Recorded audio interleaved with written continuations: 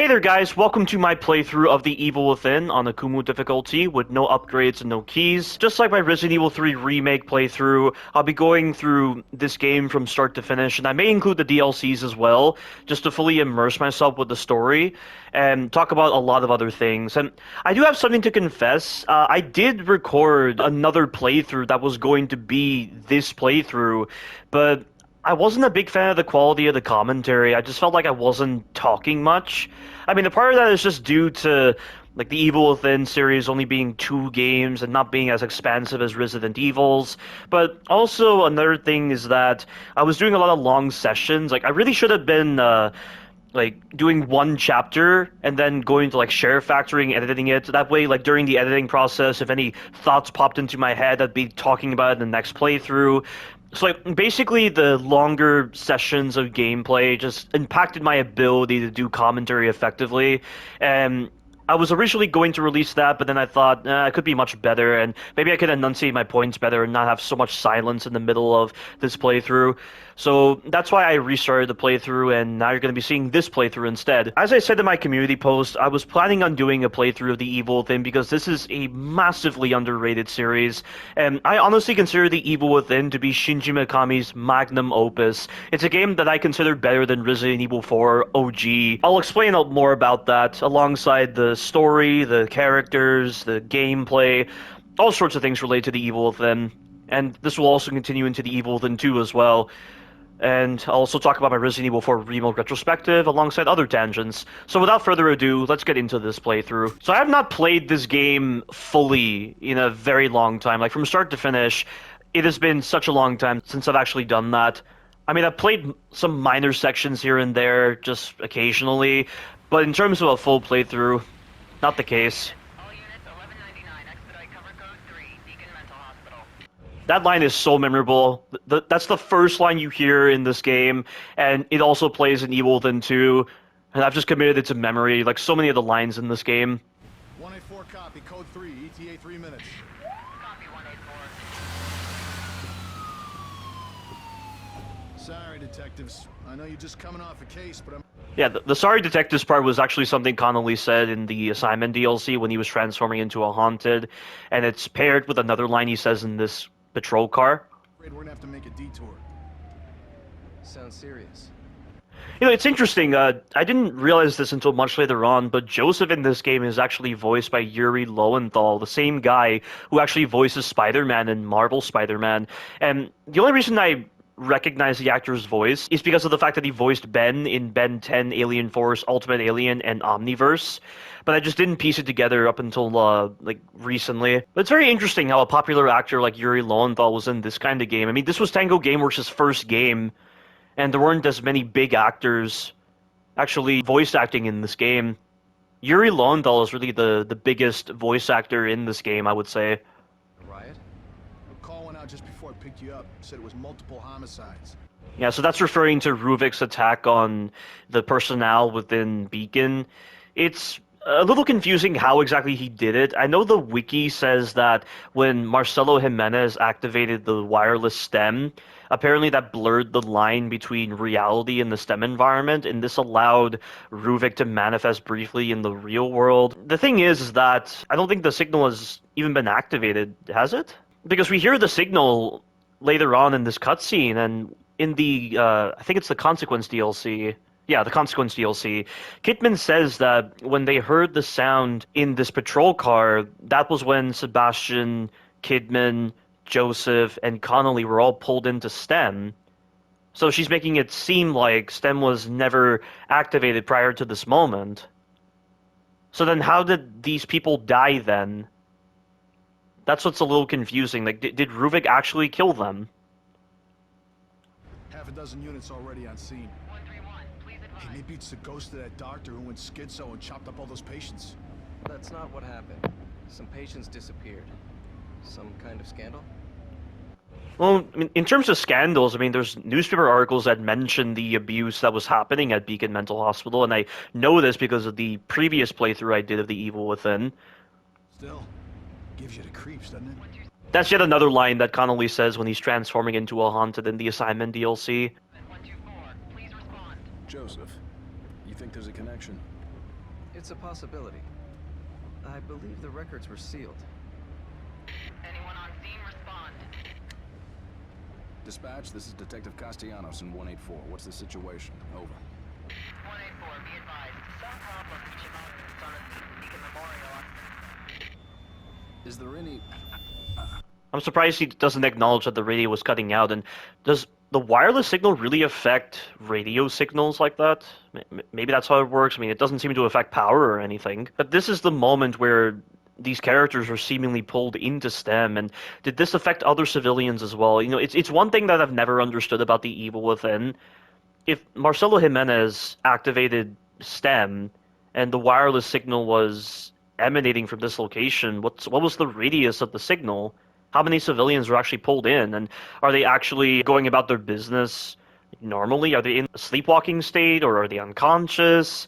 Like, what exactly is happening to the bodies in the real world when they're pulled into STEM and their psychological avatar is in STEM? And furthermore, the thing that's really confusing is that at the end of the game, Sebastian, Connolly, and Joseph are in those bathtubs, and it wasn't until 2022 when I actually realized that those bathtubs were supposed to be sensory deprivation tanks. They don't use the term sensory deprivation tanks in this game, and I had to watch Stranger Things in 2022 to even realize this. And I do have an interesting theory. I think The Evil Within, when this released back in 2014, it provided some inspiration for Stranger Things. And then in Season 3, when it's introducing that mass of flesh that's become the avatar of the Mind Flayer, I can't help but feel like that was an inspiration for the molded in Resident Evil 7 a bit. God damn it! Jesus!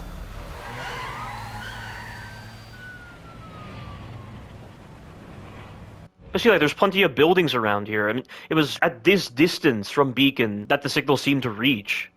So how many civilians were actually affected by this?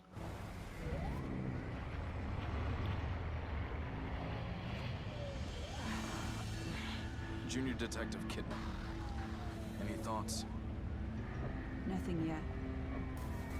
I'm sure we'll know everything once we get there. Yeah, so we know she's working for Mobius.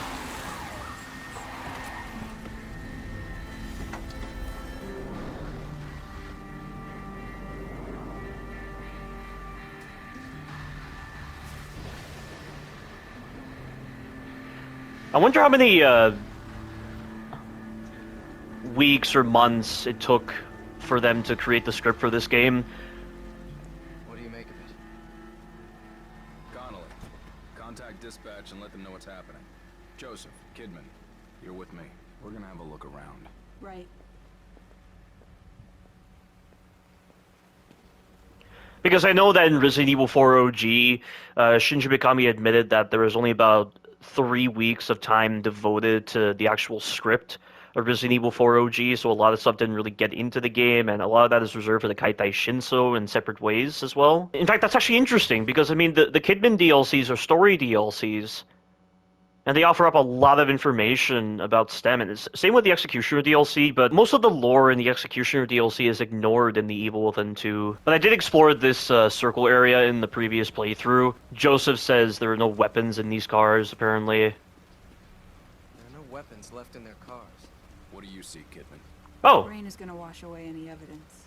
okay, so these are easy to miss conversations. So where are the cops exactly? We can't really say much because they're inside STEM at this point, and also, I don't know if Joseph and Kidman are experiencing the same things that Sebastian is experiencing right now, because as Marcelo Jimenez mentioned at the start of the assignment DLC, each individual had their own experiences within STEM. And this relates to certain sequences like in Chapter 13 of the main game, when they're in the playground. Sebastian is confronting Kidman, but from Kidman's perspective, she doesn't see Sebastian, she sees the administrator, and there are other sequences like that in this game, and also in the Evil Within 2.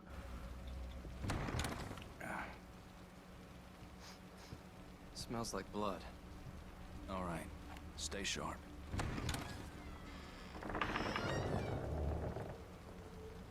We're gonna check it out.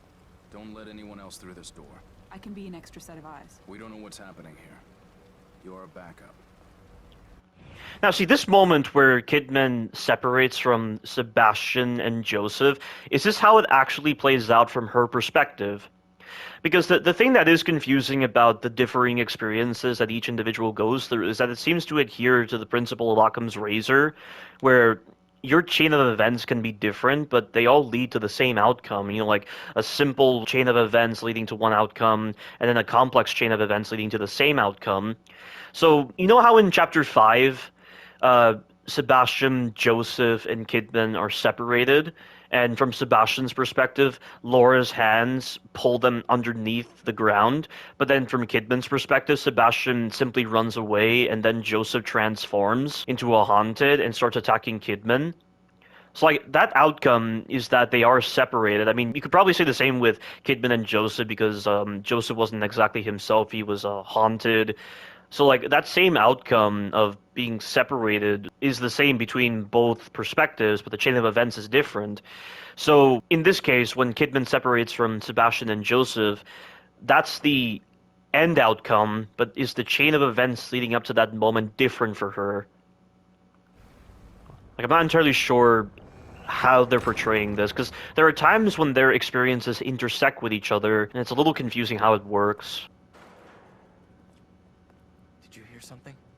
So how, again, do these bodies get here when STEM wasn't even activated? The only thing I can think of is that STEM was active the whole time, but then as soon as they entered that area in the patrol car that was affected by STEM, that's when they were pulled in. But, I mean, there are certain missing persons reports that say differently about how the characters disappeared. Someone alive in here.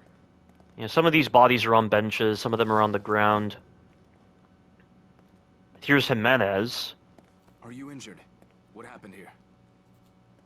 Yeah, how is he here exactly? Because he activated STEM, right? Shouldn't he be in the STEM room? Not here? Can't be real. Impossible. Ruvik is... I've got him. The security cameras might tell us something. Yeah, it really does puzzle me.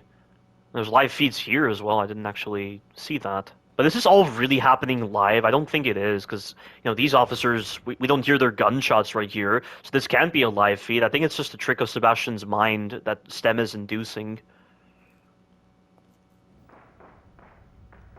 Or maybe not STEM, but Ruvik, actually, because he is the core of the system.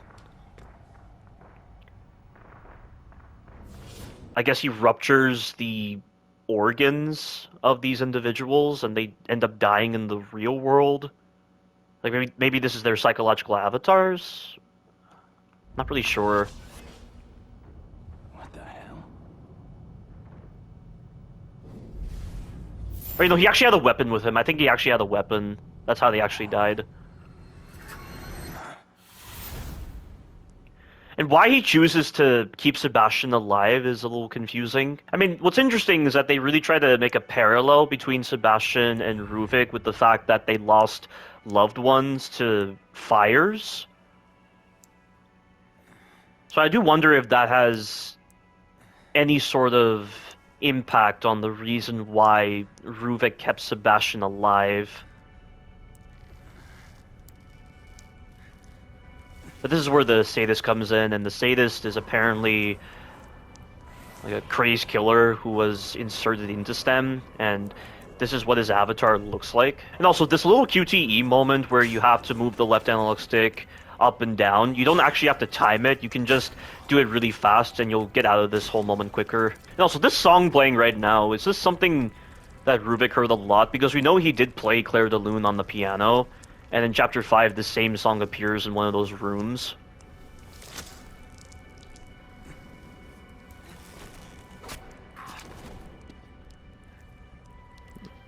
Yeah, so you can definitely tell that certain aspects of STEM seem to tie back to Ruvik, since he is the core. It's rather interesting that they actually provide a history on the key items that you get. Like right here, when you pick up these keys, it says that they were found in the mental hospital basement, but they were also used long before the hospital's modern security system was put in. Maybe that's it. Maybe the reason why it's that ancient is because it's tying back to Ruvik's younger years. Maybe he was in Beacon as either a kid or a teenager when he was working alongside Jimenez. Must be that. But yeah, guys, this game is just so special. It holds a special place in my heart because it's one of the most significant games of my life, and it completely changed my perspective on gaming. I mean, admittedly, the way I was introduced to this game was through like crappy YouTubers. The first time I saw gameplay was from some crappy YouTuber named NJT Zombies who used to post content, but he hasn't posted content in almost 5 years, I would say, or at least since like Black Ops 4 released, because he's a COD YouTuber. But yeah, he was really bad at the game, but somehow that piqued my interest enough that I played this game in December, so like 2 months after this game released in October of 2014. And then Seraphim17, he did a walkthrough of this game, and that's how I actually found his channel. And he taught me to look at games differently, just based on his commentary. His commentary was informative, but now he's just devolved into a really shit individual and a really shit YouTuber who posts such dumb content and lazy content. And the guy has just become his own worst enemy with the kind of mindset he maintains now with games. He's really become a shadow of his former self, and I do not want to talk about him one bit. But I think another reason why this game also holds a special place in my heart, and or like at least in my mind, is because a lot of the times when I was playing this game, my family members would notice me playing it but not actually pay attention to the game. And I feel like the number of times they would just walk past me when I'm playing this game and not even acknowledge it is just a personification of how underrated this particular game is and how much it doesn't receive enough appreciation. And I feel like that lack of appreciation was one of the main reasons why there wasn't an Evil Within 3, because I don't think Evil Within 2 sold that well. I think the low sales figures is one of the main reasons why there wasn't a sequel to Evil Within 2, and it really needed it, especially with that cliffhanger ending where Stem mysteriously reactivates.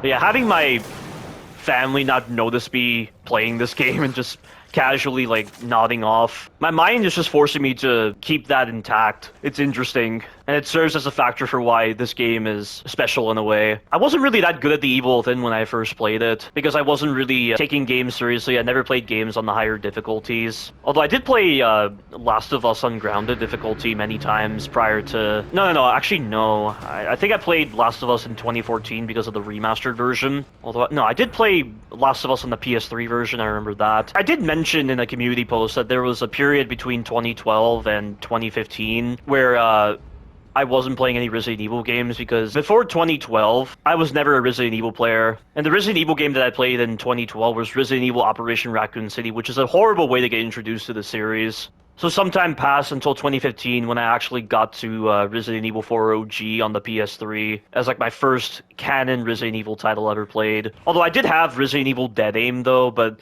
I was still a kid and I was scared of the game, so I never played it until much later on. But like between 2012 and 2015, Evil Within, Last of Us, and other games, they allowed me to appreciate Resident Evil 4 OG, and so I then played it in 2015. I had watched a lot of videos on Resident Evil 4 OG, even during those periods as well. Like, there was something about Resident Evil that kept me hooked. It was even before 2012 as well that I was still hooked on the series. I mean, I was introduced to Resident Evil via the live-action series. Like, that crappy live-action series, that is disgusting that I was introduced to that amazing series through the crappy live-action series. Also, I did pick up some files. Let me look at them. Old note from sewer. Beside the locked gate at the far end of the sewer, there is a ladder which would take you to the old ward. If you could make it through there, you would find an elevator leading outside.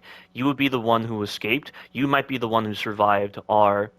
So R is probably meant to reference Ruvik, and I think he's making this note as a way to toy with anyone connected to STEM. Like, he's trying to give them a false sense of escape in order to play with them like that, because he's sadistic. And then we have the boiler room note. So 1 o'clock, STEM system operation test begins.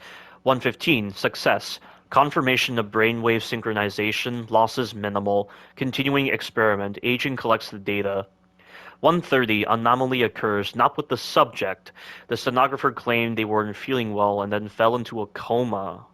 Oh, I completely neglected that. They fell into a coma for reasons unknown. Doctor orders the STEM system terminated. So if they fell into a coma, does that apply to the other civilians that were affected by the wireless signal? This is talking about the wireless STEM, not the physical STEM, right?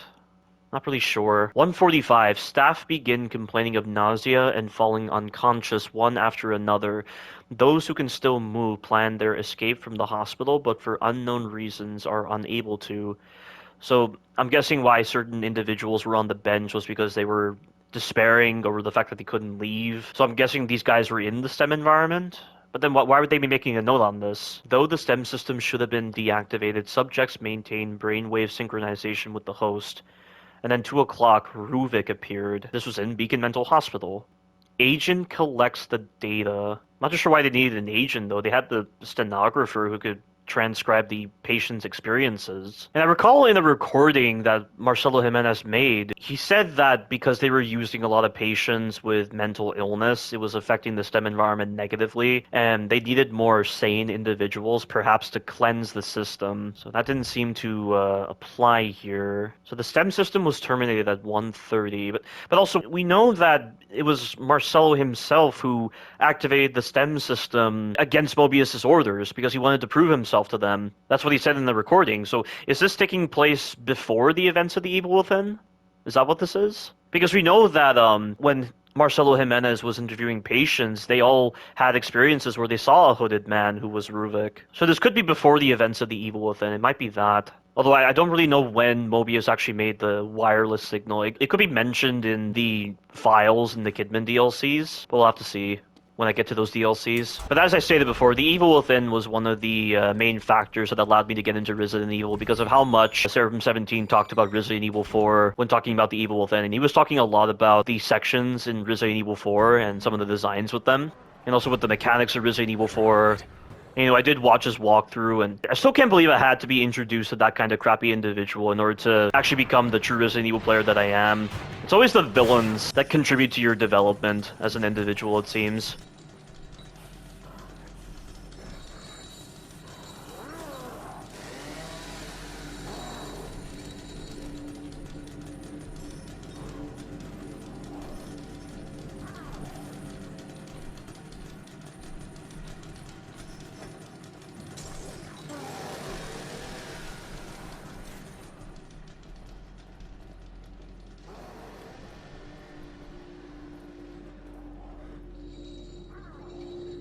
Then you throw the bottle here. He's gonna break the boxes now, because these boxes appear on the Kumu difficulty. It's cool that they at least provide those kind of changes on the Kumu difficulty to make your experience on normal difficulty so, different.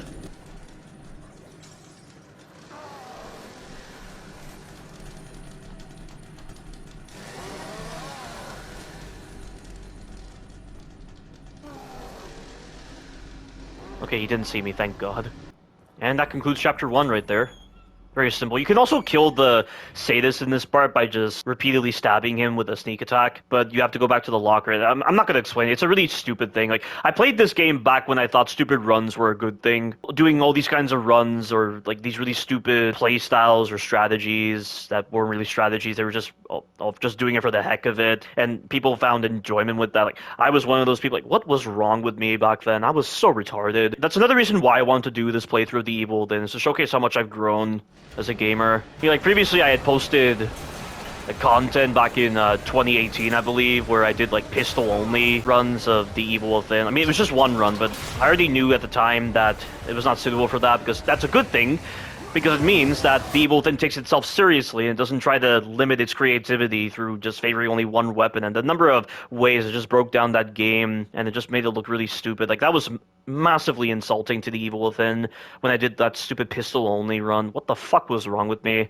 But right here, the elevator closes, and I did have a theory about this, because I remember Marcelo Jimenez mentioning in Chapter 8 that everyone in STEM is contributing on some level, but Ruvik is the only one with conscious influence. And I've always wondered why Ruvik doesn't simply teleport the characters on top of spikes or trap them in an inescapable room or do anything like that. The willpower and the conscious effort that these individuals go through has some minor impact on STEM. So their willpower to live allows these kinds of desperate moments where, you know, like the elevator door closes at the right moment, or like ammunition is around, or they're never like teleported on top of spikes or anything like that. Like, I feel like there's something like that with the way these individuals are able to avoid certain death whenever Ruvik uses his power too much or something. I don't know where I got the idea from. I think it was from a comment that I read on YouTube from some random person, but it was an interesting idea that they had.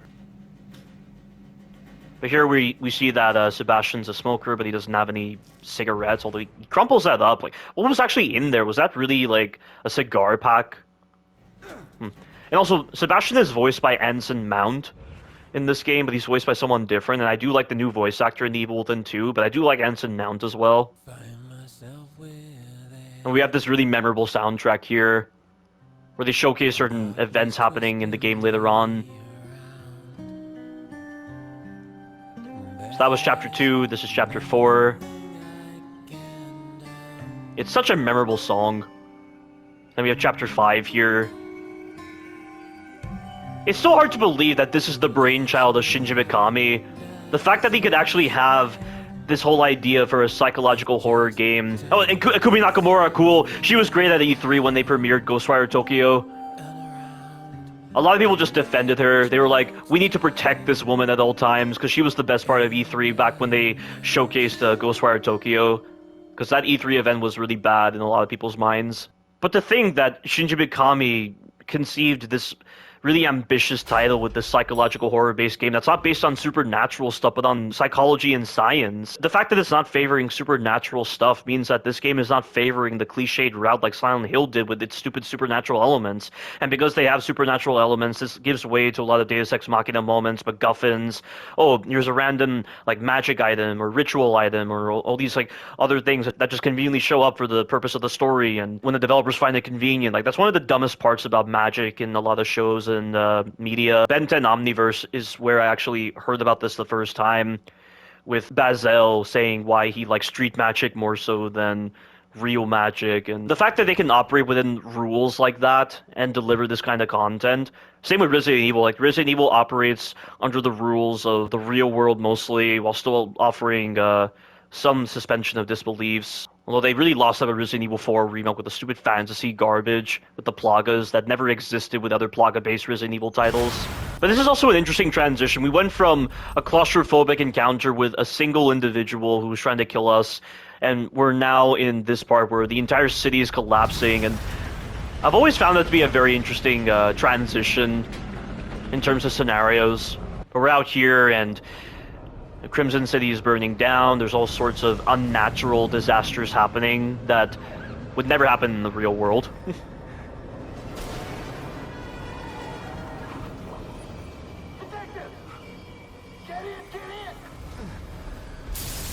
So did Connolly actually rescue Sebastian like this, or was it playing out differently from his perspective? Like, I don't know when we have to consider when an experience is an intersected experience, or when it's an entirely individual experience.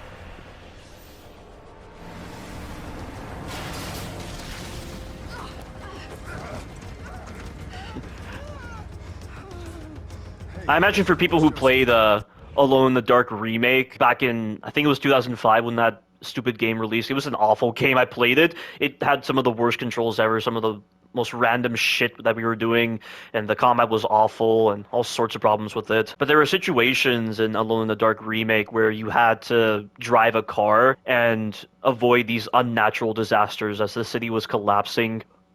I'm sorry, but you never came out. I waited, but...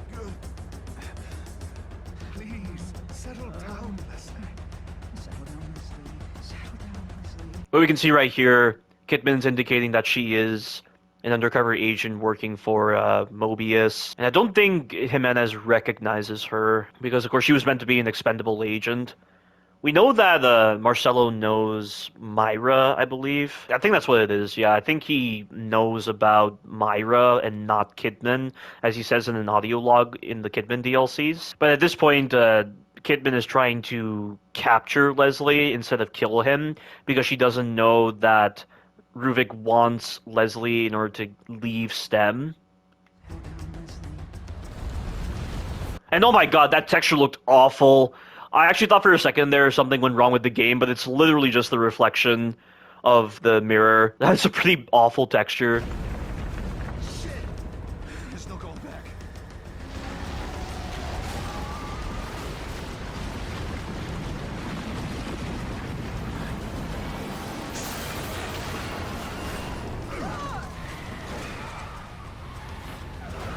This already feels very ambitious for a linear title. Having this massive drive through the city in a cutscene. There's no kind of unnecessary gameplay elements put in. It's just trying to be incredibly cinematic.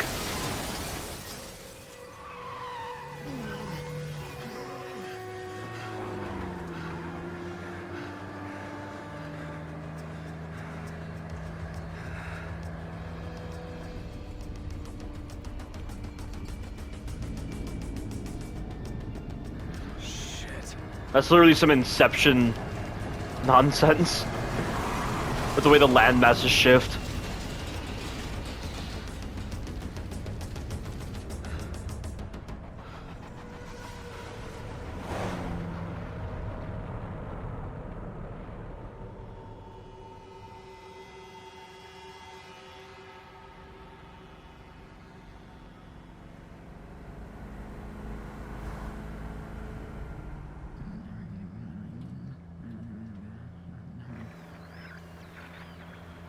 Damn it. Are we cut off from everyone? Everyone must be dead. Everyone all right back there? Just a few bumps, we're fine. Fine. Fine. Yeah, they used just a few bumps for fine in a later chapter. Like, some of the lines are reused for gameplay purposes, and it's odd. Fine. We will be once we're far away. Fine. A little further and we'll be fine. Fine. Fine. Fine. Fine. Fine. Fine. Yeah, why is it showing the radio there? What's the whole significance of that? Like, what does that have to do with the sound that STEM is generating? And did Leslie, like, anticipate Ruvik doing that? It sounds like Leslie is actually controlling whether they fall or not. I think he's more so synchronizing with Ruvik that, you know, they become one almost. So, like, he's able to anticipate what Ruvik is doing, but because of his mental illness, he can't communicate it properly.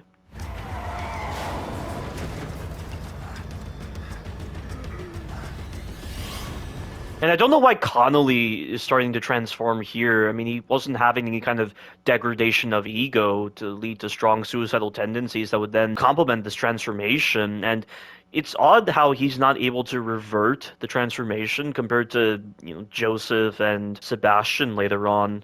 And it took Sebastian a long time to be turned into a haunted briefly by Ruvik, whereas Joseph was having issues with that, and I think it was because he has suicidal tendencies already. He doesn't convey it at all because Joseph is a very professional individual in our eyes, but he might have always had, like, suicidal tendencies in a way.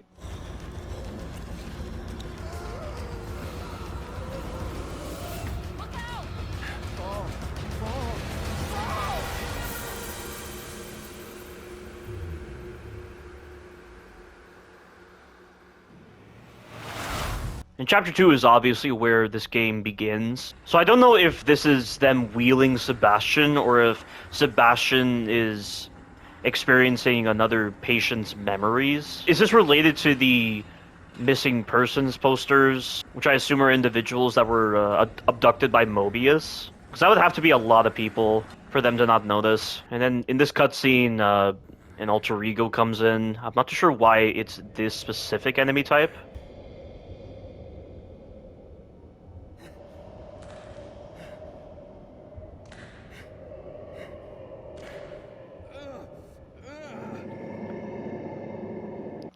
Because, I mean, that enemy type is the representation of a subject implanted into STEM who had dissociative identity disorder, so why would that particular enemy be there? They're given such prominence in certain cutscenes. I'm not really sure why.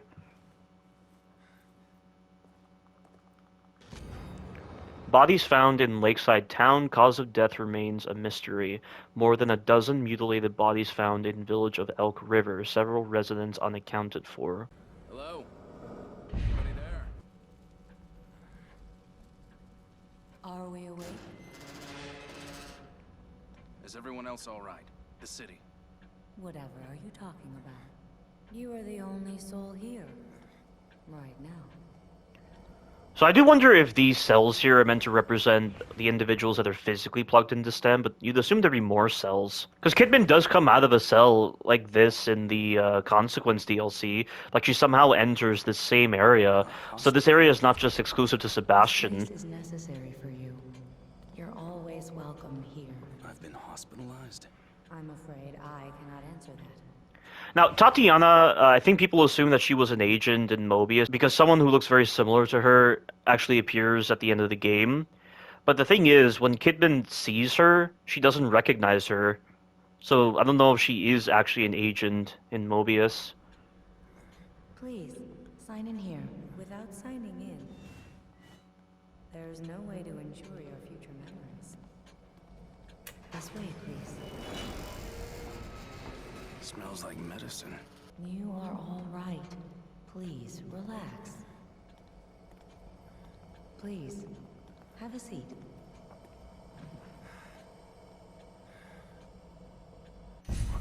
What the hell? You know, I remember certain people like Seraphim17 and other individuals complaining about this moment because they thought, oh, it's going to violate my no upgrade thing. They weren't even talking about the trophy. They were talking about their pride because people are so strict about stuff like that for no fucking reason. It's like when people complain about minor damage from fall damage. Seraphim17 just lambasted the hell out of that when he took fall damage. It was very minor in Sekiro. It just makes no sense why he gets worked up over such silly things like that. It's so petty. You mustn't fight it. It's the kind of mindset you see with, like, hitless run players, people who do stupid runs, people who do all these really silly speed runs and all these other dumb strategies or anything like that. You see? They're just very weird individuals. Like, all these individuals that just try to play these games at a level that is not even the baseline. They play it so far below the baseline that it just completely crumbles the foundations of the games, and it just makes them look so stupid. Am I going crazy?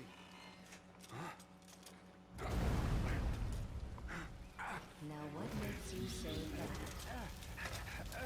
Yeah, so I assume right here that infusion of the green gel, at least that's what I assume is happening, or maybe like the electroshock is powered by the green gel. Like maybe that is what's actually causing Sebastian to regain consciousness, and so because he's in the fire right now in that ambulance, it's being represented here.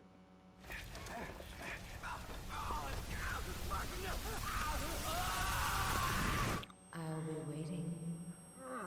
You know, it almost gives the impression that this room that Sebastian is in is like a dream within a dream, basically.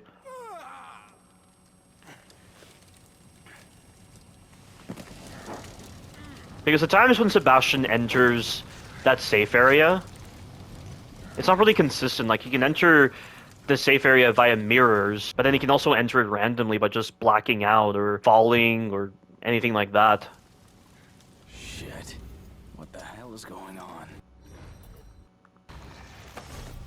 Where am I? Kidman, where are you? Connolly! But coming up is one of the scariest parts of the game. It gives me the chills every time. Just the way they handle the sound effects and the way the screenplay looks. Like, this is obviously meant to be an homage to Resident Evil 1 OG with that same scene with the zombie eating that corpse and then it drops the severed head, but it's not interesting. I don't know why people laud that scene. But this right here is just really chilling. It's done so perfectly.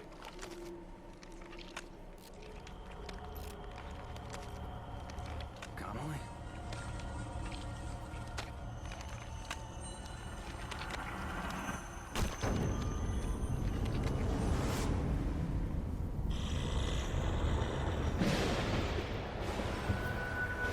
Even now I'm just getting the chills just watching it.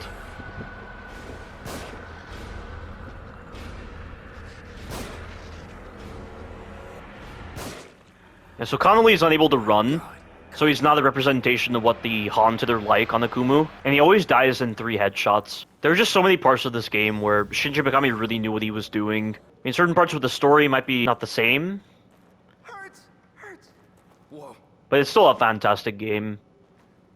Were you warning me about this? You were Leslie, right? I'm a police officer. Maybe I should help you. Should help you. Shit.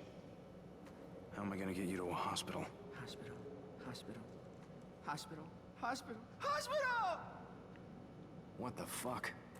Oh, Sebastian, you're so ignorant and clueless. You have no idea what mental illness looks like, do you? Well, I am so glad I'm not like such individuals who have no understanding of science, psychology, or anything like that. But man, Sebastian is such a cool character in this game. You know, some of the minor details that we get are just very interesting to read, and we really understand why he is the way he is. I know that one of the main reasons for the voice actor change in Evil Within 2 was to have Sebastian come across more like a dad, because of course, like, Evil Within 2 is him rescuing his daughter, and I do agree that Anson Mount doesn't really fit, you know, the dad role very well.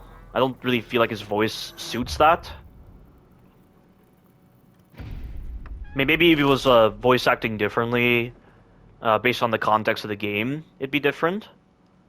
Because, you know, like, Philip Shabazz, the guy who does Altair in Assassin's Creed 1, I mean, he has a very distinct English accent, but Philip can actually do a Arabian or, like, Muslim accent. But, I mean, when I heard this accent, it didn't sound that good compared to Cass Anvar. I mean, it does suck that Cass Anvar was implicated in rape charges or anything like that, or he was, like, inappropriately touching women, something like that. I don't know why he did what he did.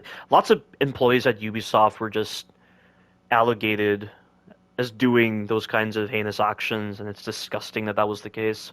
You know, if Philip is able to do a different kind of voice, he can definitely do it. So I would imagine Anson Mount would have probably done the same as well.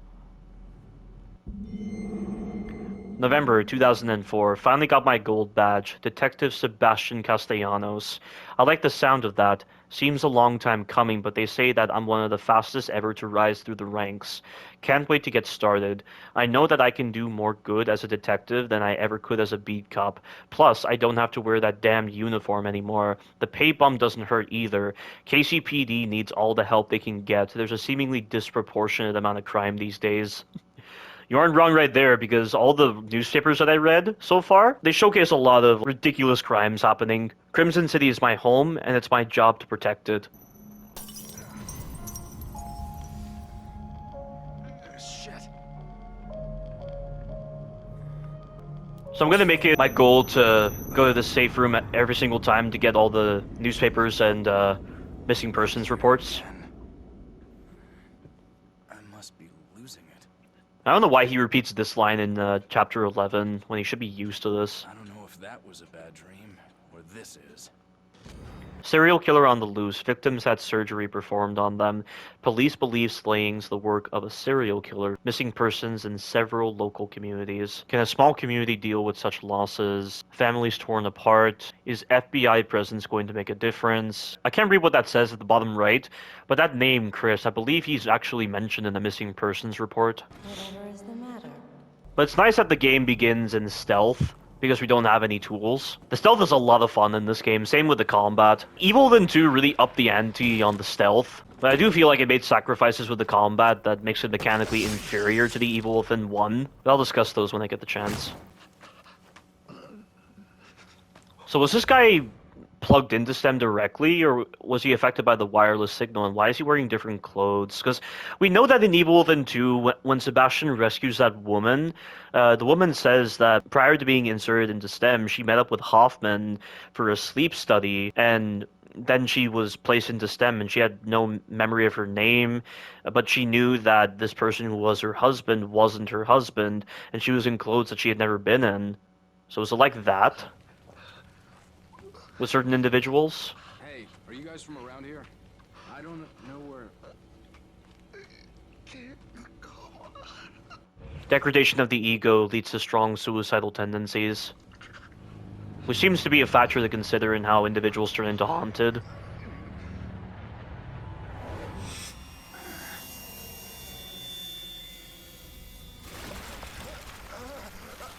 And it's literally like the light from Beacon is draining their individuality, so they just surrender themselves to Ruvik's influence, and that's what turns them into haunted. And then this whole iconography with the barbed wire and the spikes on their bodies, I feel like that's meant to be a representation of how Ruvik views life, because, you know, he spent most of his life in the basement of his manor because his father Ernesto locked him in there. So he views life as suffering, and it's represented through this barbed wire and spikes.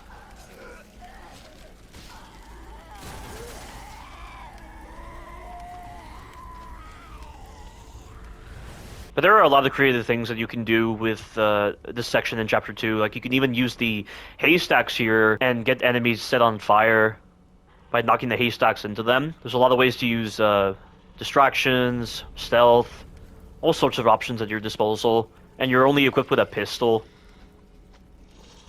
There's a lot of ways to be very creative with these sections, and I love it. It's one of the greatest aspects with the Evil Within. Oh, he's doing the grab, so I can't melee him. Whenever the enemies do the running grab, you can't melee them. You have to wait for them to, Yeah, and I shouldn't have even tried to melee him in the recovery frames as well, because I could have been grabbed. But always try to melee an enemy when they're not in the running grab animation, because they will always be stunned. Oh, this is a file that I missed. When did they put a lighthouse on the lake? Has it always been there? That circling light passes over me, passes through me. I feel like it takes something away each time. I can't remember what it was, though. You know, I do remember time is a little fluid in STEM, because Liam from The Evil Within 2 didn't realize that a week had passed. So I do wonder if the people that are connected to STEM, they believe that this set amount of time has passed when it actually hasn't. But always try to melee the Haunted so that they do the counterattack, and then use the bottle. If you just get the stun where the Haunted turns around, it's harder to hit their head, whereas when they do the counter animation, it's a lot easier to hit their heads with the bottle. And it's also really cool that compared to Resident Evil 4 Remake, you can actually do knife executions from the front. Why Resident Evil 4 Remake doesn't have that kind of basic mechanic when its knife prompt is literally attached to the enemy? It makes no sense, because you had to run the gambit with the poor detection on getting behind the enemy and hoping that you got the prompt, when all of that could be mitigated by just simply having the knife execution be accessible from the front when it's attached to the enemy. And you're using up knife durability, so what would be the issue with doing knife executions from the front? I feel like I'm being pulled just looking at it. You know, one thing that's a little odd is that Joseph says in Chapter 12 that each time he comes across a sensory deprivation tank, he seems to be getting closer to the lighthouse. And why is it that these lighthouses are all over the place? Like, why is it not just the Beacon Mental Hospital lighthouse?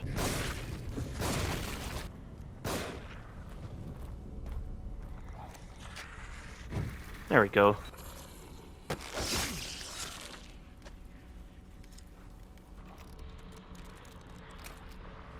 Okay, both of them saw me.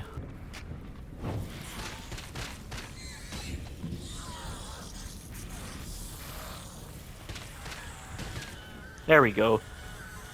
Oh shit! Wow, he almost caught me. So that's at least a good way to get rid of those two enemies, by using the haystacks, like I said. There is actually a trophy in this area called Alla Corvo, and I believe you have to get through this entire section without killing any of the enemies. And it's a reference to Dishonored, because Dishonored is a Bethesda product as well. But it's still really cool, the idea of a one-hit kill difficulty. Like, this game really makes itself known that it is a very tense survival horror experience because of that one-hit kill difficulty. The whole risk versus reward system is heavily applicable to this particular game. You constantly feel vulnerable at all times, even with all the tools you have. And I really like that. And yet they don't try to compromise mechanics or anything like that. That's what a lot of people say. Like, they think that you need to compromise mechanics to make a seemingly scary survival horror game, but all you do is just end up forcing the player to find really dumb methods to bypass your poor designs. Like what I already demonstrated with like Resident Evil 4 Remake, and also with Resident Evil Village, with certain sections, and also with Resident Evil 1 Remake. Like, this game doesn't try to destroy any of the interesting mechanics it's made for itself. It doesn't try to remove stuns, for instance, on the hardest difficulty. It keeps the systems intact while changing up everything with the enemy placements, the ammunition, the section designs, the traps. I mean, this game actually has a lot of creativity with its highest difficulty, unlike with Resident Evil 4 Remake. Okay, so this part right here, you need the torch and a match. So you burn these bodies, and then you aim the torch, and then stealth kill this guy while he's in his preset animation. And that's the end of this section. This is a really well-designed stealth sequence. I do wonder if it's even possible to talk a lot about the Evil Within from a playthrough format. I feel like with a retrospective format, it'd be much easier. Good God. That's right. Just keep doing what you're doing. Shit. Better get out of here.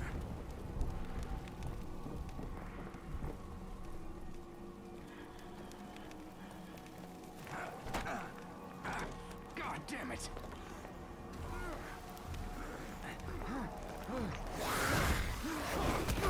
How bold of you, Sebastian, to kick that guy.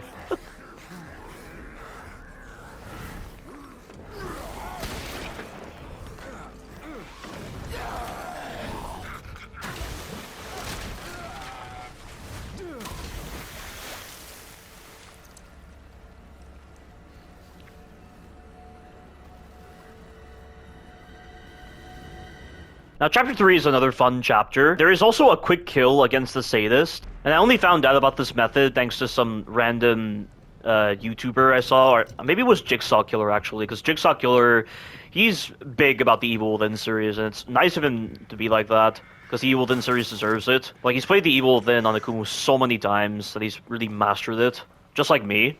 And also, speaking of new things, one of my subscribers told me about a way to kill Laura on Chapter 10 without having to be on New Game Plus. There is what I believe to be an intended design by the developers, or maybe it's some kind of exploit, but you can actually infinitely trigger unlimited fire from those fire pipes and infinitely burn Laura, because she'll constantly walk into the fire.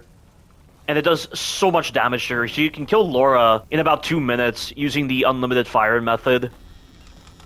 And originally when I read this comment, I was confused because I thought he said, oh, you had to use a harpoon bolt and shoot the valve directly. And I tried to do that and nothing happened. But I actually fired the harpoon bolt directly at the spot where the fire comes out of, and it triggered the infinite fire somehow. So the fact that it's that specific almost makes me believe that it is intentional, and it has to be with the harpoon bolt for some reason. It can't be with any other weapon. So I don't know why the harpoon bolts have this specific effect in Chapter 10, where they can cause unlimited fire to occur. But I'm still learning new things with this game, almost like 10 years after its release. And I know it's 2015, but it hasn't yet reached October yet, so it is technically almost 10 years since this game released. If I had only done like a 10th anniversary thing, but I don't really do those kind of videos. It's easy to forget a game's anniversary. Who's there? No, don't shoot. I'm not one of them. I'm a doctor. Marcelo Jimenez. You were in the ambulance before it crashed, right? Yes, we're lucky to be alive. Have you seen anyone else? My patient Leslie. I saw him running up ahead, but... But? Come this way. Quietly, mind you. Have a look for yourself. Those things chased me all the way into the village. Me too. They're all over the place. Leslie went through that gate. Good Lord. There are too many to shoot our way through. Indeed. One of us could try to lure them away while the other gets the gate open. You're the one with the gun. If you say so. So if you do that, you'll trigger the trap early, and then you have to open it again to get Marcelo through. But I'm going to do the quick kill method against the sadist coming up. Previously, before I even used that method, I had to make sure one of the doors to one of the buildings was intact. I'll explain that when I kill the sadist. But it would present with RNG because of that.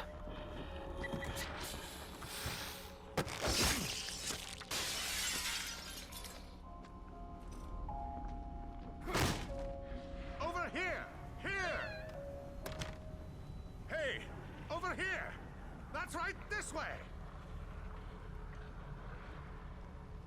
That old guy's gonna get himself killed. Wait, what happened to my axe? Oh, I dropped it. Shit.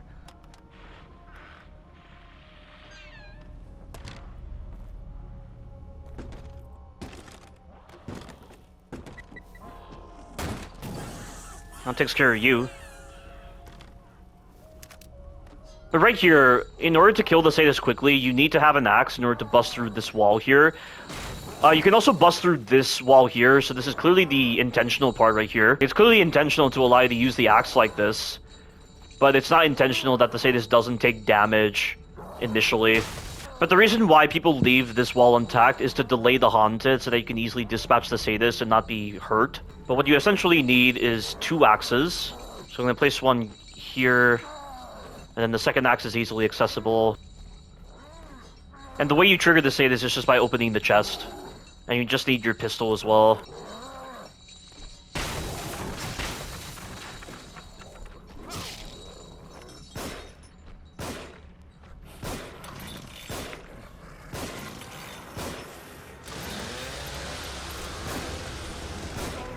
You can actually see the Haunted right there, see?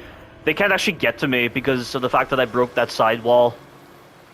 That's why people leave this wall intact.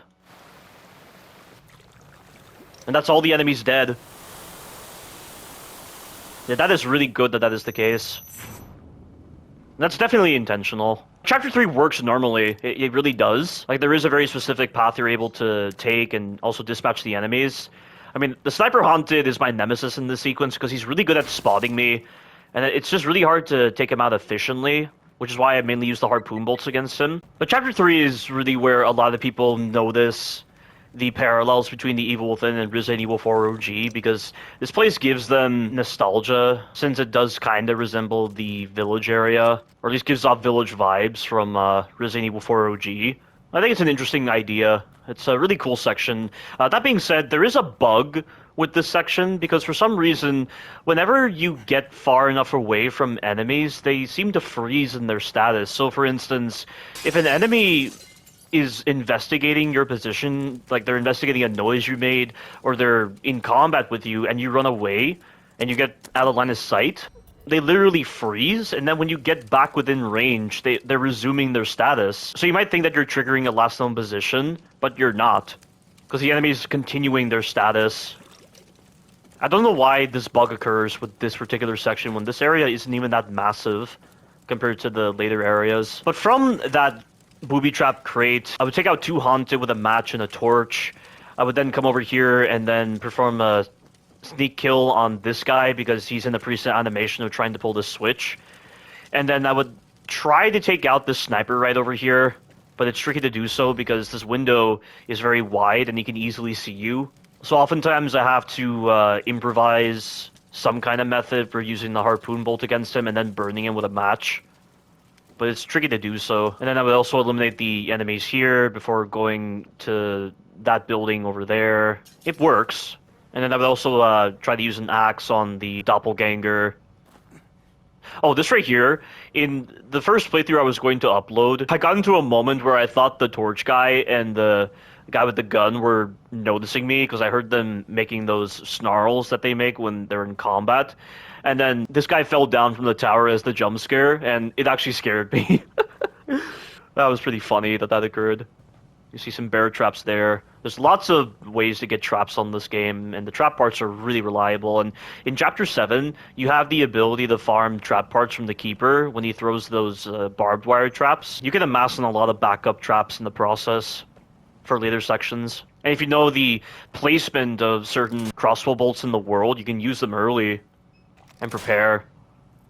There's all sorts of options for experimentation with the Evil Within, like I've already stated before. There's just something about this game that makes it so noticeable, the amount of experimentation you're doing compared to other Resident Evil titles like Resident Evil 4 and 5, for instance. The level of creativity involved with this game is just extreme for a linear game, and you know, linear games are always going to be more creative in gameplay compared to open world games. It's just fact. Because the areas are smaller, they have to make your engagement with the world more meaningful. And that engagement, of course, comes from, you know, implementing a lot of the strategies for dealing with the enemies. I mean, this game feels more complex in the right sort of way compared to many other games I've seen. And see right here, they broke down the door. This is the door I would be using because there is a spike trap right here. So you'd be pulling this switch to initiate the spike trap. And it would constantly push him out the door every time he kicked it. But of course, that's not an option in this case, because it's random whether the Haunted that are chasing Marcelo will break down the door or not. And there's also a recording from Ruvik here. and a medical kit. But medical kits are obviously useless on the Kumu difficulty, and they only really exist to increase your health slightly. Not that it even matters. I personally don't understand why they make this a thing where Sebastian is so dazed and disoriented from the medkit. It just completely disincentivizes using the medkit entirely. And the Kumu difficulty just really showcases how pointless that whole design is. So I'm glad they fixed the medkits in Evil Within 2 and removed that dazed feature. Because it serves no purpose. Experiment number 4. Subject numbers 4 through 13. Brainwave activity diminished, but synchronization achieved.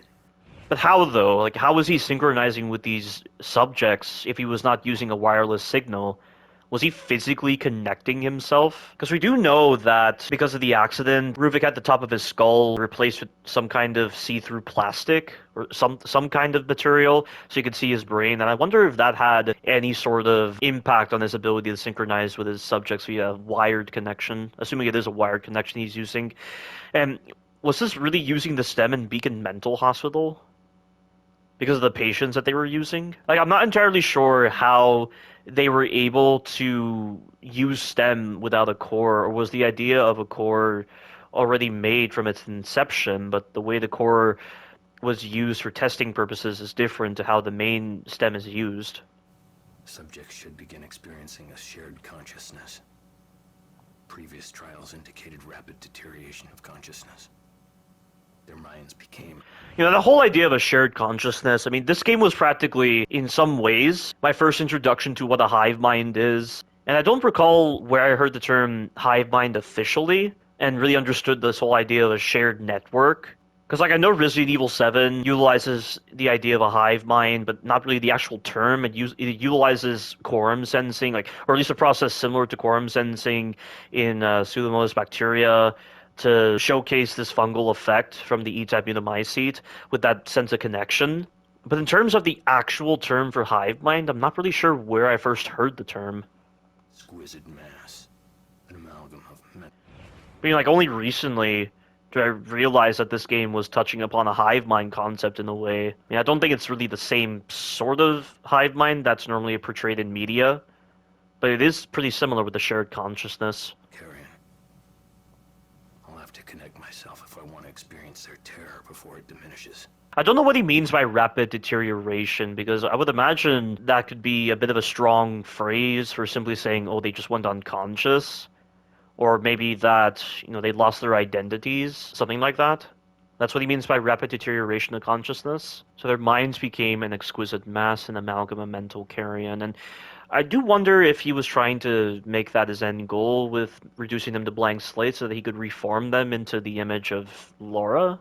Because he was trying to create STEM originally to make this world where he could live out his life with this avatar of Laura. But Mobius used it for their own purposes. Like, they took Ruvik's research and used it for their own purposes. Which was going to happen because there's no way Ruvik would have had the resources necessary to even conduct trials or run tests on subjects or even have the equipment necessary to make the STEM without Mobius's resources. He was just fortunate that Marcelo Jimenez was a member. Okay, but I think that's everything. Oh, right, I need to go into the safe room. I just realized that. It's so easy to forget about the safe rooms in this game.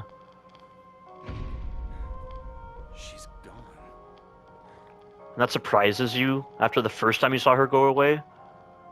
It's almost like these lines were made assuming you didn't go into the first rooms. December 2004, first day as a detective. My new partner, Myra Hansen, is a real firecracker, tenacious and no nonsense, my kind of woman, but I got to watch it around her. She almost caught me checking her out today. My head. It is a little obnoxious that you have to go through certain scripted sequences before you're allowed to save when you enter the safe room at certain points in the story. Serial killings continue. Police baffled by cause of death. How can there be zero trace of the killer? More bodies found near Elk River community. Residents feel trapped in their homes. So is this Elk River literally on the outskirts of Crimson City? Much like how the Arclay Mansion and the training facility were on the outskirts of Raccoon City in the Arclay Mountains? Is it like that? Because I find it hard to believe just how rural these communities are compared to Crimson City. Only 4 bodies in an identifiable state. Punk gang becoming, once again, a big problem. Connolly disappeared while on patrol. Patrol car found abandoned on the outskirts of town. So is this what actually happened? But that's odd, because then that would imply that what Kidman said about them being pulled into STEM when they were in the patrol car and driving to Beacon, that's not what actually happened. Or did Connolly's disappearance get reported and his patrol car found abandoned after that whole moment where they're sucked into STEM? Like, how much time actually passed from the start of the game all the way to the end? Because it makes it seem like it all happened within a short span, or maybe like a day or something. Like, when Sebastian meets that SWAT officer at the end of the game, it makes it seem like not much time really passed, so I'm confused. Where are you taking me? You don't talk much. I think I've already mentioned this, but yeah, Tatiana, people assume she was that Mobius agent at the end of the game, but Kidman doesn't recognize her in the Consequence DLC. I think I've already talked about that. Detective Castellanos, do you have a key like this? That key will allow you to open this door. The contents are yours. Please, come back whenever you need to. The character bio says that Tatiana was a real nurse, and that she talks so unemotionally because of the traumas she witnessed and all sorts of disturbing events she witnessed in her profession. And she also appears in Evil Within 2, and it makes it seem like she's a construct of Sebastian's mind, or like she's a creation of Myra to keep an eye on Sebastian. And she was aware of what was happening to Myra, so she's aware of the events that happened within STEM in the Evil Within 2. It was really cool to have more conversations with her in the Evil Within 2, whereas in the Evil Within 1 you don't really have conversations with her.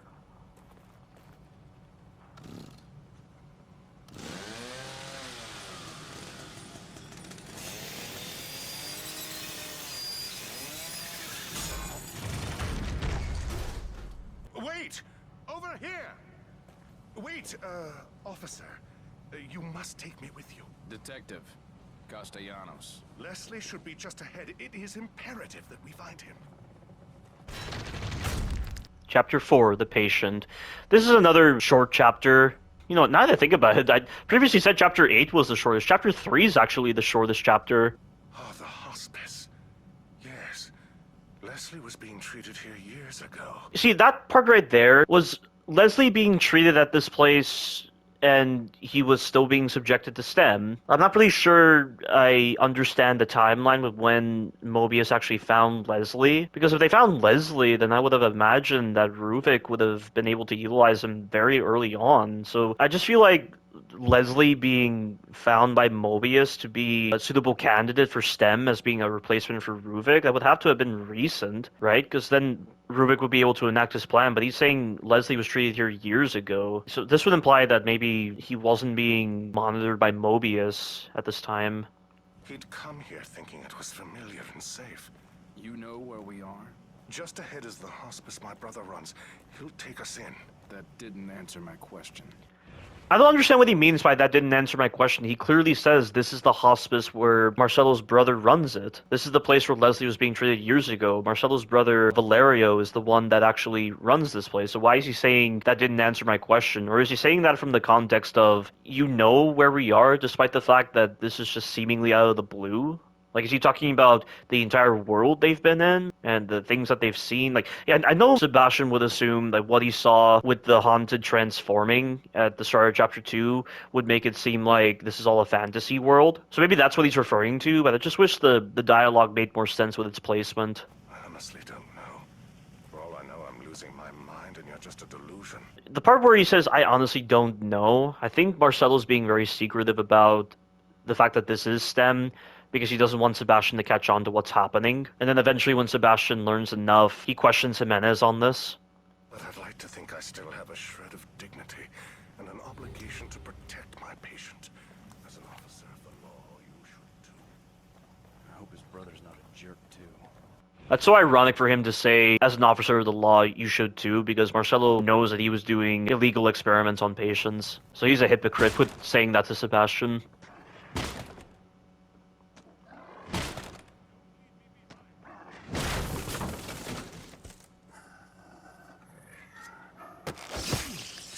Now when you see this is the Agony crossbow being broken with its ammo counter. Just watch. See? The reason why this is happening is because the two flashbolts that I have, when they're not equipped, they're being put into the reserve stock. So it's assuming I have max capacity on my reserves, when I actually don't. So as soon as I swap to it, it corrects this issue, and now I'm able to pick it up. So do not trust the ammo counter on the Agony crossbow, and the same issue is also there in Evil Within 2. February 2005. Myra was almost killed this afternoon, shot by a suspect we were pursuing. Thank God I was there. She's going to be okay. But seeing her bleeding like that, thinking I was going to lose her without telling her how I really feel was unbearable. I think she feels the same way. There's something undeniable between us. It's against the code of conduct, but I have to let her know how I feel about her. I hope I'm not setting myself up for embarrassment. So who is this person that I rescued? Because the game really makes it seem like she's just a phantasm created by STEM. Because she just disappears like this somehow. What's the whole significance of that? How exactly does that work? And she was like a real person because that haunted was grabbing her, but why does she just disappear? Unless her disappearance is just something that exists in our eyes and is not actually what happens. Because the developers couldn't think of a way to allow her to give us green gel, so they just made her disappear. No idea. Yeah, but this is one of the scripted events that play out when you go into the safe room. I don't really understand why these moments occur right here. It's not like Rubik's influence is spreading into this place right now. Dr. Valerio Jimenez, owner of the Elk River Hospice, last seen driving into the city. So was he abducted by Mobius as well? Missing patient found. Caretaker worried sick. Psychiatric patient missing since last Tuesday found hiding in photography studio. Physician Valerio Jimenez says God's will. The little paradise no one knows about. IT industry faces big crisis. Mr. T again for something. Box punks, that's a reference to the Keeper. And I don't know what it says in the bottom right. Not that way. So many new admissions, and not a single discharge.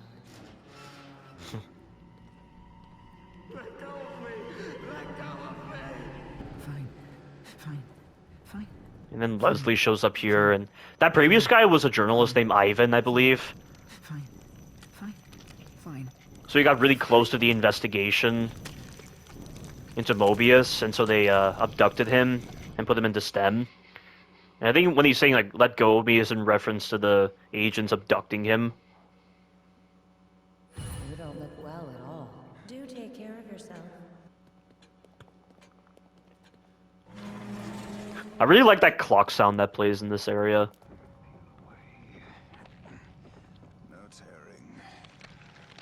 Let's expose everything. What could have happened here? Huh, that same anatomical drawing was in Chapter 5. Don't you fret. So this kind of behavior that Valerio is showing right now with this sort of fixation on repeating lines and doing this single behavior was also in Chapter 2 of The Evil Within 2 with that one woman who was forcefully feeding her child, or some other kid, I don't know. But like both of them are just stuck in this sort of repetitious behavior Doc, no, don't. until someone interrupts them. Good doctor is here. This is my brother, Valerio. Leslie's original doctor. Peel away.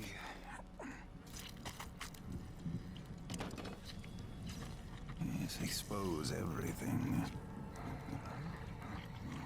Hey, what are you doing? That is very chilling as well. That slow turn, then the sound effect that plays, and he raises his knife. Just incredibly chilling. But also, you can sneak kill Valerio here by just running out of the room.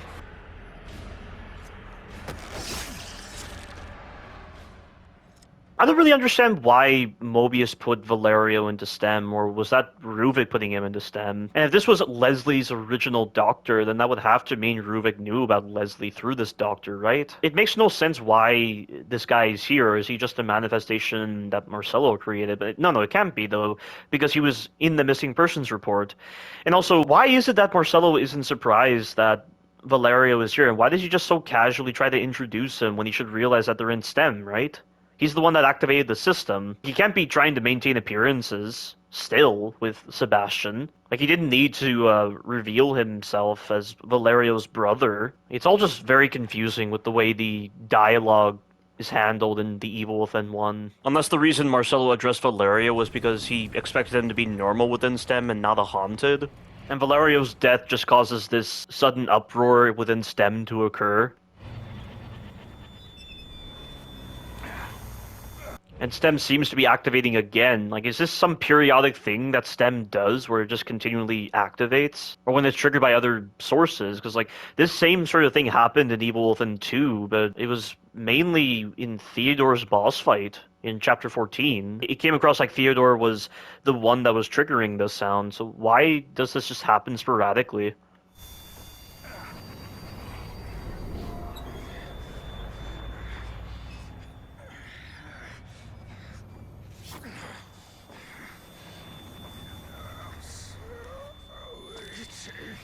And is this supposed to be the moments before Valerio became a haunted, which is why he's missing a part of his head, because he kept scratching it so much? And is this itchiness just the result of him being a part of the STEM somehow? And why does it show Valerio here? And this place looks a lot like the safe room, even with that clock right there. What's the whole point of this? And, like, there was something similar with Joseph as well in Chapter 7, where he was explaining what he was going through to Sebastian, and it showed that little flash to this evil Joseph in the mirror, just smiling with that kind of evil expression. That's not being shown here, but it must be something similar.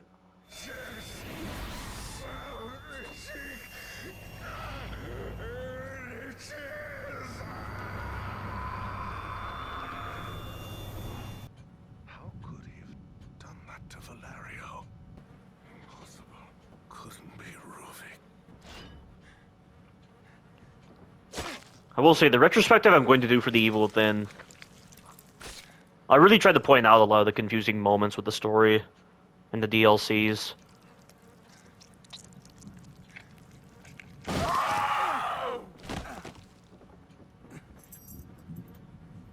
I always like to do this. I just feel like it's wrong to leave those keys in there.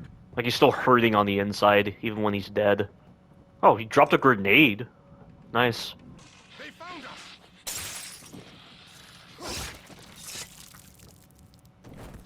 That takes care of that. You'd think there'd be like a file or something related to Valerio, but apparently not. This place definitely needed some kind of file. I mean, there is a file here, but it doesn't really make sense with the context. And there's also this little jump scare here.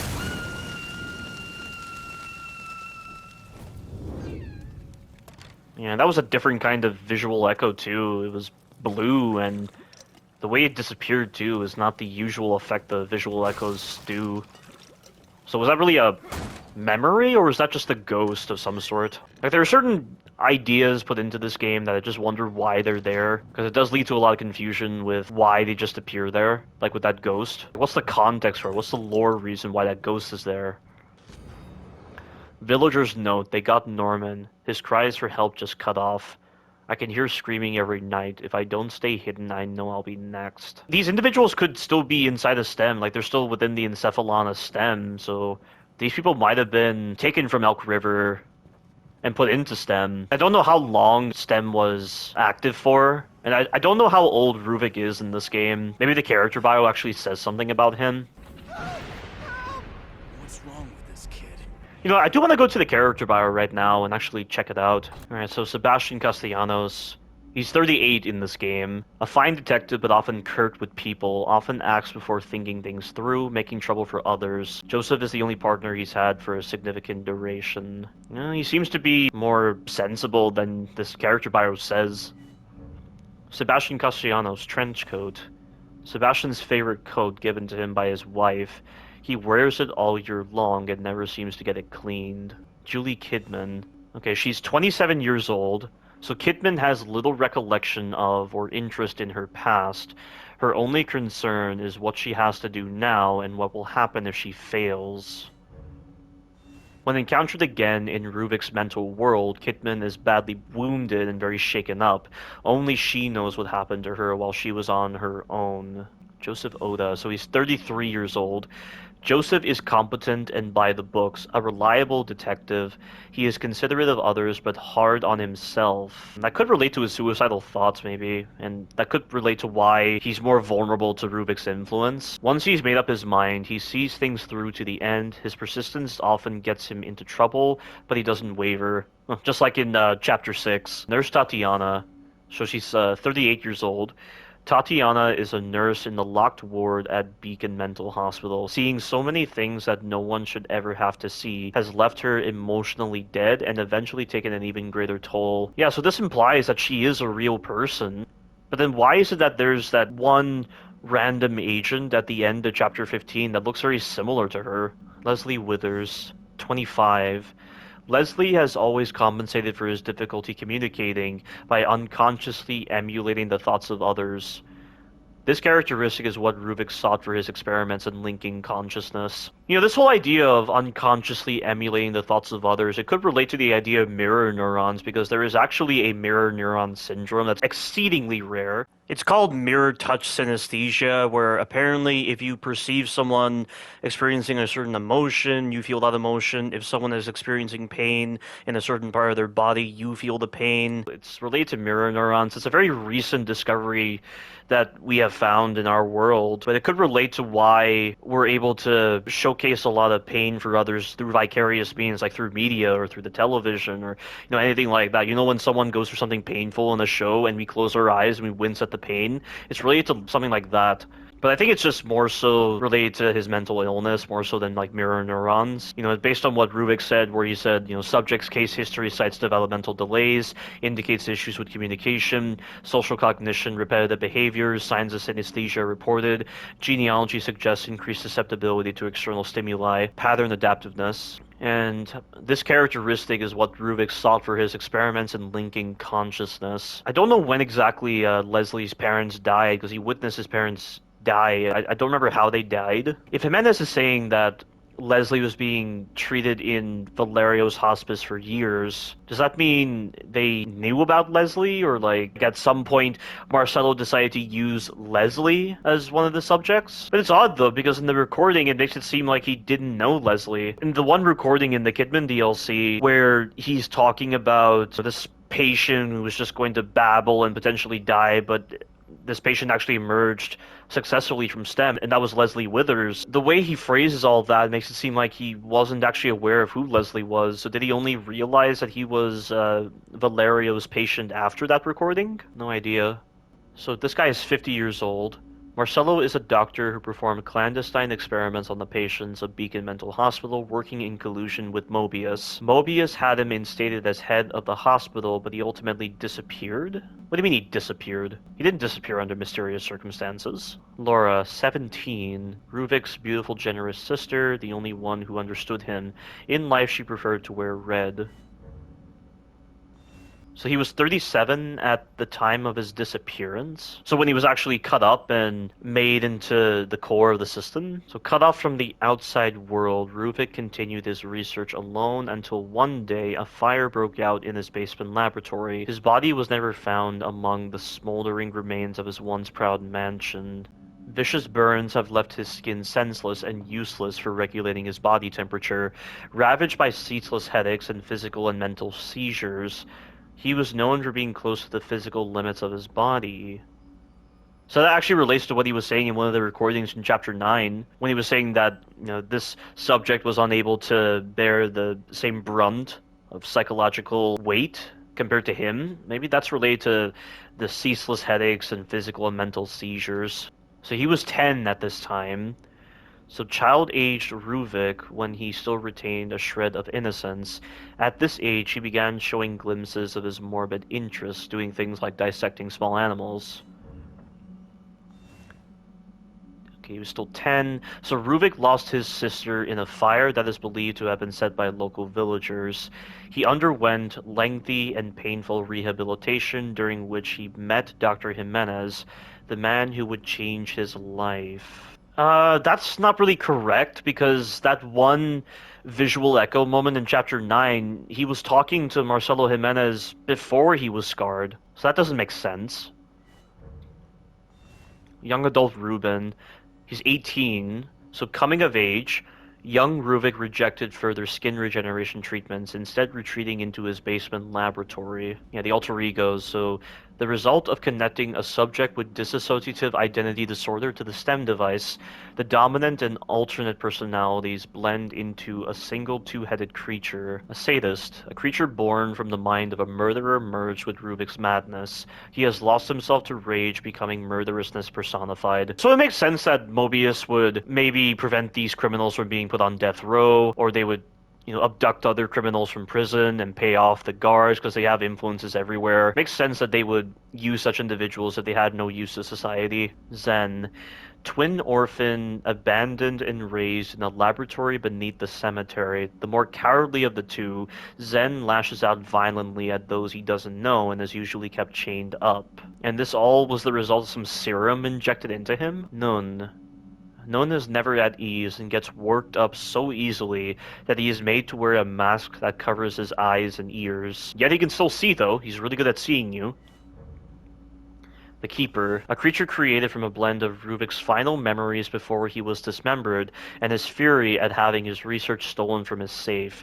Anyone who approaches the safe is killed, and their severed head added to those in the sack. I do wonder if the Japanese version of The Evil Within is actually the version we should be looking at. It's just I don't know how to properly translate Japanese to English, because I don't know what kind of dialect they use for this Japanese version of The Evil Within, but maybe there are some typos or mistranslations in the English version.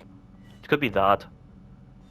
Trauma, a creature born from Ruvik's concept of death and rebirth, based upon his rejection of the religion his father forced upon him from an early age. The Sentinel, guardian of the church bred in a cult laboratory beneath the cemetery. It was raised on sacrificial victims and craves human flesh. A creature born from the memory of Laura's tragic death and Ruvik's own vengefulness. The thing is nearly immune to bullets, but reacts violently to open flame because, of course, Ruvik was burned by fire, and so he's scared of it. And so that is transferred onto his creations. The Quell, a creature generated by Ruvik's desire to remain unseen by others. It changes color to blend in with its surroundings and uses its long tentacles to ensnare the unwary and slay them. The thing is, why do the invisible haunted have the ability to go invisible? Do they share that same desire to be unseen? So like they inherit that part of Ruvik's brainwaves? But the Quell is actually a creation entirely based on Ruvik's desire to remain unseen by others. I mean, the Invisible Haunted have a better form of invisibility because they literally go invisible. They don't have any kind of camouflage. This guy, he uses camouflage. The Shigyo. An aquatic monster born when a subject drowned during testing and their consciousness became lost within Ruvik's mental world. It dwells in the murky depths and attempts to pull under anyone who draws near. And why does it show this fisherman getting this thing? That doesn't make any sense. So do the Shigyo not only exist in the waters of Crimson City, but also in towns like Elk River in Ruvik's mental world, which is why this fisherman was able to get it? I don't know. Amalgam Alpha. The final consciousness of test subjects who died while connected to the stem, combined into one single horrific shape. It attacks anything that moves, attempting to flee from certain death. Well, it wasn't really fleeing when we fight it in Chapter 10. Heresy, a monster with massive insect-like legs. The creature is a test subject who completely lost his identity while connected to the stem, and went on a rampage, devouring the consciousnesses of anyone he found. Amalgam, a creature that combines the anger and animosity of the victims of Ruvik's research and his own madness. It grows larger as it absorbs the fear and hatred around it. You can see Ruvik in there. Amalgam Core. Buried deep within the creature's body, Ruvik is only vulnerable when it opens its head, exposing the core. Okay, so the Haunted are human test subjects connected to the stem and turned into creatures by synchronizing with Ruvik's consciousness. Somehow, even people who couldn't be connected to the stem appear as monsters. I don't know what that means. Because, like, Laura is a creation of Ruvik's mind. She wasn't connected to the stem. It's like Laura being a manifestation of Ruvik being connected to the stem, I can understand, but this part is confusing. Does this statement apply to Valerio? Is that it? I don't get it. Subjects retain a glimmer of their original consciousness, appearing as they did in life. However, having died in the real world, they have lost their true humanity. So these guys are dead. Wait. Could it be that when Connolly was being turned into a haunted, he fully died in the real world? And then with Joseph, the times when he was transforming, but he was able to revert the transformations? Is that like a mental representation of the fact that he likely went into cardiac arrest in the real world, but then Mobius revived him? Is that what that is? Is that what also happens with Sebastian? I thought that was the result of Ruvik connecting with them. I don't understand. It's like Ruvik fully connecting with them is what caused them to die. It's so confusing.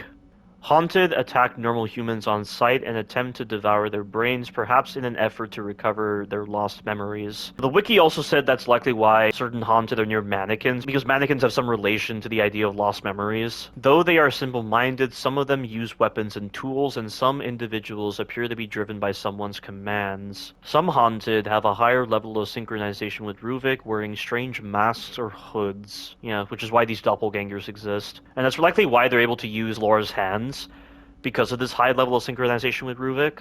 So it's like certain creations within STEM inherit a part of Ruvik's abilities, or at least a part of his consciousness, like that manifest as abilities that are similar to his own. Birds, livestock, and other living creatures not turned into monsters are almost certainly the remnants of memories of subjects connected to the STEM. Okay.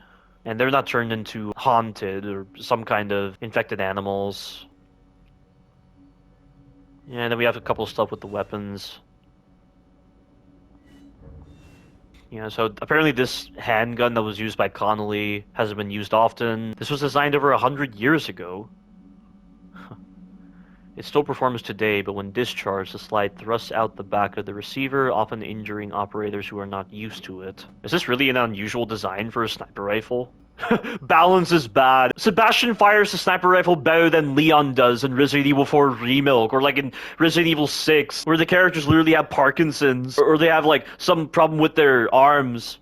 Like they're shaking all over the place trying to aim the sniper rifles in Resident Evil 6, and they want to say the balance is bad. That's ridiculous. The automatic handgun preferred by Joseph, originally designed for the military, it is sturdy and reliable. Okay. Excellent rate of fire and reload speed. Yeah, so a powerful, specially crafted crossbow, the way that it uses trapped warheads means that it was probably created by Ruvik. And these are all just New Game Plus weapons.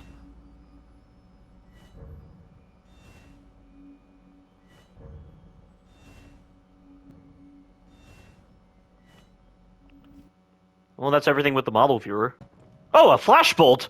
I totally forgot. Wow, that is so easy to miss. Leslie! Oh, thank heavens. Dr. Jimenez is here. Settle down. Wait, Doc. I think something's coming.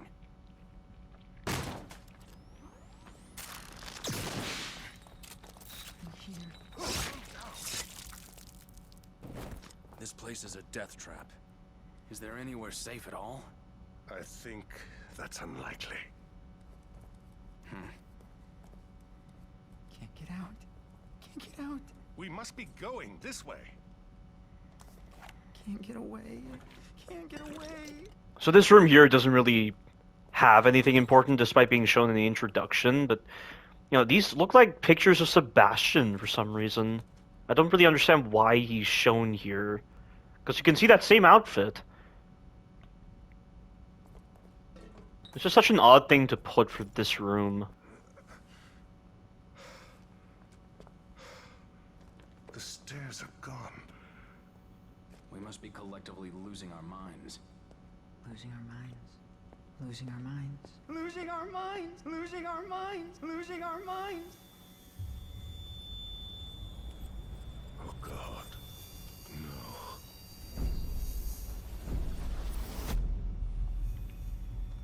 Ruvik.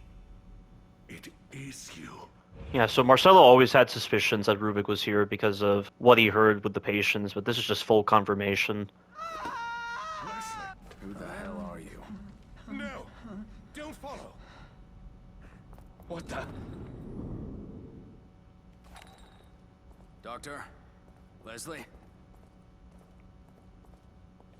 Fuck.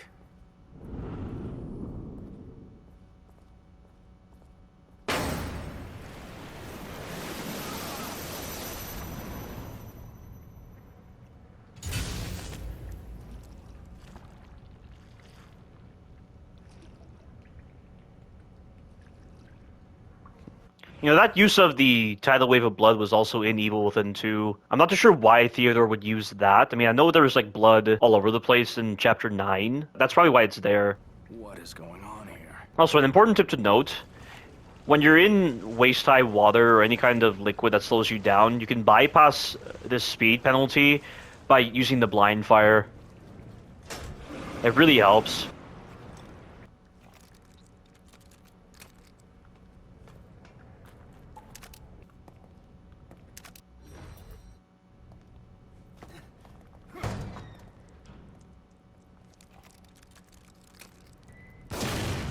You need the shock bolt here.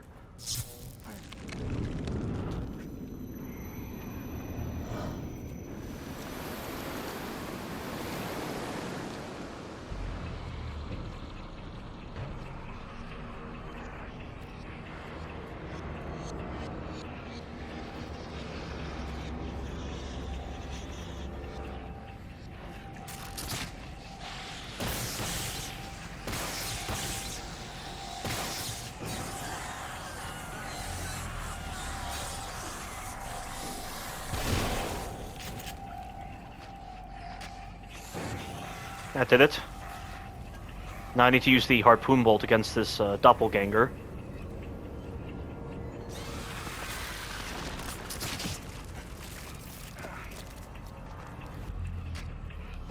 There we go. Quick and efficient.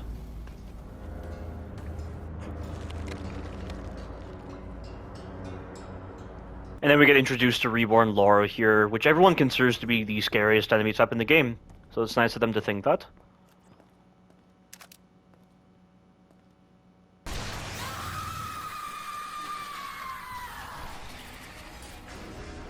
Shit, I'd better run.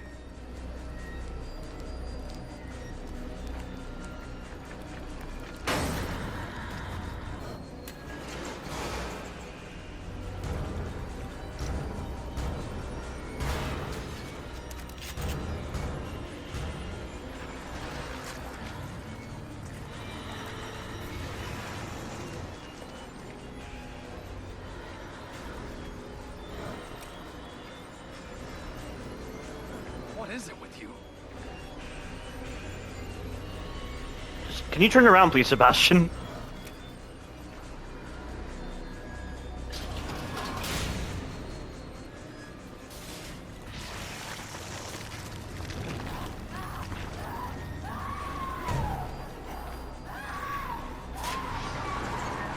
Yeah, I'm doing this just so she doesn't attack me in the middle of this forced cutscene. Because she can kill you during that animation, which is dumb. Damn it. That was close.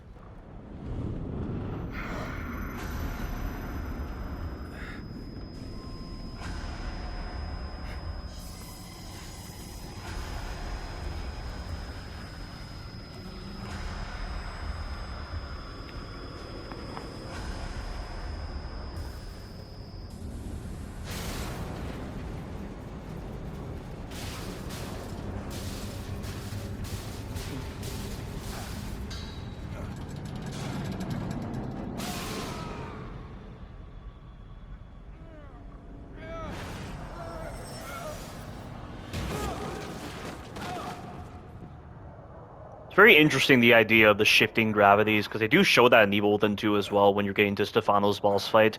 Only Sebastian actually adjusts for the changes in gravity. Now, Chapter 5 is definitely where there is a massive difficulty spike with Akumu difficulty.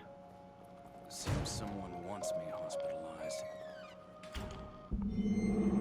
Okay, March 2005. The bad news is that I've been reassigned to a new partner. The good news is that Myra said yes. But even the bad news isn't so bad. Joseph is a great detective, and we're a good team. Crimson City needs more men like him on the force, and it's an honor to be working with him. But sometimes it feels like bailing out a boat with a giant hole in the bottom. For every crime we solve, it seems that 10 others are committed. The KCPD is a thin blue line protecting the populace from the criminals. But sometimes it seems like there's more of the latter than the former. Necessary for me. It's been a while since... Why does the dialogue keep getting cut out? Is this one of the unexpected behaviors I'm getting because I'm playing this PS4 game on a PS5? Because that's the warning it gives as a pop-up in the top right of the screen. Investigation stalls in serial killer case. Community cautiously optimistic. Citing lack of new leads, police suspect serial killer may have gone into hiding or moved on. You know, I really don't get it, guys. I'm playing this game letterbox right now. You can see the black bars at the top and bottom of the screen. They don't interfere with the gameplay whatsoever. I don't know why people say they do. I know it, like, in first playthroughs, the letterboxing may hide certain traps on the ground, but that's easy to adjust for. And I feel like I play better with the letterboxing on than with it off. Ooh, watch this.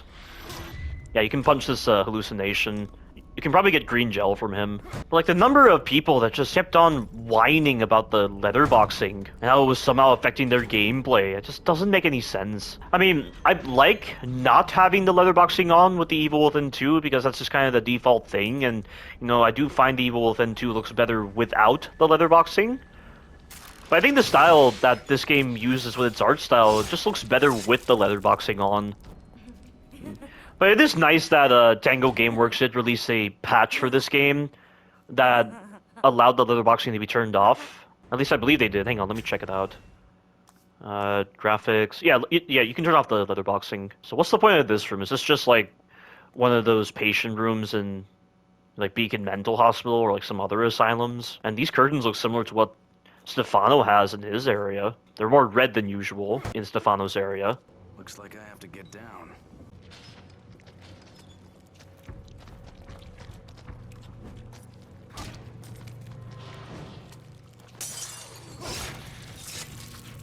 Quick and efficient. This guy, I'd like to just kick him with the door and then shoot him with the shotgun. I mean, he can't be knocked over entirely. He's resistant to that. And he can be stunned, but not knocked over.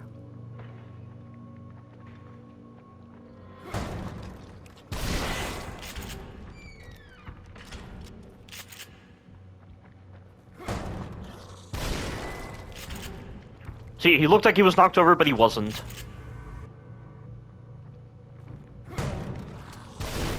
And he's dead. And you can easily get back the shotgun ammo.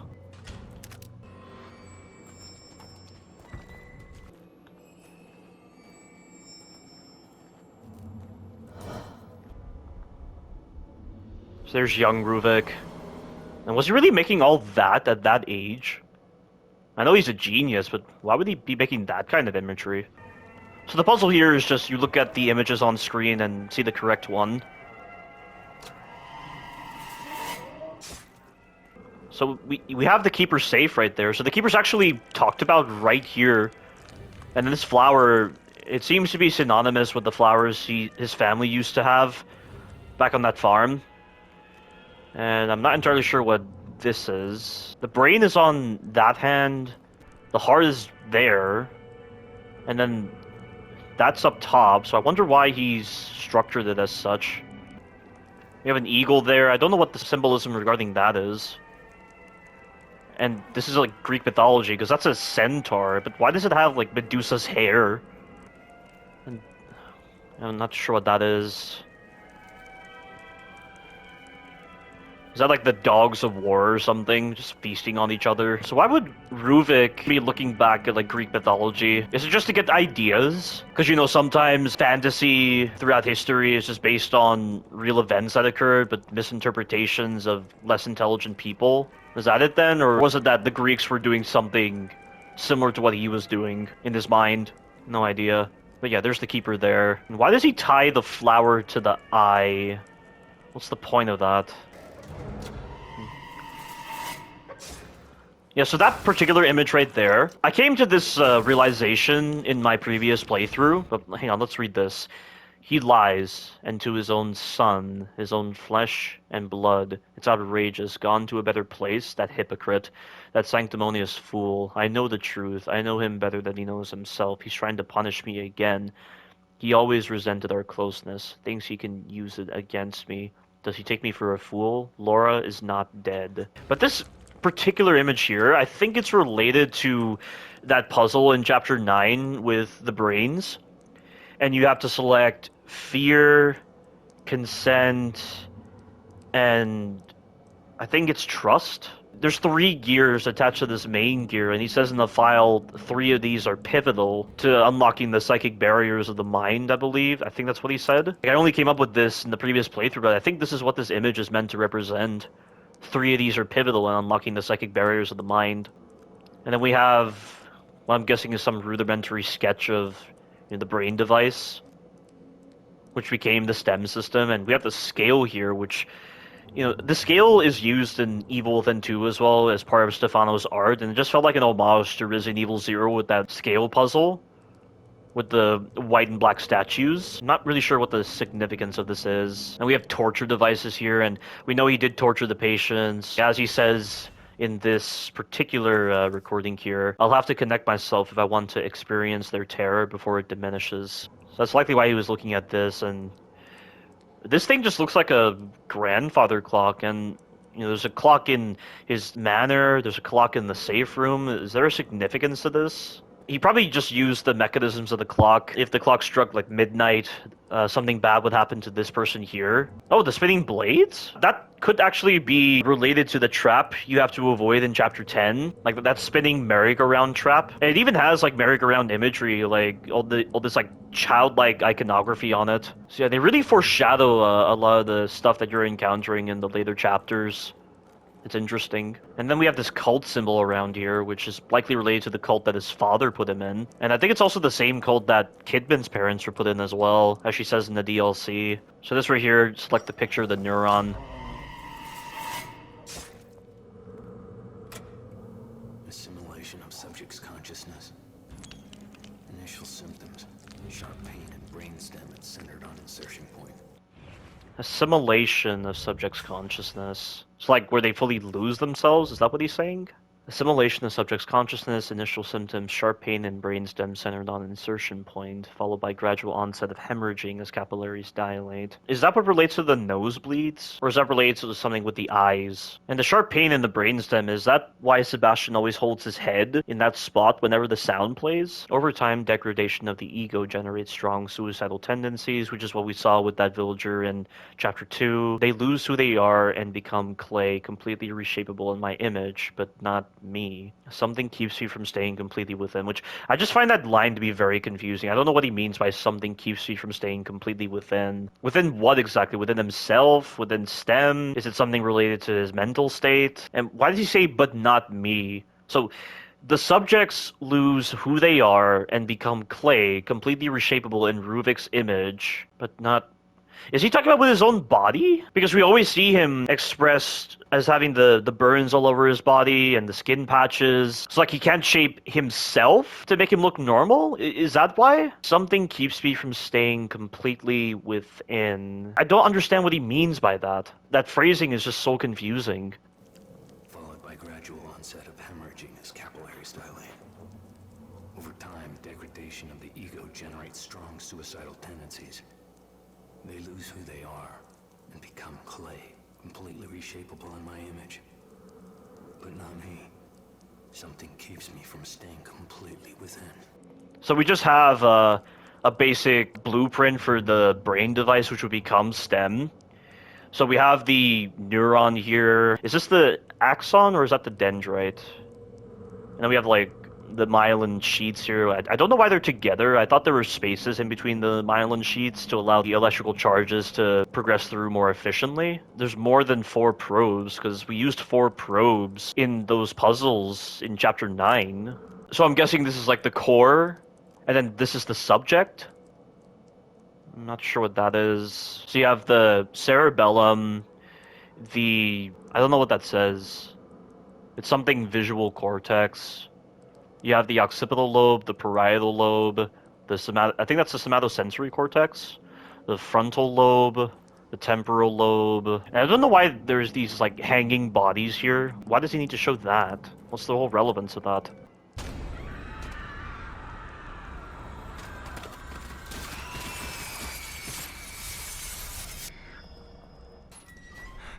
And then we find Joseph here in the sensory deprivation tank, which is just this bathtub. And he's not fully within the bathtub, just like Sebastian was in Evil Within 2.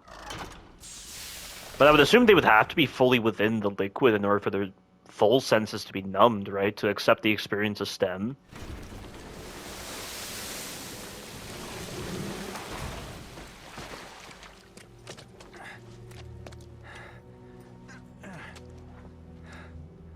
Thank God you're okay. I don't know what I am. But it's definitely not okay. You brought me here?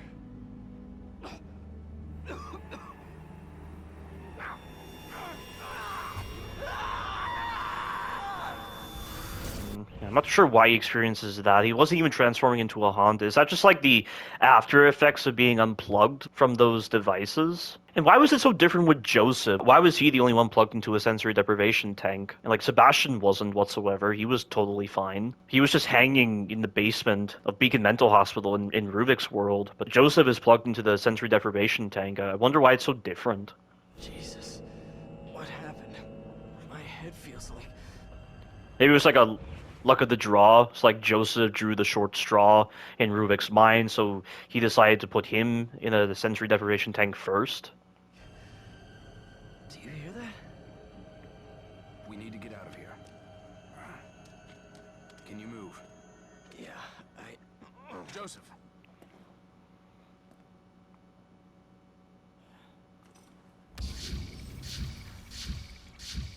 I've still got a little fight left in me.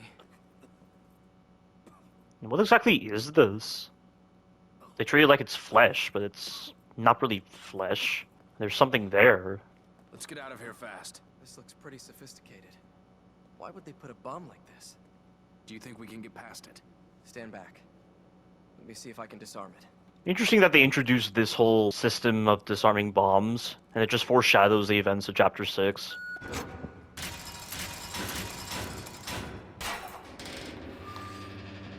And the sound plays again, and this time Joseph's being turned into a haunted. What is it with this sound? I thought it was something electronic. Yeah, so he thought it was something electronic, which is why he didn't initially react to it in the patrol car. Must be that. It's like Ruvik seems to be assimilating with him, or is it that Joseph is dying in the real world because of cardiac arrest, and so because of the fact that his actual consciousness is waning, Ruvik is trying to take over, but then he's resuscitated in the real world, and so his consciousness is able to push aside Ruvik for the time being? Is that why? But also, like, when you factor in the assignment DLC and the fact that Joseph turns into a haunted from Kidman's perspective, but not Sebastian's perspective, that's confusing. It's like right now, from Sebastian's perspective, Joseph is turning into a haunted, but why? Why now?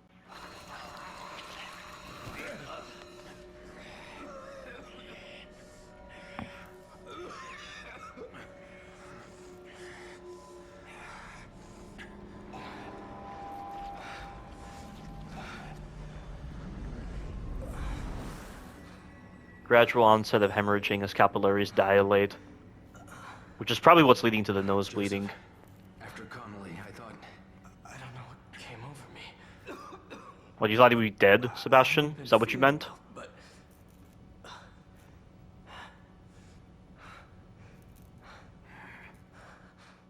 Look, let's just get out of here. There's something wrong with this place. Yeah. You can also talk to him in that moment, but all he says is, "I'm fine, no need to worry." I knew it. Mental patients claim abuse. Abuse only tip of the iceberg. Patients at Beacon Mental Hospital claim they are being used in behavioral engineering experiments by unknown agency. Sunday, mall, big success. Baby shows strange deformities in brain. Man killed in downtown hotel. So this sequence coming up, a lot of people have trouble with this part, We need to... but you just have to be really aggressive.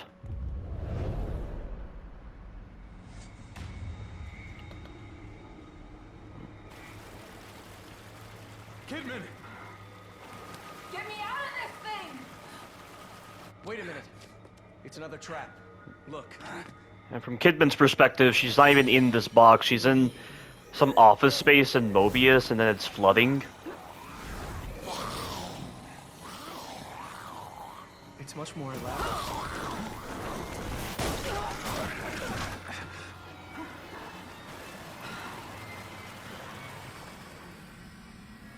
Alright. Joseph, are you all right? Yeah, I'm fine. I think you better get down here. Hold on, I'm coming. Shit, let's hurry it up.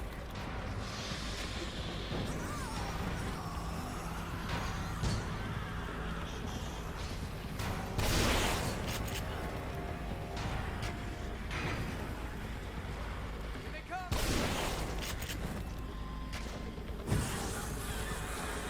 How many of these things are there?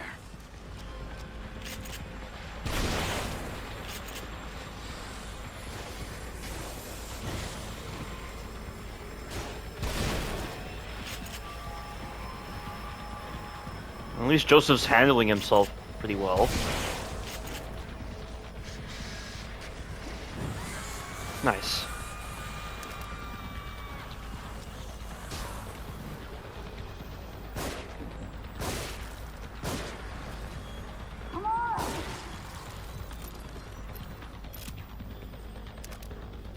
Watch out! They've got dynamite!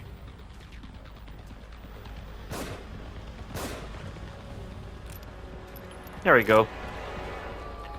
The first phase is the trickiest part because you don't really know who's going for you, who's going for Joseph. Fuck. But the rest of the phases are very simple. Bastion, they're above us! So for this second phase, the enemies are going to prioritize you, but they'll set up in cover. And this can allow Joseph to dispatch them. Find cover. Shooting. Although he's really slow in dealing with them, because his bullets barely do any damage. He did knock over that guy.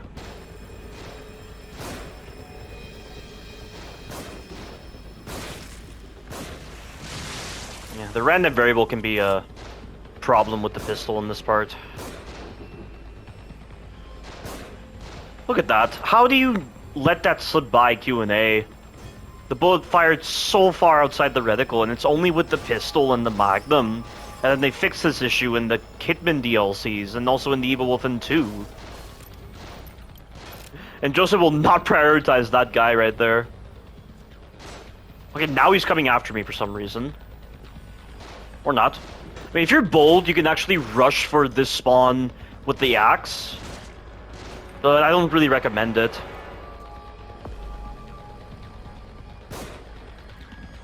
He's taking cover there.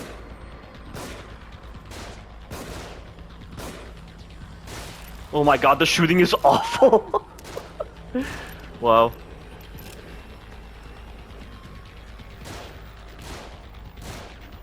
There we go.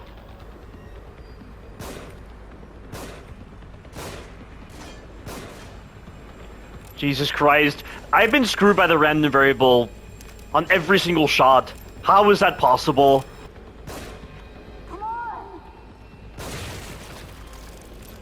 It's best to finish off the last guy here so that the dynamite guy spawns there.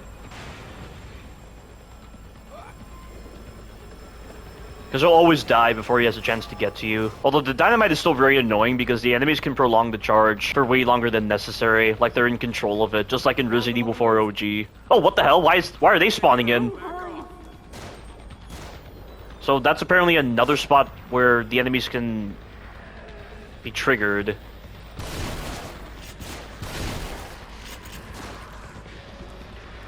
Well, this messed things up greatly. Okay. Oh, nice work, Joseph. He normally does not finish off the chubby molded. Sorry, chubby mold. Sorry, the chubby haunted. It's often a habit with me to just say molded instead of haunted, because the terms sound similar in certain parts. But I always go up here, and these guys generally don't get close to me, and Joseph also slows them down. He's going into the grab animation though, so that's a problem.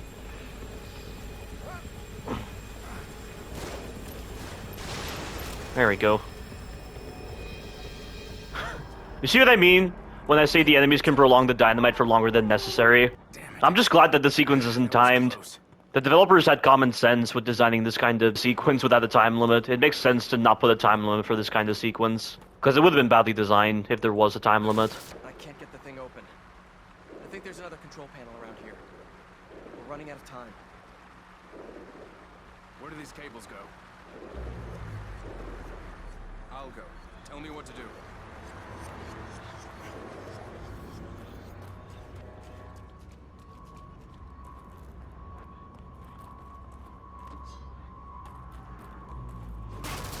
Definitely gonna use an axe here.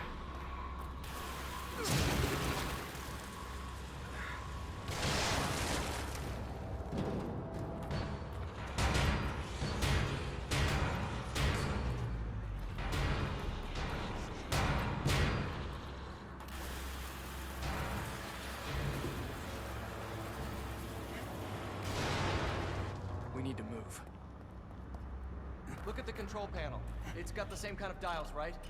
Yeah, a top one and a bottom one. Set the upper dial to...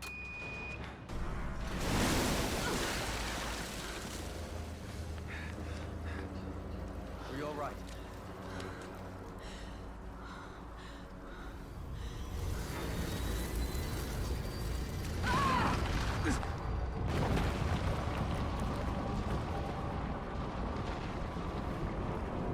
Joseph!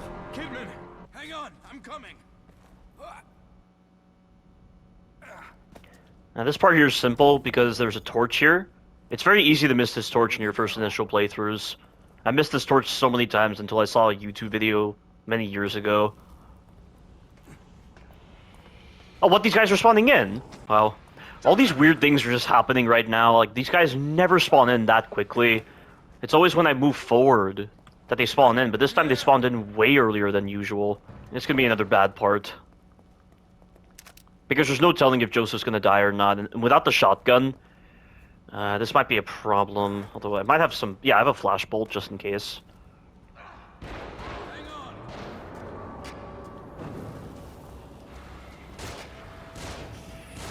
We can sneak kill this guy. I learned this from a YouTuber named K-Hunk who played this game a lot. And I'm gonna use the torch on this guy.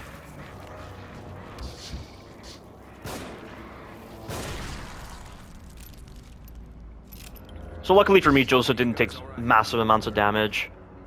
Just a few bumps, we're fine. It looks like the door's locked from the other side. Sebastian, maybe we can lift this enough for Kidman to go under and open it from the other side. We're counting on you. All right.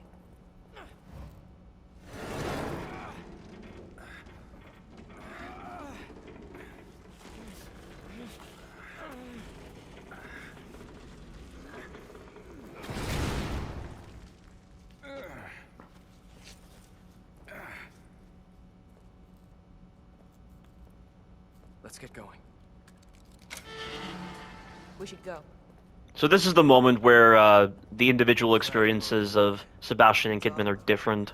Why would they catch you instead of just killing you? Maybe he didn't see me as a threat. He. Yeah, the pulse emanates from that body for some reason. Or maybe that's just coincidence.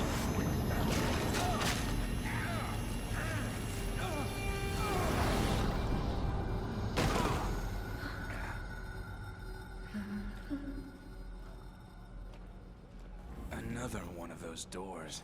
Wedding invitation. Detective Sebastian Castellanos and Detective Myra Hansen joyfully request the pleasure of your company at their wedding celebration Saturday, the 17th of September 2005 at 12:30, the Veranda Hotel, Crimson City.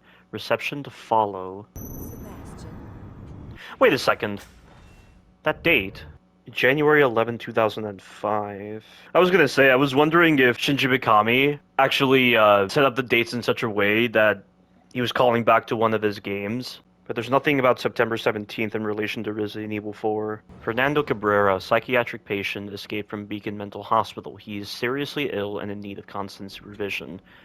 And then this is the newspaper where it talks about him being a parishioner. Missing parishioner found in mental hospital. These claims are absolutely outrageous.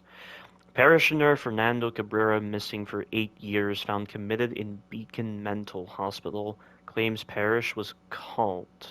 Who owns the mental asylum? Priest found hanging. Film Friday, White Fog, Ebola virus plagues Mexico. You know, that's something I should have noted. Why do some of the newspapers have blood on them? Like this one, like all of them have blood actually. But they have like varying degrees of blood. What does it mean? I wonder if there's actual significance to the degree of blood on the newspapers. Here comes the boss fight with Laura. This is a really great boss fight, but you just gotta make sure you have at least 5 matches. Otherwise the strategy's not gonna work. And here's a little trap here. That actually caught me out recently, because I totally blanked out on it. That's a very clever trap. So in the context of my Resident Evil 4 Remake retrospective, I've gotten up to Pasanta in her Chapter 5 encounter in Separate Ways Remake. I've devoted up to like 7 pages to that particular boss fight because it's the worst boss in all of Resident Evil 4 Remake. Like, Krauser may be the most disgraceful boss fight in all of Resident Evil history, but Pasanta is objectively the worst boss of Resident Evil 4 Remake because of how broken she is in the second phase, when it's just that, parasite controlling her, that giant worm, or whatever that tail is that she has. That fight is so bad. For the first phase, you have to use the fully upgraded tactical knife, and then for the second phase, you have to use the rocket launcher. The second phase is so bad. You know, I had a weird glitch in this particular area where I went to go do a sneak kill on a haunted, and instead of doing the sneak kill, the game suddenly showed the safe room, and then it just faded to black. And then all of a sudden, when I got my image back, Sebastian was doing a sneak kill on nothing. The haunted was alive, and so was the other one. That issue only happened once, and I have no idea how I caused it.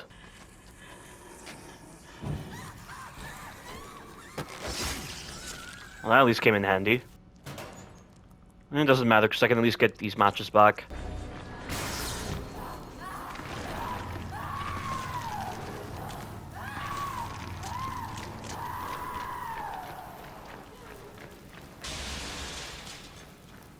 Seems to work.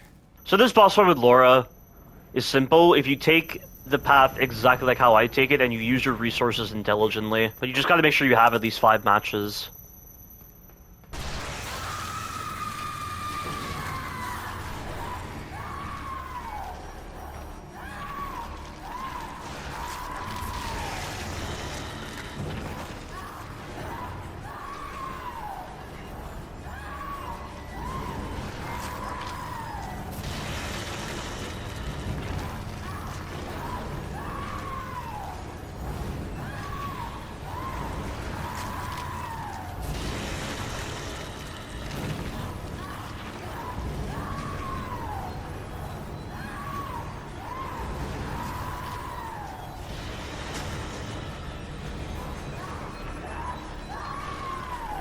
Come on, come on!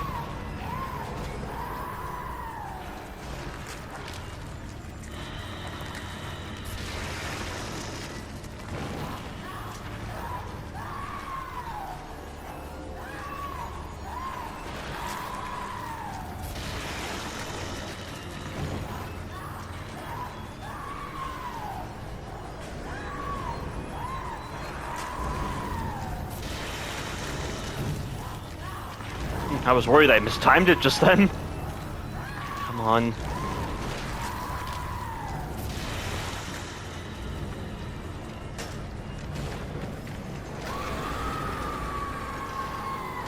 That's that. Fire is so damaging to Laura, and that's the whole point, because she's a manifestation of Ruvik. Like, she's a manifestation created by Ruvik, and so therefore, because Ruvik is afraid of fire, that's transferred onto her. But that vulnerability to fire is so powerful in Chapter 10, especially when you take advantage of the unlimited fire trick. That was likely an intended design choice. And this entire exchange here I've already memorized. I memorized it so long ago. History cites developmental delays, indicates issues with communication, social cognition, repetitive behaviors, signs of synesthesia reported. Genealogy suggests increased susceptibility to external stimuli, pattern adaptiveness. Could you be what I've been searching for all these years? And under my own nose? Unbelievable. And Ruvik's voice actor is amazing. This one is compatible. So is this something that he literally did within STEM? Much like what Marcelo does later on in Chapter 10?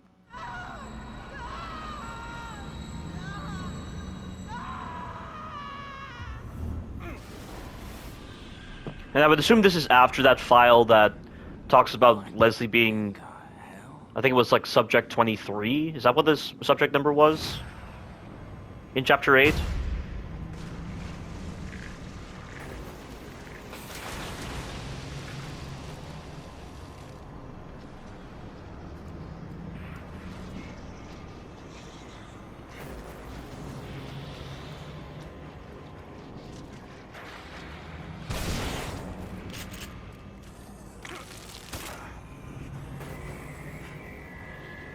Oh, damn it.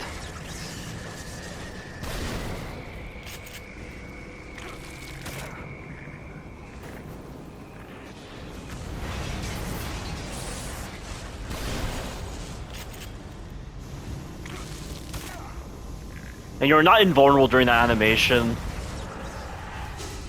You're invulnerable to grabs, but not actual attacks.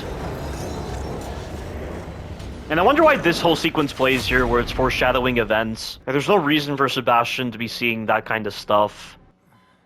And then we get the same room again, only this time the doctors directly, attack us. And I think I saw Kidman. Was that Kidman with that flashing? It's really hard to see because you have to slow it down. Why does it flash like that? Because we saw something similar in Chapter 10 when Marcelo was synchronizing Leslie's brain waves to get them out. Yes, that's Kidman right there. That's her. So why would it be showing her? She's in STEM. There's no reason for it to be showing her right here. I don't understand.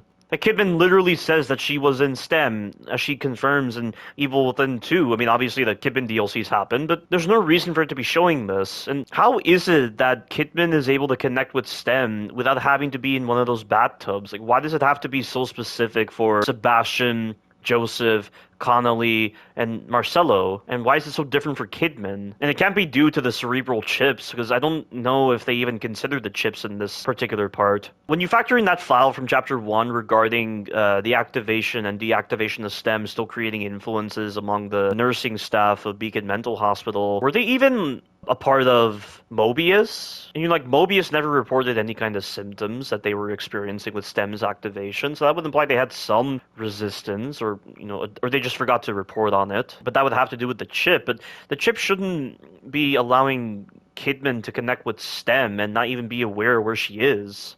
And it's really confusing how that works.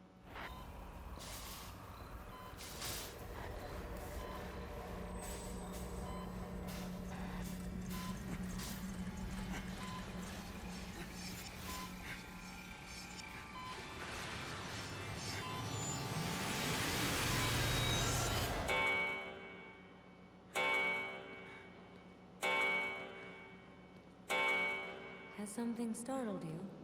Did they do something to my head? You don't look well. You should take better care of yourself. Sharp pain and brainstem centered on insertion point. Is that what they were trying to show with that particular cutscene? But that was with Ruvik, though, not with these Mobius scientists. Church floor collapses. No injuries. Witness says miracle. Biggest church scandal to date. Floor of Cedar Hill Church collapses during renovations. Parishioner says it was a miracle no one was injured. Centuries old something. Church painting stigmata. Bullying causes another suicide. Prescott promises social change. Yeah, that's the Father Graciano, the picture on the right, because he's a missing person. It seems odd that that's your way out of here. To progress Chapter 6, you have to pick up that newspaper and then examine this. Photographs?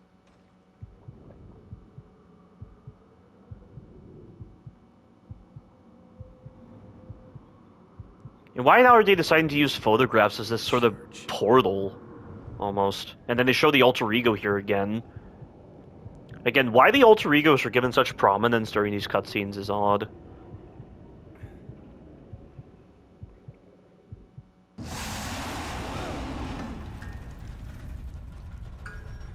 And how many people thought that their game had suffered the problem and that they just lost all visual feed from the game, like they had a bug, like a lighting error or something, and then you realize you have to turn on your lantern. I mean, Sebastian gives no indication that you can turn on your lantern. I don't know what's worse, that or that moment in Batman Arkham Asylum with the fake game crash.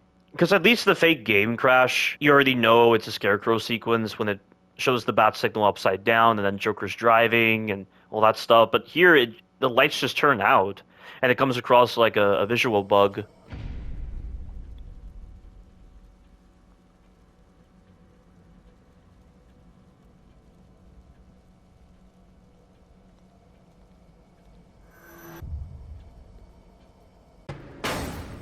And here comes the Keeper.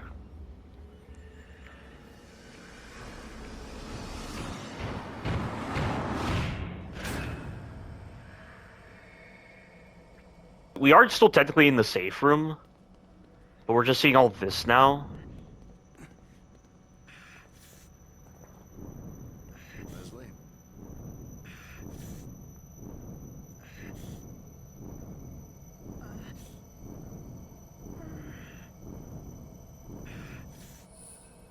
Sebastian? Sebastian?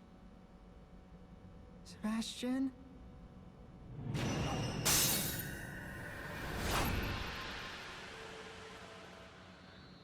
You know, how does Leslie know Sebastian's name? Did he hear it from somewhere? Not that it matters. Yeah, right there is just another example of how Sebastian left the room through a different kind of method. I mean, he still looked into a mirror, but the mirror was on Leslie's face for some reason. Same place as the photographs. I mean, it's not like it's a dream within a dream, right? That shouldn't really have any sort of impact as to whether Sebastian leaves the room or not.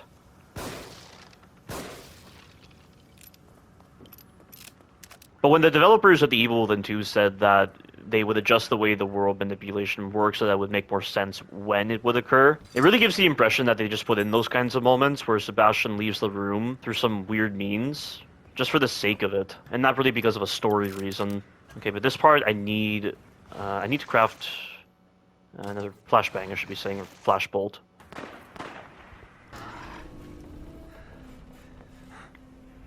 So this is likely after Kidman incapacitated haunted Joseph. Are you alright?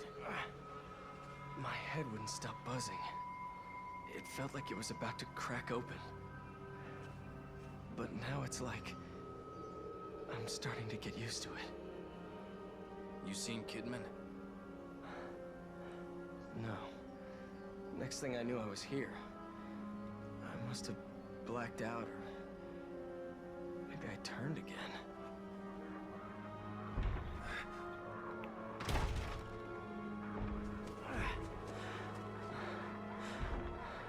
Inside. Let's go.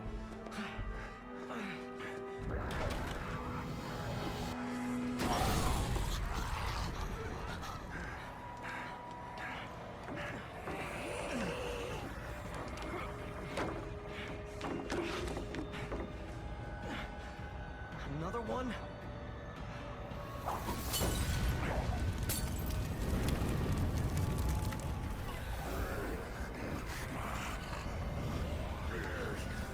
Yeah, this sequence is regarded by many as being one of the hardest parts of Akumu difficulty. Get that thing open.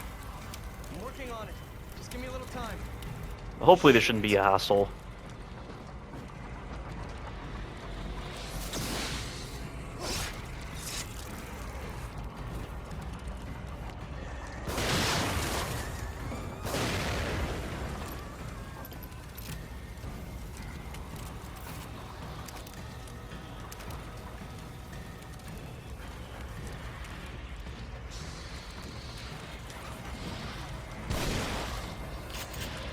I shot that guy because I was worried he would go for Joseph.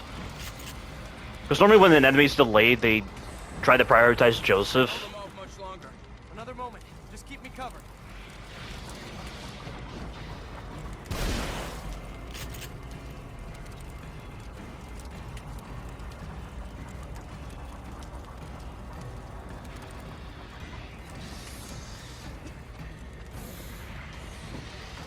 Whoa! Gotta get her out of the way. And she's died, I think. No, she's alive. Okay. Yeah, this is classic Shinji Mikami designs right here. He tries to punish players who try to kill all the enemies. Because if you kill these enemies, more and more Haunted will spawn. And it will become really obnoxious, and you'll waste so much ammo. But I think he put in these designs to punish those players, to remind you that you're playing a survival horror game.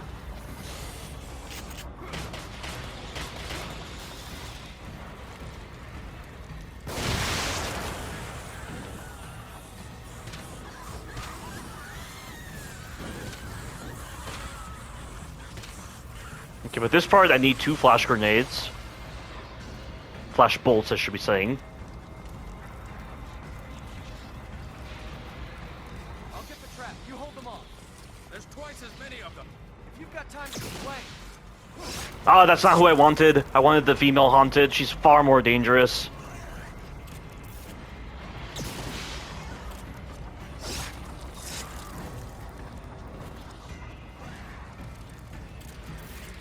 Here goes. Those attacks with a knife have so much range.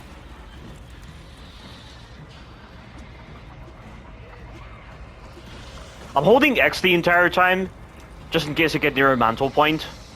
Because that's an important thing to note. If you hold X, you can perform mantle animation, so this bypasses any issues where there's items nearby, and you accidentally pick them up when you're trying to mantle.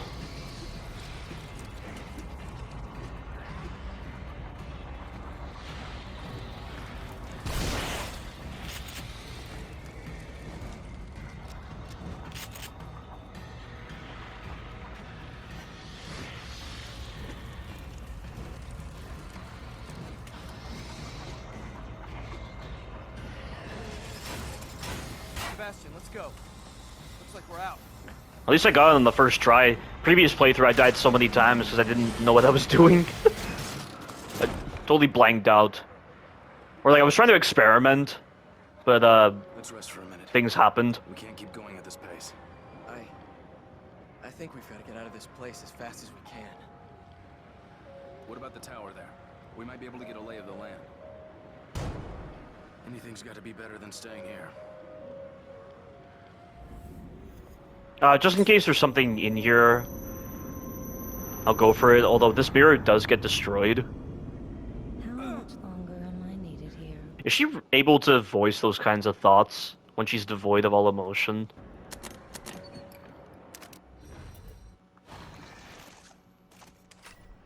Now this part here is simple, it's a stealth sequence, and it works really well. Let's be careful. Could be full of...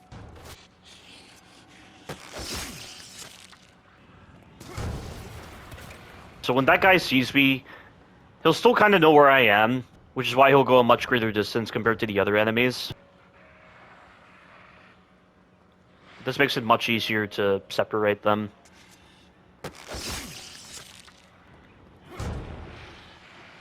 So I need this other guy to see me.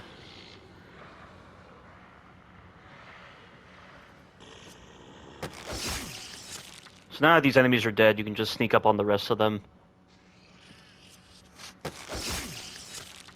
Now this Molotov guy, he's kind of a pain. Especially when Joseph gets involved in meleeing him. I actually found out accidentally that bottles do actually damage the Haunted. You can actually kill enemies with them. But only when they're really low on health.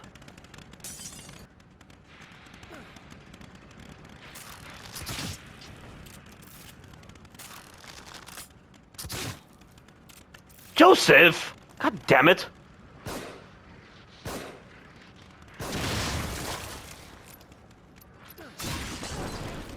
So harpoon bolts can impale on Joseph, which honestly shouldn't surprise me because there's a strategy I do later on where I embed an explosive bolt on the back of Joseph's head to kill the 2 enemies that grab him. That accident is just so unnecessary. There's just no need for that safe room anyway. Okay, but you throw... Move, Joseph. But look at the range on the bottle, too. That is massive.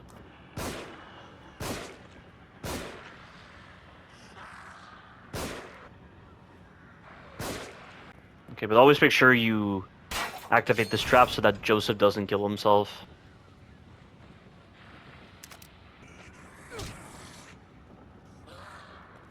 That whole system of knocking off enemies when they're near ledges is such a great design. And Resident Evil 4 Remake just completely ruined that mechanic. And I just don't understand why they made it so awkward. Like, you have to put the enemy into the correct flinch animation so that they'll flinch off the ledge rather than just simply shooting them near the ledge, and it always triggers that animation. Do you have any idea how clunky that is? And how much it just leads to really silly gameplay? And there's not even a lot of opportunities to use ledges in Resident Evil 4 Remake anyway, so why would it be a problem? It just makes no sense what they were thinking with that mechanic. But now that they're dead, I can actually activate this door here. I do need the axe as well. There's also some sniper rifle rounds here. But always activate the left door. The right door is just full of enemies and no supplies. It's so funny, Evil Within having a one-hit kill difficulty, but Resident Evil doesn't have anything like that. And, you know, I remember in Carcinogen SDA's interview with Hideki Kamiya, the director of Resident Evil 2 OG, Hideki Kamiya answered this question from Carcinogen SDA, and I believe the question was, would you ever favor, like, one-hit kill difficulties or something like that? And Hideki Kamiya said, no, he wouldn't. He would want players to play at their own pace with his games. But I just don't think Hideki Kamiya understands the importance of such difficulties like this, because it forces the developers to really polish out everything and really make sure the mechanics are tight and make sure there aren't so many broken designs. Like, it puts a lot of pressure on the developers to really make the systems right. And plus, you know, like, favoring a one-hit kill difficulty like this for the character, it means you have to design your sections so that they don't drag out in such a stupid way. You have to make sure that your sections are properly paced. You have to make sure the strategies that the players use make sense. Because when you go to sequences like in Resident Evil 6, where there's so many firefights with the Juavos and they drag out so much, and then you're dealing with the clunky mechanics of Resident Evil 6 with the stun systems, and how much you're dealing with mutations with the Juavo, and all of these times where you're dealing with weapon sway on the sniper rifle and all sorts of other mechanics that just really make the gameplay awkward in Resident Evil 6. A lot of that is just due to the fact that they favored this co-op style game. There are some like online elements that just kind of detract from the mechanical polish of Resident Evil 6. Like, because they added the online aspect and they really put a greater emphasis on the online aspects compared to Resident Evil 5, I really feel like this caused the manpower devoted to mechanical polish to not be so strong. So I feel like that's what led to a lot of the clunkiness with Resident Evil 6 and a lot of the badly paced sections of Resident Evil 6. You know, as much as I lambast Resident Evil 4 Remake to no end, and it is truly the worst Resident Evil game I've ever played, and not even a game, it's just a pre-alpha, there's no denying that certain sections in Resident Evil 4 Remake, they feel better paced than a lot of the sections in Resident Evil 6 because of the fact that Resident Evil 4 Remake favored like the single player style, and they didn't have so many awkward mechanics like Resident Evil 6 did. You know, like a great example of an awkward mechanic is the cover system in Resident Evil 6. Who in their right mind thought it was a good idea to make the cover button your aiming button? Do you know the amount of times I accidentally go into cover in Resident Evil 6 when I'm trying to aim? It is so obnoxious in that game.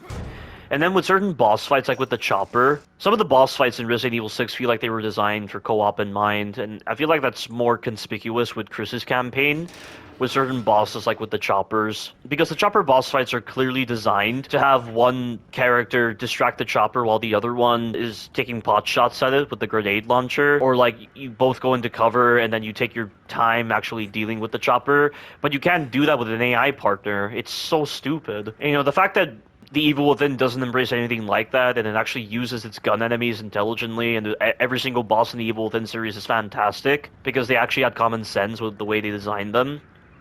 I'm just glad that's the case. Get to cover. They're shooting from above.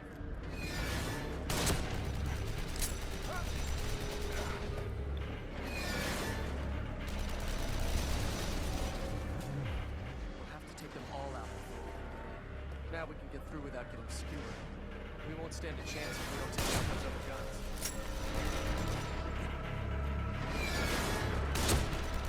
Sebastian is so good at firing the sniper rifle compared to the Resident Evil characters when they're using sniper rifles.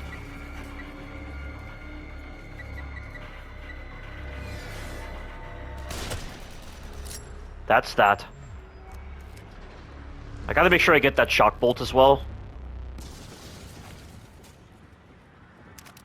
Nothing should stand in the way of getting to the tower now. It would be really cool if you could use your explosive bolts to blow off the carriages there, but you can't do that, unfortunately.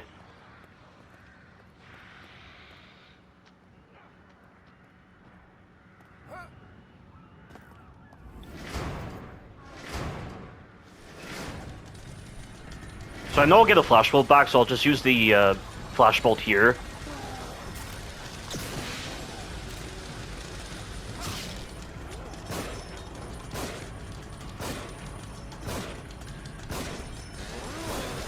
I should have actually gone for the sneak kill after I did the axe attack.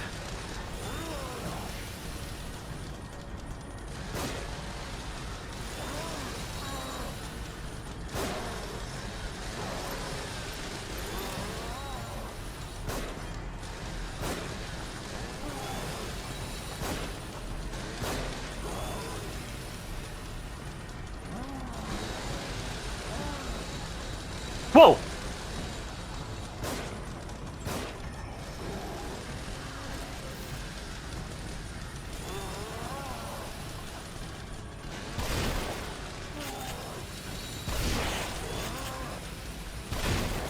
The blind fire is so good in this game when you're using it with the shotgun. I only decided to use the shotgun here because I think I'll get shells back. And just to really demonstrate how good the blind fire is. The fact that this game has such a fundamental mechanic like blind firing, yet Resident Evil 4 Remake doesn't, and the enemies only ever seem to consistently stun whenever you're shooting them during sprint animations, and so you have to bait them to sprint by running away, and that's just awkward. Resident Evil 4 Remake is a title that would have benefited from a blind fire system, but that didn't cross their minds, and instead we just had this blind fire system with melee weapons, like the knife, and it's so useless. Like, who in their right mind is going to use the blind fire on the melee rather than just simply aiming the knife? It just makes no sense. May 17th, 2006, 8 months since Myra and I were married, and you, little Lily, are the result of our love. I can't wait for 2 months to pass so that I can finally meet you. But I must admit that I am scared. I've faced countless dangers in my job, but knowing that I'm going to be a dad is the scariest thing of all. I promise to love you and to protect you with every fiber of my being as long as I am in this world. I will enter this stage of my life the same way I do every important task, with a full heart and the desire to do the best that I can. Just know that your mother and I love you already and cannot wait to welcome you into this sometimes harsh world. KCPD officer missing. Search underway for missing detective. Crimson City Police Detective Myra Castellanos, 36, has been reported missing. Though she was on duty at the time, a police spokesperson denies connection to any investigation she was involved in. Her husband and superior officer, Sergeant Sebastian Castellanos, had no comment. So this was after the accident with Lily. I'm surprised they would show this now. Police taking all leads seriously. Church has apparent financial problems. Hollywood fire destroys film set. Unemployment rate rises above 5 or 6%. I can't tell what that says. So let me plant this explosive bolt on the back of Joseph's head now. So by doing this, it'll just kill the 2 enemies that grab him, which is really reliable. I think Jigsaw Killer is the one that showed this to me. Do you think Kidman is okay? I don't like that they used her as bait. Almost like someone's toying with us.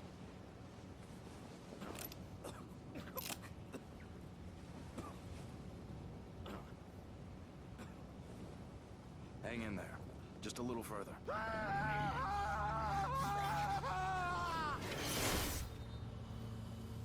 There are only 2. We can take them. No, that's not...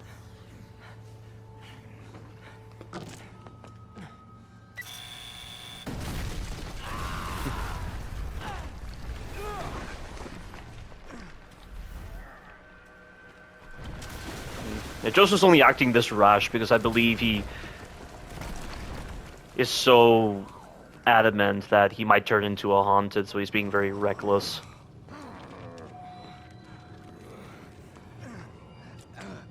Joseph!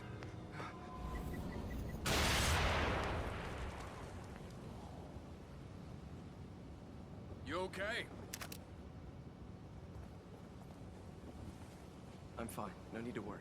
This right here, I'm gonna use a shock bolt. And there's beacon right there. I mean, when does Rubik choose to have this building manifest? Like, why is it always appearing in multiple locations?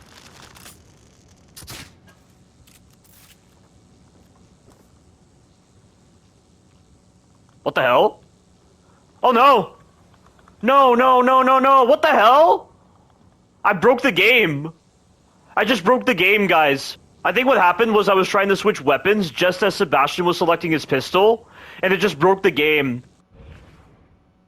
Oh, I can't even... Oh, come on! Are you kidding me? I can't even quit and go back to the main menu. I have to quit the entire application. This is the first time this has happened to me. That is so dumb. Okay, so after that soft lock that it just triggered, just out of the blue for the first time ever, we can get back to that section. Good thing I made a manual save. I cannot believe that just happened. So swapping weapons at the wrong moment, because Sebastian automatically swaps to the pistol for the cutscene, it can break the game. I've never had that soft lock issue occur in The Evil Within. I didn't actually notice the hanging bodies on the bells. So again, place a shock bolt right here.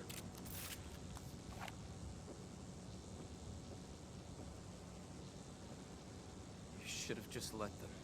Huh? What the hell?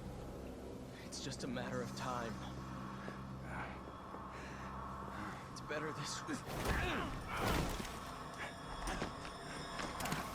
What the fuck?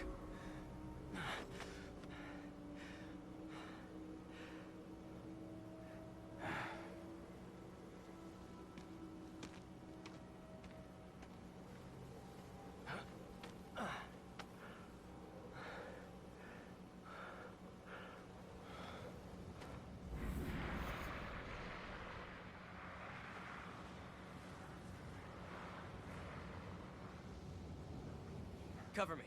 Let's go.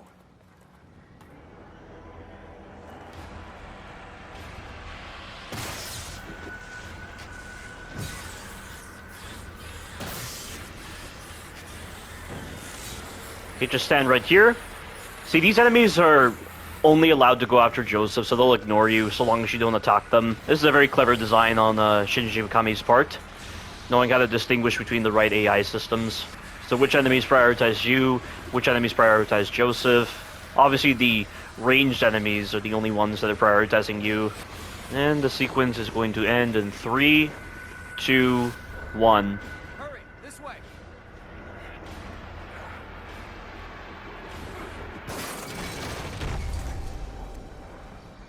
And here's an opportunity for unlimited sprint if you hold L1 and just hold forward Joseph, are you all right? during this entire thing. Yeah. So this is literally how fast Sebastian can run if he didn't have stamina. He runs really fast. I mean, not fast enough where he can outrun a female haunted knife attack though, or other such attacks. This looks like some kind of a marketplace. It looks deserted, just like everywhere else. So I know between the events of The Evil Within 1 and The Evil Within 2, there was a comic called The Evil Within the Interlude, where Sebastian was still reeling from the effects of STEM, and he was also investigating a serial killer that knew about Mobius. He was like the nursery rhyme killer or something. But Sebastian was also seeing hallucinations of the Keeper. And I think that was because he was exposed to some kind of incense. It wasn't really the best comic, and it didn't really tie so much into the events of Evil Within 2. Father was a stern man, proud, and I thought intelligent, but he was also pious, a believer. Somehow he always supported the church no matter what the newspaper said. He waved away the allegations as if they were infallible. The wretched, the vermin, the stern, all were taken in by that church. They were promised salvation and eternal life. Does it seem a little harder to move lately? But there's nothing they could promise that I couldn't take away.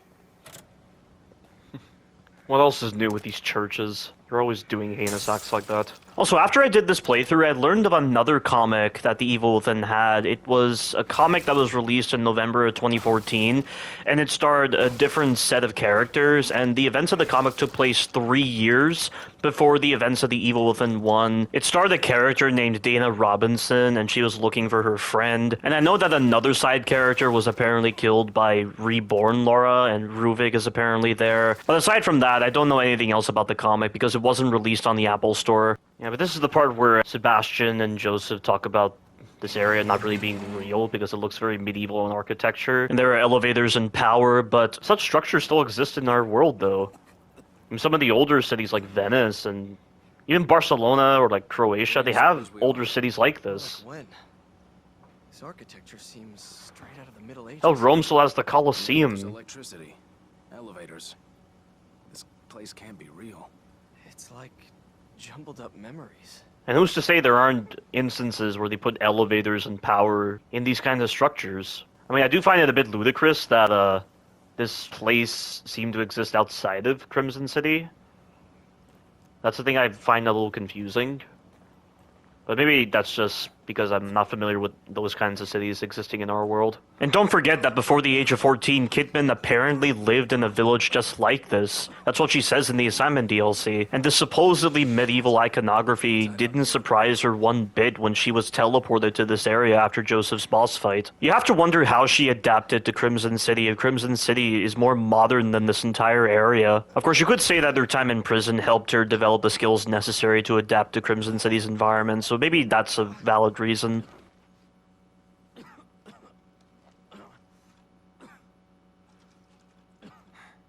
Yeah, there's that flask of whiskey. After the accident. What, to feel that much negative emotionality?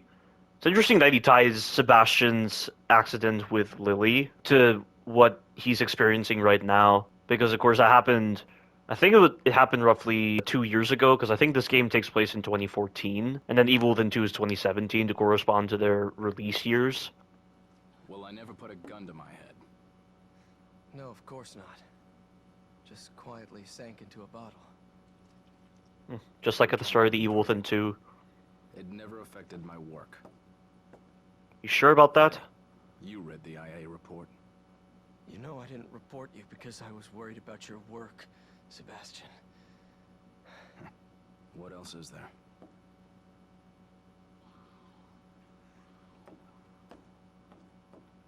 We don't have time for this.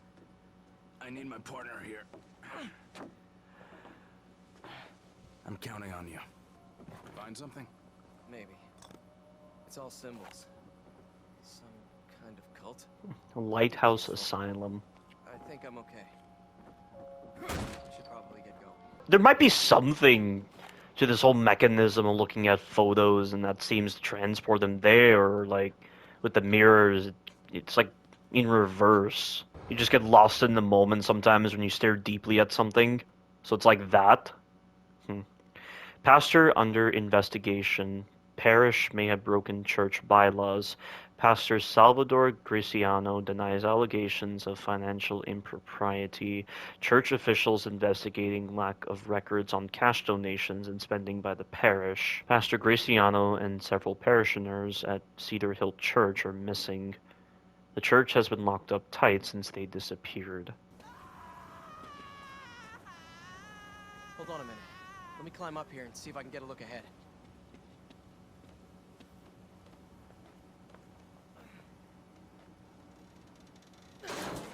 You all right?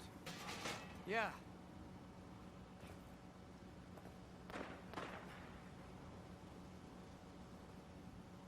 I gotta say, a lot of the chapters in this game, you don't really focus so much on the overall story. Like, events are really happening. Like, they focus a lot on the gameplay, I would say, and what you're doing, while still occasionally providing some, small details related to STEM or with certain individuals. It's why it's so hard to talk about a lot of things related to the story and the characters with the Evil Within 1. What I found. Seems to be in working condition. It might be different when I get to Evil Within 2. Shoot that.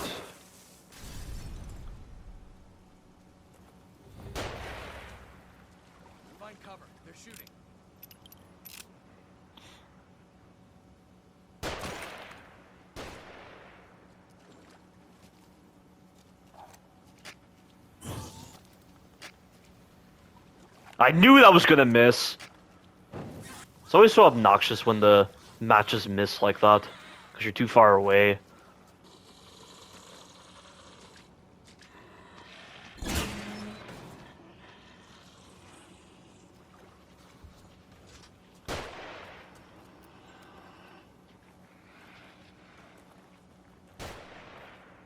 So it's so funny that they make Joseph's sniper rifle shots do so much damage. I mean, obviously it's a sniper rifle, why would they not do a lot of damage? But his pistol doesn't even do the same amount of damage as your revolver. So why would they design it like that with Joseph? That should lead you out near the path to the church. Keep going. I'll cover you.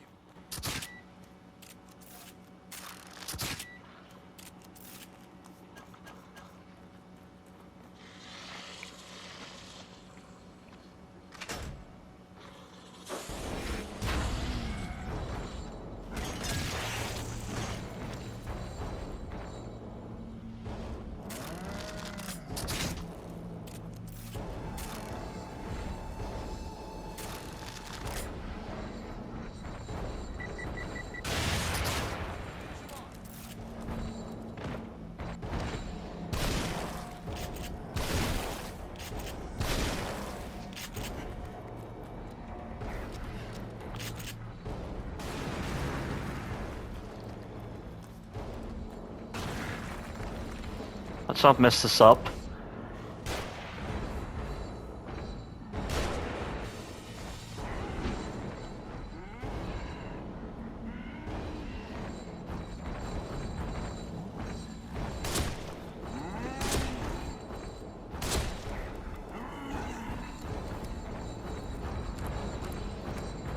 He prolongs this charge for a while before you're allowed to actually deal with him, and this is a brand new method that I only discovered like a few days ago, because I just decided to play this encounter differently. It still works the normal way, but I just like doing it like this.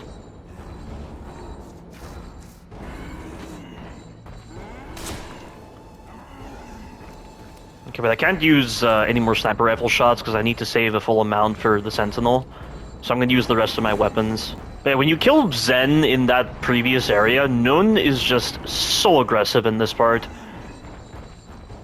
Like, he does not give you a moment to actually breathe.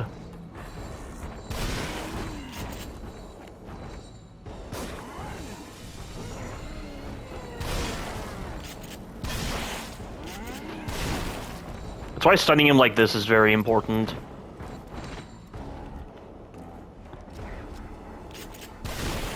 He's dead. Yeah, so this new method that I found only a few days ago really helps in speeding up the encounter, and adds a lot more creativity. Like with being able to place the explosive bolts in a certain spot, baiting out Zen's throw attack, and then having him run towards his club, which puts him in range of the explosive bolts, and then using my harpoon bolts to damage him and weaken him, then finishing up with a shotgun, then running here, and then waiting for Nun to actually roar and then attack him, taking advantage of the lanterns as well. Yeah, you can do it this way, or you can do it the normal way, where you just run past Zen and then deal with the two brothers at the same time, because it seems like whenever Zen dies, Nun becomes so aggressive and is entirely focused on you. Although sometimes when you first get underneath the statue, Nun will prioritize Joseph, and that gives you some additional time to use your sniper rifle. Shit. Dead end. I'll look for another route. Let's meet up by the horse statue there. This way. Yep, there we go. Very simple. And you can get back everything you just used. But obviously, for my encounter with the Sentinel that you're going to see in the playthrough, that's a continuation of the playthrough. This little moment right here is after the playthrough was done. You know, apparently Kidman knows this cemetery. She used to come here as a kid and steal the statues. Like, who is the primary individual who constructed this area? Was it Ruvik? Was it Kidman? Was it some of the members of the parish of Cedar Hill Church? Lots of connections regarding this particular area. And it's not even related to Mobius, which is surprising. Wait, there was something about a horse in that house back there. Let me see what I wrote.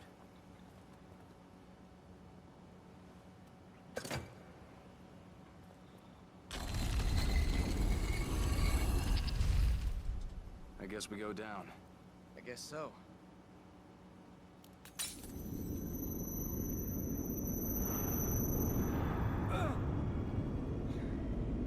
I don't know why all of a sudden they just have him go back to the safe room. There's really no need to include this whole moment.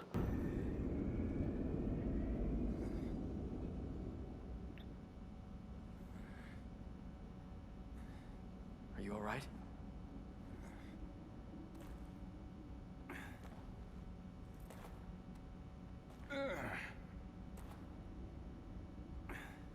You don't need to worry about me. And this isn't really much of a puzzle, you just pull all the switches. But I'm just glad that this game doesn't waste time with these kind of puzzles. I mean, I understand logically why there would be puzzles here, because of course we're inside of a world created by the collective consciousness of individuals, with some surreal elements. But they don't put such an emphasis on that, which is good. They reserve the puzzles more so for optional collectibles, like in the Kidman DLCs, with those safe puzzles. Like, those puzzles are actually enjoyable. I do like them. I don't know if the puzzles are actually randomized in the Kidman DLCs with the saves. I know the puzzles where you shine your flashlight on those series of squares to get the code, that's random every time. It had to have been God's will that these two twin orphans survived. They were baptized and given medicine. Nun and his brother Zen quickly recovered, but just as quickly did their aberration progress. Of course, they are twins, but for some reason their growth patterns exhibit identical values. 12 hours, body temperature elevation, pain and lower extremities evident. 24 hours, vital signs stabilized, sleeping in short intervals. 36 hours, semi-conscious, speaking to an imaginary person, which they do briefly talk about in the Executioner DLC, I believe. 48 hours after serum administered, agitated, administering sedative. So Nun and Zen. I don't know why they're German names, because that's 9 and 10. That's what those mean. Nun is 9, and then Zen is 10. So why is it in German? Every month, offerings are brought above ground to the stone sarcophagus the owner calls the altar. 2 bodies, 4 bodies, 3 bodies, 5 bodies, 4 bodies, 7 bodies, 6 bodies. The church guard dog has begun to change. Just like the twins, the aberration is progressing. It devoured 6 bodies today, and already it howls for more. It has begun to stress its bars and chains in its fervor. I don't dare take my eyes away from that animal. It may think I am another offering. So here we have the blueprint for the Sentinel. We have some strange cells here, and that looks like part of the neuron. There's a picture of a monkey for some reason, and a Siberian husky? Is that what that is? And it's white, but the Sentinel is black, and then we have the beacon symbol here. I don't buy for a second that this Sentinel was created through some kind of like cross-species genetics between a monkey and a dog. And I don't buy for a second that there is a cult that was making BOWs in the real world of the evil within outside of STEM. And all they did with Nun and Zen was inject them with a serum. And it caused abnormal growths and other problems, but the Sentinel, there's no way its mutation could possibly result from a serum. And I highly doubt Mobius had a hand with this cult in creating this BOW.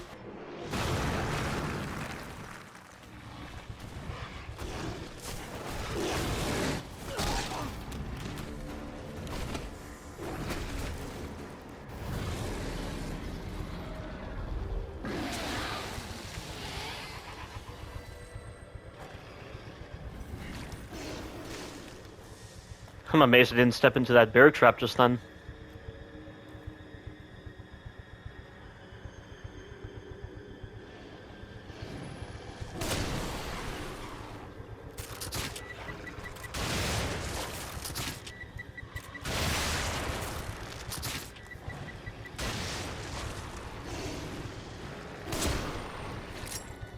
It's down. That was a little risky, but it's still a fun boss fight. I mean, normally with the method I used previously, I would immediately run away after using the explosive bolt and just repeat the process, but this Sentinel is very hard to hit at times because he doesn't always move in a straight line.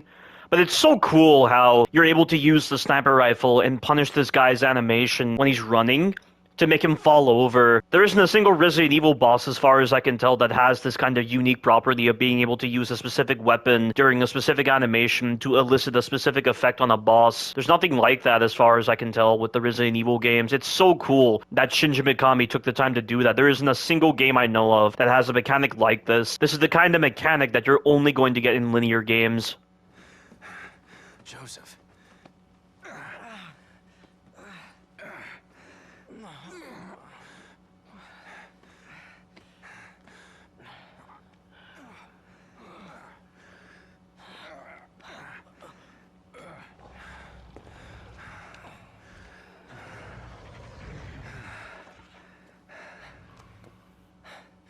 What is it? I dropped my glasses back there. Fuck.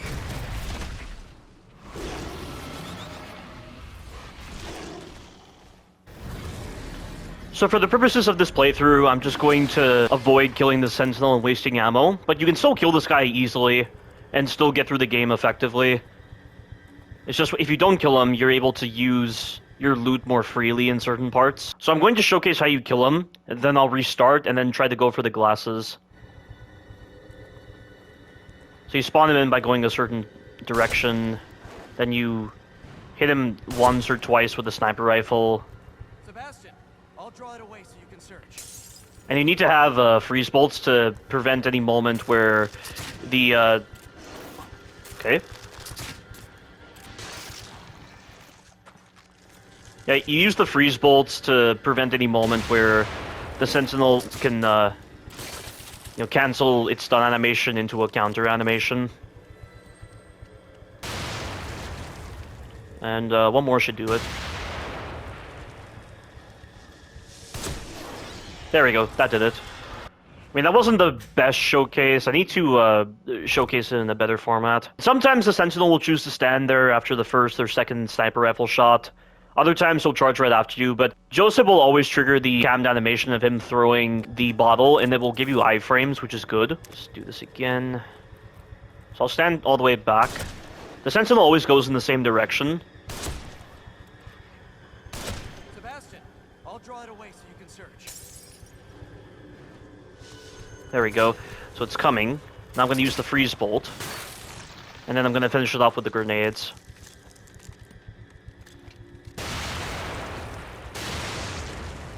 It's dead. It's dead.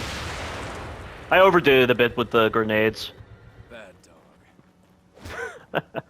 I feel like doing it one more time. Let me do it again. This boss is so much fun. And the best part is, you're free to use your grenades here because you get back grenades easily, and grenades just aren't very useful for most parts of the Evil Within when you have explosive bolts.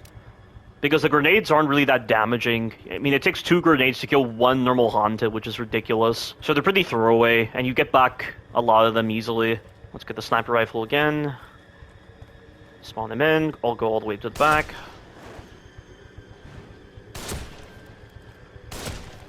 Sebastian, I'll draw it away so you can search.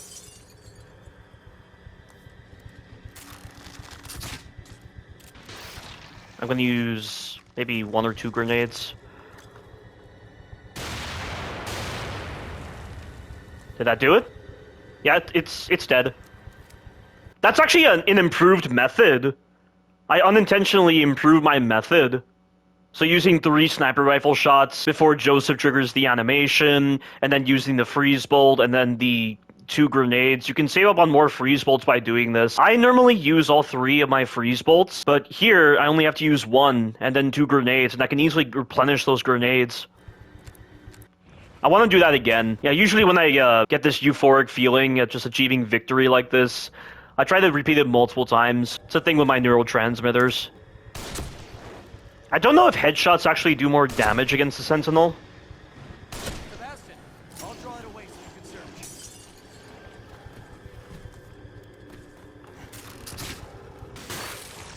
Okay, then 2 grenades.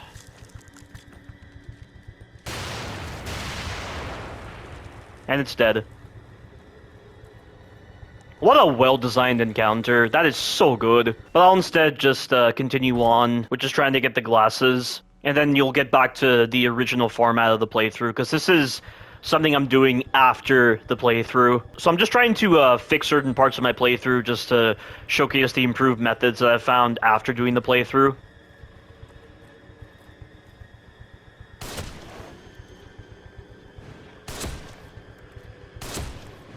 Sebastian, I'll draw it away so you can search.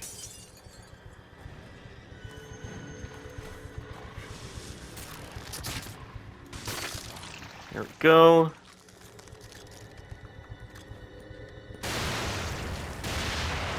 Oh, did I say I was going to go for the glasses? Well, I just ended up killing it again because I'm having too much fun with this boss fight. It's such a well-designed encounter. I mean, yes, you might find it cheap that he animation cancels to prevent you from spamming, but you have the freeze bolts to accommodate for that, and you can easily get them back or just craft them. But like I said, going for the glasses is probably more dangerous than trying to kill this guy.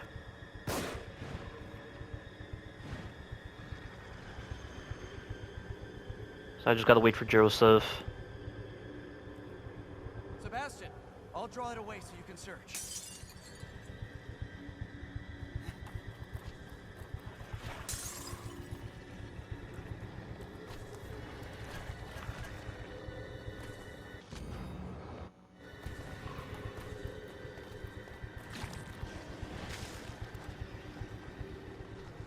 That was all luck right there. At any moment, the Sentinel could have charged me. This is what I mean when I say trying to avoid this guy is more dangerous than killing him, honestly. I never thought that would ever be the case for the boss, but that's just... It's still a great boss fight either way. It's not just about being unable to see. It's about feeling normal. Let's focus on finding Kidman. Jeez, Joseph, all that for a pair of glasses. Well, it's understandable if you're trying to preserve your identity, as what Joseph was trying to say. Chapter 7 is another fun chapter. Like, every single chapter on this game is great. This game has, quite possibly, That sounded close. the best chapters out of every game I've played. Because there really isn't a bad chapter. You have to stay with me. There's no This game is that perfect. Aside from its clunkiness and awkward mechanics at times. It's just so enjoyable. And it just truly stands out from other games. You still with me? Sebastian, you ever had the urge to just jump? When you're on a high place? Yeah, so Joseph seemed to be having these kinds of thoughts throughout his life despite his professional appearance. Or the subway rolls by. Imagine if you had that urge for a minute straight. Then 2 minutes. You fought it off 3 times now, Joseph. You're learning to stop it.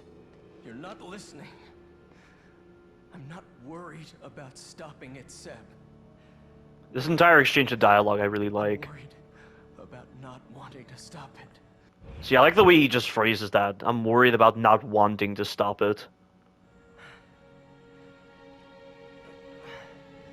Some part of me wants to turn. Yeah, so then we see this. And this is supposed to be some evil Joseph, it looks like. And he's on some altar. He's making that face. I don't know why. And I can't reason it away. It's deeper than that. It's like instinct. Yeah, what do you think, like, neurotic paradoxes are? You engage in the harmful behavior despite realizing it is harmful. I mean, what do you think addictions are? You know, you can think greatly on all these things, but you still do the wrong action in the end. I mean, it's sort of like an ingrained process with individuals. And it's getting stronger.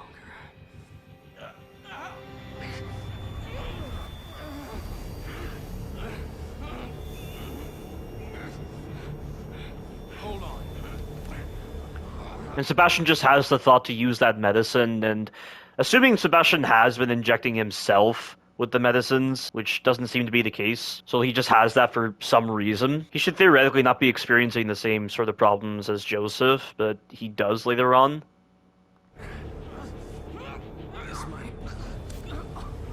Although where Sebastian injects Joseph seems to be important, because he seems to inject him right where the brainstem is? The brainstem is located at the base of the brain, connecting it to the spinal cord. Yeah, that entire thing is the brainstem, looks like. Just based on the image I saw.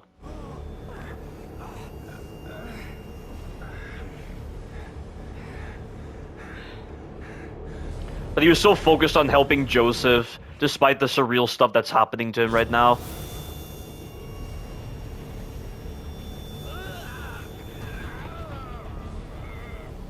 Yeah, and Joseph isn't floating as well.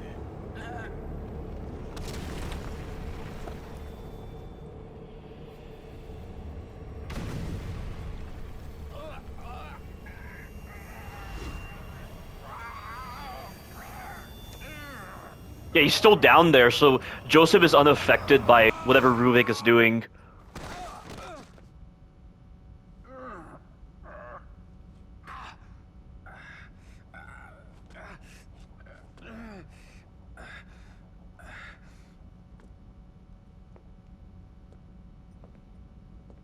But if Joseph is going to say that he hasn't had any episodes ever since being injected, one has to wonder why Ruvik Better start searching for my partners.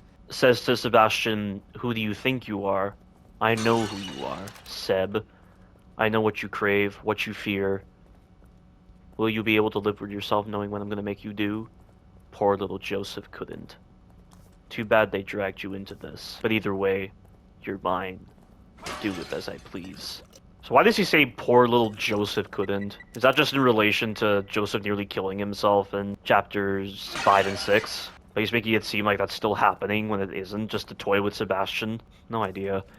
But there's Graciano. So did this entire place really exist? Because the thing I don't understand is with files like these, it's making it seem like this cult was manufacturing BOWs.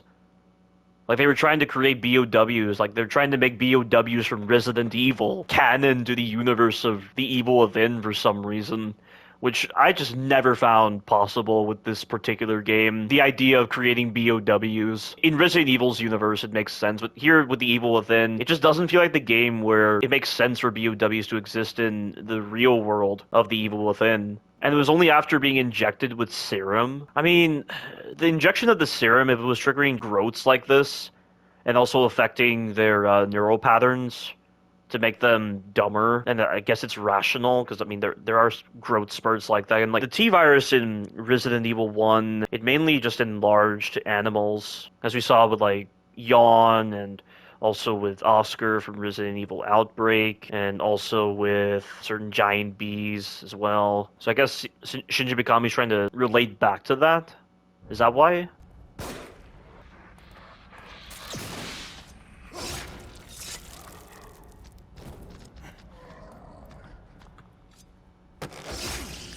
This guy just knows where you are.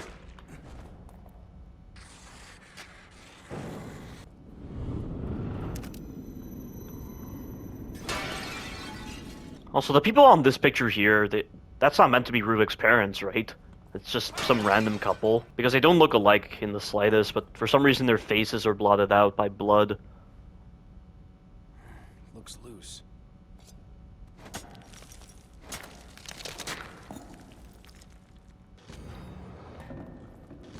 And this is just relating to the Keeper, so it's not that important.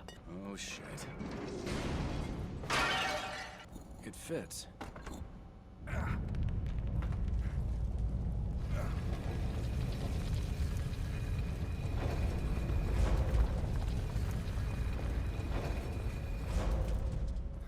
Lily's birth announcement. We welcome with love Lily Lynn Castellanos, born July 18, 2006. 9:56 a.m., 7 pounds 3 ounces 14 inches, proud parents Sebastian and Myra Castellanos. Catacombs found beneath parish. Pastor says nothing to lose sleep over. Who took care of this place? Workmen repairing collapsed floor discover man-made passages beneath Cedar Hill Church, claim they saw mummies.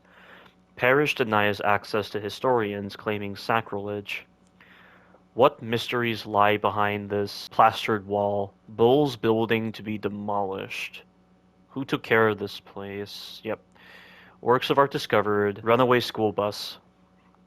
The worrying type, I see. Yeah, Chris Taylor. That's who I was thinking of, because there was a name Chris on one of the newspapers. Chris Taylor, construction foreman, disappeared while overseeing repairs of a fallen church floor. Repairs were nearly completed, so it is unlikely he fell. Something about Chris. Yeah, right here. Does that say Chris there? I'm pretty sure it does. Or does it say something else? I don't know why they make the newspapers hard to read in this game. So this is where we're introduced to the alter egos, which are a really cool enemy. Because they die instantly from the stomp. Like, Shinji Mikami knew people wouldn't be using the stomp because the stomp is so useless against the haunted. So he intentionally made this enemy type to punish people who weren't experimenting with the stomp. It's really clever. But you need this axe right here, because you need it for this section coming up.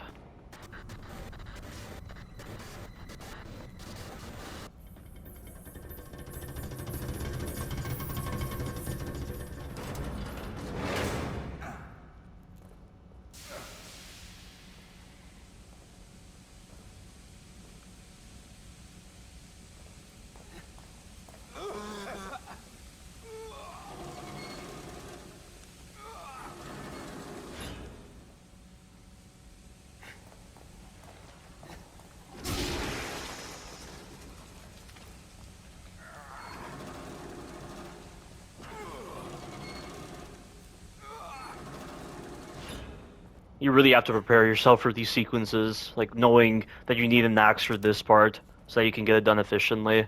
This chapter is also great for farming trap parts, because you can farm trap parts from the Keeper, as I mentioned before.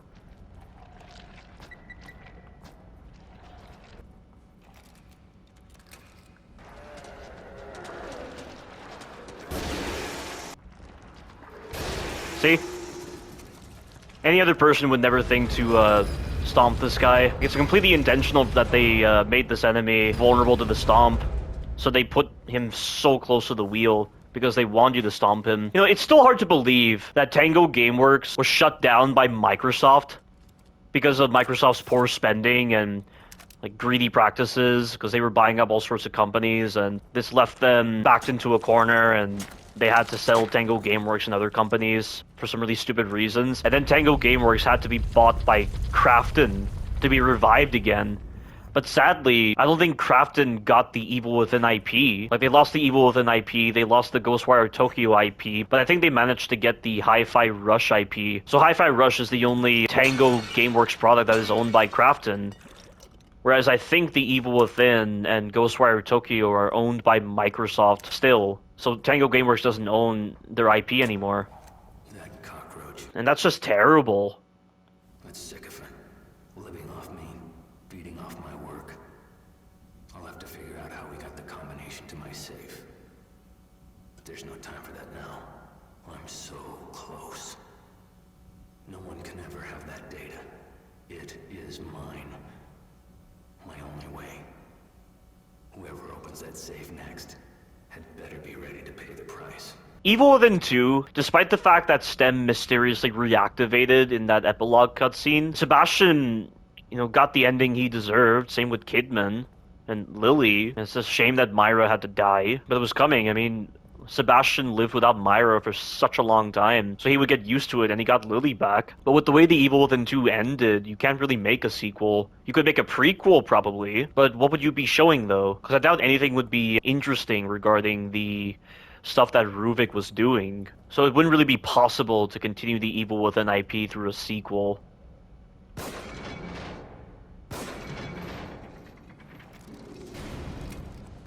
Yeah, so disarming that trap still causes that trap to be activated. Gotta be a trap.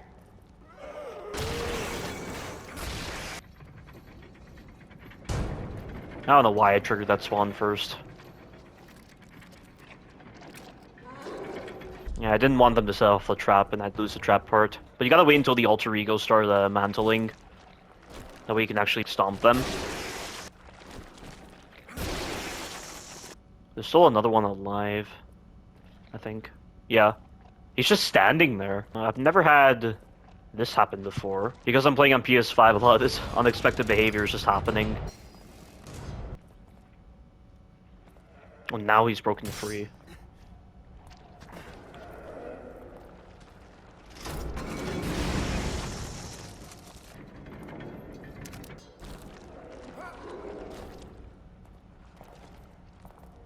Yeah, but always make sure you have this axe with you, because you need it for the Keeper boss fight.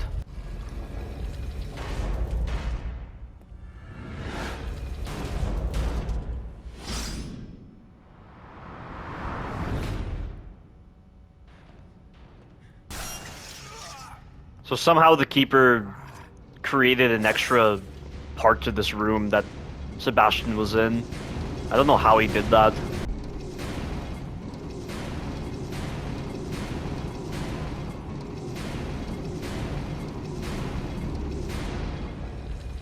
You don't have to sprint the entire time, it's very lenient, which is good. You're safe. Because getting past those last two traps is annoying. Kid. Kidman? Is she here too? Kid. Is she alright? Is she alright? Alright? Stand back. I'll get it open.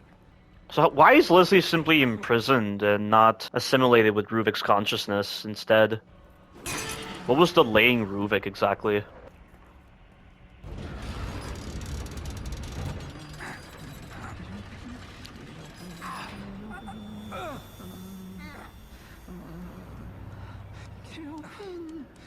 No!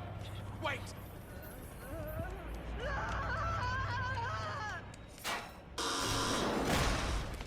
Leslie! Leslie! Leslie!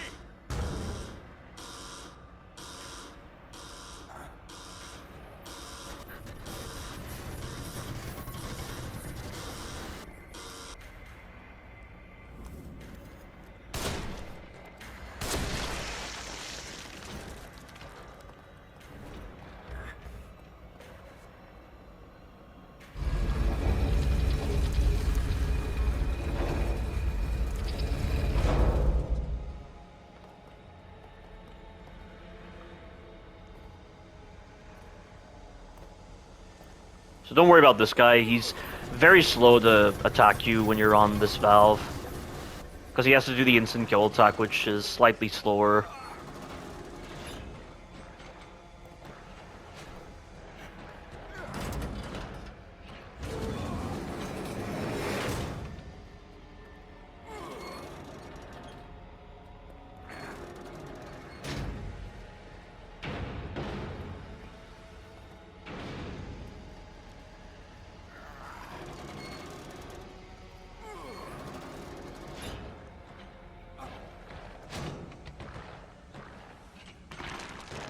And that was classic move where he kills himself in order to teleport to another safe. Wonder what the idea for that was. This thing stay dead.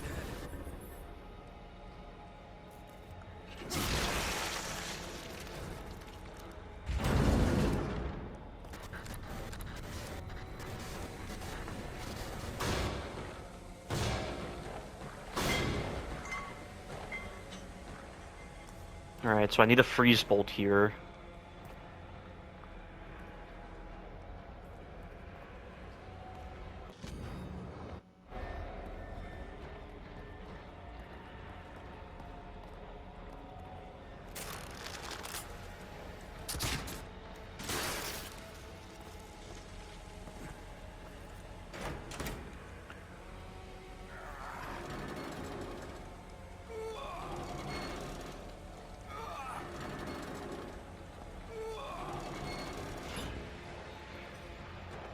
Shit!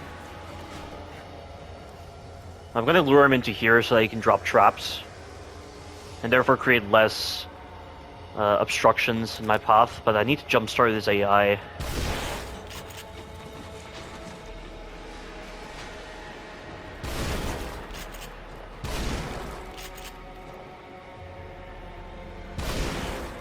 Oh, he just will not be stunned. I had to really kill him? Are you kidding me? Normally that jumpstarts him after 2 shotgun shells. Okay, he's throwing traps, that's what I need. You don't have to farm the traps, you can still get this game done with the traps you have. But it's always good to have backups just in case.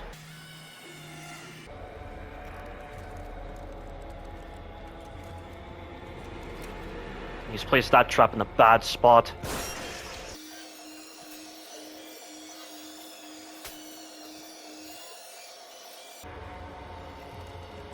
Oh no. Fuck.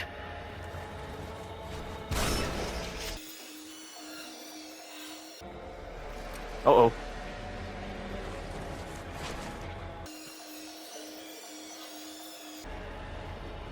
Ah, shit. Ah, it's always so painful when he puts them in the wrong spots.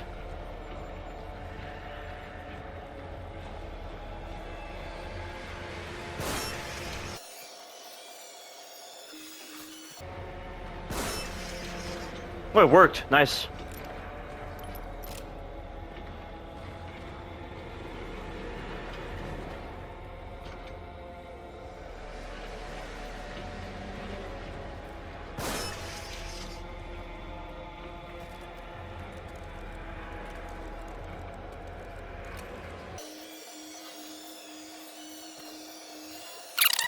But I think I have enough trap parts. Previously on the prior playthrough, I had like 100 trap parts.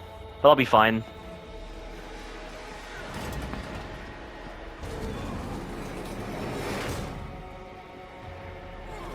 It's a nice little challenge that Shinji Mikami put in. Can you get all these trap parts without dying and doing the entire fight again?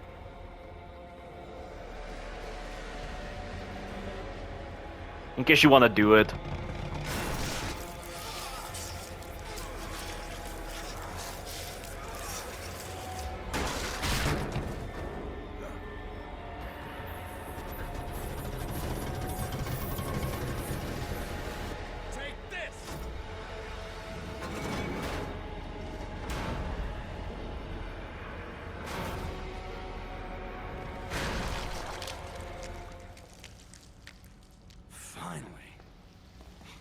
I share the same feelings. Alright, now we're on Chapter 8. Chapter 8 is a very short chapter, and there's also a trophy for this specific chapter where I think you have to get through the entire chapter without actually killing anything. Which can be a bit awkward.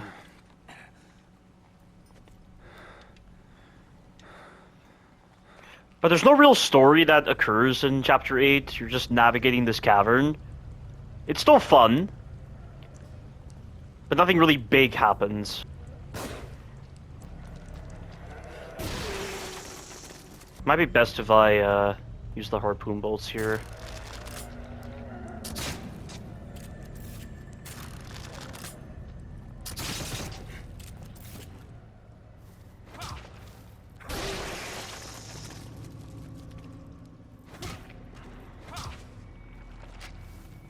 That's what I really should be doing.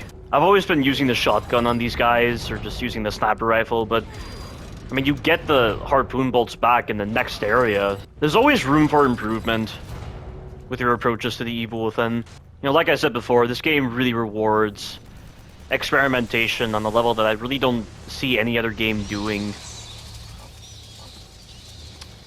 And of course, that has to be a problem.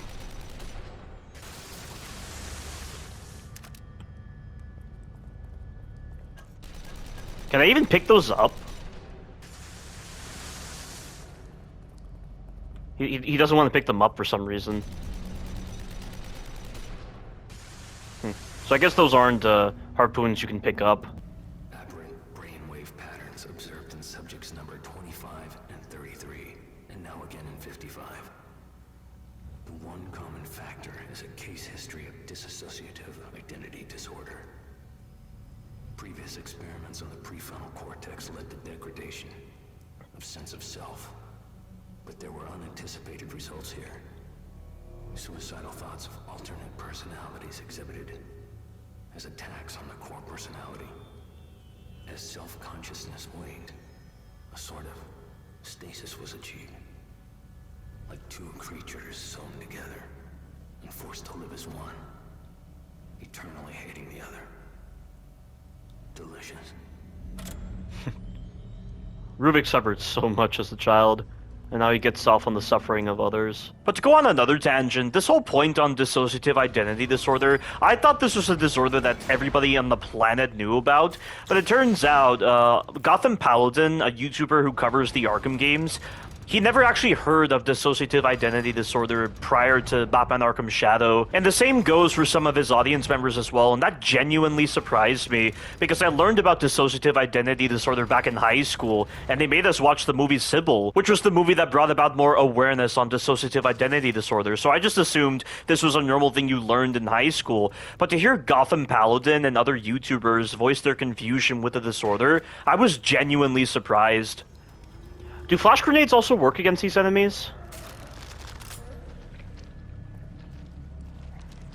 Ah, forget it. Just run. I do have to put the weapon away quickly. I'm not safe when I'm inside this shimmy space.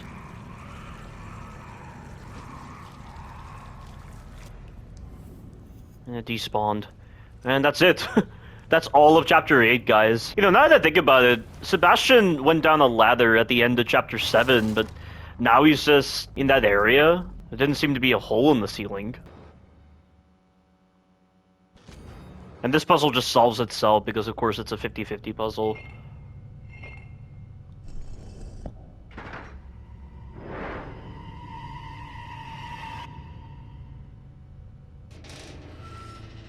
I wonder why these particular pulses don't affect Sebastian compared to Chapter 5, where that one pulse was affecting him, and then he got separated from Kidman and Joseph when Laura's hands grabbed them all. And now we're just back in the hospital, and then Sebastian's gonna meet up with Marcelo Jimenez. Doc. Doc, what the hell is going on? There's no time. I need to figure out how to reverse this if we're going to stop him. Who? This Ruvik guy? Who the hell is he? I'm sorry, I have to find this. I can't help if you leave me in the dark, Doc. And you need me to help.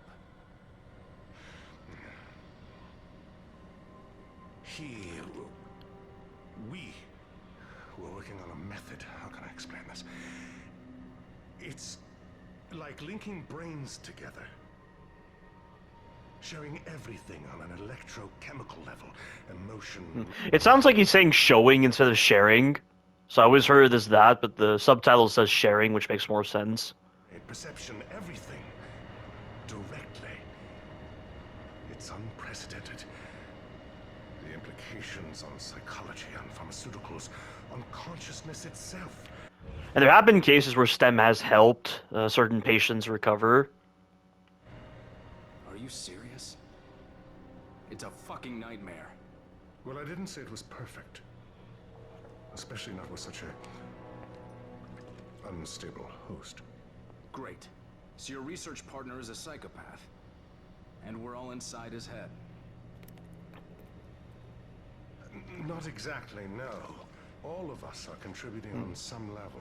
So why is he getting the nosebleeds? Why does Kidman not get the nosebleeds? I mean, I know she had the infusion, but like he's not getting any headaches alongside the nosebleeds. I mean, Joseph was getting nosebleeds and he was also coughing blood, but this is different. It's like Marcelo's case is very unique in that he's being affected by STEM, but it's just through the nosebleeds. Was he given that infusion as well? Is that why he's more resistant? I mean, we don't know exactly what the infusion Mobius gave Kidman was. I mean, that conversation at the start of the assignment DLC said that the infusion would hide her from Ruvik's influence, I believe. But in the final part of the Consequence DLC, when she's talking to that apparition of the administrator, she questions the infusion and she asks, "What did you put in me?" But I don't know if that was actually the administrator or if that was actually a manifestation created by Ruvik to mess with Kidman. It's confusing. So maybe it's something similar with Jimenez, where he was given something that makes him more resilient to the influences of STEM. It might be that. I do wonder if the infusion is kind of a precursor to the Unity cerebral chips that were used in the Evil Within 2. Like, maybe the infusion was an early form of shielding from the wireless signal of STEM and to hide from the core's influence. And so, because there were flaws with it, this then led to Mobius developing the Unity cerebral chips to connect them to STEM while still being shielded by it. But then that creates a lot of confusion, because if the wireless signal was activated by Marcelo in the Evil Within 1, then the administrator and other Mobius operatives would have to be affected by it, right? But somehow Kidman was the only one affected by the wireless signal, and she wasn't even plugged into a sensory deprivation tank. She seemingly woke up standing by the end of the Consequence DLC. And I think it's an interesting theory to bring up, because that fake administrator in the Consequence DLC said that not everything we give you is for your benefit. And maybe it's like that with the cerebral chips. So that kind of mentality with the infusion likely transferred onto the Unity cerebral chips. Because remember, in the Evil Within 2, when Kidman betrays the administrator, he pulls out his phone and tries to activate her Unity cerebral chip in order to kill her, but it fails. And that kind of mentality with giving this kind of benefit to Mobius operatives, but at the same time it gives them another level of control over the operatives. This mentality seemed to come from the infusion, just based on the way the fake administrator was saying that. So that's why I'm assuming the infusion was a precursor to the Unity cerebral chips, and that both the infusion and the Unity cerebral chip offer some kind of resistance to STEM's influence, but at the same time, it gives Mobius another level of control over its operatives. So I think that's an interesting theory to bring up. So this is why I'm wondering if Marcelo was given an infusion when he joined Mobius, but because the infusion still has a couple of flaws compared to the Unity cerebral chips, that's why he's getting nosebleeds, but he doesn't seem to be getting like headaches or coughing up blood or anything like that compared to Joseph and Sebastian. So again, like, it's an interesting theory to bring up. I mean, I'm sure there are flaws with this theory, as we'll see later on in the Kidman DLCs, so we'll have to see how that turns out. But he's the only one with conscious influence. Yeah, so like as you said, all of us are contributing on some levels, but he's the only one with conscious influence. So it must mean that in moments of desperation, like I described before back in chapter 1, the subjects themselves are able to avoid being instantly killed by Ruvik if he's not close to them. But like in chapter 9 at the Victoriano estate, where it's like Ruvik's mind or his residence, his domain, his influence is stronger, so he's able to instantly kill them like that. That's always how I've interpreted it. You know how he thinks. What does he want?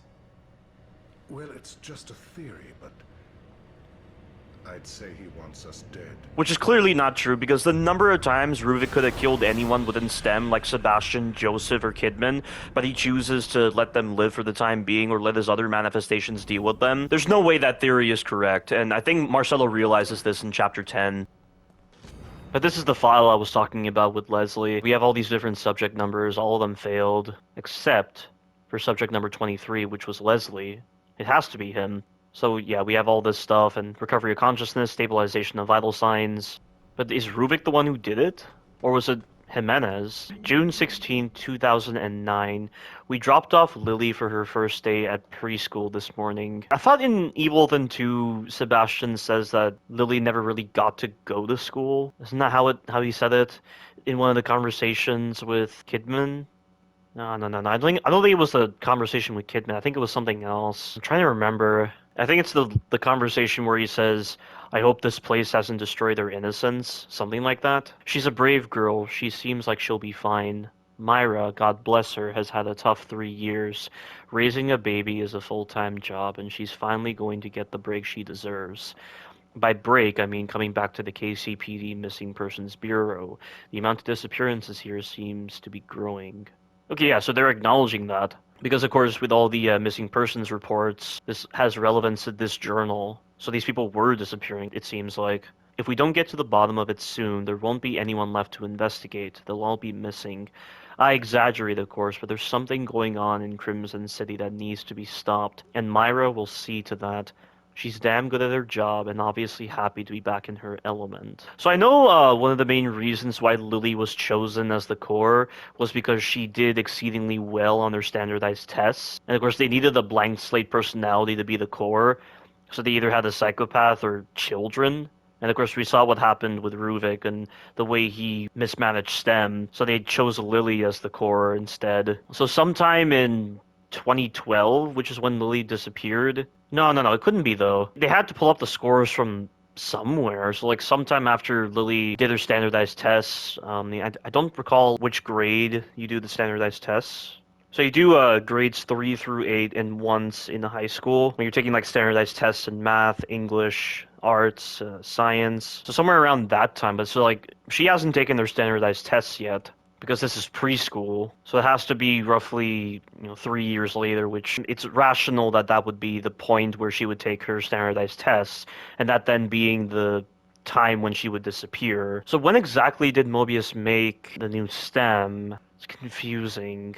They had to have observed Ruvik's corrupting influence over STEM at some point. Maybe it was prior to the events of the Evil Within, because of course they did hear a lot of mention from various patients that Ruvik was around. Marcello's audio logs regarding the experiences of patients, there's definitely a lot to extract from this.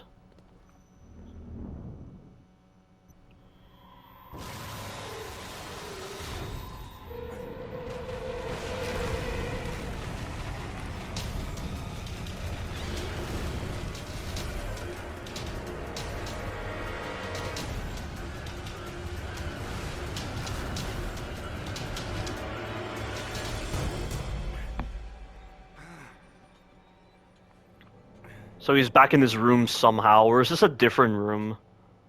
And Ruvik somehow infiltrates the area?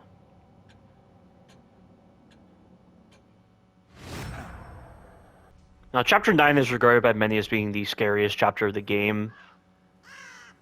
But we now have this little moment where Sebastian is seemingly witnessing the memories. Well, I don't really understand why it's from this perspective, because Ruvik and Lara are in the barn.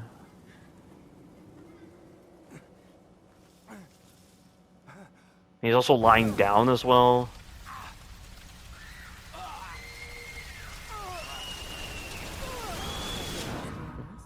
Detective Castellanos. Was that someone else's memories? And why is he always, like, chained to a table whenever these memories happen? You were moaning in your sleep. Have a bad dream?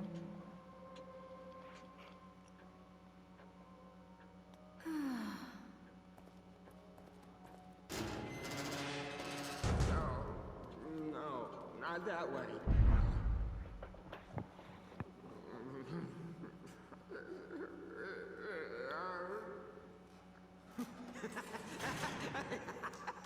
Please refrain from agitating the others.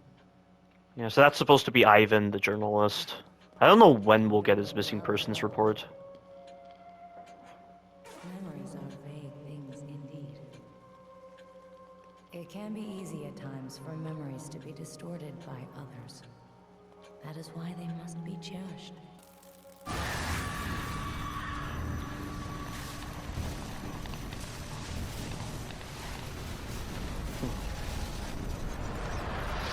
Estate fire claims children, daughter badly wounded, where were the parents? Children playing in barn on Victoriano estate burned in fire, daughter 17 left in vegetative state, source of fire undetermined. Carnival opens at Crimson Park, riots in Crimson suburbs, the ring of Lady Bates, is that what that says? Found. You look as if you'd seen a ghost. Same thing Ada said in Resident Evil 6. So did Sebastian accidentally let Ruvik in when he examined that hole?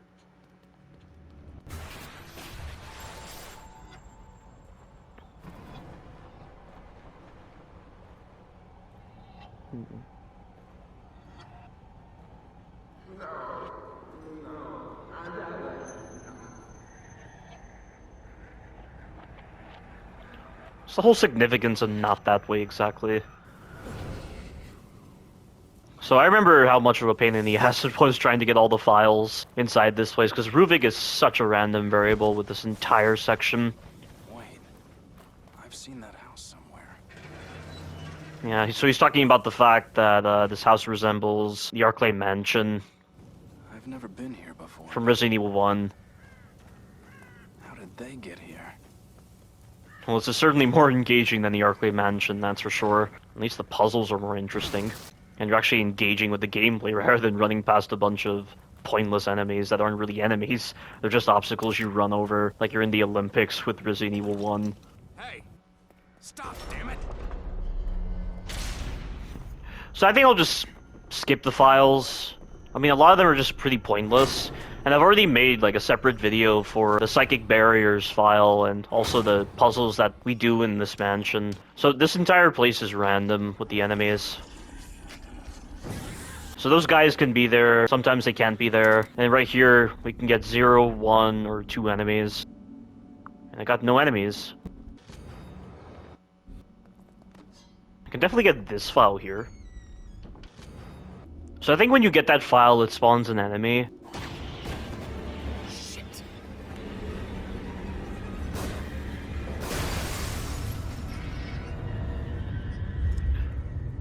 Sometimes you can nearly die on that part because of the random variable. Yeah, this entire section really forces you to rush through it, and you can't really explore it properly because of Ruvik. It would be really nice if when you did all 3 puzzles, Ruvik just stopped appearing. But he still persists, even after you do all 3 puzzles. The good news is, when you're speeding through the mansion, you can control when he spawns by doing the puzzles in a certain order. Subject number 12. Test 71B. Electrode placement A2. Stimulation of amygdala, seat of emotion and memory allocation. The fear center of the brain.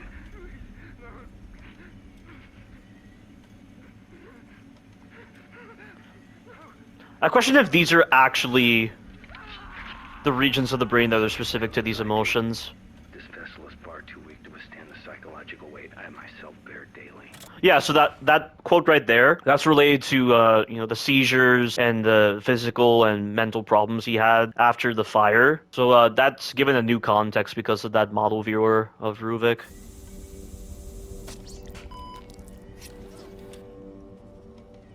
But the puzzle here is simple. You just kind of place the probes like they're in the corners of a square. Oh, Father. If you only knew how satisfying that look on your face is. Did you actually think? If you locked me away, I would just cease to exist. Out of sight, out of mind. You did. You did. Didn't you? Oh, you were never out of my mind. I hope Intrusive memories. Yeah, lingering memories like that still persist even when the person who hurled the abuse passes away. The time heals all wounds, but in Ruvik's case, that was never possible. So Ruvik's going to spawn right now.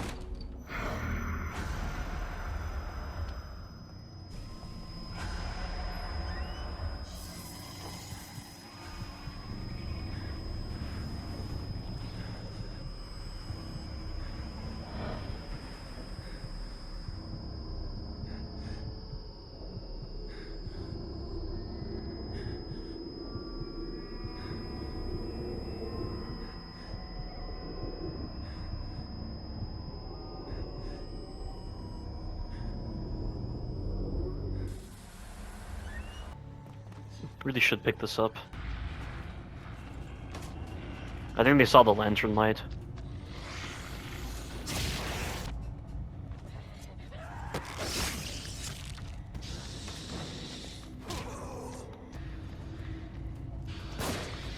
Wow, look at her. It's like she knew I was going to do that.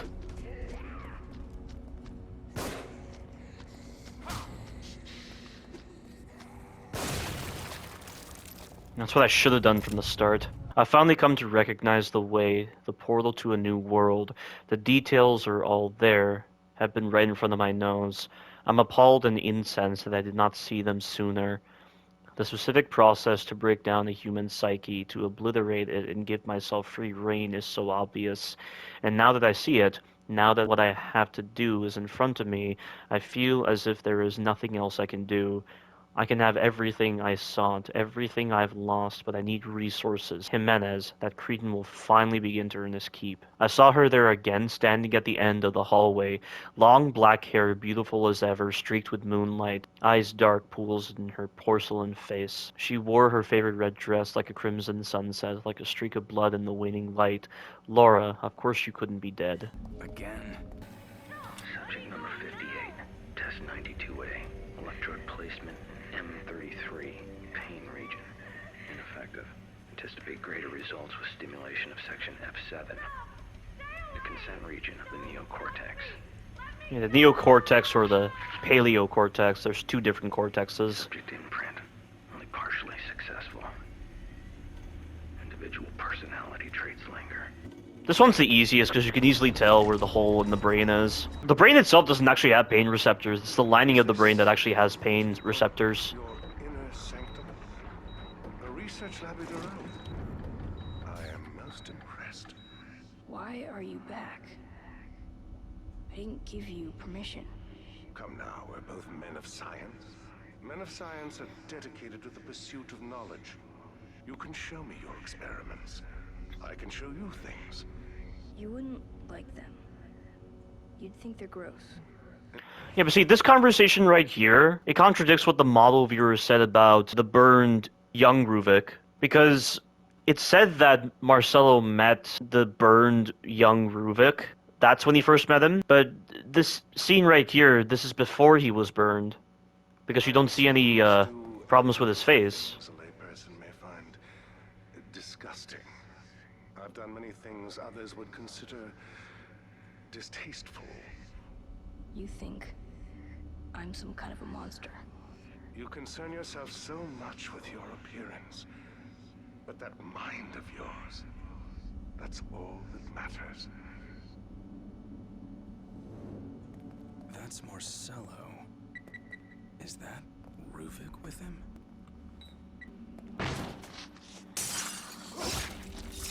So this guy's always here. He's easy to anticipate.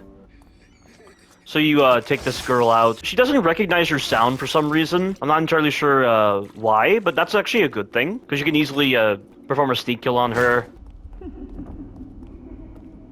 Yeah, this is just a puzzle, and I wonder if the faceless spectators here are supposed to be Mobius, and then the helpless victims are just the subjects of STEM.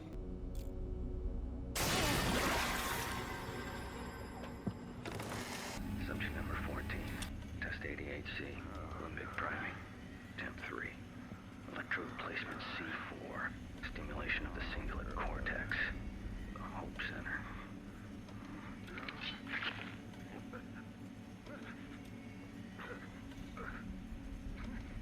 Assailing the Hope axis improves domination of the subject's will, but domination isn't enough. Perseverance, order, hope, trust. Where am I even placing this? Like, this is the correct spot, but it really looks like I'm placing it on the trust center when Ruvik said the hope center. I guess it's just some leniency provided. And also, these needles, like, they're on these different regions, but this isn't how they're placed in the other pictures, so not really sure. The hospital has not received the family's usual donation this year. And why would they? Has the hospital been doing anything worthy of donation? The Victoriano family has always been a generous contributor. Where are your parents? They have gone away. When do you expect them? So he clearly didn't see the newspaper article regarding their deaths, and how he claims that the Victoriano parents were killed in a car crash when Ruvik definitely stabbed them and likely faked a supposed accident by putting their bodies in a car and then driving it, and someone else just rammed into the car probably. Is there something you wish to discuss, Doctor? I came to inform you that the hospital will no longer be able to provide you with assistance. Materials. Your research will very quickly disintegrate. How dare you come into my home and threaten me? Crimson Post newspaper clipping. Tragic fire kills child and nanny in Crimson City. February 11th, 2012. Despite the KCPD's quick arrival and best efforts, a fast-spreading house fire took the lives of a young girl and her babysitter yesterday afternoon in the Park Ridge neighborhood of Crimson City. Lily Castellanos, age 5, and her babysitter Juanita Flores, 56, were unable to escape the smoke and flames that quickly consumed the single-family home. Lily's parents, both detectives for the KCPD, rushed to the scene but were too late to save their daughter from the flames. The blaze was finally defeated by firefighters after several hours, but the home was completely destroyed. The cause of the fire is under investigation, but initial findings point to faulty electric wiring. Continued on page 8, Fire. Well, we know the real reason is that Esmeralda Torres, a Mobius operative, she's the one that burned down the house and also took Lily from the home. And that's also why none of the manifestations in The Evil Within 2 have a weakness to fire, because Lily never had a traumatic experience with fire compared to Ruvik. So she was born on July 18th, 2006. Yeah, so she's not 6 yet, she's 5. Yeah, so that's correct. I knew it. Don't you think you should use your green gel?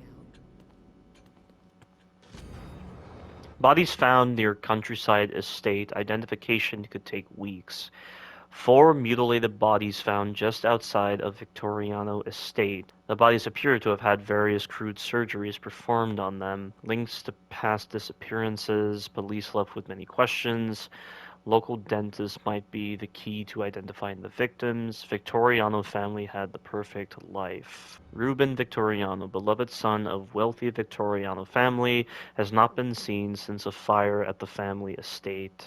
Well, he clearly got the estate back if he was playing the piano, and he was likely still using the lab under the mansion.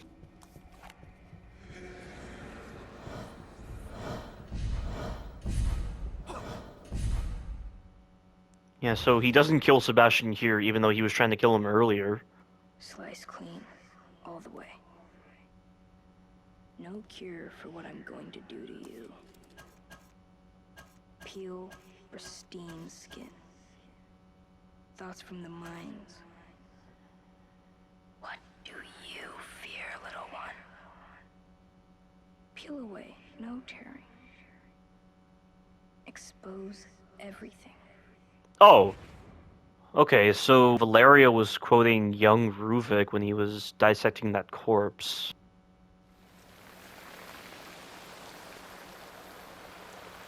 Ruvik?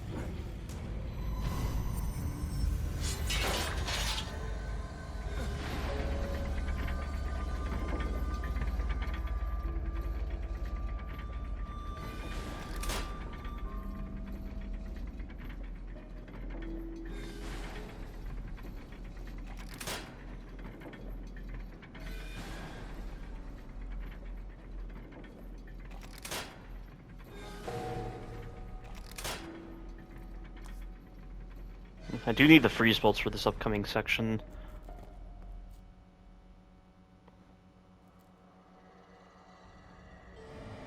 Now there is an alternate path to get through this maze, and you can get a freeze bolt in the process. I just don't know the correct way you're supposed to go.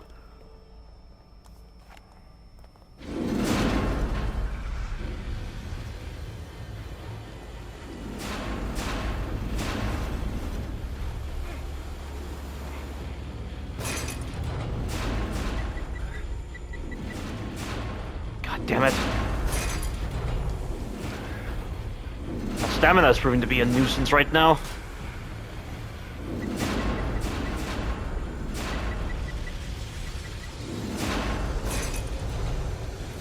Yeah, the melee detection on the locks is not the best.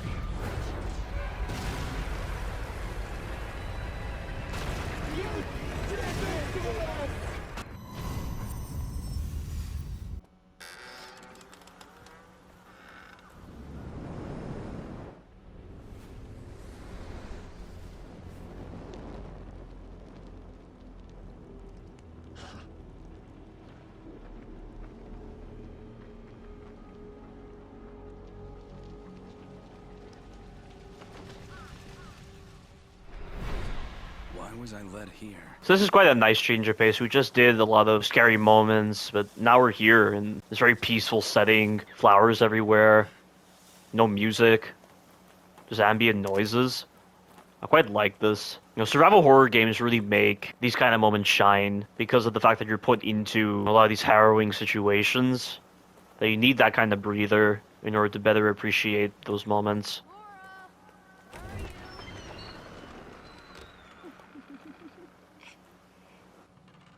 I know you're in here. I can hear you breathing.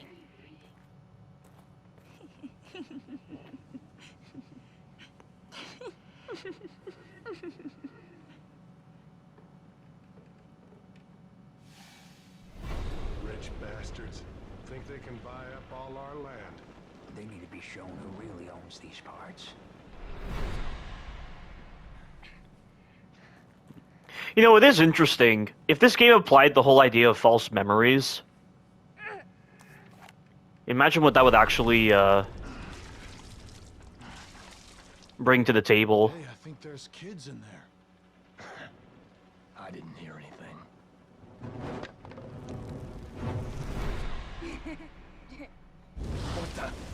But of course, when you're incorporating like hundreds of subjects into STEM, the possibility of a false memory doesn't really become possible. Ruben, you have to climb.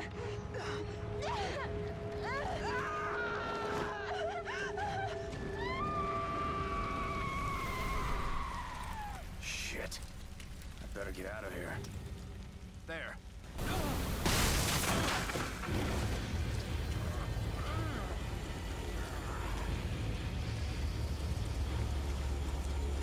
Freeze bolts are the way to go for this sequence.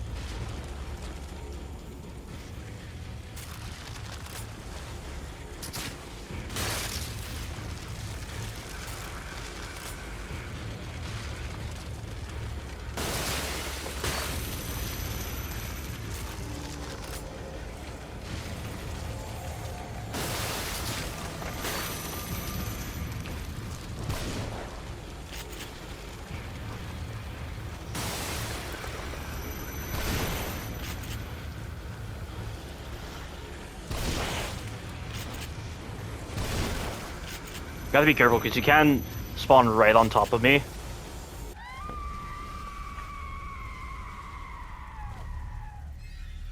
I suppose the shock bolts could have been a good choice as well, because there is the possibility that you may miss hitting both Haunted with a freeze bolt.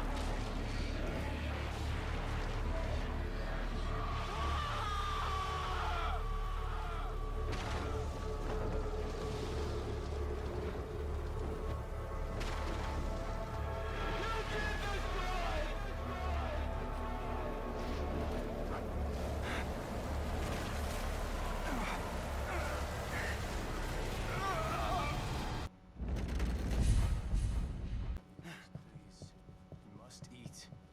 You've got to keep your strength up. My children. I want... Beatrice, we have been through this. Sometimes I hear his voice. The basement. He sounds so close. There is nothing down there. How can I be any more clear? Then why is it locked shut? Why can't I go down there? Yeah, Rubik still held his mom accountable. Now, Chapter 10 is a pretty challenging chapter on Akumu difficulty, and this also gives me the perfect chance to showcase the unlimited fire method against Laura, because it really helps. How many have you killed, Ruben? Reuben? Does he mean Ruvik? Numbers are irrelevant. They received as they themselves gave, and they served a higher purpose. They furthered my research. This was not mere research.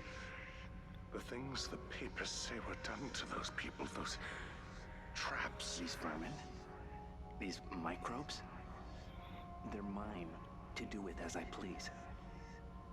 But you are correct. This was not mere research. I'm close to perfection. This is abhorrent. I will. So I'm sure this conversation did not take place inside this lab. My children have been taken from me. Was it fate? Was it something he did? Surely not my perfect son. It was that fire. It ruined everything, took everything. The children are not the same, and neither is Ernesto. He said he was taking care of them, that they were safe, but now he says they're gone. How could that be? A mother would know such a thing. I still hear my darling boy's voice, his laughter, and always from the basement. It cannot be. A mother needs her children. So did Ruvik's mother not despise him despite his morbid interests? Because they really try to say that Laura is the only one who understood him. And did she not read that newspaper that mentioned that Laura was in a vegetative state? Who is that guy next door? Do you have any idea why this world is the way it is? What? Who are you? Hate. Hate. He probably doesn't even know his own name. Just like that woman in The Evil Within 2 when you save her. Ruvik's hate. The man's consumed by it. He wants out. Wants to get his revenge. He wants back what he feels the world took from him. It's not like he could actually get that. It's not like he could actually get that. This world exists as long as he does. You heard something just now? Wealthy landowner and wife die in car crash, nightmare for family. Bodies of Ernesto and Beatrice Victoriano found in wreck. Son inherits family fortune. I do wonder how he got the family fortune if, in the missing persons report, it says that he hasn't been seen since the fire. You know, as it says right here. Did Ruvik actually disappear entirely from the world when his father locked him in the basement? Did he actually go back into public?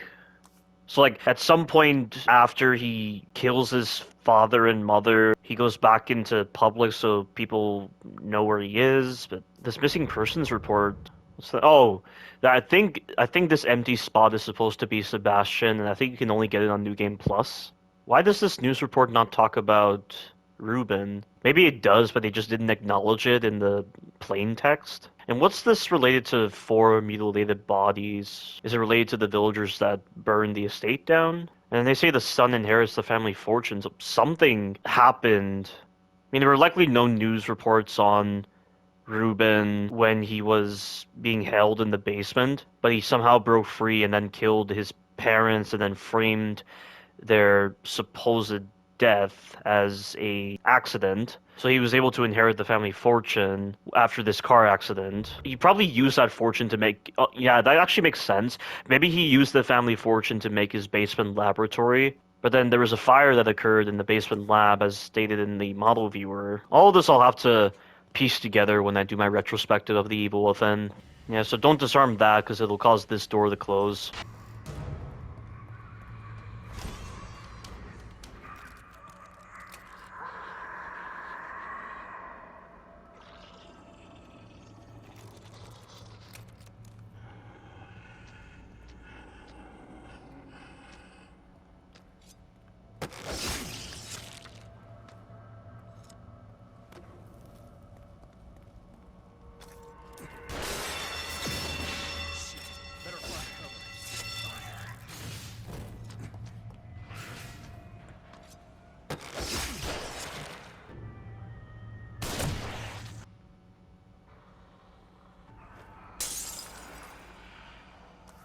So let's try this instead.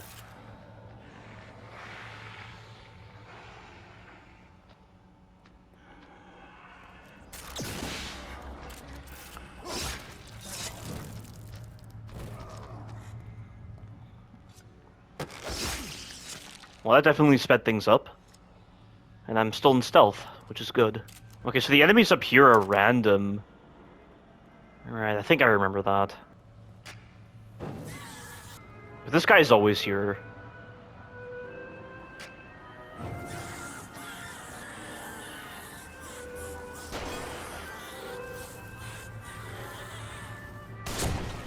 Yeah, that's the best method I've got for dealing with those 2 enemies.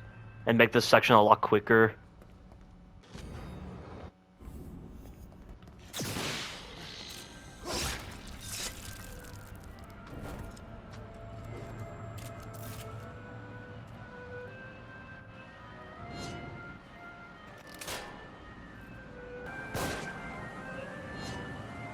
Seriously?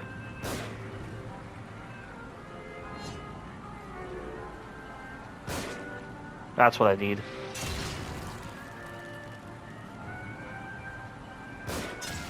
For a long time, I never noticed the colorful iconography on this device. I didn't realize it was using assets like that.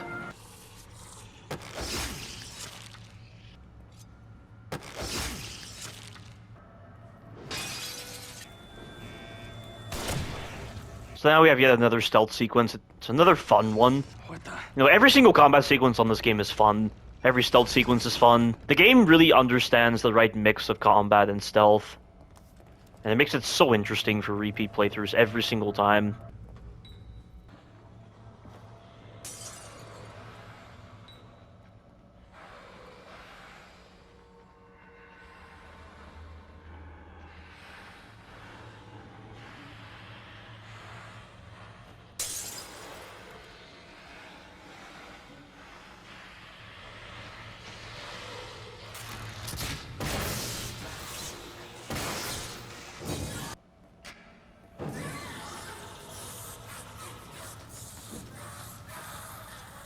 Okay. You can sneak kill burning enemies, apparently. Did not know that. This game is so much fun. I just have to say it again. It's such a fantastic game. It's a masterpiece. Shinji Mikami's Magnum Opus.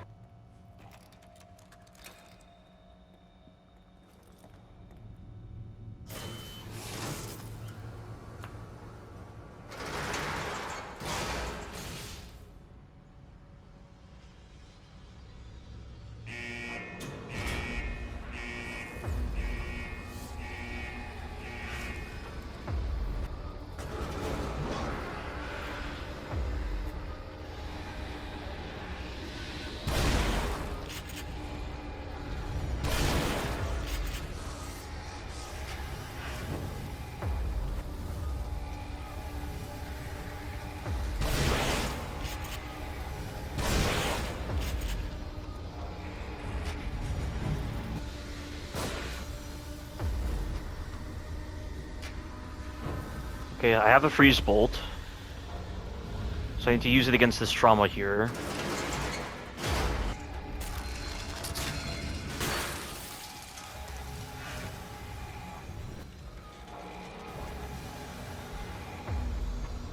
Yeah, once again, not much to really talk about at the moment because the Evil Within is very gameplay centric.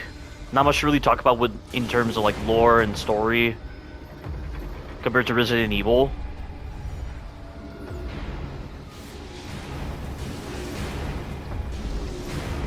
But I know a common criticism of the Evil Within 2 is that there's not a lot of environmental variation, but it would make less sense for there to be so much environmental variation in the Evil Within 2, because STEM is a lot more stable, thanks to Mobius being the ones who are actually running it and not Ruvik. And the fact that the actual core of the system is Lily, and they've been maintaining a stable environment the entire time, means that there can't be so much environmental variation. And Mobius had to make, you know, a perfect environment for the test subjects to dwell in, for their perfect world that they could rule over.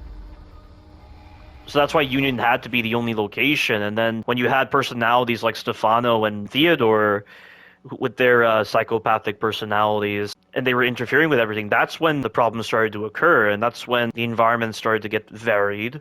Like, I at least like that kind of explanation. I mean, it's not something that the developers officially say, but story-wise, it makes sense for there to be less environmental variation in the Evil Within 2 compared to Evil Within 1.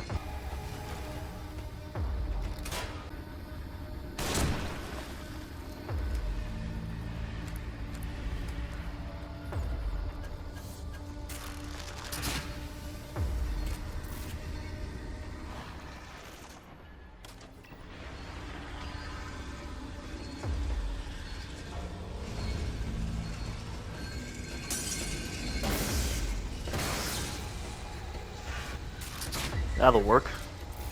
This is exactly how the method is supposed to go.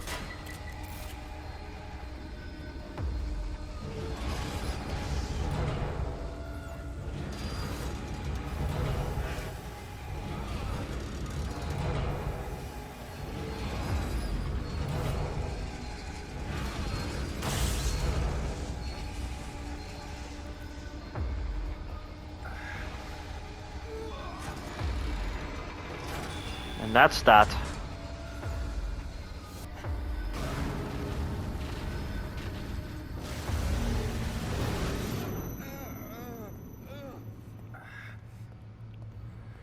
And also, a checkpoint hasn't even triggered yet, so if I were to restart now, I'd have to do that trauma room again. Not that it's a problem, but this is going to be a great section right here. Because I'll be able to showcase the unlimited fire method against Laura.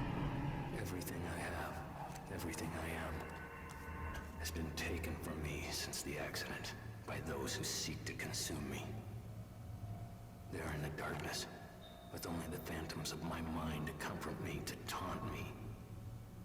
I nearly lost myself completely. Yeah, so phantoms of the mind may indicate hallucinations, but it could also be intrusive memories as well. That's what I would say. But then I saw her. Deep down I know she was only an apparition. Yeah, but he says hallucination here. Face. Recover what was taken from me. Regain my face, so that then ties into what he said right here. They lose who they are and become clay, completely reshapeable in my image, but not me. Or her. My beloved sister. February 27, 2012. I've watched friends and colleagues die before, part of the job that I've taken, and it's never easy, but nothing can compare to losing your own child. I'd die a million times over to prevent it, but I can't. I felt so helpless when they lowered that tiny coffin into the ground. The pain is unbearable. I know I shouldn't, but drinking is the only thing that lets me sleep for the last few weeks. I'm worried about Myra.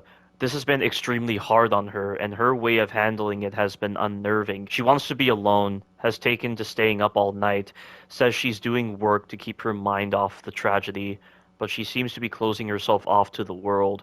I know what tends to happen when couples lose a child, and I hope that we're strong enough to avoid it. Patrick Higgins, lawyer for the Victoriano family, last seen meeting with a man believed to be a client. Home destroyed by fire, daughter of police officer among victims.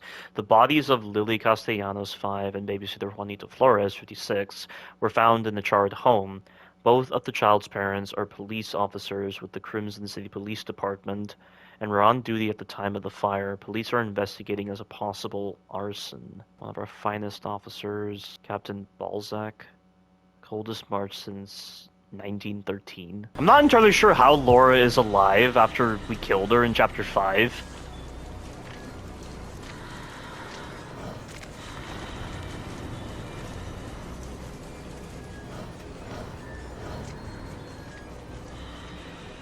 And Sebastian doesn't even say anything about Laura being around, which is funny. He just casually accepts the fact that she's here.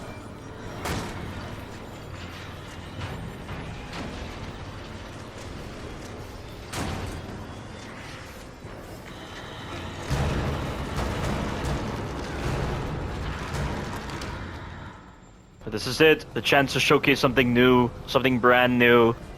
So it should work here. Yeah. Yeah, she's gonna die if I just sit right here.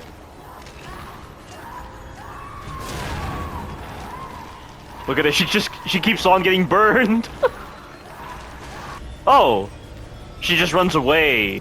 Okay, so I was wondering why nobody thought of doing this in this area, but she runs away. That's what actually happens. So that's why you have to do it in the final area, because she won't be able to run away then. Yeah, but you just have to simply shoot a harpoon bolt at the part of the pipe where the fire comes out of, and it just works somehow. It only works with the harpoon bolt, and I don't know why. The fact that it's that specific, it makes me believe it's intentional.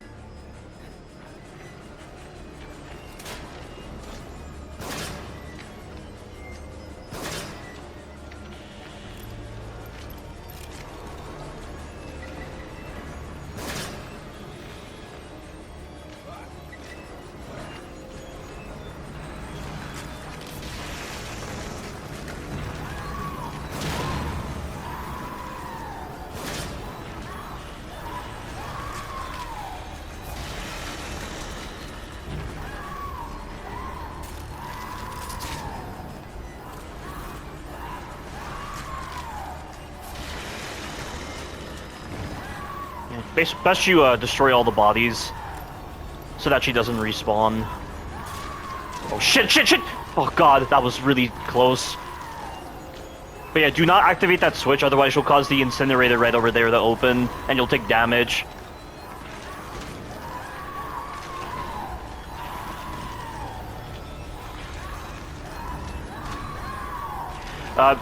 Don't think you're safe entirely, because she can phase through the fire randomly. which leads me to believe that this is probably not the intended part. I mean, there are parts of this that feel intentional, and then other parts that don't feel intentional. And she's dead, see? Took no time at all to burn her down. And the best part is, because she's dead, I can get the supplies by the elevator. And I can also get these bear traps over here.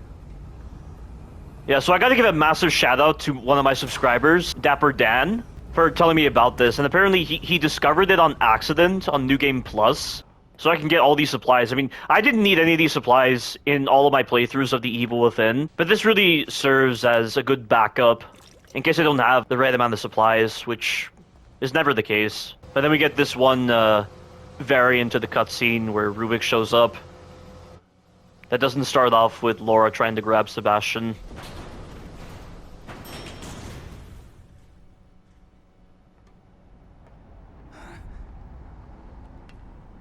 Who do you think you are? I know who you are. Seb. I know what you crave, what you fear. Will you be able to live with yourself knowing what I'm gonna make you do? Poor little Joseph couldn't. Too bad they dragged you into this. But either way, you're mine. To do with as I please. And I assume the they is actually Mobius, because the administrator says that he's going to get Sebastian and Joseph to accompany Kidman. Shit, back here again. But then we get this little moment right here with Marcelo and Leslie. So somehow Marcelo made a prototype STEM device within STEM, or was this already here? Doc, what the hell do you think you're doing? Trying to save us. Really? Because it looks like you're making another monster to me. I don't have time for this, Detective. Neither do I.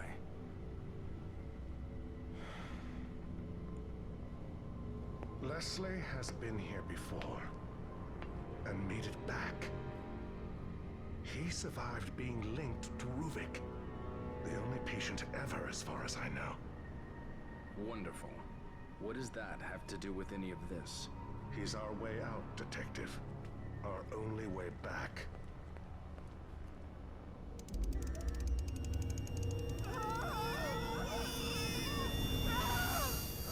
That sound! Yeah, so it plays just now when Marcelo activates this machine. Why does it play repeatedly, though? I mean, is STEM repeatedly being activated? What does that even mean? No, it's working.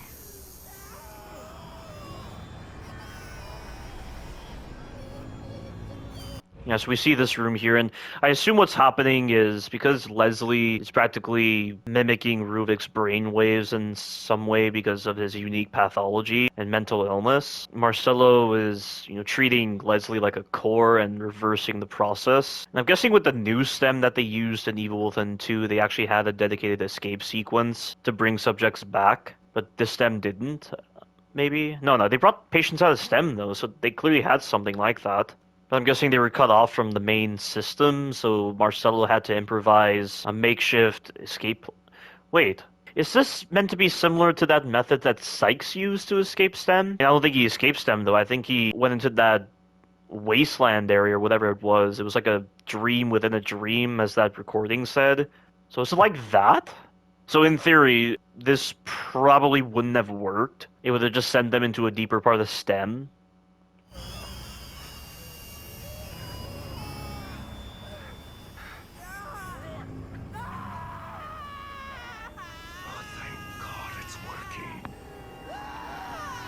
Well, he says it's working.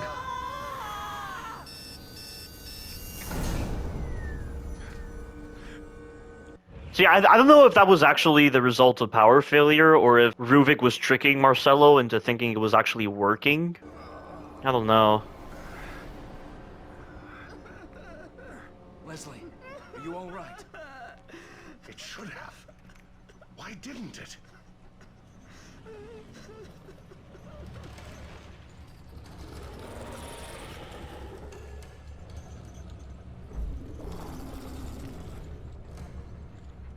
That's And that doesn't really relate to the question you voiced previously as to why it didn't work. It's related more so to why Ruvik needs Leslie. Doctor, run! He wants the same thing as us. He wants out. And I'm surprised this epiphany eclipsed his survival instincts. He's not trying to run away or trying to preserve himself. He just lets the Amalgam Alpha kill him for some reason.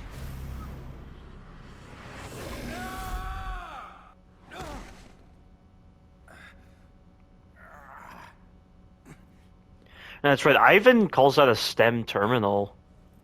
And Ruvik apparently broke the stem terminal in that moment with the Amalgam Alpha. Ruvik must be really pissed now. Breaking a stem terminal? Never thought he'd go that far. Wait, STEM? Oh, he must be close if he's severing ties with the past. All he has left is his connection to the present. The full stem in the hospital. Hospital? Beacon Mental Hospital? That's where he'll be. Waiting for him.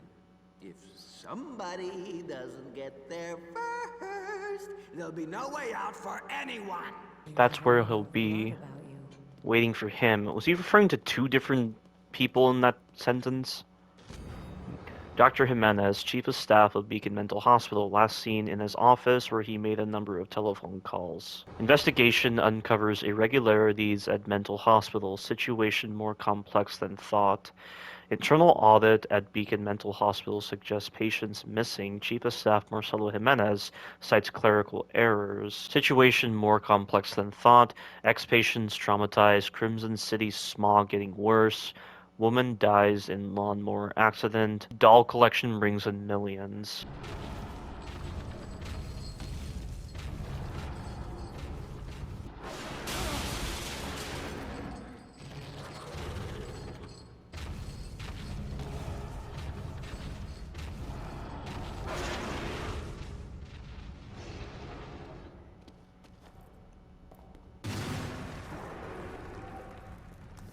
So this boss fight with the Amalgam Alpha is a lot of fun. I really love it. It first starts off as a stealth fight, and then it becomes a combat encounter that ends in less than a minute if you're using your resources intelligently. God damn it.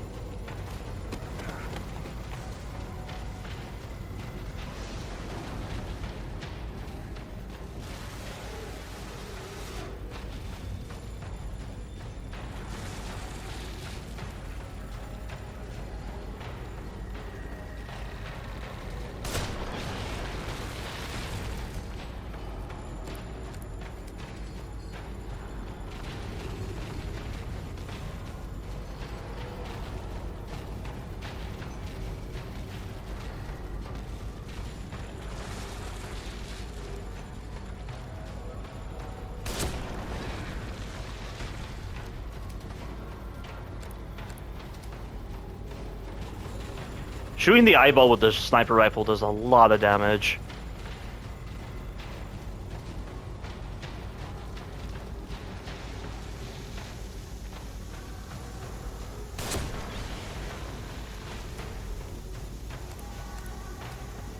Oh, I gotta make sure the, Oh, I don't have a freeze bolt.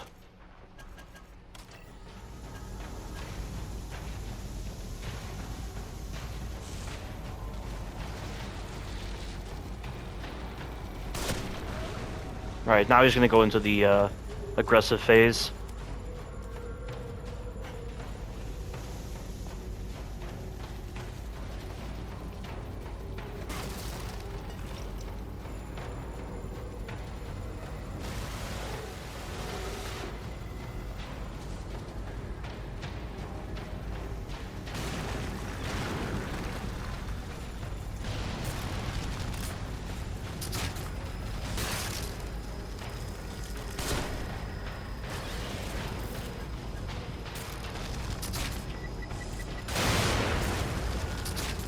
And you're done.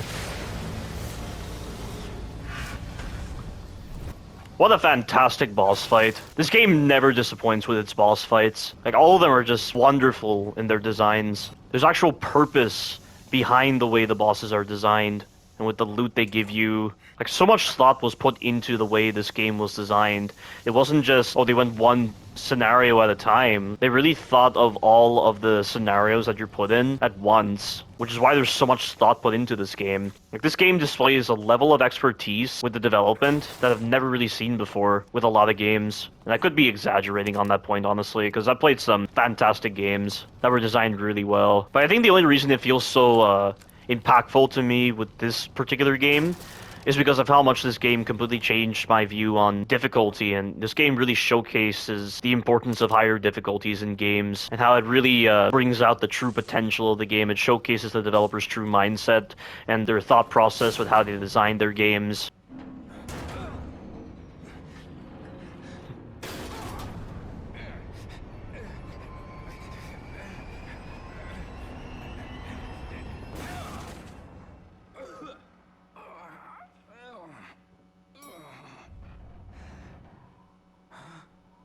Yep, there it is, Crimson City.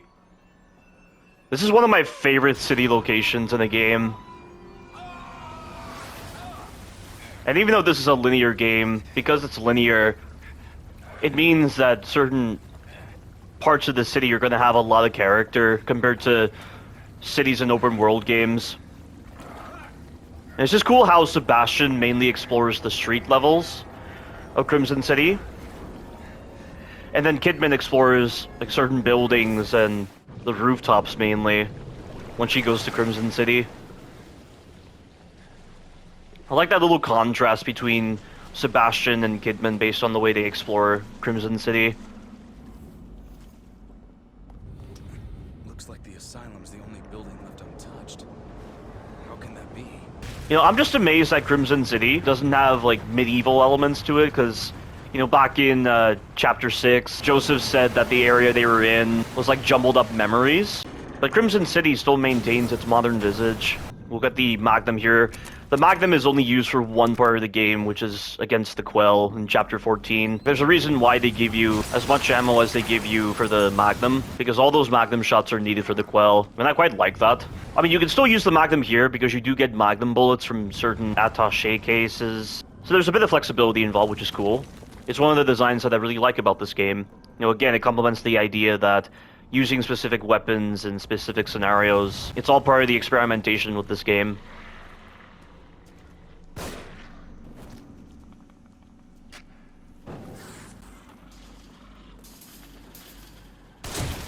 God, after playing Resident Evil 4 Remake for so long, it still amazes me just how quickly Sebastian pulls up the sniper rifle to aim compared to Leon and Ada from Resident Evil 4 Remake. But you come here, you sneak kill this guy, and then you use his body as a trap for this guy. Yet another form of creativity involved with this game.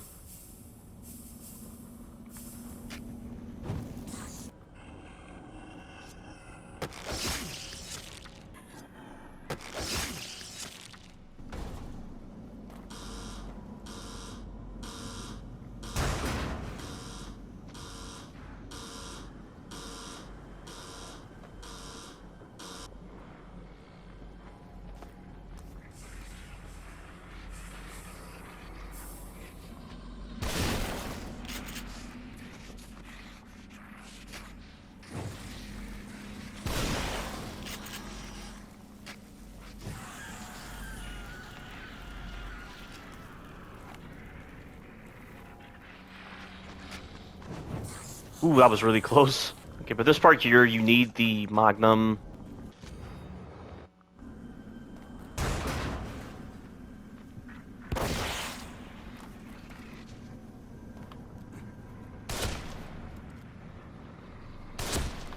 That takes care of them.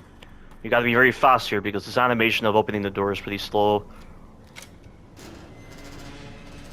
I really don't feel like there's a city environment like this in other games, where you traverse the city through very unorthodox ways. You know, again, it's just something that you always get with linear games, with the way they structure their environments. to allow this level of creativity. Shit.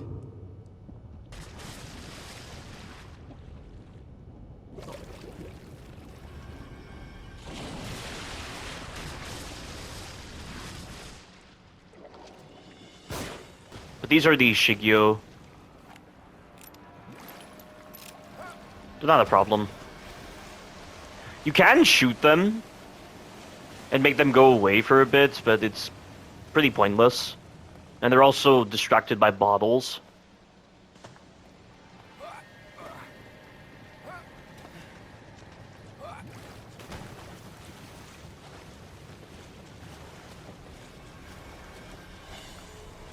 I still don't know if that's Kidman on there. Yeah, there's Kidman there, so she did some modeling for some company. Or is that just like a meta game element and not really something that exists in Sebastian's eyes?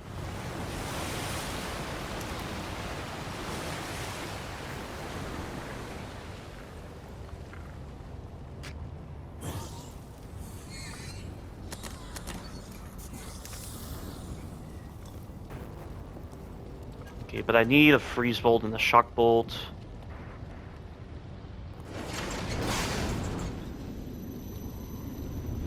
It's cool how when you freeze enemies with the freeze bolts, they die instantly. You don't have to melee them like in Resident Evil 5 or 6.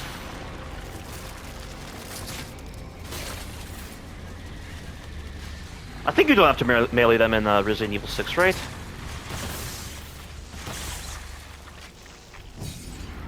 Do enemies die instantly when you hit them with nitrogen rounds in Resident Evil 6?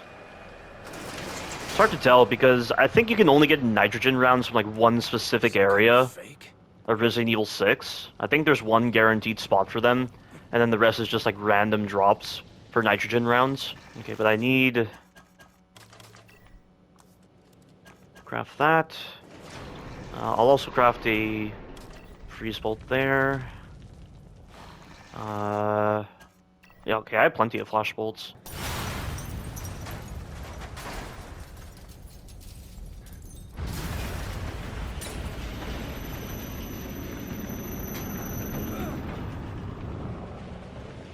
You gotta be kidding. This place is filthy. Is this his doing? Detective. Are you all right? Arnold Brown, Crimson City Police Inspector, claimed to be holding important evidence in an unsolved case before he disappeared. You do realize there would be no one to replace me.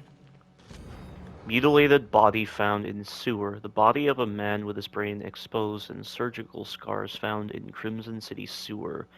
Dead for several months, reminiscent of Elk River serial killer. Fiend hits Elk River... I can't tell what that says. Psycho on the loose. Stocks crash as industry giant files bankruptcy. The severe mutilations must be the work of a really twisted person. So I believe the wiki says that in the assignment DLC, during that sequence where Kidman is pinned under the concrete, and she gets that gun from that dead police officer, it mentions that that dead police officer is likely Arnold Brown. I think that's what they said. It's an interesting idea, but now we have this sequence which is very difficult for a lot of people, but it's actually very simple. Just get rid of you. You actually don't have to snipe him from there. It is actually possible to use your sprint to your advantage, because you can just sprint over to that corner there and then sneak kill him, because he can't really see you when he's dropping down.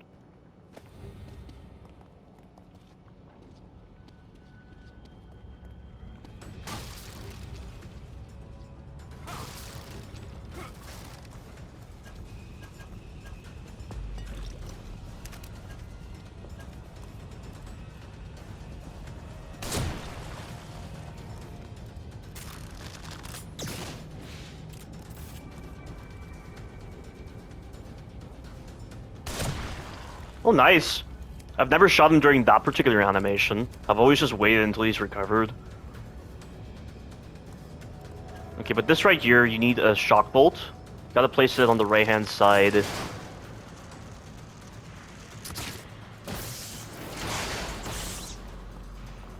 Like, I was being very slow with the sprint animation. It almost caught me out.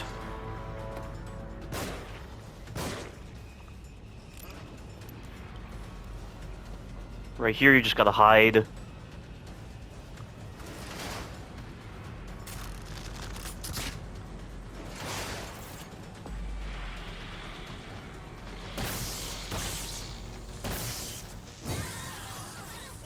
And here you need a flashbolt. So I'm gonna wait for the guy to deploy his dynamite, then use the flashbolt. There we go.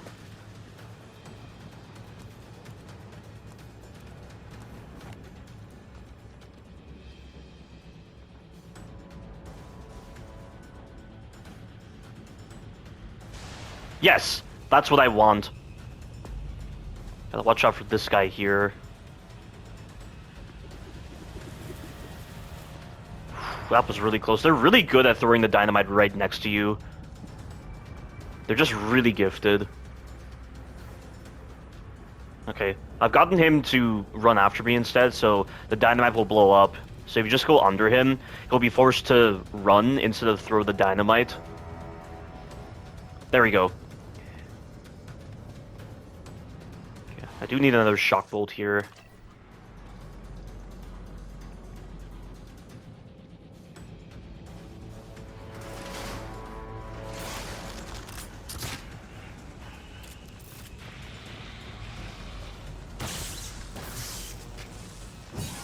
Next spawn's going to happen, but you gotta wait for the bodies to fully disappear, otherwise you'll lose the shock bolt.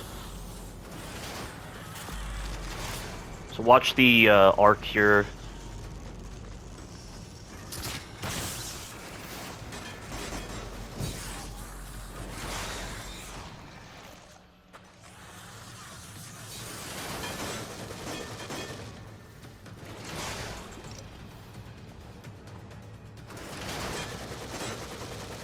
Make sure you throw the grenade early so that it doesn't hit your hand.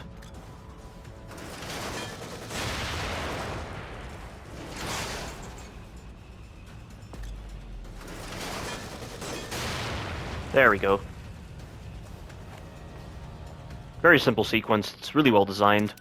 That's meant to be an homage to that door sequence from Resident Evil 4 OG, but just made a lot more demanding because of the number of enemies you're dealing with, and it's fun. I really enjoy it. Okay. Yeah, but 2 freeze bolts. I do use a flash bolt. In fact, I need to craft a second one.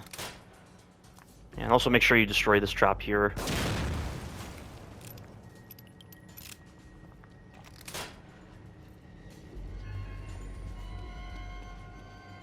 Yep, almost forgot about this grenade here. That's important. Because you need at least 2 grenades for the upcoming sequence. With the lift. Okay, here goes.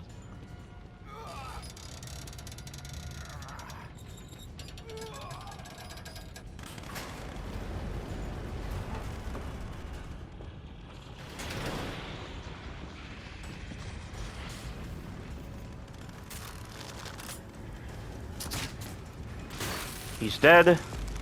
Now these guys are gonna climb up the ladder.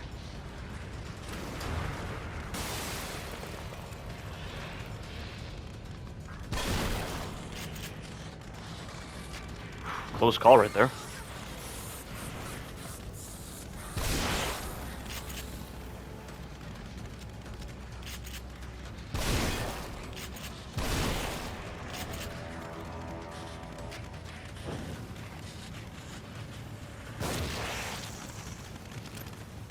You don't want to use up too many of your shotgun shells because you do need it for the next sequence. But here I need the flash bolt. As soon as I melee the door, this guy will either run or try to shoot me. Okay, this time he actually tried to shoot me.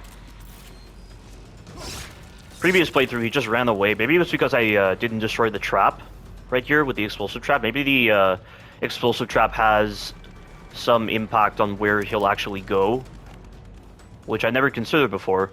Okay, but let's see. I have a flash bolt. I have the freeze bolt. Need to make sure the flash bolt is equipped.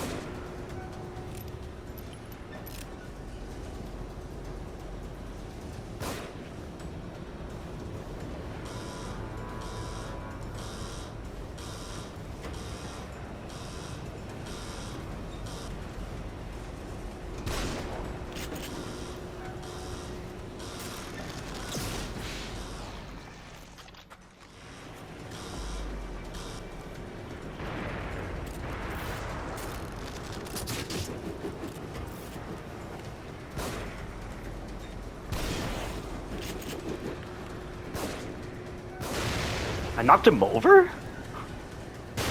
Huh. I don't know how I did that. That was a different knockback animation. That's normally the knockback animation he does when he's hit by the shotgun. And I triggered it with the pistol somehow. But usually that SWAT guy will go up there. I don't know why he was going down. Is it because I accidentally flashed him when I flashed the Molotov guy? No idea. But that's how you do that sequence effectively.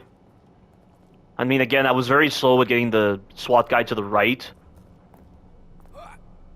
And grab the Magnum ammo here. This game is legitimately difficult. It doesn't use poor designs for fake difficulty.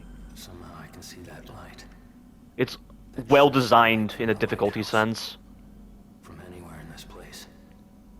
Seems to penetrate everything. Penetrate me.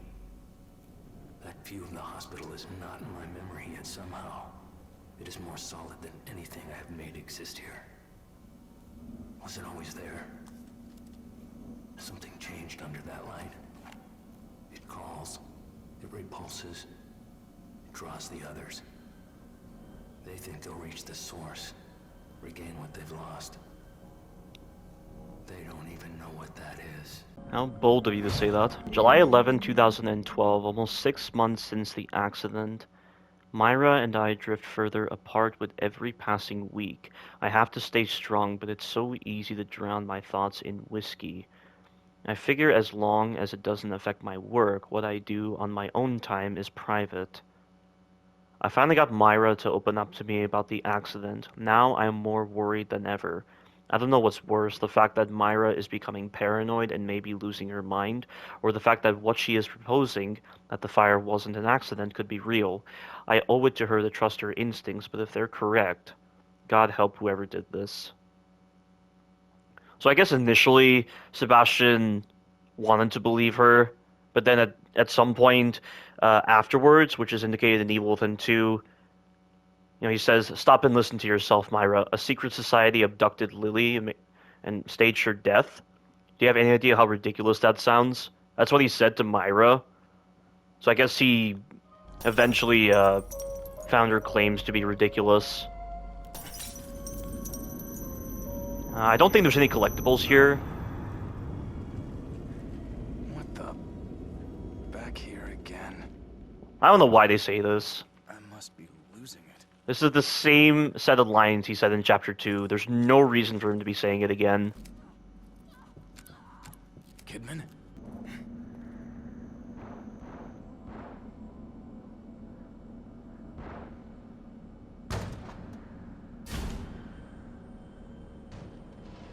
So at this point in time, Kidman is supposed to be fighting Shade. From her perspective.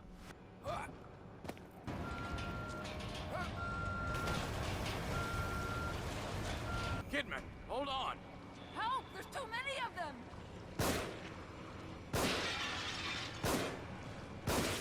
God, the random variables messing with me right now. Can I get this guy? Yes.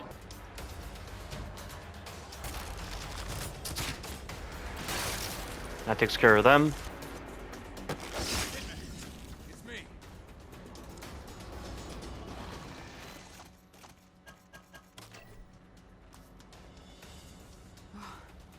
If you hadn't come along.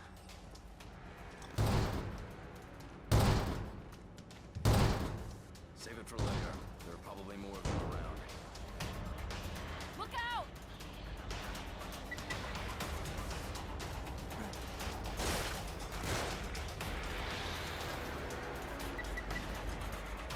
He fires quickly. Stun him. Time to get out of here. This chapter is really where you have to craft a lot of crossbow bolts. I'm so glad you're all right. It's very demanding, You were at the church? but it's justified because of the amount of trap parts you were saving. He was when I last saw him. What about the boy from the hospital? Leslie. I found him in a cage. He freaked and ran, though. I think we've all been seeing strange things. Have you been having any nosebleeds, headaches? No. Why? Joseph was. It's like he was turning into one of those things. Maybe it doesn't affect everybody. And I'm still unsure if the infusion actually helps her from being turned into a haunted. I think it's assumed it did help, because it did hide her, as the administrator said.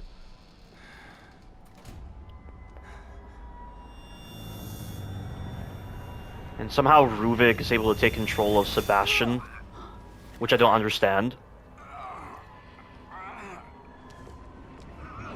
It's like, is something happening to Sebastian's body in the real world to allow this to happen? Like, why is it so random?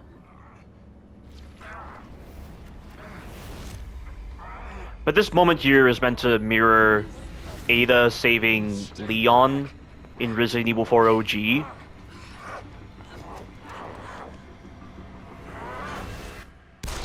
Because both Leon and Sebastian were partially turned, and then Ada, or in this case Kidman, saved them from that control and revert them to normal. In this case, Kidman apparently shoots Ruvik somehow, which is confusing. What is this? Did you shoot me? You started turning into a monster. You attacked me. I'm sorry, but you're tainted now. You might try to stop me through you. Wait, what are you talking about? Get it open. Get it open. Get it open. Leslie? Leslie, is that you?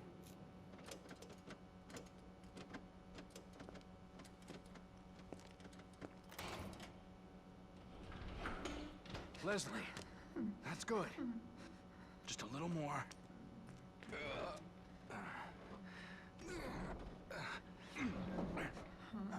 What is it? Ruvik? Help! Help! Help! Help! Help! Hey!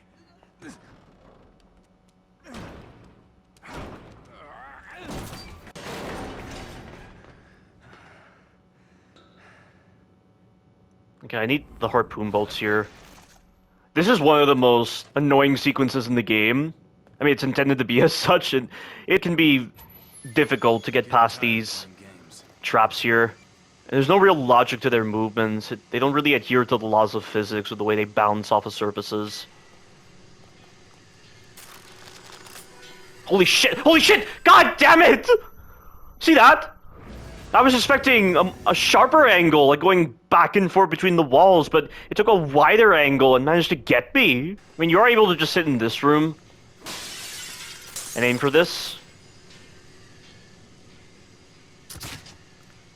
Oh, come on. Damn it!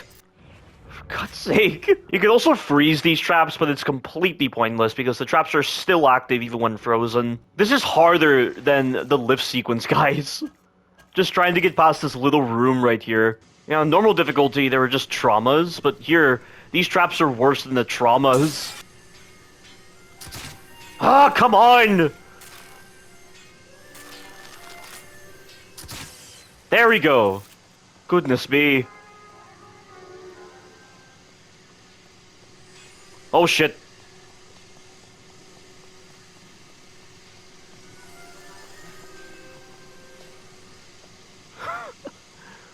That's the hardest part of Chapter 11 right there, guys.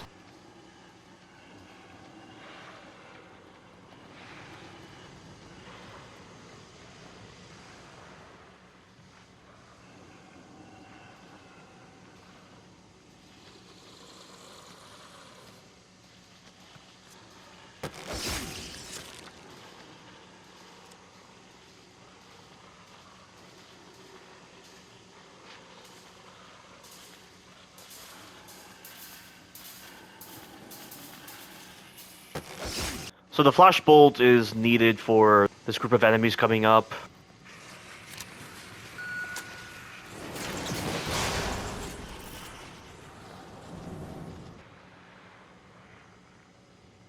Joseph. August 2012, as if I don't have enough to deal with professionally and personally. Joseph and I have just been assigned a rookie to train. Great, babysitting duty. Kidman is young and green, but has that sense of entitlement that all the rookies have these days. I always catch her giving me sideways glances whenever I have to bend the rulebook a bit. She doesn't understand that sometimes it's part of the job if you want to break a case. Personality-wise, she's a cold fish. Distant, it's her job to observe and assist, but sometimes it feels like she's a scientist, looking at samples in a petri dish. More like she's merely watching us instead of trying to learn from us. There's something about her that gets under my skin, but I can't quite put my finger on it. Joseph, as usual, tells me that I'm being oversensitive. I think he's got a crush on her, maybe. All I know is that I've got to keep things close to the vest when she's around. It's interesting that he's talking like this, because in the Consequence DLC, the visual echoes that we see show that Sebastian was willing to train her, but Joseph was hesitant against the idea of a rookie, but here the roles are reversed. So which actually occurred first? I mean, I know people, when they express their thoughts on Journal, it's usually very different to how they express themselves in front of others. That's just how the mind works. But it's still odd to me that Sebastian had these suspicions on Kidman, but in the Consequence DLC, he was willing to train her. Serial killer investigator missing. Identity and fate of investigator unknown. Case goes cold in countryside serial killer investigation. Police deny lead investigator missing. Police making big mistake. Citizens losing faith in police force. Hurricane Tessa heading for Crimson City. New musical Farm Life. A big hit. No missing persons report. Since your last visit. Has it though? It's still odd to me that they would put a safe room here when there's no threats after this point. This is practically the end of chapter 11, there's no threats, aside from these traps here. And this room has nothing important, it's just a guy inside of a locker who attacks you. Yeah, more creative platforming right here, the way the structure's collapsed. This city is so cool. I'm gonna say it again. It's very imaginative with the way it's structured. So chapter 12 will allow you to get back a lot of resources. It's very reliable. Thank God you're all right. How did you get here? It wasn't easy. At least I haven't had any more episodes. Yeah, all because of that injection Sebastian gave you. And if it's the same injectors he's been using as healing items, I'm just amazed Sebastian had that episode. Unless he wasn't using them much. I wish I could say the same. Hey, I think I might have found us some transportation. Yeah, but then again, Sebastian was injecting that injector into his arm, rather than in Joseph's case where he injected him in the back of his neck, like around the brainstem area, I would say.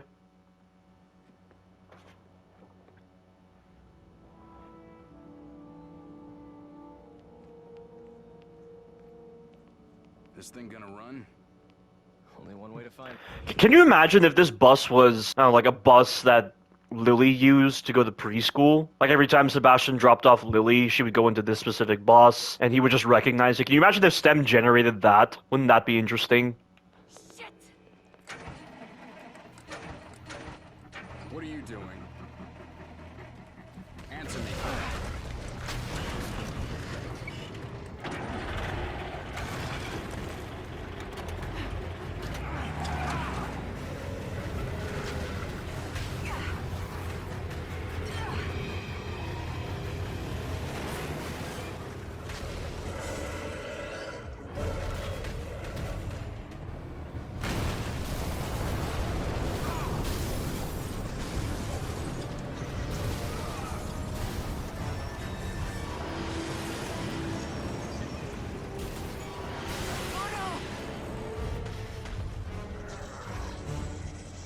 Damned if I'm going to die in here.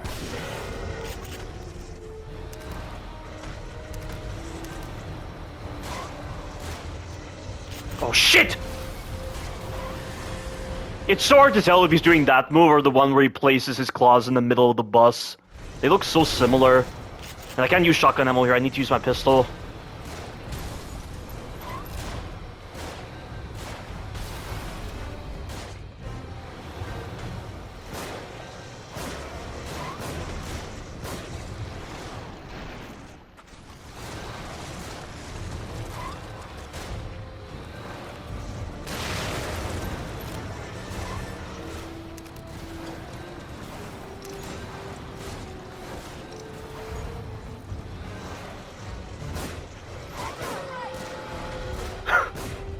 Thanks for the save, Joseph.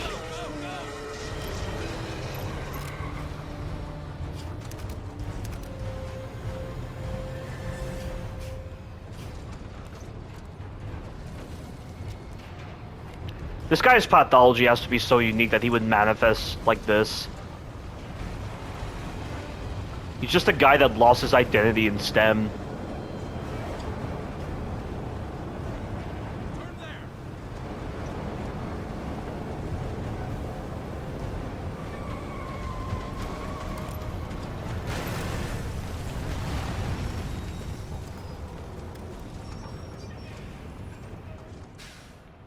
I don't know how long we'll be safe here. Here goes. Sebastian, they're above us. Watch out, they've got dynamite.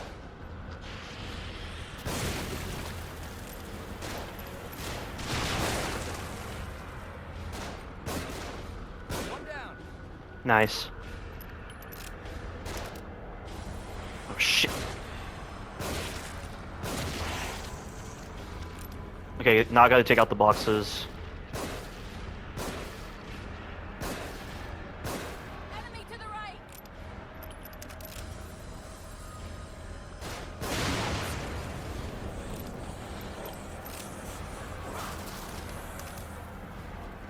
Okay, and this Molotov guy's not gonna attack me.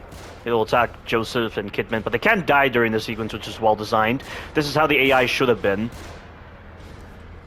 Okay, but I need the sniper rifle here.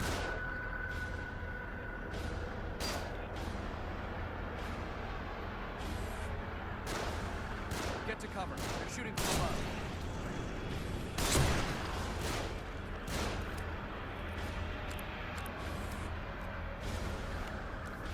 Okay, but I need the shotgun for one of the enemies coming onto the bus, because I need to use his body as a trap.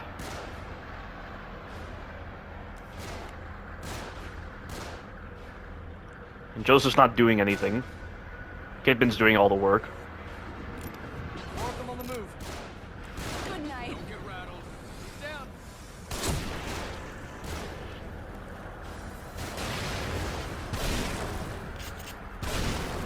He's dead. Now this guy's coming. Oh.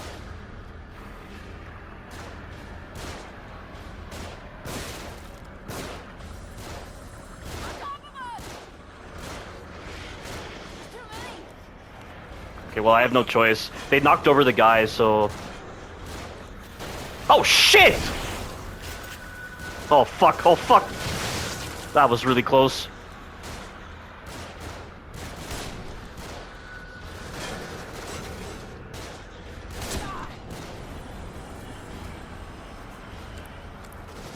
Yeah, that's never happened before, but I didn't even know you could shoot through this window.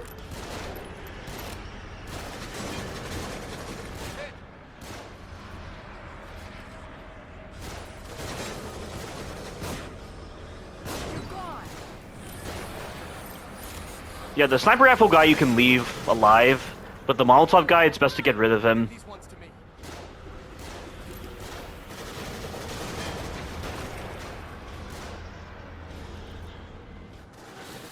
There we go. At least I got it on my first try, despite some differences.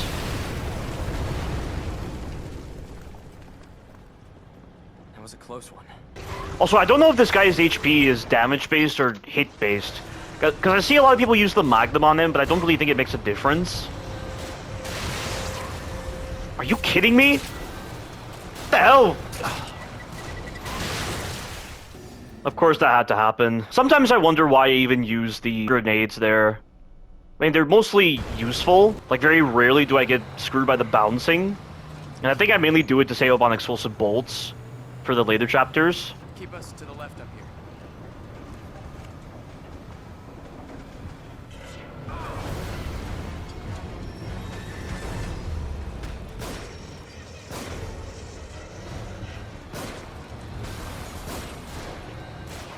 Oh, whoa, whoa, whoa, whoa, whoa, whoa!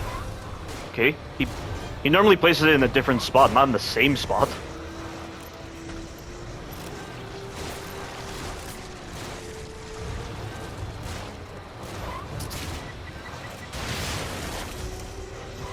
Oh, come on, just green gel? That's not what I need.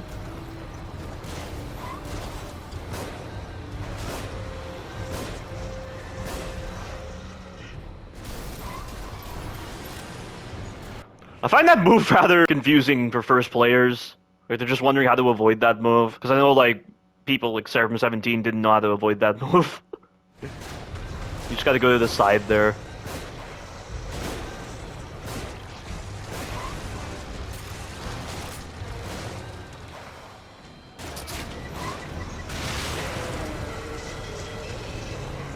Get this thing moving!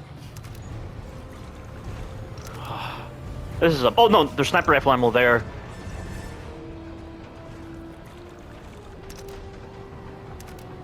Well, at least I have my grenades.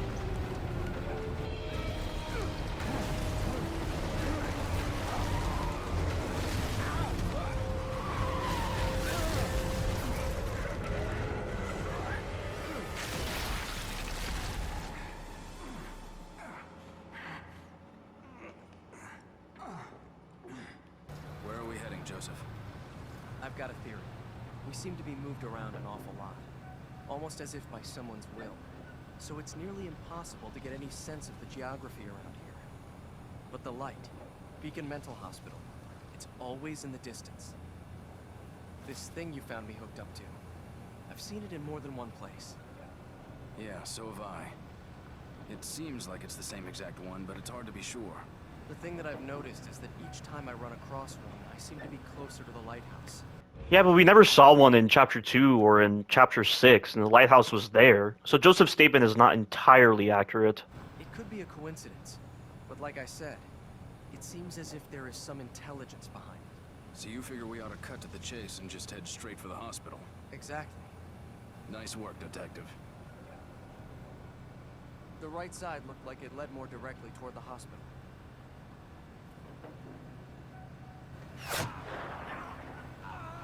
Joseph, no! Just get us out of here. There's an ambulance there. Funny how that says Philistine Road, because we know Stefano uses the term in Evil Within 2. Placid derangement. Oh, fuck right off! That's an example of the phantom range right there. I saw like some harpoon go into Sebastian's arm somehow. So what was that about? That's never happened to me before. I'm glad I can do this sequence again.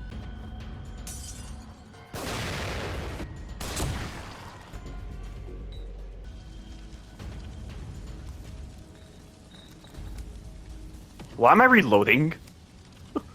I did not tell Sebastian to reload.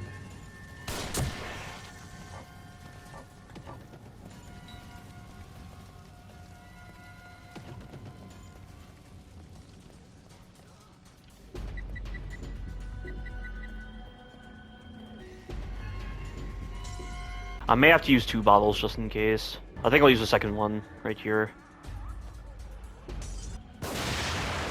Okay, so I'll actually shoot it from here this time. And this guy spawns around this corner, but you can just use the third-person cover trick. It makes me wonder if the third-person cover trick was intentional for that particular part. But I need an explosive bolt.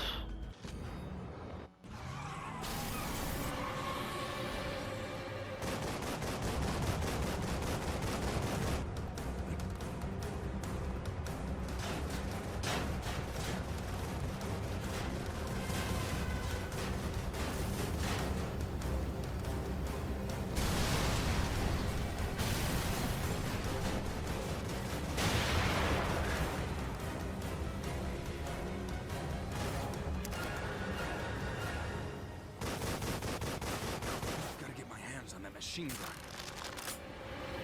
That's right. So I do that to make noise and lure the other enemies.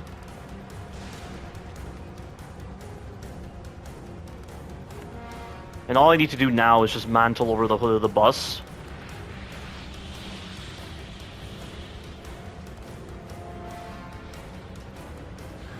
And that's it.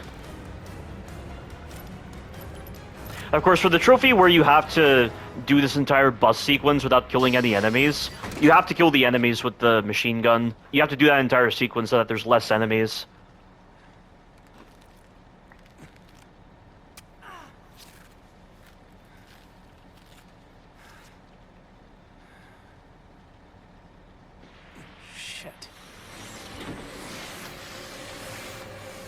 Let's get out of here fast. I'm gonna push through! It's gonna get a little rough!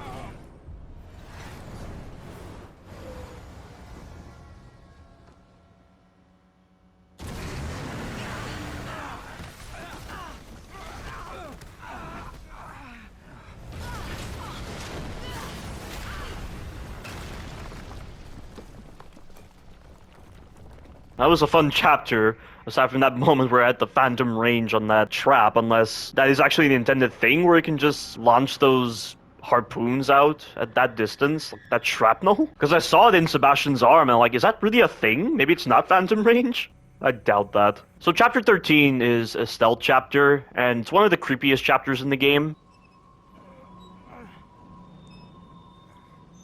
I really wish this was the Veranda Hotel as listed in Sebastian's journal.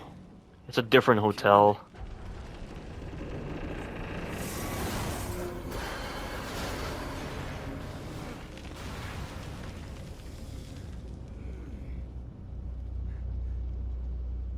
Kidman! September 1st, 2012. Myra is gone. I haven't heard from her in days. Went to report it, but they think I'm crazy. Her car, her computer, some of her belongings are gone. There's no sign of foul play. Everyone thinks that she left me. They keep talking about my drinking as if it has something to do with Myra's disappearance, except that they're not treating it as a disappearance. They look at me like I'm to blame for her leaving. But I know she didn't leave. Someone took her. She was getting too close to something, but what? Can't keep jumping at shadows. Oh, I've never heard Sebastian say that line before. Century-old mansion burned to the ground, arson suspected. Victoriano estate burns to the ground, arson suspected, whereabouts of reclusive owner unknown. Police investigation partly ruined. This spring fashion will be deep rad. Peeping Tom caught filming. So if this journal lists September 1st, 2012 is when Sebastian noticed that Myra was gone. Then I would assume that second conversation in the Consequence DLC happened around this time as well. Yeah, so much for Joseph saying, the loss of your daughter. It was a loss that the entire force felt, because we're treating Sebastian poorly here. Is that acid? Okay, but for this part, I need a freeze bolt and a shock bolt. You get back a lot of trap parts from this one chapter. Jesus. What could cause this much damage? Is that a subway sticking out of the ground? Yeah, but look how it's positioned. If we can get over there, we might be able to use it to get across. Let's just concentrate on getting out of here. That's assuming there aren't any landmass shifts. Yeah, so Kidman is directly below us. Right at that floor. No, don't risk it. Hold on. I think I see another way down. I'll meet you on a lower level. Damn it. First Kidman, now...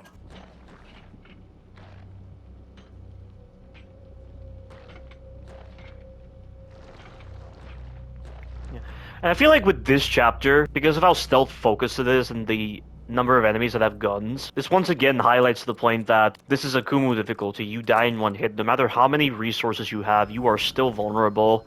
Every single threat you encounter has to be taken seriously. This thought always crosses my mind with this camera angle and this guy coming in my direction.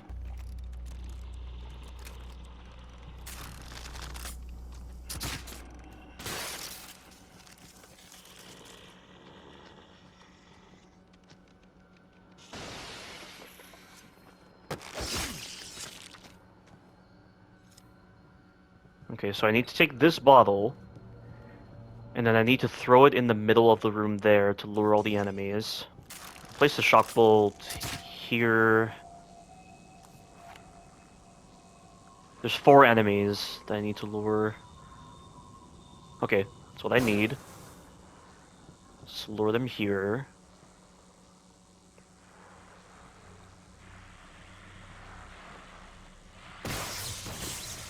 That's my chance.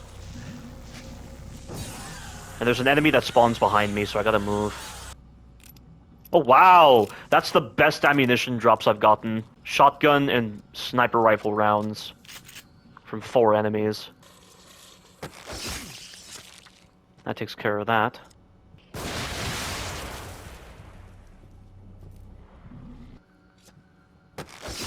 That's that. Oh, a grenade. That'll come in handy. Because you do need at least 3 explosives for the Keeper boss fight later on. This part right here, this is the one chance you get to actually use the lantern creatively. For actually luring enemies. Yes, he was lured by the lantern. But because I can get around this corner here, it's why this method works here. And the Keeper's gonna be around this corner, and there's a trap here.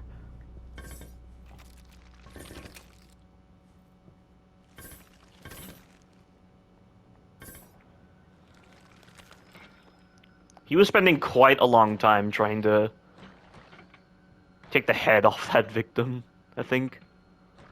Or, like, trying to get him free from the trap. I think that's what he was doing. I wonder why Kidman never encounters the Keeper in her perspective.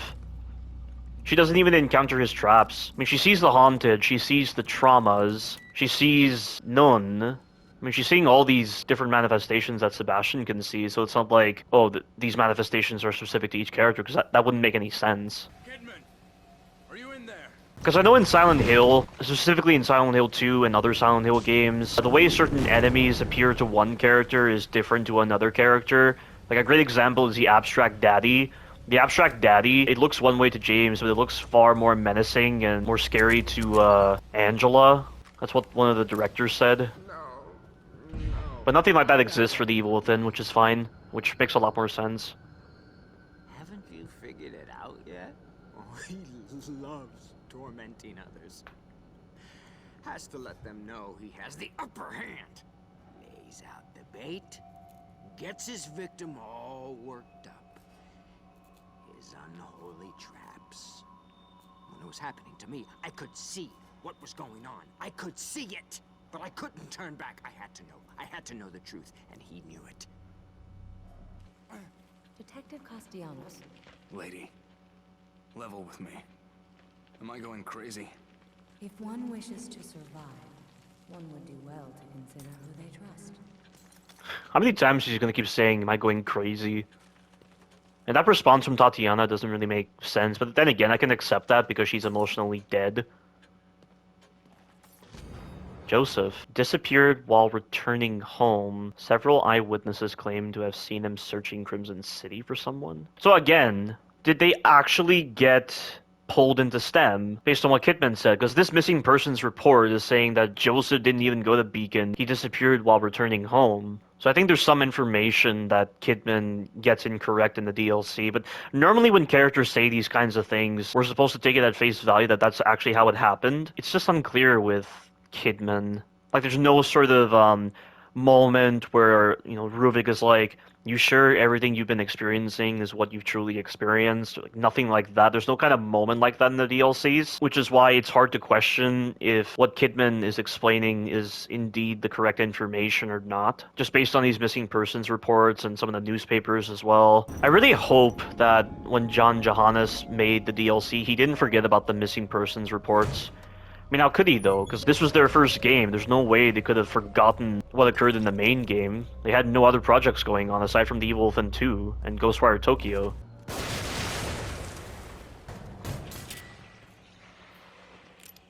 Oh no, so I do remember in the bathroom stall in Chapter 14 that has all those explosive bolts, my subscriber mentioned that you can get 3 explosive bolts from that room. I've always thought you could get 1, but he apparently got 3 somehow, so I'm not entirely sure how he did it. And this part you need shock bolts.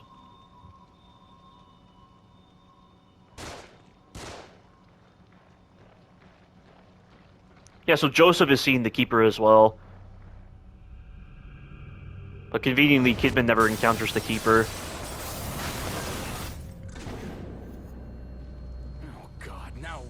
But there are shock bolts in this room. There should be one here. Yep.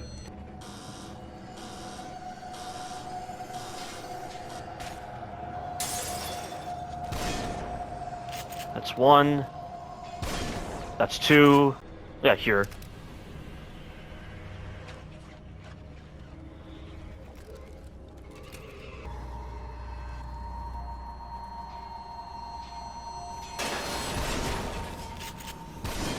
That was close. I almost triggered the trap as well. That could have been bad. Just stay low. These wired traps, I think they spawn in more of the circular traps. But you need to place a shock bolt right here.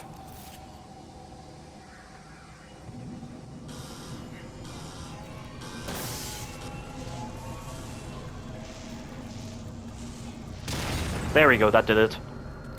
It's random whether that second trap will get destroyed or not. Yeah, this is a well-designed sequence, I like it. And the number of shock bolts they give, they really want you to use it here. Okay, I only have 2 grenades, so I need to create an explosive bolt.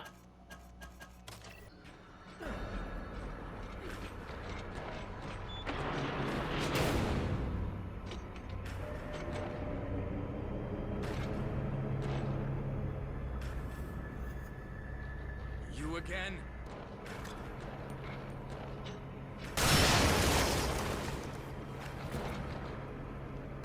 This is what should have happened at the start.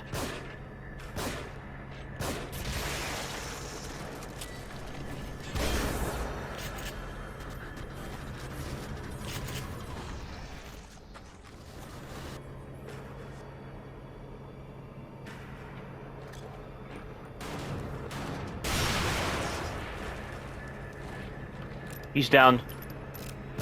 Come on, come on. That did it. And there's some additional pistol ammo here.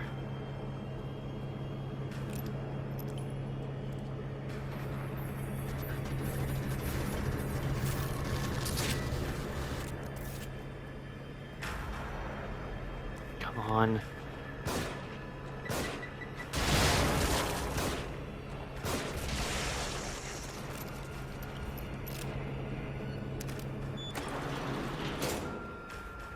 That's that. So a little slip up with the grenades. Sticking with the explosive bolt can be better. So long as you're planting the bolts on the ground and not firing it directly at the keeper. Fuck. Because if you plant the explosive bolt on the ground, it has a better chance of knocking him over than simply firing the explosive bolt directly at him.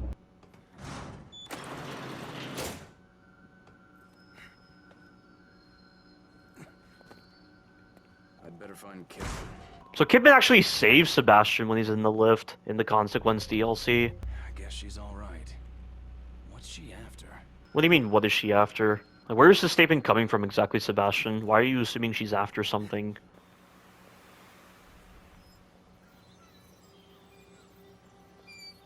So another nice change of pace. Leslie can go home? Can take the train all the way home? No, Leslie. Not today. You'll protect me? Yes. That's my job. Good, good. So I heard somewhere that Kidman's eye color changes depending on whether she's in STEM or not. So I think in STEM her eyes are violet, but it's a different color when she's in the real world. Oh, the wiki pointed that out. When I get home, they'll be surprised. So we don't see Ruvik manifesting from Sebastian's perspective, but from Kidman's perspective, it's happening here.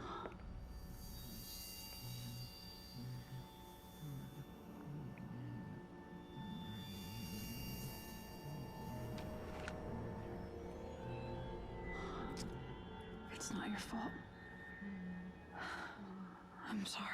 Stop. And again, she doesn't see Sebastian, she sees the administrator and is talking to him and not Sebastian. You don't understand. You don't know what you'll become. I do. I've seen it. Yeah, and the administrator and Sebastian say the same thing, with knowing exactly what Leslie will become. You don't understand what Ruvik is after. So tell me, what is he after? And the administrator says, Ruvik is a corpse. And also, Sebastian questioning what Ruvik is after is a little odd, considering that Marcelo already alluded to Ruvik wanting Leslie in order to escape, but I guess it wasn't really clear at the time, which is why he's trying to get confirmation from Kidman as to what exactly Ruvik is after. He's after Leslie. What, he needs to finish his science project? Don't patronize me. Yeah, so right there, obviously it makes no sense for Kidman to say that kind of line directly after Sebastian's question, because he's not patronizing her, but obviously she's talking to someone else, and that's the administrator. That's why she says that line. I have orders. I can't let him have this boy. Leslie is the only one he can...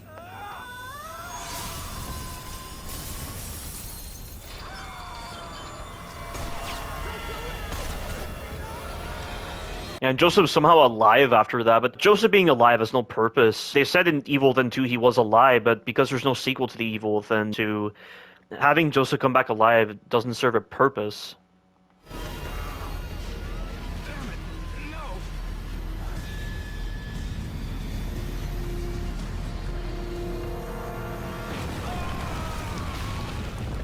And here it is, Chapter 14, the one that has the Quell boss fight, that I demolish every single time, because I intelligently save up on my Magnum ammo.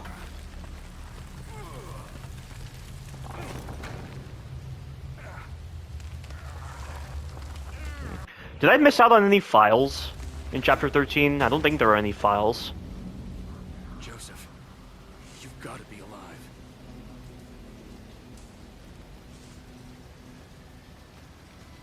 Yeah, there's only 16 files in the game.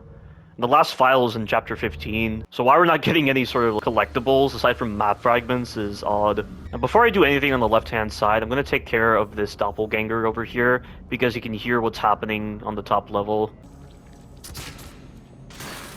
And he's dead. Okay, but I'll need another freeze bolt later on. Yeah, this note was in Evil Within 2 as well, so it was nice that they actually showcased that they looked over the Evil Within 1 before making the Evil Within 2. My dearest Sebastian, if you received this letter, then I fear the worst has come to pass. It means that my investigation got too close to the truth. It means that you may never see me again. I'm sorry I kept it from you, but it was to protect you from either the truth or my madness. I've enclosed a copy of my files. I only hope that you never receive them, but if you do, it's up to you to finish what I started. Please, find justice for Lily and for me. I love you with all my heart, Myra. So why didn't he pursue the investigation? The Evil Within takes place in 2014. So was this file made in 2013, 2014? I'll have to see with the rest of the journals. This is it! This is the guy! The guy inside that cell. Ivan Diaz, freelance journalist, never returned from covering a story. His camera and notebook were found in the village of Elk River. There? Really? He was in Elk River. Office linked to foreign intelligence burned? Arrests made. Building, housing, community outreach center burns to the ground. There were allegations the center was a front for foreign intelligence? Really? So is this related to Mobius? Memorial status unveiled. Fight over grave tax. Senator fined for double parking. Po' boy craze taking over. And it said arrests were made, so who'd they arrest? You gotta aim a bottle at this guy's head. Gotta remain crouched at all times so that this trap doesn't go off.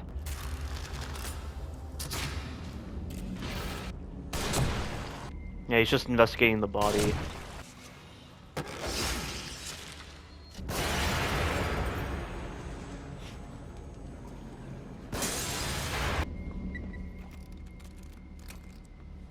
Also, when you're disarming the explosive bolts, make sure you have them equipped. Because of that issue with the ammo counter with the Agony crossbow, you can disarm the bolt but then not get it. Okay, and this guy here will just die in one harpoon bolt. Gotta be a way to get up there somehow.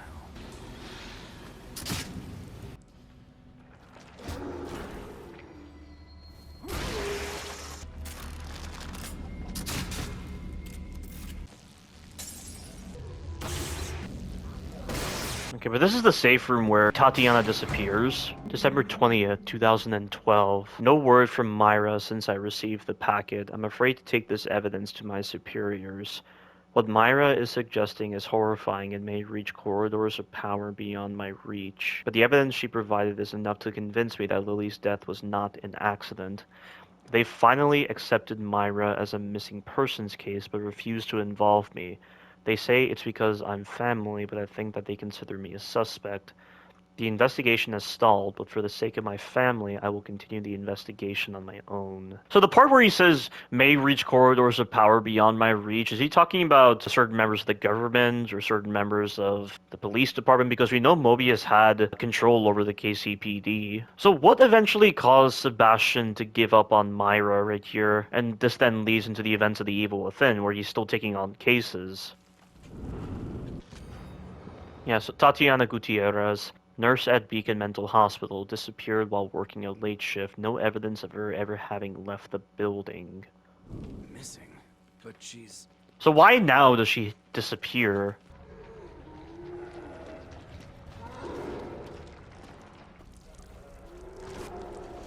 Yeah, if you blind fire, you can skip that little moment. This trap is very deceptive, because if you trigger it, a bunch of electricity will be around you, and if the alter egos walk into the electricity, it'll shock the water and you'll die. Oh, I just realized that this is the section with the double traumas. I can show you something that I discovered a couple of years ago.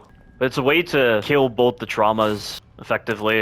And you need an explosive bolt and a harpoon, and then some freeze bolts and some grenades. But the reason why you need an explosive bolt and a harpoon bolt to kill one of the traumas is we're going to be using the explosive bolt as a distraction that will lure the trauma into the electric trap. For so long, I've just rushed through the sequence, and the traumas have been stuck behind the barriers that spawn, but there can be some moments where I've been killed. But by doing this, you remove a lot of the RNG involved with the traumas.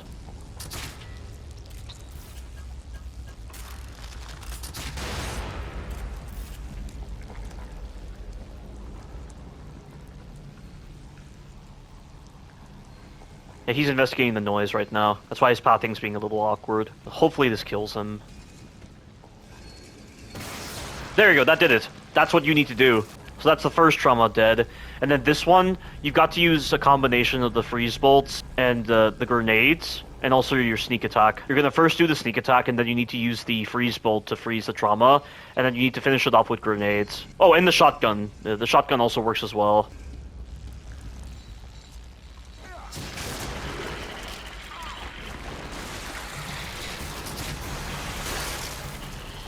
Okay, so I think it's 2 grenades and then a couple of shotgun shells. Yeah, that's how that works.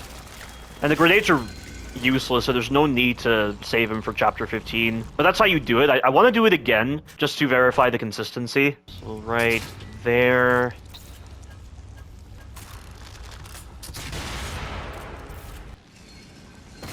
And he's dead. They're very delayed in hearing your sprint. Okay, so 2 grenades and then 1 shotgun shell.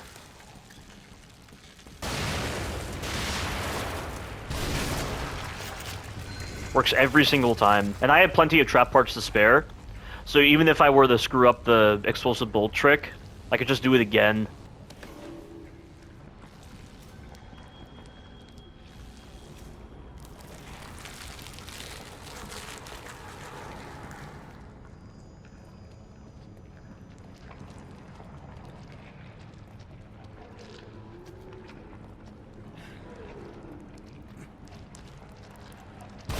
I'll just use a shotgun on these guys. That could have been bad.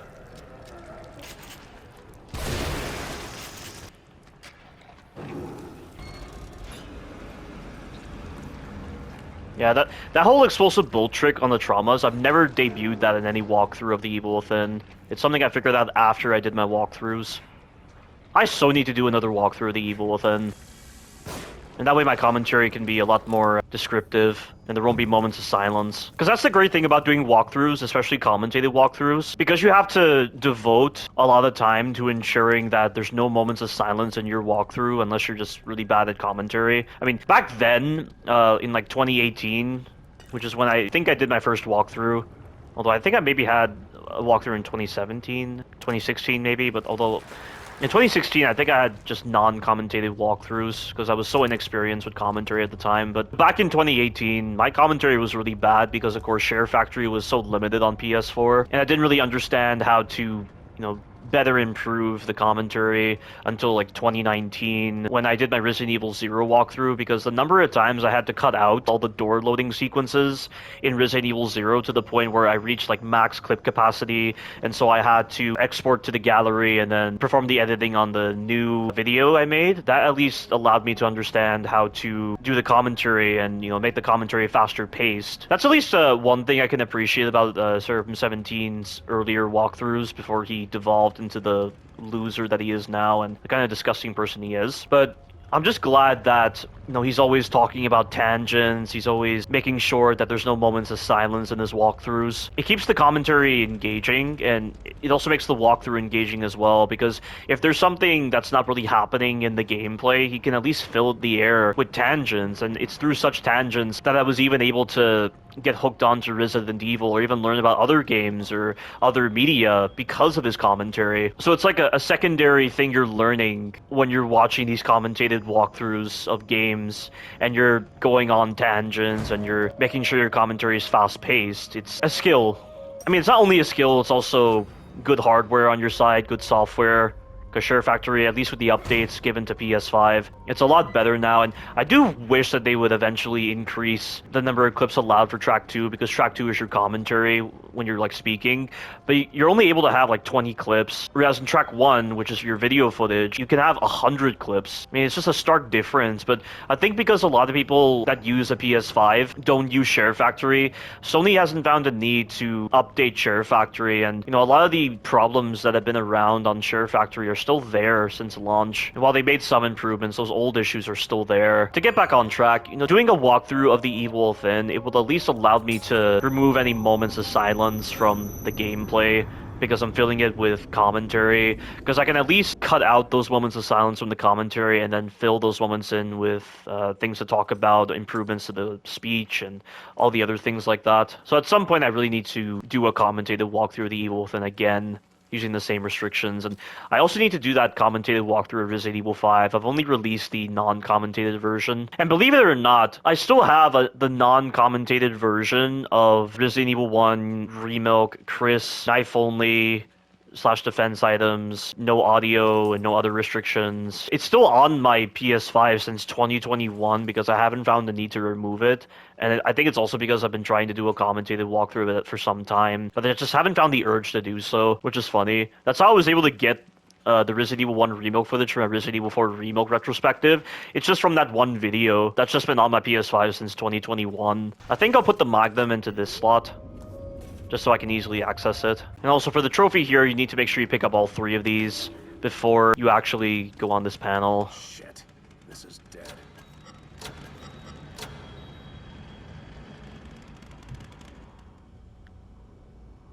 Damn it, what am I, an electrician?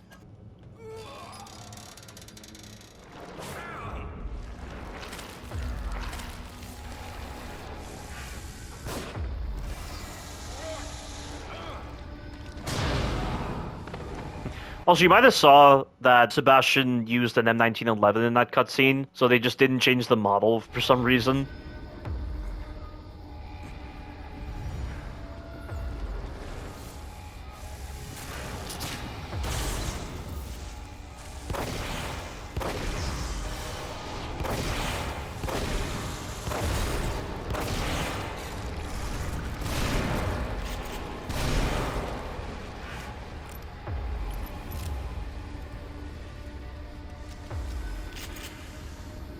He's on the ceiling there.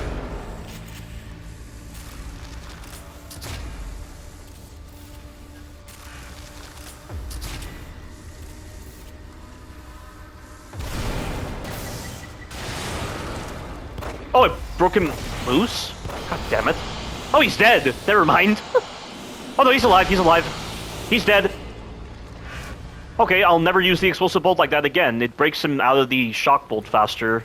Yeah, so do not use the explosive bolt. Just use the shock bolts and then use the Magnum. And you might have noticed that when I fired my first 2 Magnum shots, I did it almost immediately after he was stunned, and then I waited until he broke free, because he has to, like, flail around for a bit before he's able to do something, and during that time you can hit him with the rest of your Magnum shots, and every time you damage him greatly with the Magnum the first time you do that method, he always spawns in the maggots, so you can get rid of them. He goes back into the ceiling, so you gotta find them. He generally spawns far away from you. He can also be on the walls, he can be on the ground, camouflaged. But every time he goes into the ceiling, when he's trying to escape, it means he's always going to be in the ceiling when he's spawning maggots. So when you get close to the spot where the maggots drop, he'll stop spawning maggots because he wants to try to grab you if you get under him, but I'm denying him that opportunity.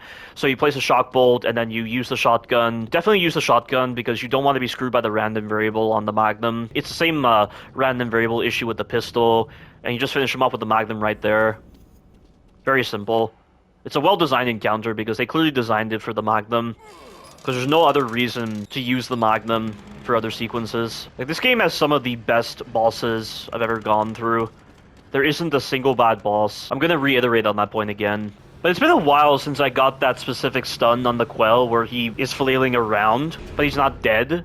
Because he does go into that kind of stun animation where he's flailing around, like doing the same flail animation that he does when he dies, but he's just stunned for a long duration so you can finish him off.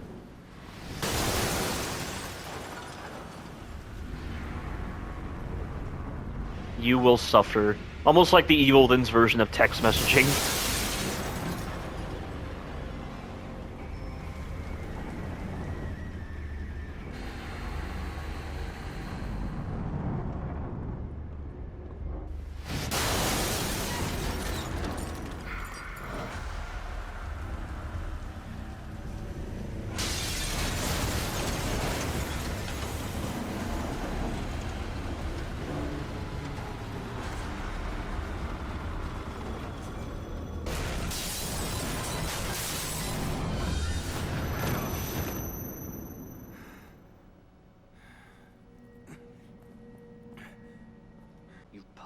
My research in your name again.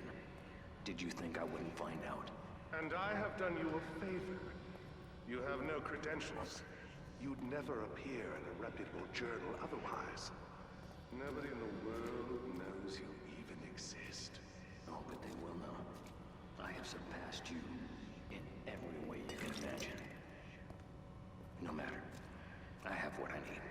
All that's left is the procedure. Indeed.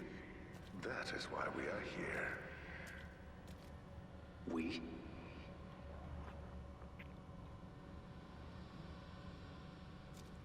You wouldn't dare. You couldn't complete it without me. Precisely.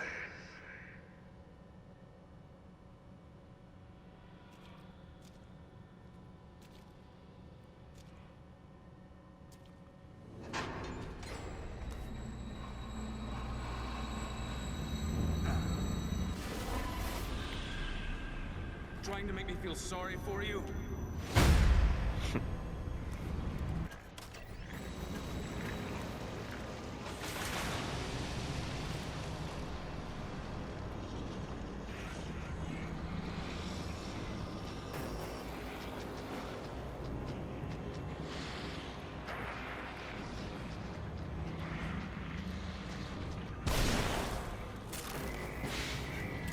Yeah, so that resets them and prevents them from attacking or recovering. Only works on 2 of them, though. But this other one is vulnerable, so I can take him down.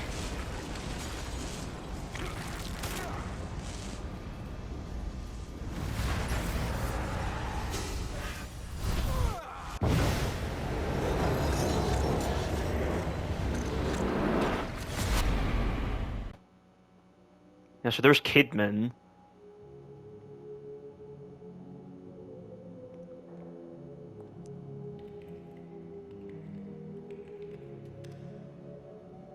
I'm not entirely sure why it would be showing this, because this seems to be the scene where she gets him out of STEM. Or is this before they're in STEM?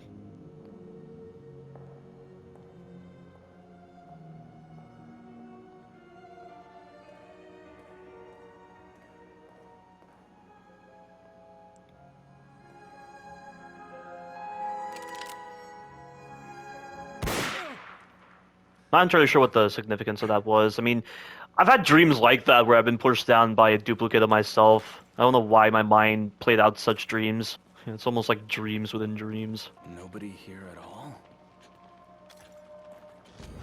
Yeah, so Kidman's name has been redacted.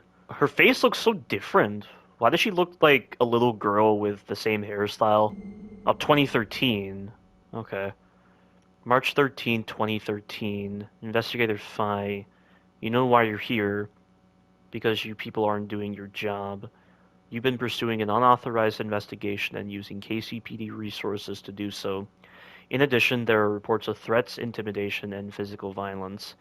If you had any proof of those allegations, you'd be taking my badge and gun right now. You've obviously been careful, otherwise we would have, but we're watching you. You're not the only ones. What's that supposed to mean? Keep following me. You'll find out soon enough. You keep drinking like you do, we won't have to. I've got work to do. Are we finished here? For now, but you're on thin ice, Castellanos. If I get even one more report, you're through.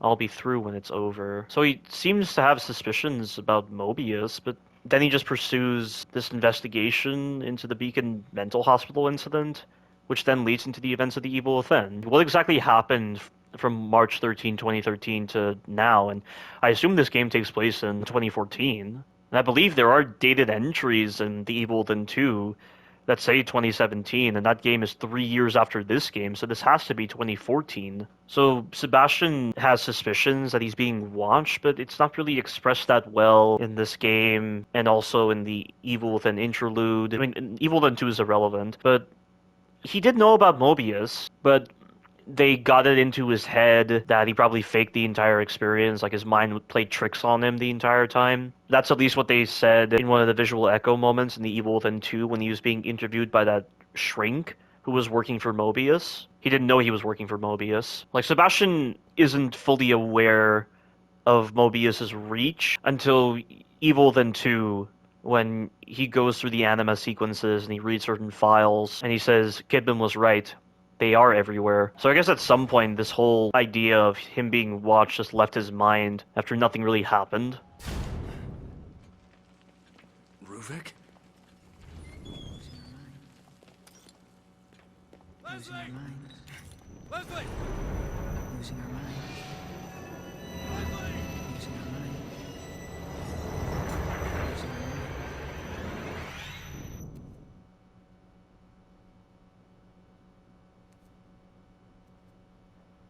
This way. Hey, wait! Not entirely sure what all this is. Optic Nerve L? Is this supposed to be a Mobius facility? Because there was a similar corridor like this at the beginning of the Evil Within 2, when Sebastian is being wheeled in on that wheelchair. Water BPL. Alright, kid, where are you taking me?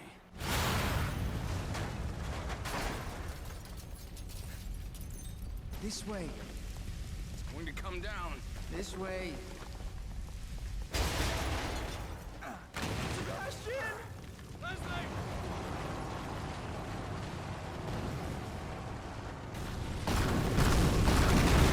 You have to wonder what it is about the environment of STEM. Like, things collapse on Sebastian and he's still alive. He's not affected by the gravity of this place.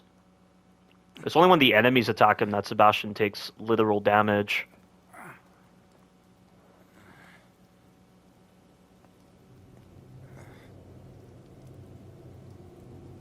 Beacon, just like Joseph said. This song playing now is called Cold Corridors. It's one of the few names of the songs I remember.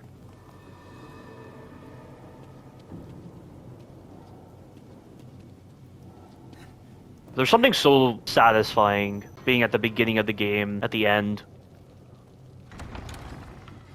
It all ends in the beginning.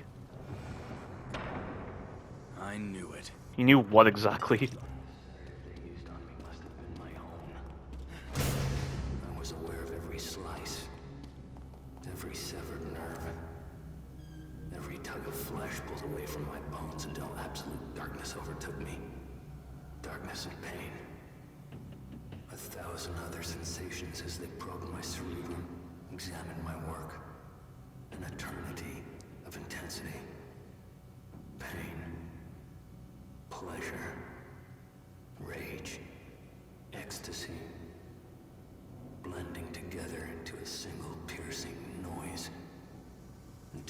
darkness was broken by sparks, like twinkling starlight. The pain, the noise, the light blends together, takes shape. It's a place I know so well. My prison. My home. You brought this on yourself. So does he consider the STEM environment his home, or is he talking about the Victoriano estate manifesting within STEM? And like he says, my prison, and we know that Marcelo said he wants out. That's why he's seeking out Leslie. Do you still dream of escape so near at hand? What is the point of dreaming when your body lies here, never moving? Which I think is referring to the pods. The pods that are meant to be the sensory deprivation tanks. And we know Ruvik, of course, can't go back into the real world since his body's dismembered, so he's been seeking out Leslie as a way to get out. Which doesn't seem like a very effective method, because once he's escaped into Leslie's body, how exactly was he planning on leaving Mobius HQ? And at the end of the Consequence DLC, Leslie is literally taken away by a bunch of agents. And if Leslie was seemingly of no use to Mobius since they actually found a better core candidate with Lily, does that mean they killed off Leslie, so therefore they killed off Ruvik? If that's the case, then I don't think Ruvik really thought of his escape plan very well. And we know that in the Executioner DLC, Mobius knew that Ruvik escaped into Leslie, and they were trying to recreate this escape process, but there's no way they would allow Leslie to escape the building, right? It's definitely one of the most confusing parts of the Evil Within story, and it really undermines the setup of Ruvik escaping into the real world to cause havoc or something. It's like, why is Kidman so worried about Ruvik escaping into Leslie's body when Mobius can easily incapacitate Leslie or just kill him when Ruvik escapes into his body? That's what I mean when I say Ruvik's escape into the real world is undercut by this particular realization. By the time I realized Jimenez had betrayed me, it was too late. I was so close. He knew it. Knew that I was too focused to notice when he brought those men. They'd never gotten past my traps otherwise. Their device is a perversion of my own. Yeah. The device I should have created. My data, my equipment, my theories, my mind. They replaced my husk of a body with a new dimension of torment. I'm just surprised Ruvik would even want to leave STEM. I mean, he's practically the most powerful consciousness in the system because he's the core. And I don't know if this entire environment is able to still be around even if STEM shuts down. Like, if, for instance, the Mobius facility were to completely disappear, and there wasn't any kind of STEM system, does that cause this entire world to completely disappear? Because in the Evil Within 2, Union was still collapsing despite the fact that the systems were up and running in the Mobius HQ. The only thing was that the core was missing. And Kidman said that without a core, Mobius was completely locked out of the system, so they couldn't do anything. But if Ruvik is still intact as the core and the Mobius facility was gone, does that mean this world would still be around? Or is it that this STEM system is vastly different to the STEM system used in the Evil Within 2, so the rules are different? Because if the rules aren't so different, then I would imagine Ruvik would be able to satisfy his goal of creating this STEM environment in order to create a manifestation of Laura that he could then live with. That was his initial goal with the creation of STEM. Of course, the only thing is, he can't change himself, so the way he looks with all the burns and scars all over his body, he said he couldn't change that. So maybe that inability to change himself constitutes a level of failure that makes his goal unable to be obtained. Or maybe he's so consumed by hatred for Jimenez and also Mobius that he's completely forgotten his initial goal, and now he wants to escape the system and just get revenge on Mobius. But again, if he's going to escape into Leslie, who is practically a prisoner of Mobius and a test subject, how exactly was Ruvik's plan to escape into Leslie ever going to pan out with beneficial results? It doesn't make any sense. This will be our last encounter with Ivan. Hey, damn it! Hey!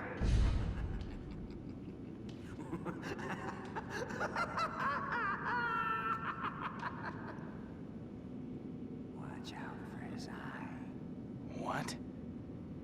If you want to live, you avoid Ruvik's eye. Watch out for his eye. What's that supposed to mean? You'll see.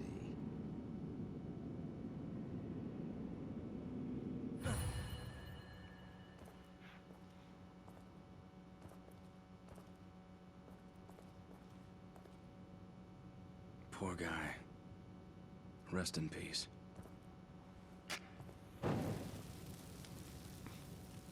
I'd rather not leave his body trapped in stem like that. That's why I always burn him.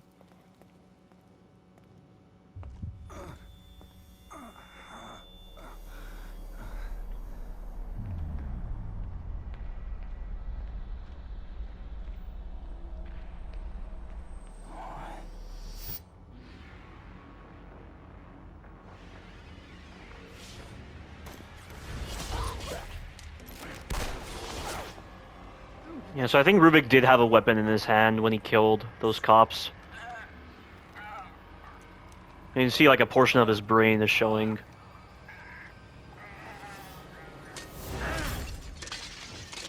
It was smart of Sebastian to use the lantern like that to set him on fire.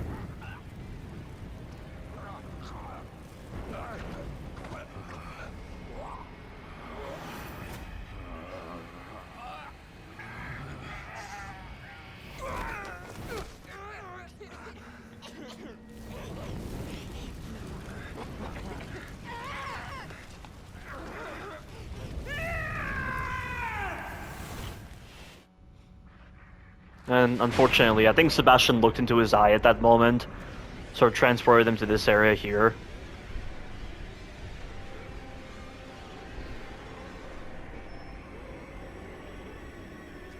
This is going to be a tremendous amount of fun.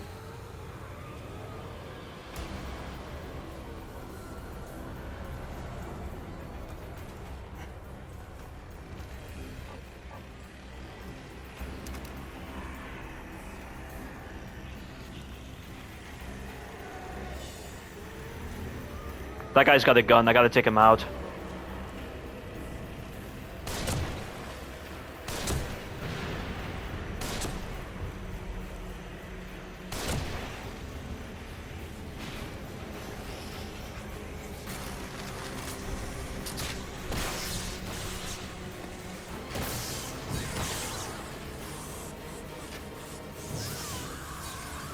Yeah, I almost blanked out on what I was supposed to do. But you have to put a shock bolt there to stop the SWAT guy from killing you. And that, I think she has a gun. Yeah, she has a gun. I gotta stop her.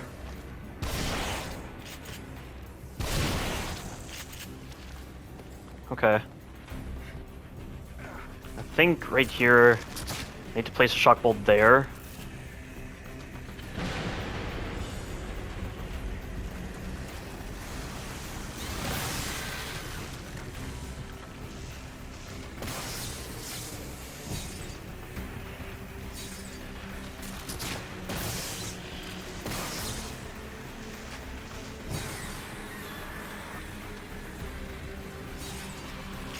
Yeah, good that she didn't die. I need time to restock on supplies.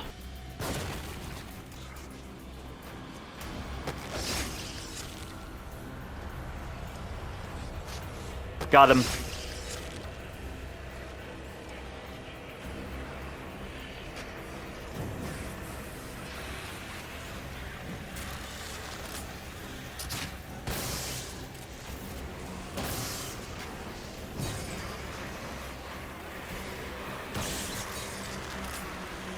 The shock bolt's effect is still going. It's awesome.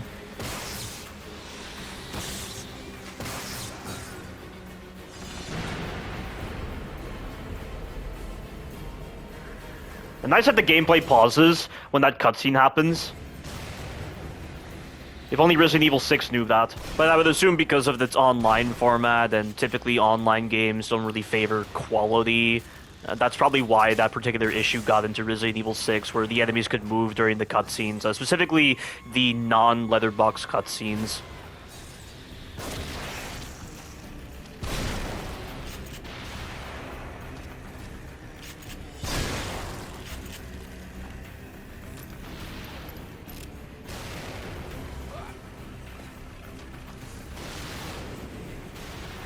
Gotta get close to him. There we go, he's coming now. So not quite the method I use for this phase, where I stay right there. I try to lure them over to that spot there and use the shock bolt. Now's a good time to use the Magnum. Fish in a goddamn barrel.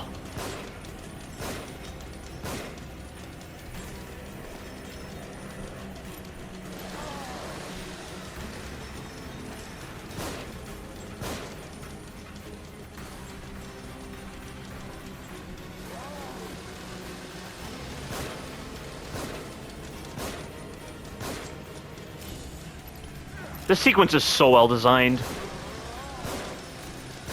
I'm going to use the harpoon bolts against him.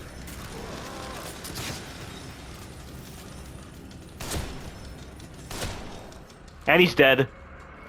It's always so cool to finish him off with the knife execution with the flash grenades, because it really gives the impression that, oh, I've used everything I've got, now I'm down to my knife, and that's the last blow against the sadist. It always sucks that I can never make it like that, where I can get the flashbolt knife execution as being the last hit on the sadist. This game is so perfect with its gameplay. It's so fantastic. There isn't a single encounter in this game that is boring, or just laborious, or mundane, or just so tiresome. Every single encounter on this game is intelligently handled. It's perfectly done. It's such a huge contrast to Resident Evil 4 Remake, or like sequences in Resident Evil 6. That should kill them.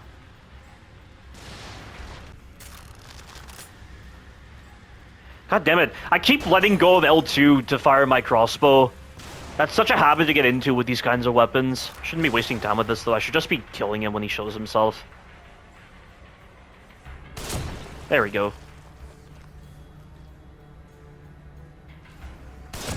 You know, what's interesting is that the Sniper Haunted in Chapter 11, they have the ability to do double shots. So as they're rising to aim at you, they fire a shot, and then they'll fire another shot in quick succession. But that ability is lost for the snipers in the later chapters, so I don't know why it's only with Chapter 11 where they have this double shot. It makes you wonder if it's a bug with Chapter 11's sniper guys. And this sequence with the double keepers is so simple because I'm just going to use everything I've got with the trap parts and convert them into explosive bolts. This chapter really captures what a cathartic experience is. This is the literal personification of catharsis, which is unloading everything you've got into the enemies. There is a limit to the amount of explosive bolts that can appear, so don't fire too many of them, because you'll be wasting explosive bolts. I think right here is the limit. Okay, but they're invulnerable right now, so once they start moving, they're vulnerable.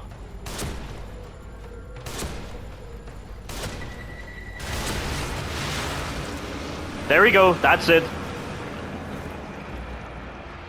Yet another well-designed sequence, and by this point you don't even need any more ammo, because the final boss fight doesn't require any ammo.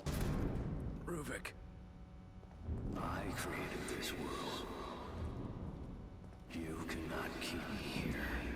And this is a rather interesting change of pace with this little stealth sequence, with sneaking past these spotlights, and also these other traps.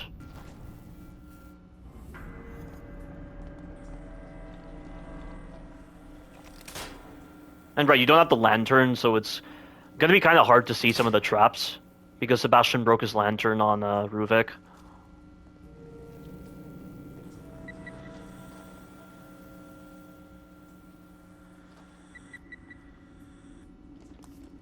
But there is a sequence where you have to use the harpoon bolt here to hit a bear trap.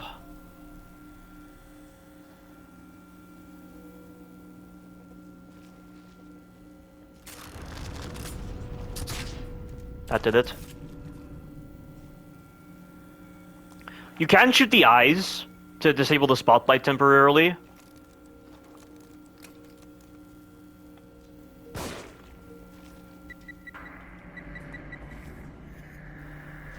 So pull this one, because there's less obstacles in your way.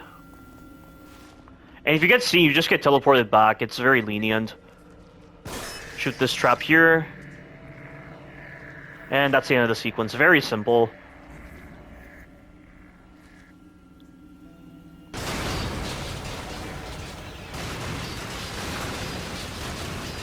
Try not to run into the blood, otherwise you'll be slowed.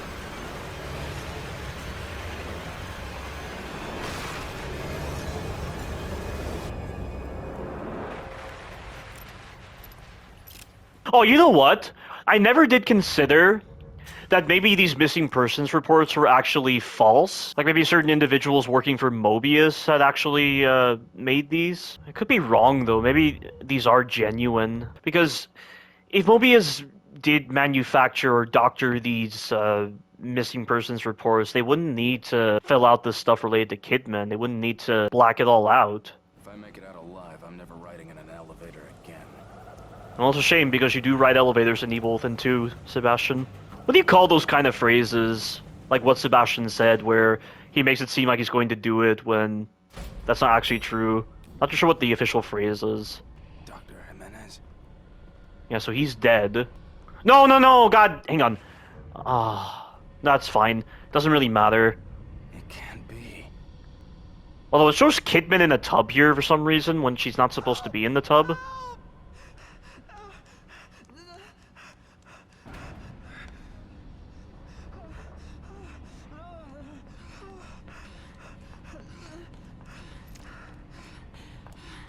Sebastian, get away from him.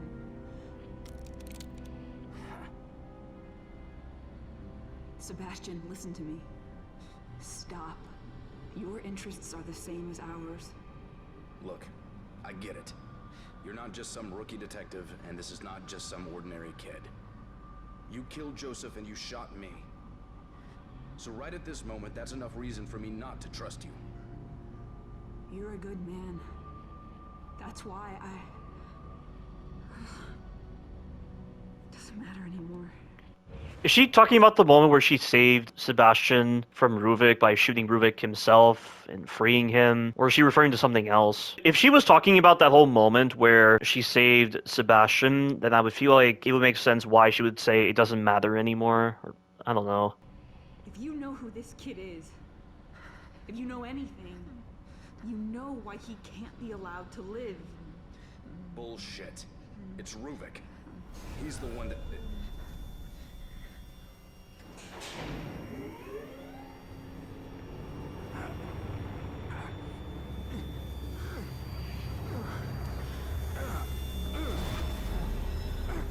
Yeah, again, Kidman's not being affected by STEM.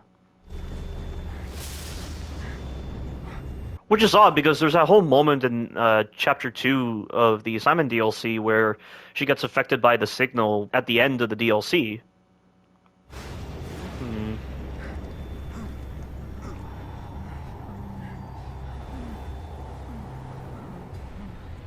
Leslie, stop.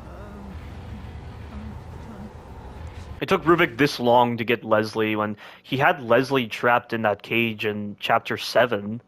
So what was he waiting for?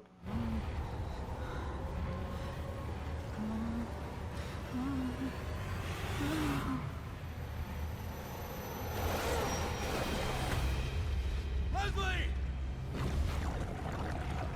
So what, did he just turn Leslie into like cerebrospinal fluid?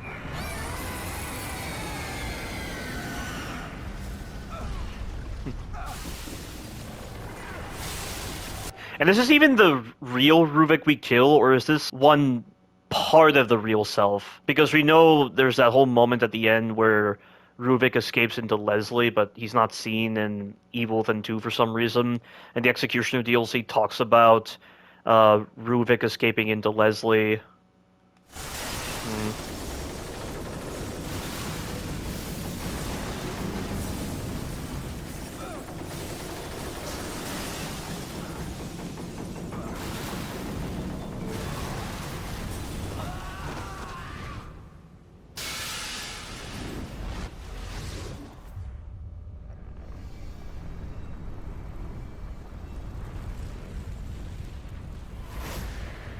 More Inception stuff happening. Oh, it bugged out. Come on. I don't know what it is, but this particular part of the cutscene, it's buggy because it doesn't show Sebastian properly. It doesn't show the brain growing. It creates this weird bug.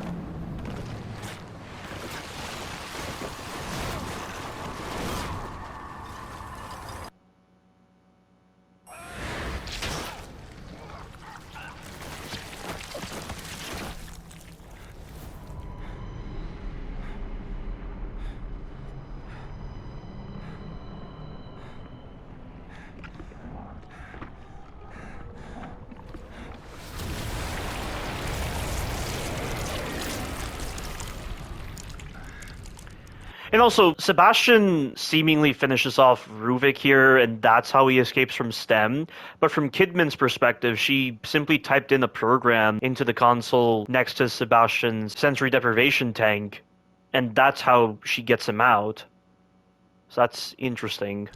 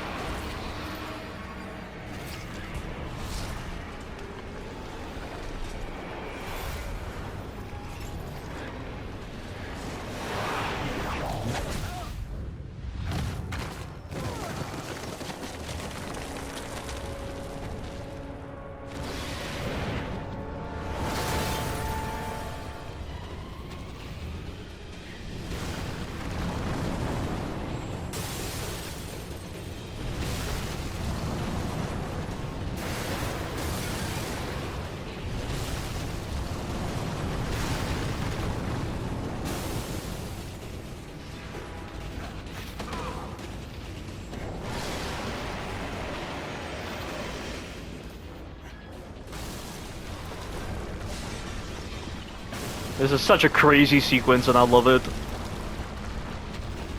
Sebastian is just powerless against Ruvik. And he just forces Sebastian out of his mouse hole.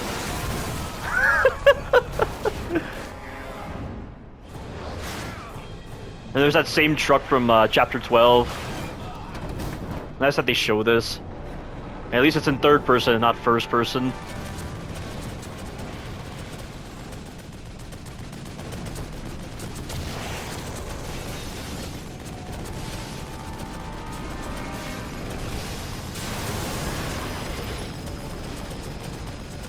I think you have to aim for the rings themselves, not the actual glass dome.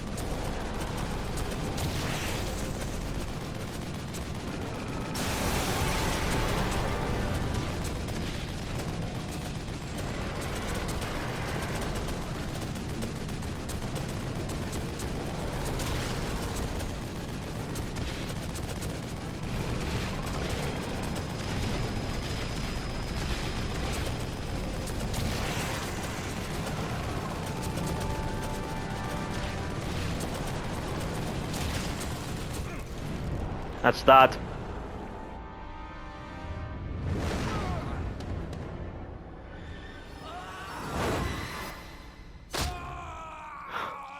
The fact that Sebastian can still keep going even after being impaled like that. I mean, his spinal cord has got to be, like, ripped apart at this point. He shouldn't be able to move. But the surreal laws to stem are keeping him alive, and then there's this rocket launcher status from the encounter we just did, which is interesting.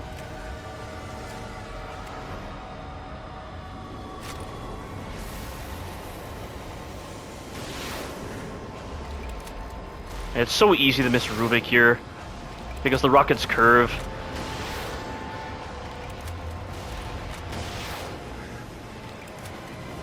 He's charging.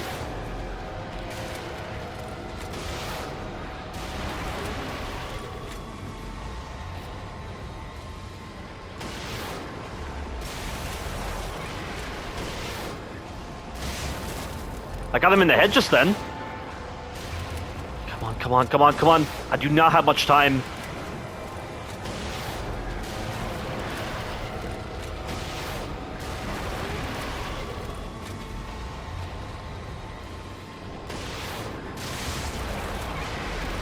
Okay, that wasn't a headshot, so my last shot has to be to his head, otherwise I'm done for. So I gotta wait until he starts roaring.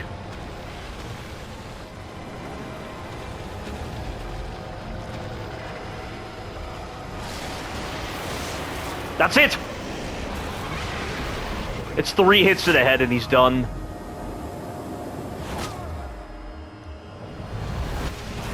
That's the hardest part of this boss fight. But this is also pretty hard as well, but thank God for the checkpoint. The developers had common sense when designing this. Please nail the shot, please nail the shot, please nail the shot, please nail the shot. Yes!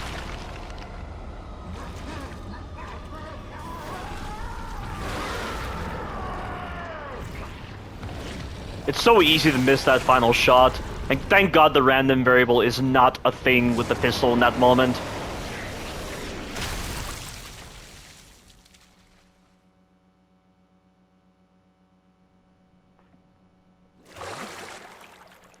So in the STEM version of the sensory deprivation tank, Sebastian has this cord inserted into his brain stem, it looks like.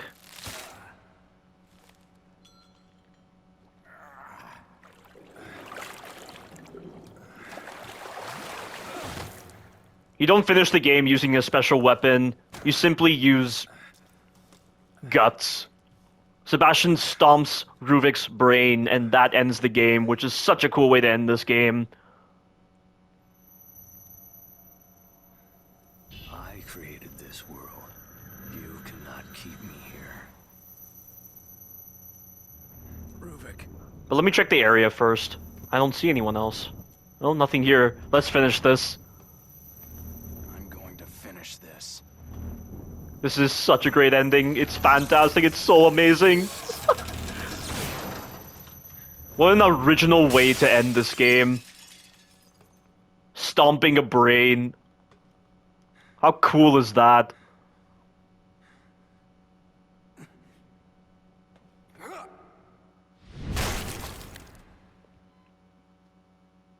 Vital signs, sir. Yeah, so there's Kidman.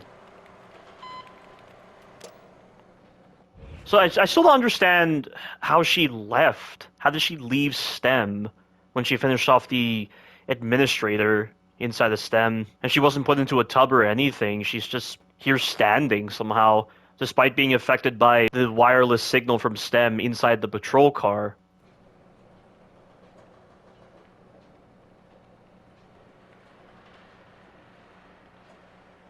And there's that agent that looks like Tatiana. And those two.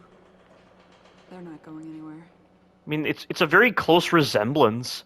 No one can. That's why people think Tatiana is real, and the missing persons report seems to corroborate this. But this is also the cutscene that makes it seem like hours passed from the start of the game to the end in the real world.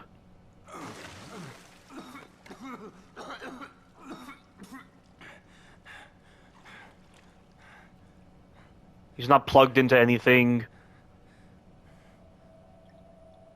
Yeah, so Connolly's dead. And then Jimenez is dead. And he's the one who activated the wireless stem, so how is he here?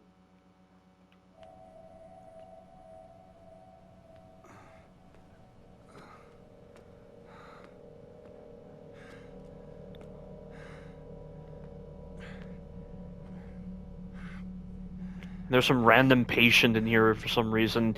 There's no mention of what happened to the civilians that were affected by the pulse emanating from Beacon.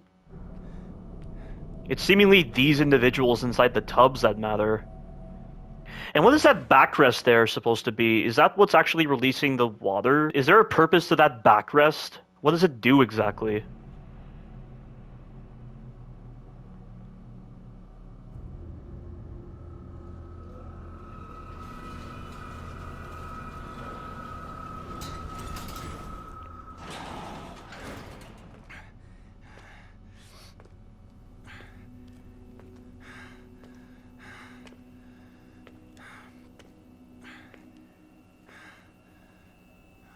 Are those cops in different positions to what Ruvik did? They don't seem to be in the same positions that Ruvik killed them in.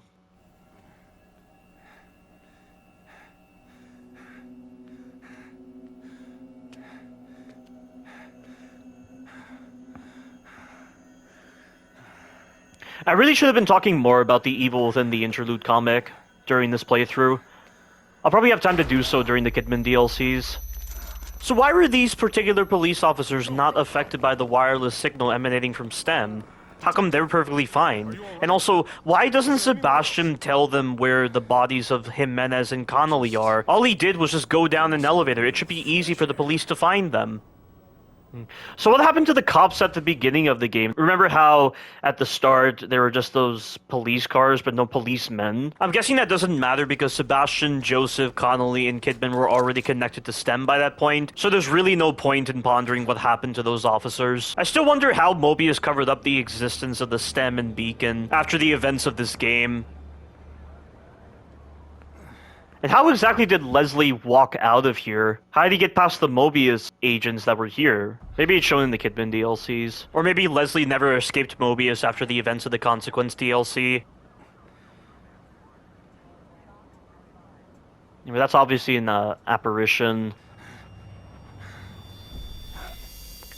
And he still experiences this signal here, even though he got out of STEM. Also, I should have paid attention to whether Sebastian's eye color changed when he left STEM. And how exactly did the police not find evidence of Mobius if all Sebastian did was just go down the elevator? That's what I don't understand. And Sebastian even took a tag. He took a Mobius tag off one of the devices, as shown in the conversation he has with Kidman in one of those optional conversations in The Evil Within 2. So I don't really understand. It's odd. We know the staff were affected by STEM even after it was deactivated. And I believe, yeah, in Evil Within 2, Mobius was studying residual effects of STEM exposure after leaving STEM.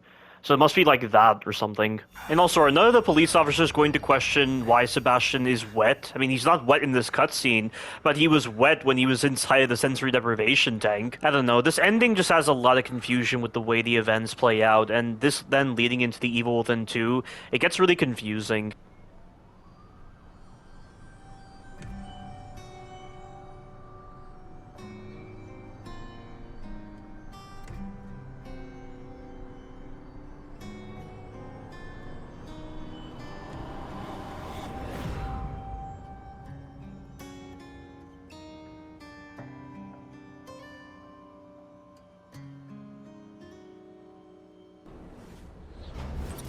And that's the end of the game. What a fantastic game. It's still just as great as it was back in 2014.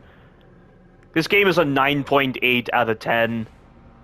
I have to give it that score. Yeah, 9 deaths. So what? Crimson City police detective disappeared while investigating missing person case. If Sebastian was missing, why did that cop not say anything at the end of the game? And once again, the details of this missing persons report do not line up with the fact that Sebastian was in the patrol car when he connected to STEM, and he was off investigating the beacon incident, not investigating a missing person case. Is this missing person case supposed to relate to Myra's disappearance? So for a little bit of time, Sebastian was considered missing when he was trying to search for Myra, which means that this missing persons report was filed before the 2013 entry in his journal. It doesn't really make sense. And the fact that this is only on New Game Plus makes me wonder if this is even a canon missing persons report. And it really seems like these missing persons reports were filed over different years. Like, for instance, with that one missing persons report of Ruben when he was a kid. I mean, clearly he came back into public, so that missing persons report was likely made before he turned 18.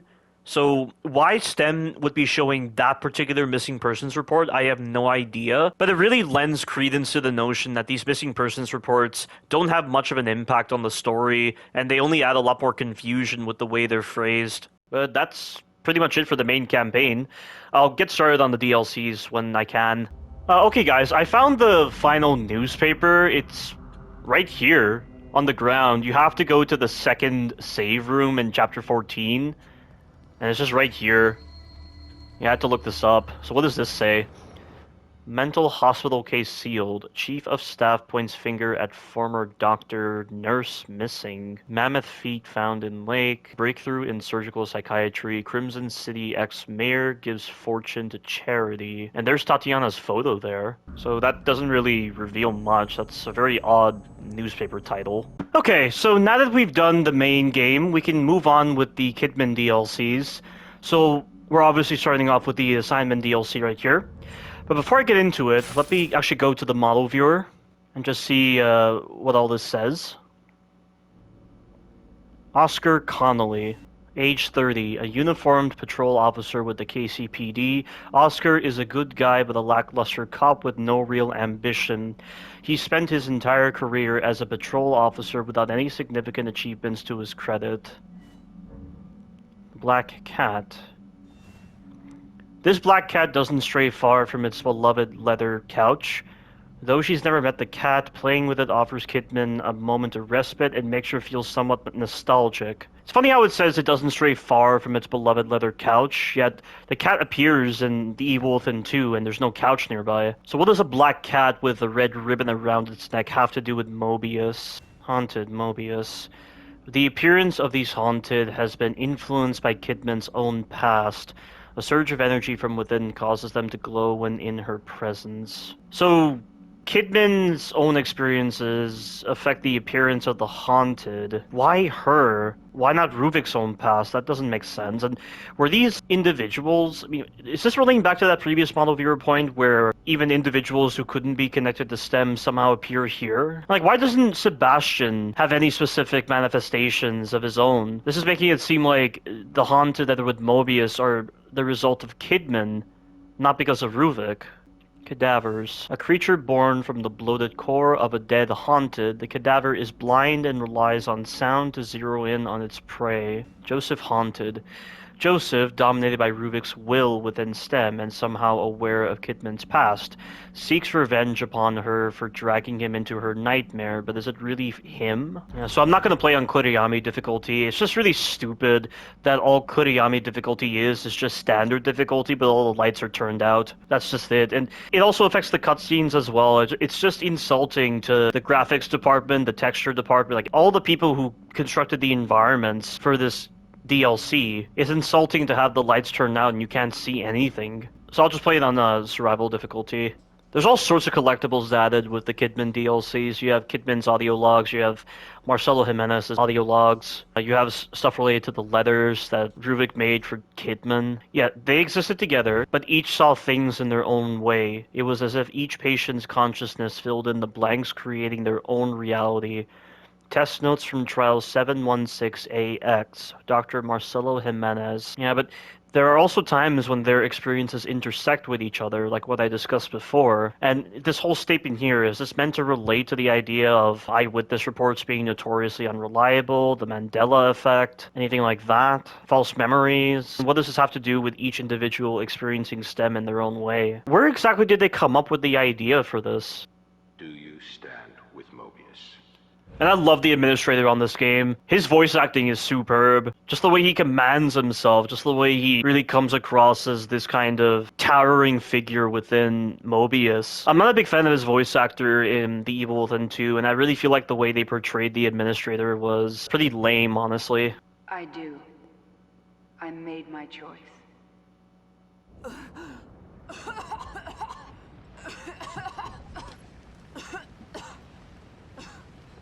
So they don't show the moment where she's looking at Leslie in the ambulance.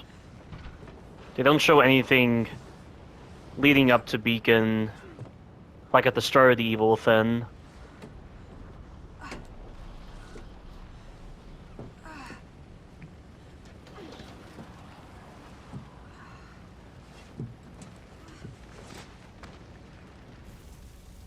And is Sebastian even in the ambulance at this point?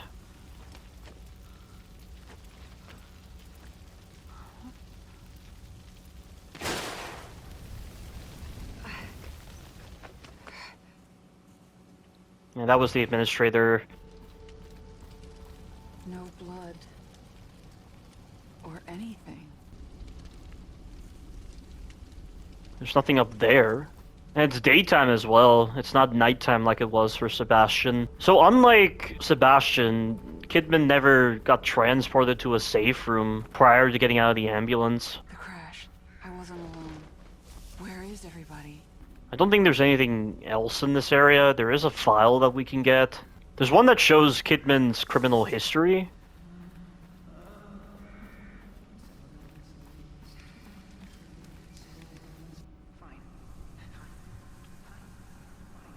Yeah, this is where Haunted Connolly appears. I'm not entirely sure why Leslie's voice is echoing right here, and he's saying lines that we heard prior to the fall. So does that mean that they're driving in the ambulance from Sebastian's perspective, but Kidman is just here? So like, at this point in time, the crash already happened for Kidman, but in Sebastian's perspective, they're still in the ambulance? Is that what this is meant to convey?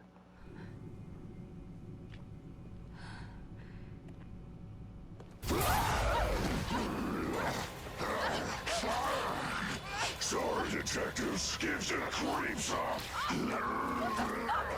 And why is Oscar the only one who says lines during the transformation process?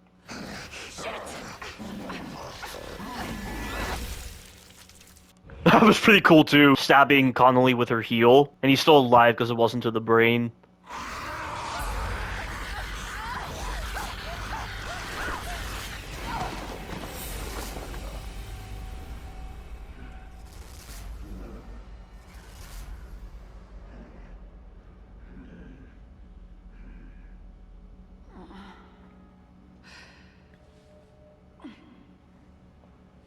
I know I had already uploaded the Kidman collectibles on my channel. Like the letters, the files specific to her, and also Marcelo's audio logs. The Evil Within is really the only series where I've actually uploaded the collectible videos. But one of the collectibles is over here. KCPD criminal record. Juvenile offense, juvenile offense, juvenile offense, juvenile offense. Her juvenile records were expunged, but not her crimes as an adult. So criminal trespass, destruction of property, grand theft, receipt of stolen goods, vagrancy, underage consumption of alcohol. So she also drank alcohol just like Sebastian. Shoplifting, resisting arrest, burglary, possession of controlled substance with intent to sell, robbery with use of firearm, assault, grand theft, criminal evasion, resisting arrest, assault on an officer. Her stamina regenerates so slowly compared to Sebastian. So I don't know why we're hearing haunted Connolly's voice instead of regular Connolly's voice when these lines that were heard in Chapter 1 of The Evil Within were said by the characters when they weren't turned into haunted or anything.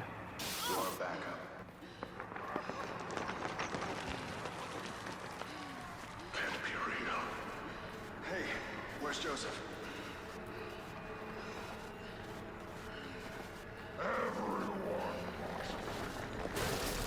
Yeah, so like Sebastian never had experiences like this. Why is it so different with Kidman? And like she wasn't being affected by Stem's pulse or anything, aside from like one instance in Chapter 2 of the Assignment DLC. But like even in the end of the game with Chapter 15, Sebastian was being affected by the signal, but she wasn't, prior to the moment where Leslie is turned into cerebrospinal fluid. Settle down, Leslie.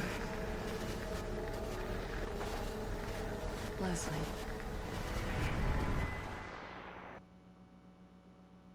Mobius. And they kept that wall intact. This patterned wall is still in the Evil Within too. Leslie.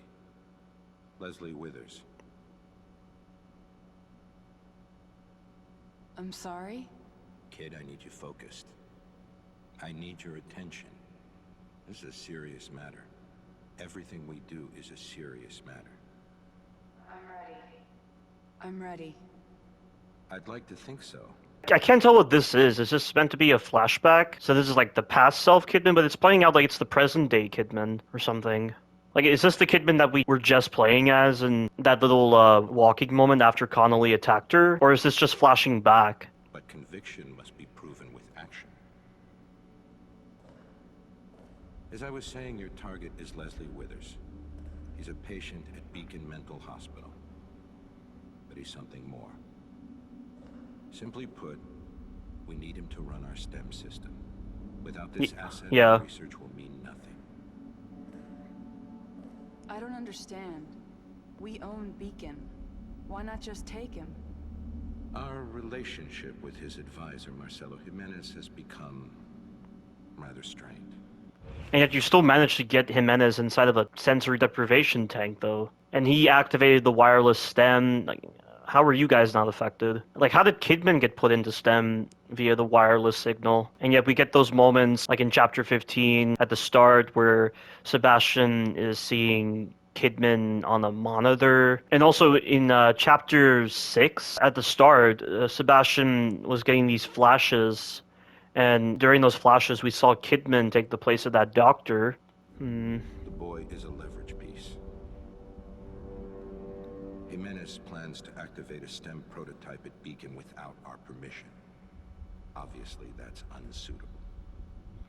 Yeah, but it seems to be a very urgent thing to stop Jimenez from activating that STEM prototype. And how did you even find out? And like, from the time that Marcelo made that audio recording, I think it was his final audio recording where he said he was going to activate the STEM. Like, from that point all the way to the start of the Evil Within 1, like, how much time passed? Like, why do you need to debrief Kidman on this? How has he not activated the wireless STEM now? Why was Jimenez so delayed in activating the wireless STEM? So much so that the administrator had time to debrief Kidman. It makes no sense. Have no illusions. It will be dangerous. Come. Take a walk. The nurses are waiting.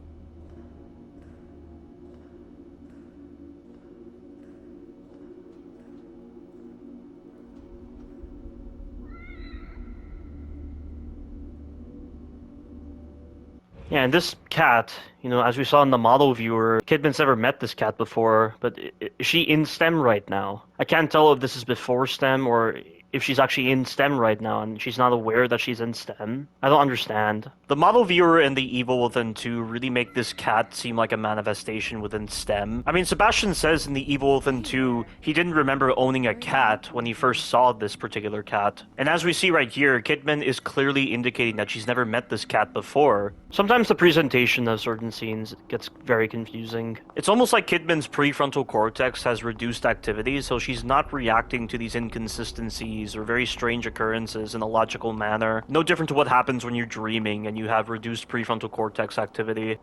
Yeah, but she's in STEM right now, because we're seeing all these miasmas around these people's faces. Or is it that this is the real world, but, this is a metagame element, we're not meant to see these people's faces? Is it like that? No, but why would they waste time with that then? This has to be STEM. And we know that Mobius had multiple divisions, so I'm guessing this is one of their herbology divisions, maybe? I definitely feel like there's going to be a lot to talk about because of how story-centric the Kidman DLCs are. If Jimenez activates the system, you'll be pulled in. Yeah, which is what happened, but the missing persons reports say differently, though. Hopefully he doesn't. But as a precaution, we've prepared an infusion to prevent contamination. Like a vaccine? To protect me? And as he says right here, it's to hide her. More accurately, to hide you. We developed STEM, but there is a ghost in the system. Ruvik. Something we call Ruvik. Means to keep us out. This infusion should protect you to some extent. No, he says protect, yet he corrected Kidman when she suggested it was like a vaccine to protect her. And I'm guessing when he says contamination, he's referring to the process of being turned into a haunted, so the infusion should prevent her from being turned into a haunted. And I don't think it's meant to hide her, because Ruvik finds out about her in Chapter 1 and Chapter 2, so the infusion wasn't hiding her effectively. Why send me alone? That's her next line. Send me alone? You won't be alone. You'll be with your team from KPD. KCPD. You'll get a call on the radio reporting an incident at Beacon. Everything will be arranged. Okay, so they set up the call. So that police dispatcher was working for Mobius. All units, 1199, expedite cover code 3, Beacon Mental Hospital. I assume the deaths of those patients and nursing staff and officers inside the building, that wasn't part of the plan. But their consequences of little value. In regards to your mission, they're expendable. Come, sit down. We must have that boy. He will enable us to change everything. I'll come back with him. I needn't remind you the consequences for failure. I can still remember him saying that line in the trailer. Now he said this line at the moment where that smoke was coming out of his Mobius mark. This guy has such an impactful voice. I have no idea who voice acted the administrator, but they did a fantastic job with his performance. They really feel like chilling, like very cold, almost like Krauser's voice actor in Resident Evil 4 OG. But I like this guy's voice more so than Krauser's voice in Resident Evil 4 OG. Loyalty is a sensitive subject for us. Trust is such a valued commodity in today's world. So once again, I ask you. Do you stand with Mobius? Do you stand with Mobius? I do. I made my choice. Now you must back up your words with actions. Do not waver. Now I'm going to count down. And when I'm finished, I'll ask you a series of questions. 10. 9. Yeah, this countdown is literally what they do when they put that mask that releases that gas that knocks you out. I've had that happen because I had my wisdom teeth removed. They count down. I didn't even remember blacking out, honestly. I have no idea how the gas works to like stop function in the brain or at least limit the formation of memories. It's almost like the entire brain just stops. Like, I mean, that can't be how it works because that would cause full system failure in the body. It's fascinating. 7. I'm just glad, such anesthesia doesn't impact your memory formation because, my memory formation is still just as strong as how it was back when I was born. 6, 5, 4, 3, 2, 1. Now I'd like to ask you some questions.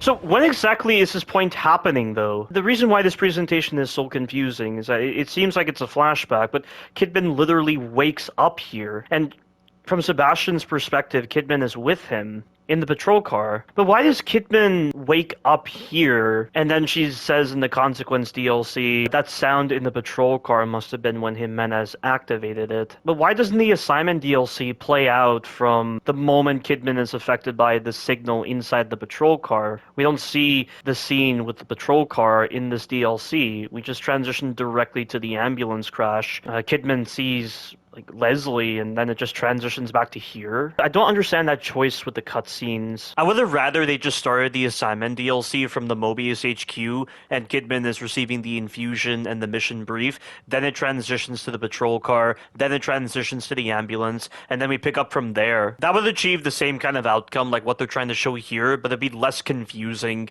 because again, I don't know if this is the same Kidman that was in the ambulance, who's then experiencing this past, she was just teleported into this memory, but she's not saying anything though, so that's why it's very confusing as to which Kidman this actually is. Whoever felt abandoned by the ones you trusted.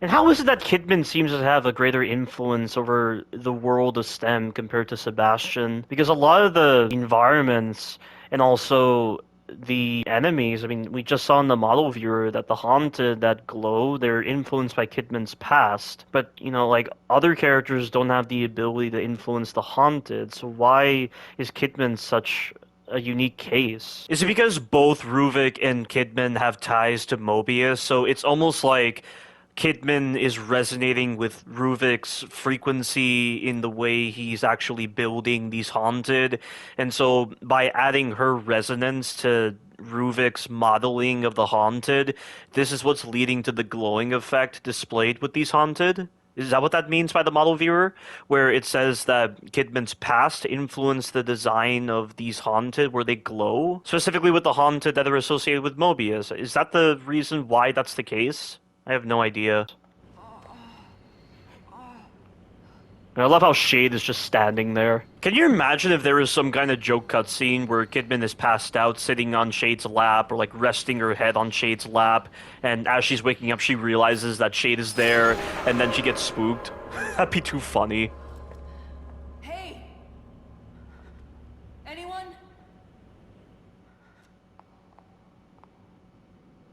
Like, she's not going to say any kind of quote related to the patrol car. She's just going to continue on from here. Like, it makes no sense. It's like she's completely forgotten about the ambulance crash, or the fact that she saw Connolly turn into a haunted, or that she saw Leslie briefly. Like, it's almost like this scene is a continuation of the part where she saw Leslie briefly. It's just really bizarre with the choice of pace here. Almost like that whole flashback moment with the mission brief wasn't supposed to be there.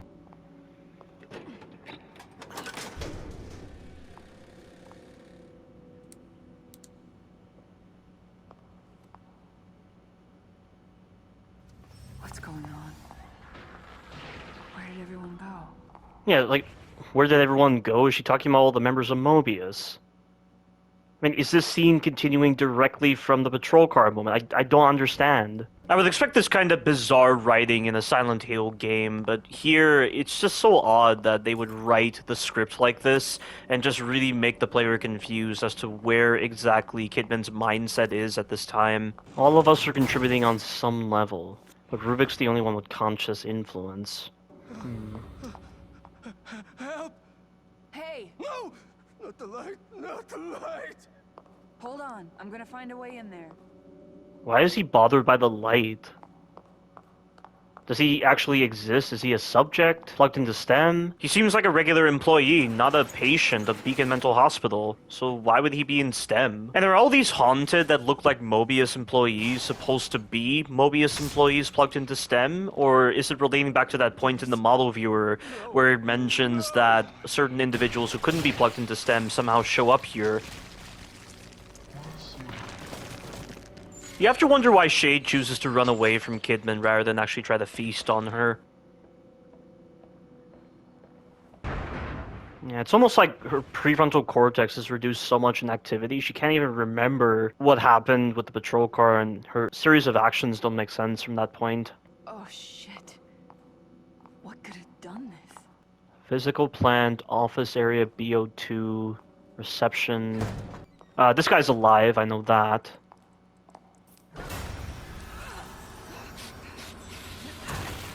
I'm afraid that the fragile mental states of the subjects are limiting our studies. Mobius wants us to move past Beacon patients and onto more stable people. They want to get STEM closer to its intended use. Would they see the world in the same way? Would a sane mind weather the psychically draining experience? I had that dream again. I entered the STEM myself. Now, is he saying in the dream he entered STEM, or like after the dream he entered STEM? And this whole point on more stable people, they want to get STEM closer to its intended use. Would the more stable people see this world the same way? They do actually see the world the same way, unfortunately. Actually, no. This is relating back to that point he addressed on each subject's experiences being different from each other. But I feel like he's making this statement in relation to what the patients were experiencing due to their fragile mental states. Is he talking about, like, if a schizophrenic was in STEM compared to a stable person, they would definitely see the world differently? In that sense, not relating back to that introductory statement to this DLC. Kidman is very bold to call out enemies like this. Over here. There's not a lot of stealth games I know of where you can call out to enemies and lure them. The only other game I know of where you can literally call out to the enemy, but it really puts you into combat more than anything, is Splinter Cell Blacklist. And because it put you into combat most of the time, there was no point in using that mechanic in Splinter Cell Blacklist. Here, at least there's utility. Yeah, our first save is over here.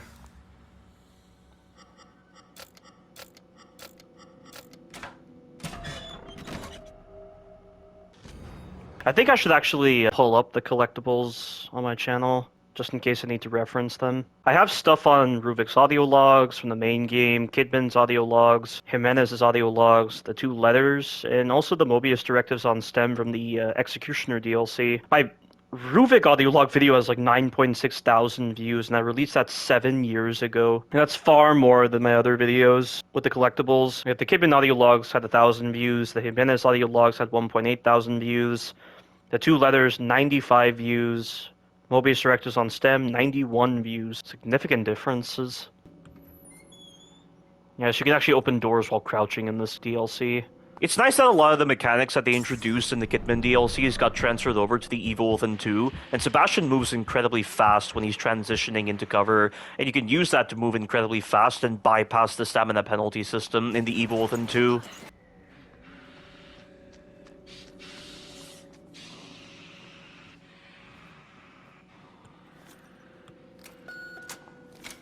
Yeah, so you come in here, and then you activate the phone to lure this enemy inside, which is a cool idea for a mechanic.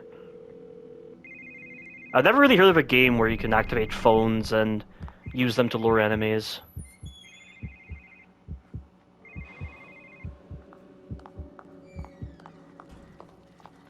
Now she's locked.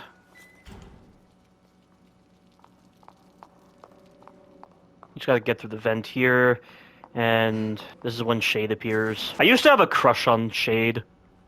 She was quite attractive, and she didn't really resemble that of a human, which was an added bonus, but I've gotten over that. I still appreciate her to some extent. Okay, but you hide in here immediately, and you can get past Shade while she's busy devouring the Haunted. On the Wikipedia, it mentions that when she's looking in this locker, she says, "I see you," but I've never heard her say that before, so I have no idea what the wiki's talking about.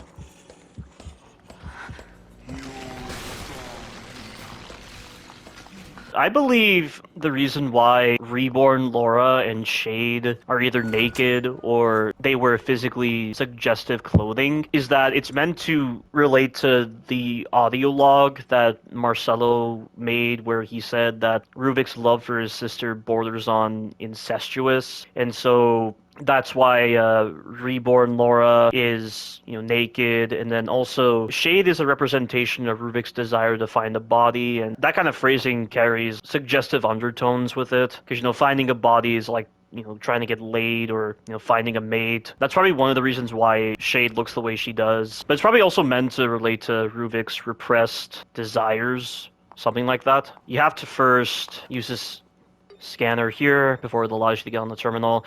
And yeah, terminated. What? Terminated? Maybe I can force it open with the computer. I already knew from the trailer, I think it was the story trailer for the Assignment DLC, that I had to hide behind this terminal, because I saw in the trailer that Kidman was hiding behind this desk here, and Shade was inspecting the corner, but she couldn't see because she didn't look down at Kidman. I wonder what other first-time players did during this sequence.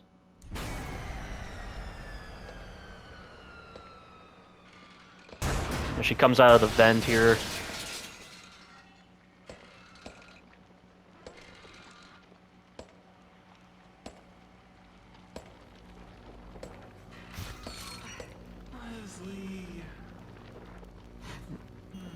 Yeah, it constantly calls out to Leslie. Because Leslie is the subject that Ruvik needs.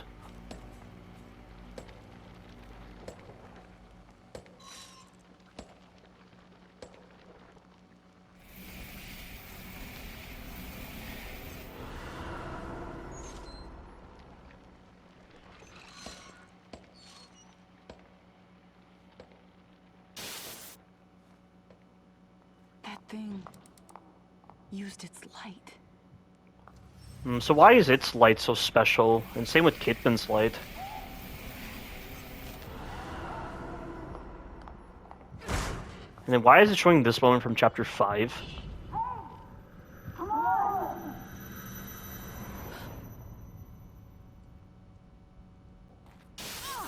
If the system is activated, you'll hear a high-pitched noise. Yeah. So each time the system is activated, you hear a high-pitched noise, but why was it occurring multiple times with Sebastian while he was in STEM? There's no way STEM was simply deactivated. Like, does this entire world still exist even when STEM is deactivated? Is that how that works? Because Union in the Evil Within 2 completely collapsed at the end, and STEM practically shut down. Or maybe it was something different, because like the dissolution of Union was the result of the core not being in place. And if STEM is shut down, what happens to the people that are physically connected to STEM through the sensory deprivation tanks? Like, aren't their minds just trapped inside of STEM if STEM shuts down? This is why it doesn't make sense why you hear the high-pitched ring multiple times in the STEM world. It's just confusing the way that works. From then, we can't do anything to help. What's gonna happen to me? All I can say is that it'll be unsettling, but Leslie will be in there with you. You need to find him. This is from before. Leslie, is he really here? Now she's saying this is from before, so is she talking about it like she just went through the patrol car sequence and then got to here? Like, why was she so casually engaging in conversation with the administrator? And then she's here, and it's so odd. So Kidman actually, yeah, she must have known that they were in STEM in the patrol car, so I don't know. It's just confusing with the dialogue like that, because I can't tell which Kidman this is. Is this before STEM? Is this during STEM? Is this after the patrol car sequence? It gets really confusing sometimes. Leslie is here. Okay, I gotta get to him before anything else does. Now, from Kidman's perspective, it looks like Leslie is in the Mobius building, but is he actually somewhere else? Because from Kidman's perspective, later on at the end of this chapter, she sees Sebastian and Joseph inside the Mobius building, but from their perspective, they're doing the sequence where they're trying to save her from drowning inside that box. If the individual experiences were going to be this drastically different, I question how exactly Mobius accounted for this issue in order to create the same shared space known as Union for all of the subjects who were a part of STEM. What's this? Hold on a second. Oh, you see that little turn she did? So if you have your weapon out at all times in the Evil Within 1, you will never do that slow turn, and that's really advantageous. But for some reason in this DLC, as well as the Evil Within 2, even when you have your weapon out, you'll still do that turn, and that's disadvantageous. Also, if you sit down on this couch, you can actually see a Haunted behind you, so you can still linger around for a bit. I don't know why this Haunted just appears here. So is he just going to stand there the entire time, or is he going to turn around? Yeah, so the moment I stand up, he'll just disappear. Yeah, he's gone. So why does he just appear there? What's the whole significance of that? And why exactly is a black cat with red eyes and a red ribbon so synonymous with Mobius? Is this some kind of symbolism in Japanese culture? Is that what this is supposed to be? The camera's looking at me.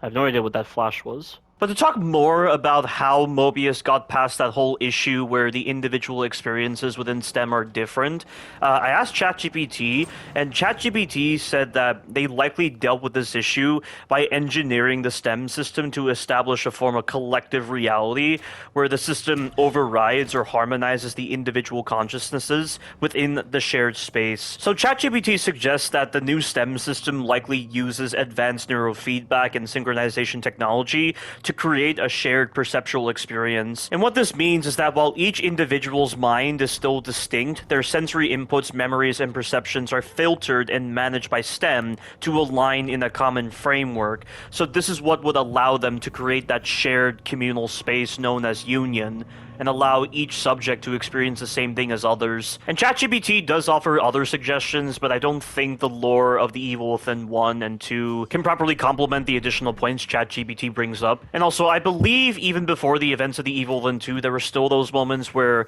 the individual experiences were different, but they were less frequent.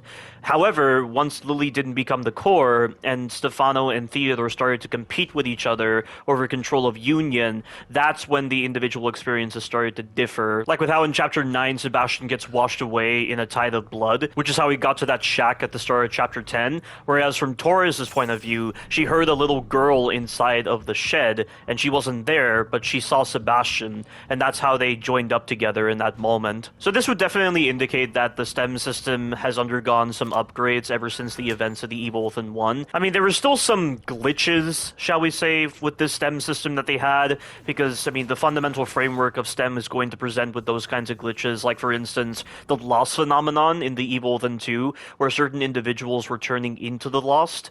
And it was a very small percentage, but it eventually skyrocketed, and that's why there were so many lost in the Evil Within 2. This I can understand playing out right now, because it's reminding you that you have to shine the flashlight on the Mobius symbol, because you're a member of Mobius. The air feels so heavy in here. So what is the whole significance of the flashlight revealing certain parts of the STEM environment? Is this the result of her infusion, but represented through the flashlight? She's seeing things that no one else can see? I don't know. After months of secrets, subterfuge, and indoctrination, they brought me into their fold. This place is elaborate, to say the least. Despite the modernistic visage, the research they have been doing here seems to date back to over a century ago. This place has history, and from what I can grasp, this facility is only one branch of many. Institutions, powerful families, their reach seems grand, and therefore the possibilities for me seem equally as rich. Clearly, my own unique methods at Beacon have piqued their interest, and I am most grateful for the opportunity. Most of what the researchers have been working on, however, seems archaic by today's standards. They told me budget is of no concern. Results are the only thing that matter. Juggling duties here and at the hospital seems manageable, but Ruben, comparatively insignificant, but even at his young age, his studies are remarkable.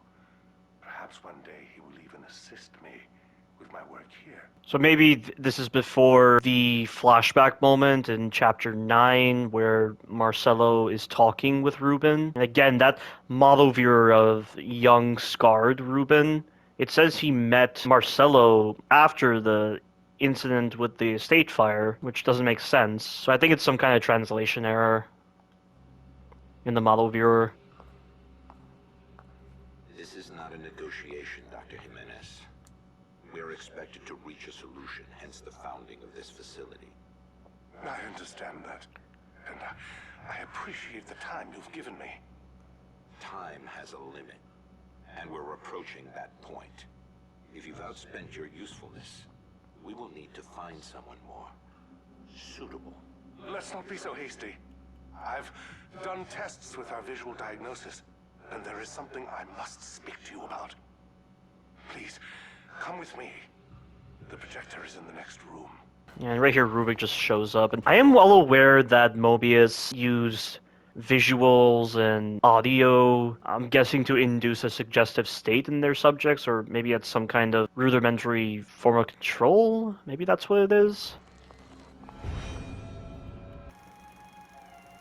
It's my hypothesis that we haven't succeeded because so far we've only been using visuals, audio stimuli, passive influence, even on my patients with limited mental capacity. This method is rejected by the user. If we are to accomplish what we intend, we will need to refocus. We need direct access. And what do you propose? It's, how shall I say, a pet project of sorts. A mecho-chemical process. With it, we should be able to have a... Well, not really mechochemical. You said electrochemical level with Chapter 8, and he's clearly talking about STEM here. So electrochemical and mechochemical aren't really the same thing. Direct influence on the individual. Potentially even access their subconscious. And this whole direct influence on the subject, you know, it relates back to Ruvik's audio logs where he said they lose who they are and are completely reshapable in Ruvik's image, like clay. Maybe it's like that. I have the data in the next room. Let me show you. that video. I remember they showed me that when I was brought here. It's confusing. Like, what do you call these kinds of tests, exactly? I mean, this whole blotting image right there, I mean, that just looks like a standard ink blot test with the Rorschach test. Is that what they're called? It's some form of hypnotism, I would say. I don't know. And we see all the blueprints for STEM here.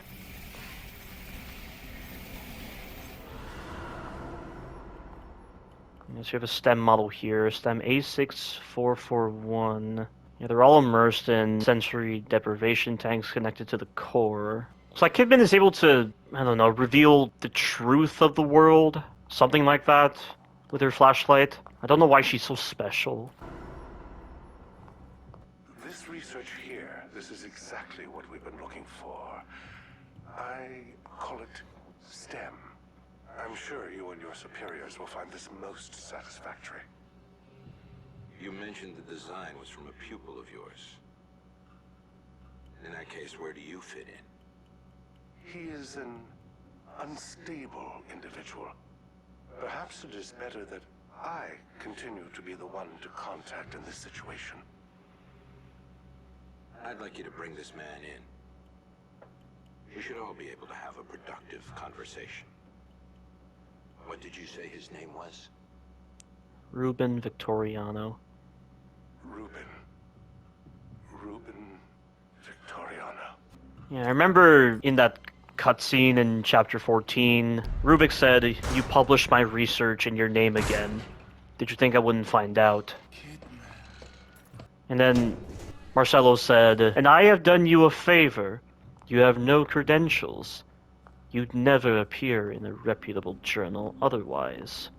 Nobody in the world knows you even exist." Yeah, and then some dialogue played out, and then Mobius abducted Ruvik right there and likely dismembered him at that moment. Although Marcelo in this DLC, specifically the Consequence DLC, he was appalled to find out that they had dismembered Ruvik. So he probably thought they were going to do something else. Yeah, so there's Laura. She's getting closer. Yeah, Ruvik's influence seems stronger in this Mobius building, just like in the Victoriano estate. I wonder why. Yeah, so now Chapter 5's happening. Look, let's just get out of here. There's something wrong with this place. That's where Leslie was before. And now those two, where are they headed? Agent status terminated. Please contact biometrics for reauthentication. Yeah, so now we need to reset our credentials. You'll experience things that won't seem real, but you have to stay focused. It will take you a while to get your bearings, but you'll be better off than the others. And about the others. I told you before, completely expendable. They have no bearing on the mission. If they get in the way, you know what to do. So is that why her experiences are so different? Because she was told beforehand what the world of STEM would be like, and I don't know if she actually heard some of the patient reports. Because, like, I know in Evil Within 2, she spends some time with Lily during testing. But the thing is, did she only come into contact with Lily after the events of the Evil Within 1? Lily was taken in 2012. So Lily was abducted on February 11th, 2012. But this whole point where Kidman was made aware of what the STEM experience would kind of be like, did that offer her some degree of immunity? Something like that? I don't know, similar to like the subliminal imprints that were imprinted onto Wesker by Spencer, and so when Wesker was aware of these subliminal imprints, he was able to break free of Spencer's control and kill him easily in August of 2006. Maybe. Find Leslie and bring him back. That's all that matters.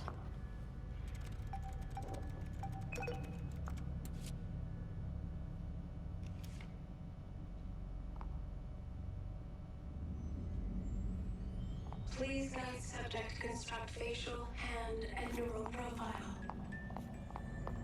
I don't think anyone's gonna help me out with this.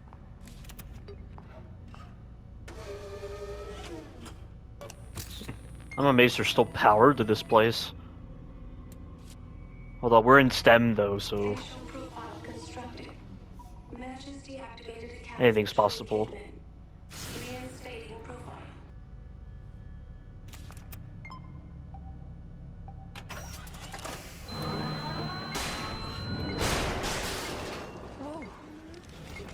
Scanning.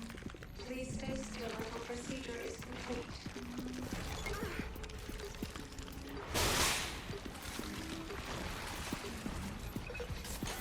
Hand profile constructed. Please complete neural profile to complete authorization. Maybe it's fine?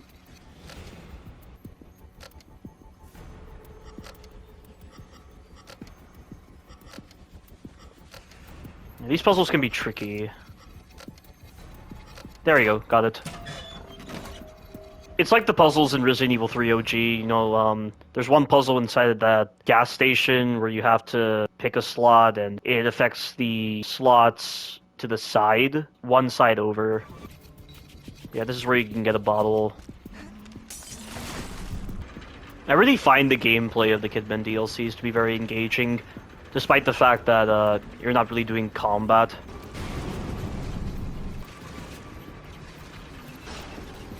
And then you have to use this dumpster to take this guy out. But you can't pull the dumpster back for some reason. Alright, that takes care of that.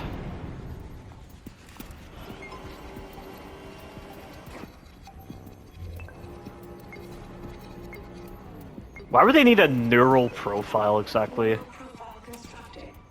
Profile matches terminated agent Julie Kidman. Termination reason: insubordination. Why is it showing this now? How does that work exactly? It's almost like it's predicting the future of what's going to happen. Termination reason, insubordination. I wonder why they made it like that, where it's almost like STEM is predicting the future. Profile reinstated, but data sent to Central Mobius for analysis. Insubordination? That doesn't make any sense. Whatever. I should be able to open those doors now. It almost gives the impression that Ruvik staged that. Kidman, Julie, you've assembled quite the resume, I see. They taught you to read at the police academy? I'm impressed. Your attitude won't be necessary today. What is this place? Why am I here? You've been arrested, Miss Kidman, and you're currently being detained. I'm sure even you could decipher that. That's not what I asked. This isn't a regular interrogation room. They don't give you cushy chairs when you're about to be sent to lockup. No current address. On your own since 14, a runaway it seems. Quite impressive you made it this long without coming to your senses. If your street smarts are that keen, I'd imagine you'd have turned yourself around by now. It's more about survival. You think I'm pissed I got caught? At least I get free food in jail. It's all good to me. What if I told you that today could be different for you? You're a smart kid, you've got nothing to lose, no one to miss you.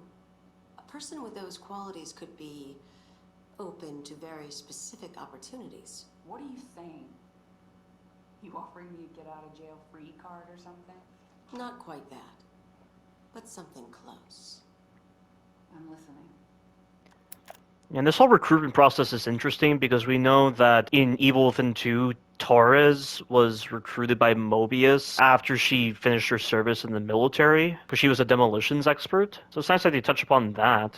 But this statement that Kidman makes where she says, it's more about survival. You think I'm pissed I got caught? At least I get free food in jail. It's all good to me. That was such an impactful statement for me. You know, I was not quite as informed as to why criminals do the things that they do and, you know, why people sometimes consider prison to be a good thing for getting into it. This statement really opened my mind the first time I heard it and really processed it greatly. And I'd imagine it was in prison where she learned her social skills, because I would imagine not being around her parents because they abandoned her and they didn't really take care of her, they just straight up neglected her. That had to have impacted her development, but I would imagine being in prison, there had to have been some impact on her development, right? And maybe that's how she knew how to behave in law enforcement, or even like fire a No. Like, maybe Mobius trained her. I do wish they'd provided a year. If they're going to be that specific on the years with Sebastian's journals, I wish they were more specific here. But, Kidman was recruited by KCPD on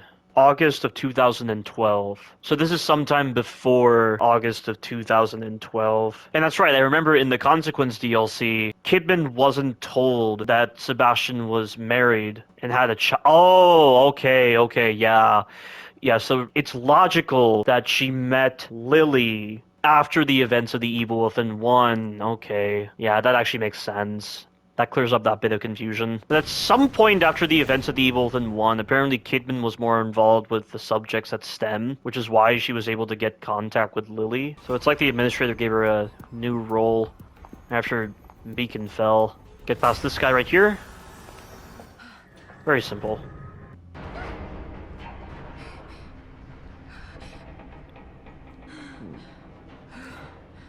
And that's right, unlike the main game, the items that you pick up get implemented into the inventory. So you can carry axes and bottles. And that feature got translated into Evil Within 2.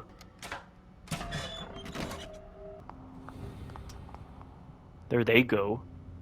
So from her perspective, they're getting on an elevator. You know, it's strange. I mean, before even doing that whole sequence with reconstructing her profile, Sebastian and Joseph have the conversation they have directly before Kidman's encounter, where they have to save her. They're still doing that sequence. Then again, time is a little fluid in STEM. Patients emerging from the stem are becoming more erratic. The pathologies seem to be amplified by the experience now. Even worse, patients now seem to experience each other's psychological trauma. It's as if the user's deepest fears linger within the encephalon of the system, even after the session is over. The most concerning thing are their most recent statements. Every single patient claims to see a hooded figure slowly approaching them. Could it be him? His consciousness existing as a ghost in the system. My curiosity has never been piqued like this. I want to know. I want to see what they see. But it's too risky. For now. Sebastian was a unique case because Mobius monitored him for residual influence as a STEM. So we know that Sebastian was experiencing the memories of others at certain points in the game. Patients now seem to experience each other's psychological trauma. What does that mean exactly? Like, are they encountering the manifestations created by the traumas, or like they actually feel the same mental illness? And how are they actually conducting these interviews again? They need a core for STEM, right? Well, I mean, this is after Ruvik has been dissected, right? If needed, I can just refer back to that video on my channel. But this is the encounter with Shade. And she heals faster when in cover. You have to stand still to heal as well. An error has occurred. Please wait while power is being restored.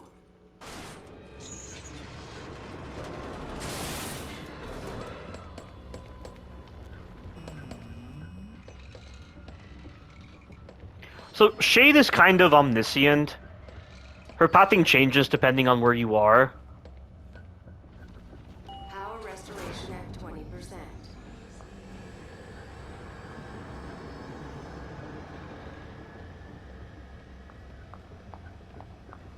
So right here, she's most likely going to do the animation of searching down this path here.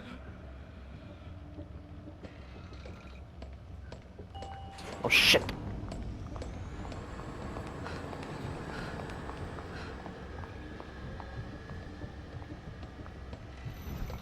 Yeah, she's very omniscient.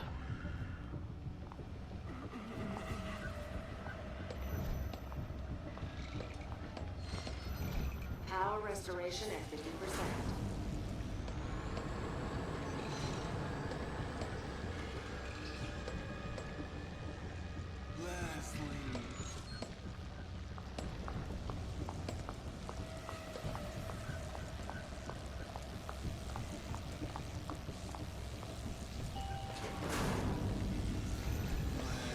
Yeah, that's the pose I'm talking about.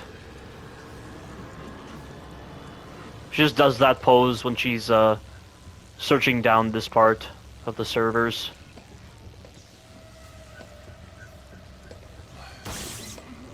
And she's resistant to electricity for some reason.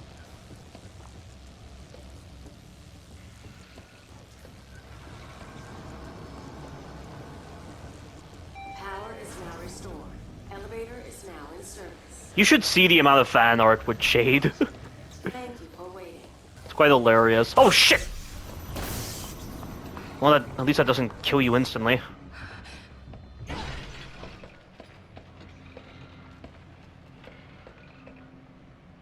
Keeping our facilities clean is appreciated.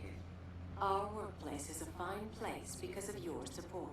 Is that Myra's voice as the AI? Or like the voiceover? I still remember Serum 17's comment towards Shade when he did the sequence in his walkthrough. He's like, "Oh no, there she is, in suspenders looking graceful."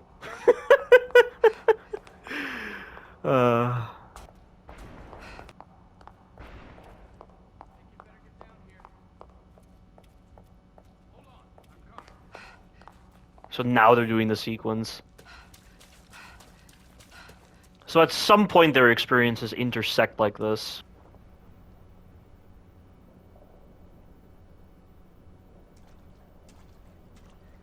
Okay, make it convincing. Detectives! I'm here! I'm safe! Sebastian! Joseph! And then this is the part where the infusion didn't seem to hide her from Ruvik. Mobius. So they sent you to take the boy back. And you trust him. Don't kid yourself. You're just as expendable as your partners are. As I was. I've repeated this series of lines so many times. We'll see how loyal you are when you know the truth. So right now, is Kidman actually experiencing this from her perspective, or is this showing us Sebastian's perspective on what it looks like to him with Kidman and Joseph? This right here seems to constitute an intersected experience somehow.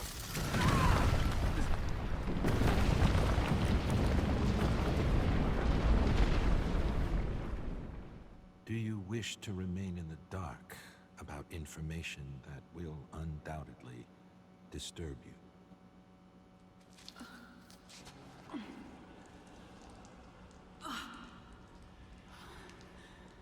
Joseph! Joseph! Shit! Where did he go? Well, he'll just have to fend for himself. Gotta keep on track. Find Leslie. Find Leslie and get to him before anything else does. That's all that matters. A line I remember from the trailer. His name was Rubin Victoriano, but now he exists as Rubik inside the encephalon of Sten. Rubin was brilliant, designing the entirety of the system by himself. But we conflicted over our intentions. And what happened to him? Rubin has been dealt with. The consequences of trusting the wrong people. Ruvik. He knows I'm here. Of course he does. He saw you at the end of chapter 1. And this light she has is now able to reveal the invisible haunted.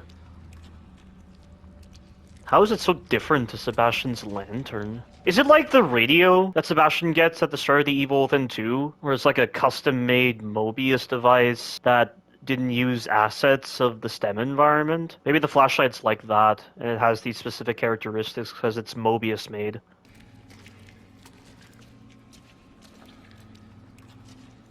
Okay, this guy's going to appear eventually.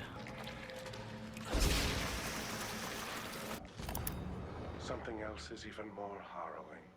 Our subjects are dying. They come out from STEM abruptly passing with looks of horror in their eyes.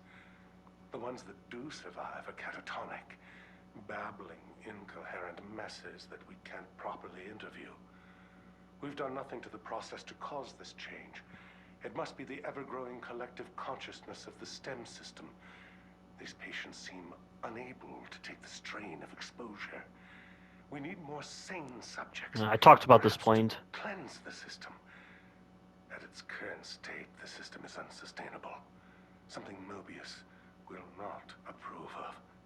This time, only I am to blame for this. Our new prototype and beacon is almost ready. When it is, I will start its conversion to the wireless system. Even if the original STEM experiments go awry, I will show my worth to Mobius with its next generation. Of experiments. Ah, but this is the sequence where she'll get caught under concrete. And I believe the pistol she's going to use here is the pistol of Arnold Brown, because at the same time when we saw the missing person report for Arnold Brown, there was a report of a death in the sewer.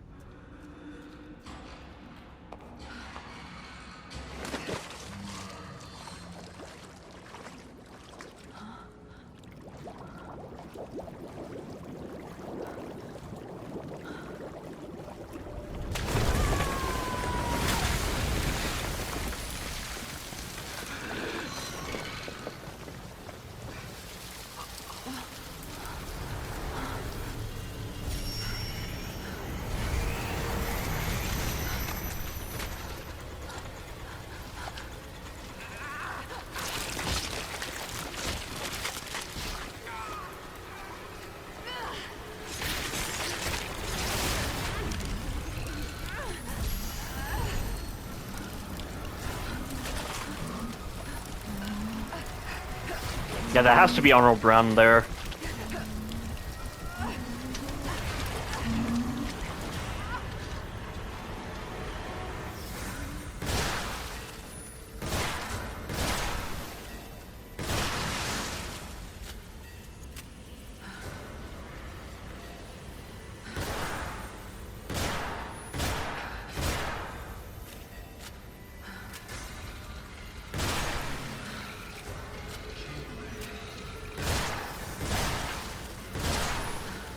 There's no random variable garbage this time.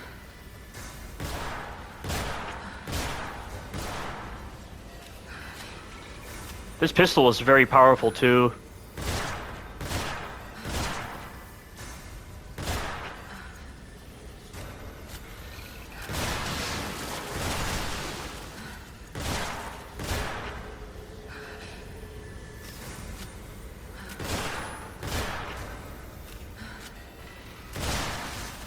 So there's 4 haunted in this sequence.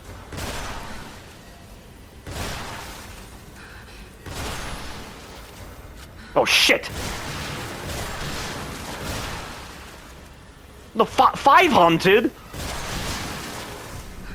Okay, that's that.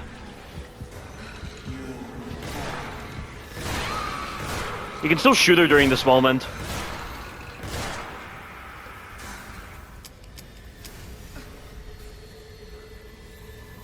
I like how she was still trying to press the trigger when the enemies were gone.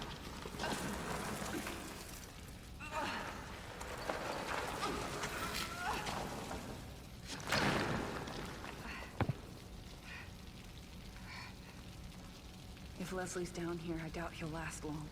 I've got to find him. Yeah, that has to be him. That has to be Arnold Brown. I mean, I don't see the glasses. I think he wore glasses in that missing persons report. There we go. It would be really nice if the archive also included the stuff from the main game as well. But as it stands, the Consequence DLC is the only DLC where you can actually import the collectibles from the previous DLC, from the Assignment DLC. And about the others. I told you before, completely expendable. They have no bearing on the mission. If they get in the way, you know what to do. Okay, so that's the same conversation from the elevator in Chapter 1. Kidman! Joseph, wait!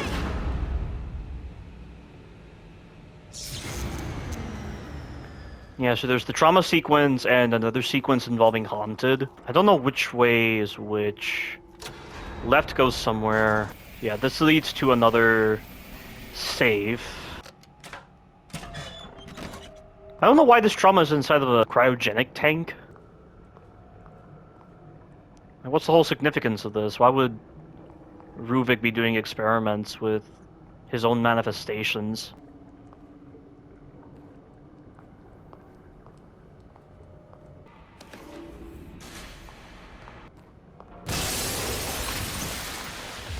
Can you actually stealth attack traumas with the axe. Oh, he knows where I am.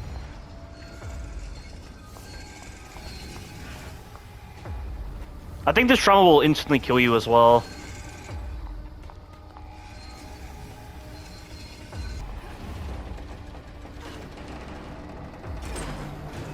He's gonna bust through in a moment.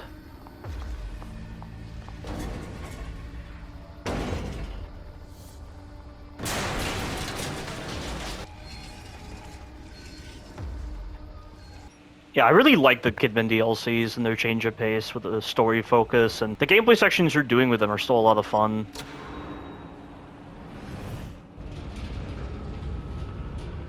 And then Rubick's going to affect the world and not trap Kidman, which I'm guessing is the result of her willpower to live, preventing him from fully trapping her.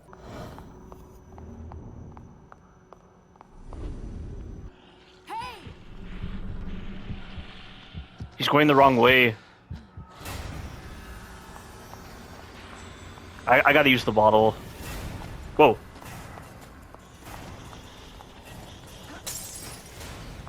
That was my chance. There we go. I forget how I did this. I think I waited for them to get away. Over here. Yeah.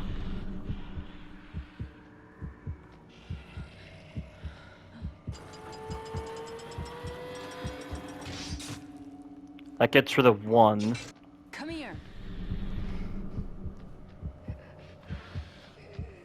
Of course, you have to go that way.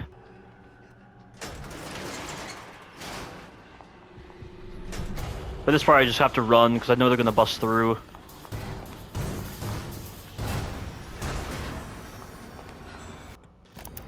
Today was something truly surprising. He was one of the last groups of test subjects. Just another patient I expected to babble and maybe even die.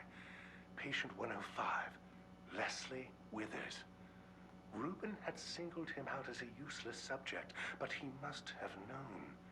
He knew I would read his notes. What else was Reuben lying to me about? But this Leslie, he emerged cognate, calm, and able to report fully what he'd experienced inside. His unique pathology allowed him to successfully navigate his STEM experience with little repercussion. They know nothing of his existence, but no doubt he is the key. If we all share the consciousness, then with him, I too should be able to experience the STEM, potentially even suppress the more unsavory aspects of it. With him, I can be the master of the very technology I helped create. Mobius will see my worth and let me rise even higher in their ranks. So does this log take place after that note you get in Chapter 8 where Leslie was Subject 23? So Ruvik knew that Leslie was special before Marcello knew. So what, did Ruvik experiment with Leslie and then Marcello thought Leslie was a new subject? Confusing. If we all share the consciousness, then with him, I too should be able to experience a STEM. Okay, so Marcello has not been in STEM yet, apparently. I had that dream again. I entered the STEM myself. So this whole part right here is all part of the dream, because this log seems to indicate that Marcello had not been in STEM yet. Joseph, you're all right. You too, thank God. Any sign of Sebastian? Nothing. Maybe we can go back and look for him. No. I mean, let's just get out of here first, then we can worry about Sebastian. Can we open this gate? I doubt you and I are strong enough. Joseph, watch yourself. I'll be fine. Quick, look around and see if there's another way out. We probably don't have much time. Look around for some way out of here. Okay, so this is after Sebastian falls down the hole to save them. But I know there's going to be a moment where we talk with the administrator and you hear something from Joseph telling Kidman, what is she doing? Almost like she's just standing there, not doing anything, not helping him take out the Haunted. Why is Kidman able to hear all this stuff happening from Sebastian's perspective, but Sebastian wasn't hearing what was happening in Kidman's perspective? They've refocused focus the efforts of the other programs to support our research. STEM priority has seemingly overridden other departments' individual research. Chemical and botanical studies are focused now on temporary, priming subjects for their inevitable connection. Now that the prototype is up and running, experiments continue. Upon their return from STEM integration, patients are interviewed extensively. While their particular pathologies inform their experiences, there are commonalities. They all experience the same settings, the same occurrences. The world they inhabit becomes larger with every new visitor. This suggests that shards of each user's consciousness are left behind inside the STEM, creating a community. It's as if internally a new world is being built. Oh, this doesn't include the information about each individual experience being different for the subjects. So is the world really getting larger? There might be some intersections, but clearly there are some differences. And Kidman experienced Sebastian and Joseph inside the Mobius building, but from Sebastian's perspective, they were in the sewer area or like in some hospital or some asylum in Chapter 5. So they're not experiencing the same settings and the same occurrences. He must not have realized that. Although if all these patients were being interviewed extensively, Mobius must have realized that the individual experiences are entirely different between the patients. You're losing focus, kid. I warned you about that. How could this place exist? I don't understand. What's happening in here? Ruvik knows you're here. He's feeding off you. But there... And how is she just able to talk to him? She's not questioning how he's here, nothing like that. Why did she just transition into this state of mind of acting like she didn't experience the prior events and she's now talking with him? It's a very odd transition with dialogue and the state of mind of Kidman. More important problems. That detective. Joseph isn't something to worry about. He doesn't suspect anything. He's expendable. How else do you want me to say it? Remove him. That's an order. See, that whole moment, Kidman, what are you doing? Is that something that's happening from Joseph's perspective? Or like Sebastian's perspective of the events that's occurring? Was that happening in Chapter 5 of The Evil Within as you were making your way over to Kidman and Joseph and she wasn't doing anything? But when Sebastian meets up with them and he saves them from the Haunted, Kidman calls him out and she says, Sebastian. What's happening with Kidman right now from Sebastian's perspective and also from Joseph's perspective? And is this version of the Administrator even real?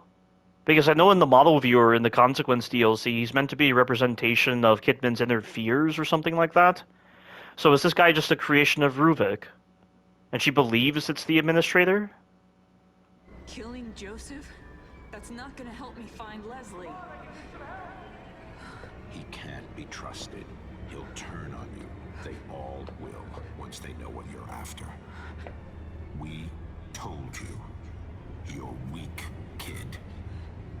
And you're disappointing us. See, like, this has to be a manifestation that Ruvik is creating. Or, like, STEM is creating. Something like that, yeah. Not necessarily Ruvik, more so a STEM. Which would have to be the case, because if you think of certain manifestations from the Evil Within 2, like the Anima, she was existing in a STEM system that did not use Ruvik as the core. So she was most likely created by STEM itself somehow. I don't know if it's meant to be some accumulation of each individual subject's consciousness or inner fears.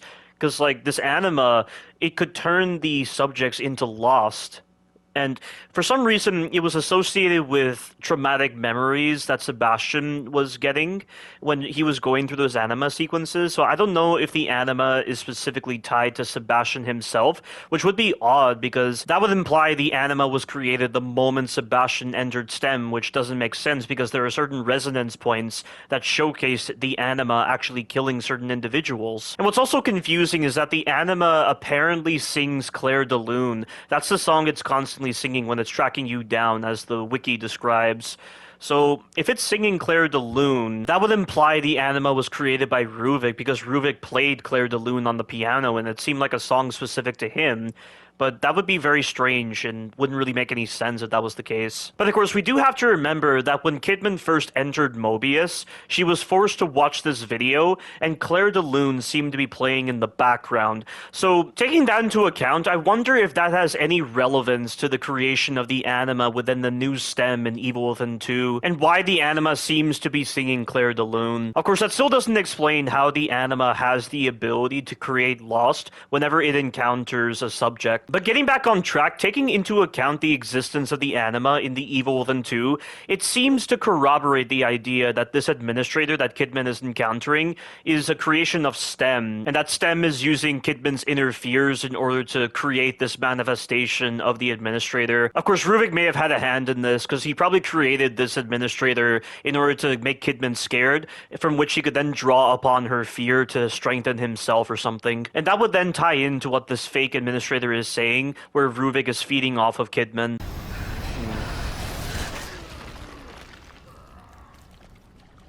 Are you guys all right? We're all right. Sebastian, maybe we can lift this enough for Kidman. And right here, this entire scene is playing out differently. Joseph said this line when they were at the door. Kidman said, "It looks like the door is locked from the other side." And then Joseph said this line here. So it's playing out differently. Like, I don't know if this is how Kidman is perceiving it, and it's different to Joseph and Sebastian, or it's like you know those moments with games where they sometimes play scenes from old games, but the characters are in different positions, sometimes they're wearing different outfits. You know, it reminds me of like Assassin's Creed Revelations, where for some reason in the intro, when it's flashbacking to Brotherhood, Ezio is in his family garb when he's supposed to be wearing the armor of Altair. Is it like that?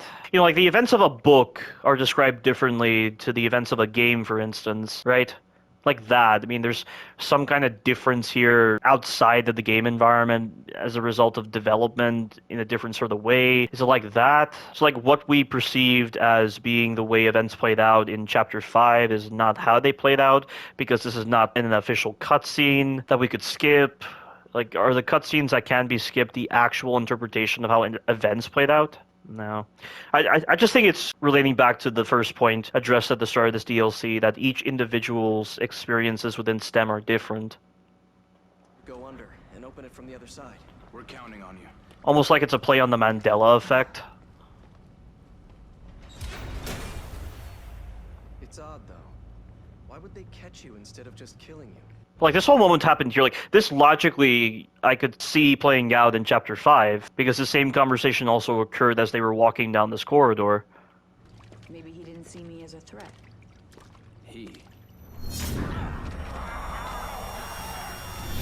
But she's not being affected right now. Likely because of her infusion. She gets affected later on in this chapter.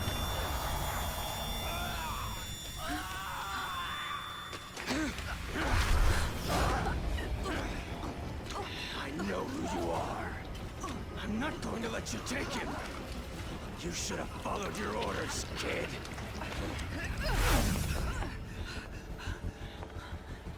And Joseph is able to talk while he's haunted, and talk with a bit more clarity compared to Connolly.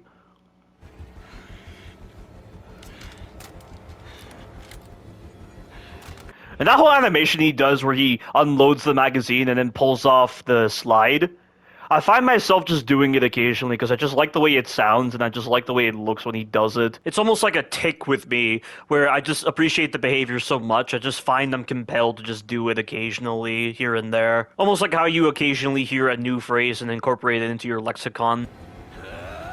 For compulsion.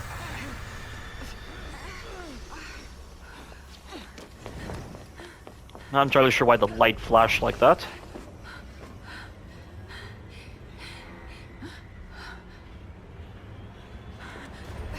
But you can beat Joseph in under a minute, if you do it right. Come here. That's you, Kidman?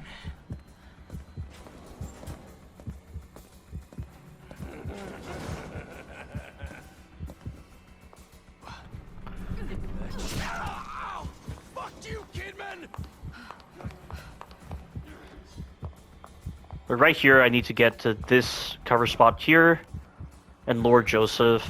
Over here. That's you, Kidman? Got him. Shit!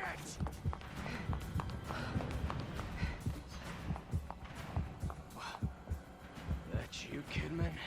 I don't want to finish him off just yet. I kind of want to use the electric devices around this area. Stupid movie. We have some flashbolt technology here. I'm going to find you and rip you apart. Yeah, how is he speaking with so much clarity, even though he's transformed? Don't be a coward. Come out, damn it. I wonder if he has additional dialogue as well. Yeah, he's also omniscient, just like Shade. I knew you weren't one of us. There you are. Yeah, he can see you through there. You couldn't have gone far. Oh, I love that line too. You couldn't have gone far. I just love how creepily he says that. It's Yuri Lowenthal who's saying that, which is too funny. One of my favorite quotes from Joseph. And also, Joseph adapts to the flashbolt technology here. Because if you try to use it and stab him from behind, the next time you try to use it, he'll put his hand in front of his face. Don't be a coward. Come out, damn it.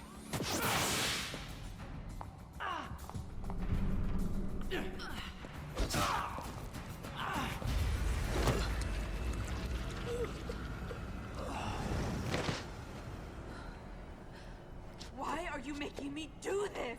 I don't know how Rubik managed to add in Kidman's background into Joseph's memories when he transformed. It's odd. Because we didn't see that displayed with any other subject. It was plugged into STEM. And who is she addressing when she says, "Why are you making me do this?" Damn it, Joseph. You should have just stayed out of the way.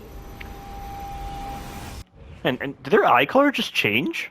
It didn't look like it was violet. Are there sins you are ashamed of?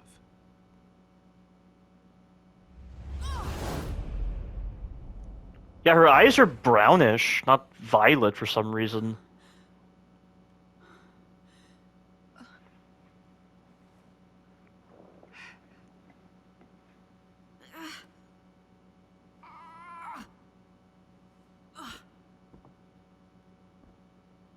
I'm surprised she still has her gun when Joseph disassembled it. Did she just take Joseph's gun, and that's why he doesn't have it in Chapter 6? Wait a second. This house... No, it can't be.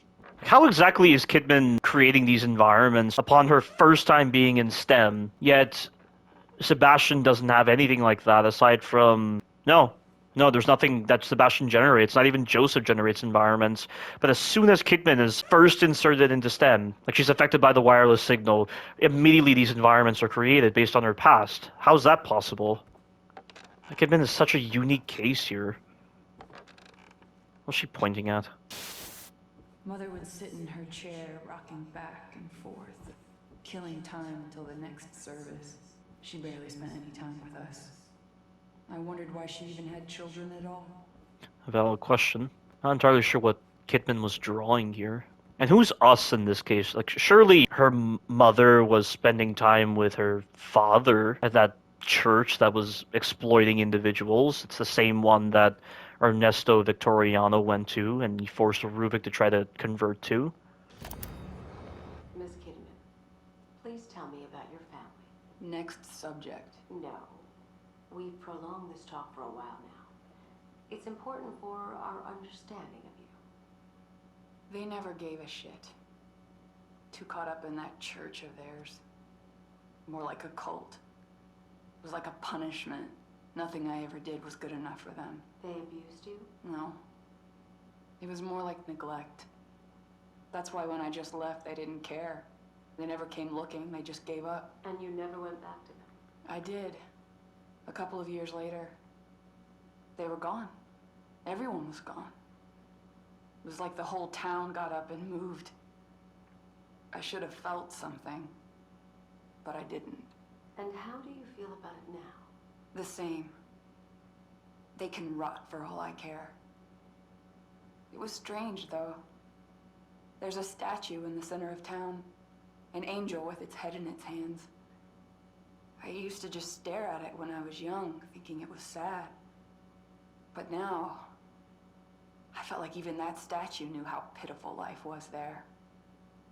What a terrible place. That is a really interesting line from her about that statue. And this whole thing where she came back a couple of years later, I mean, it's a habit with individuals to seek home or to seek an understanding of themselves, to see what they've risen above. Because your past shapes who you are, the good and bad memories. You know, you want to go back to that previous spot and just wonder, how did I ever behave like this? You know, I've had that urge as well, wondering if I could just go back to a previous place I lived at and to see how much I've grown. And she probably got over it, but the mind has a tendency of keeping you locked onto such things like that, even when you seem to have moved on. Because memories can't be destroyed, they can simply be buried.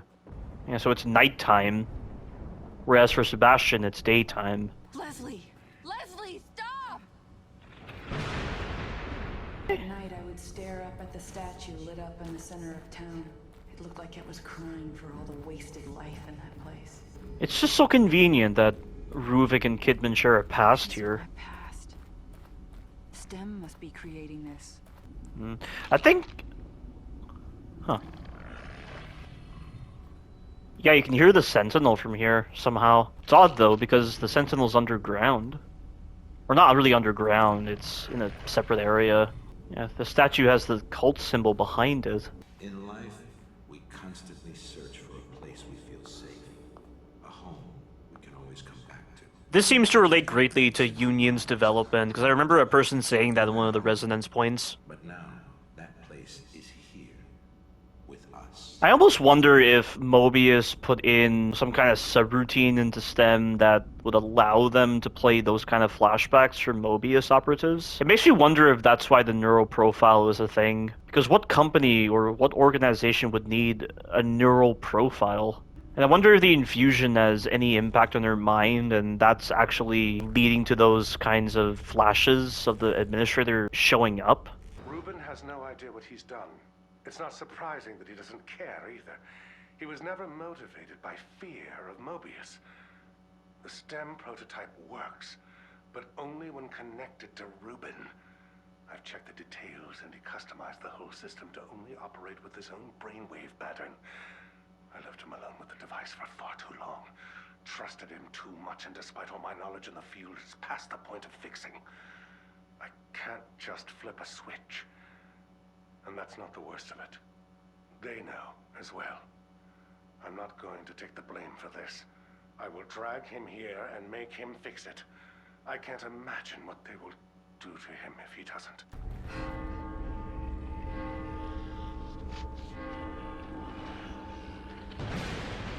The bell. They're drawn to it. Just like the villagers in Resident Evil 4 OG. Let it be Leslie. Why is the bell so significant when they're supposed to be drawn to the lighthouse or something like that? I've got to get to him before those things do. So you can use one of the cadavers to kill one of the haunted. Yeah, so you throw the bottle onto this cadaver, and that lures the haunted.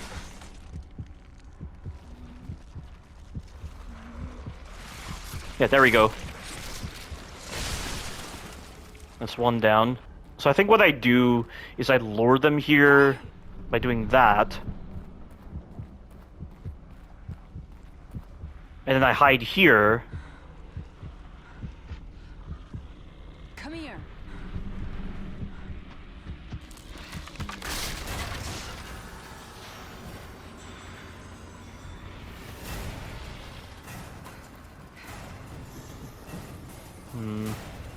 That wasn't what I intended on doing.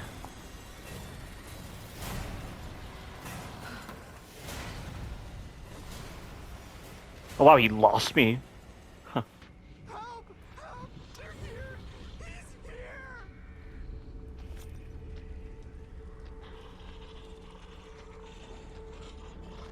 Oh, come on! Of course he had to do that at that moment.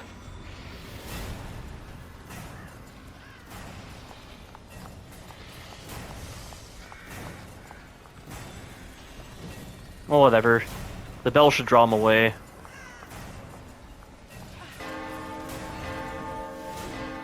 No, he's going up.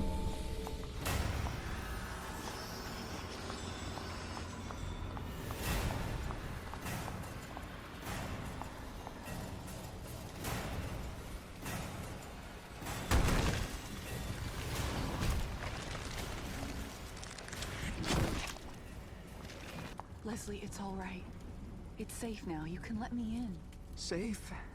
It's safe now?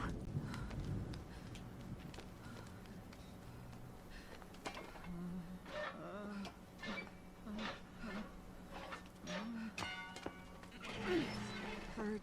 Yeah, that was close. He's here. Finally found you. You're not hurt, are you? Getting stronger. Can't get away. We'll be fine, Leslie. Church. How am I gonna get us out of here? Church, please. The church. Please, church. All right, come on. Stay close to me. I'll protect you.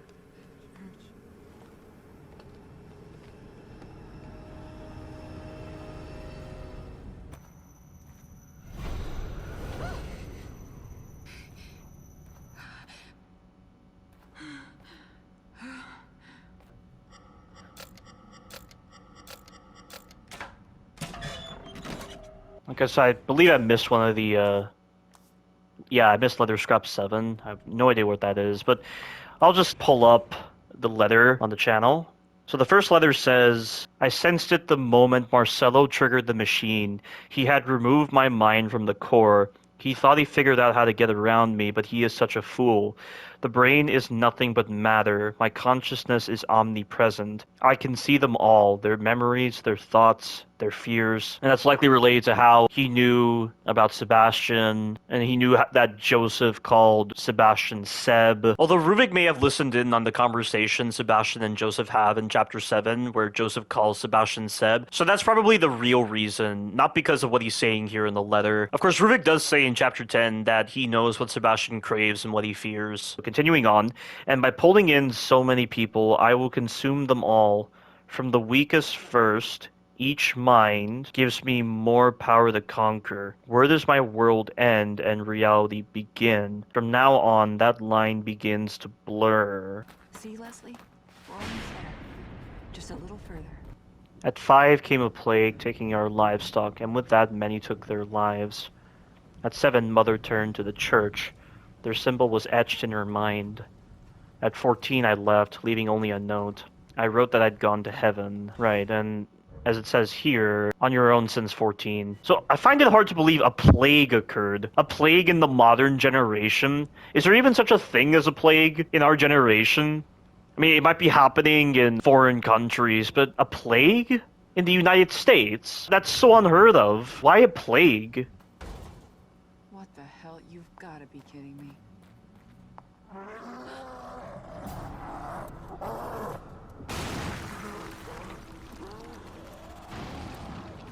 Shit. Leslie, you've got to hide. Don't come out until I call you.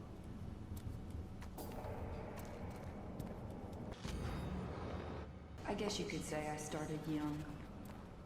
I would sneak into the graveyard, steal the statue. Okay, started young as in, like, when she started committing criminal offenses. Hide them. I wanted people to think they were cursed. But every morning they were back in their right place. Yeah, children have weird ideas like that. Believe me, I've had weird ideas before as a kid. Okay, so this figurine appeared in Kidman's nightmares? It's a bad omen. It's a crucifix between folded wings. I mean, it's not a crucifix, though. It's supposed to have Jesus on the cross. I had enough. When I knew I could survive on my own, I left and told myself I would never come back. You have to wonder how she managed to build herself up without insurance, money, and then again, living on the streets. People have to do all sorts of disconcerting things. And she spent most of her time in prison anyway.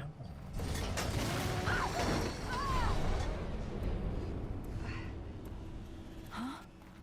Come on, the church is right ahead. It should be a little safer in there. Funny how she thinks that, yet this cult drove her parents to neglect her. I'm surprised she would think that church is a place of safety when it's the residents of a cult that ruined her life, pretty much.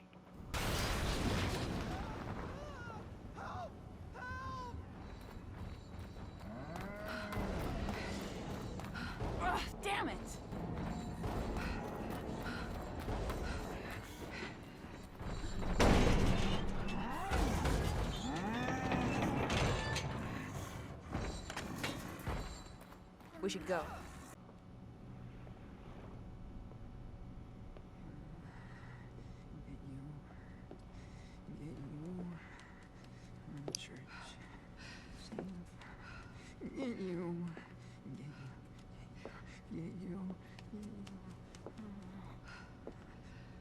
It's all right. I'm here. Nothing is going to get you. Yeah, she said that line in chapter 7. You have to stay with me. There's no other way. He's here!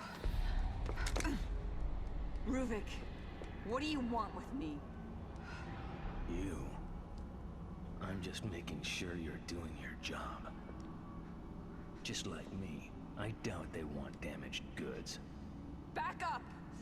He's coming with me. Oh, I hope so. I needn't remind you the consequences for failure. Your people aren't the only ones counting on this boy. I'm surprised he would just tell her that he needs Leslie, because by telling her, she's gonna try to kill him. So, not very smart of Ruvik to do this, but he's really trying to play with her, it looks like. You need him to get out.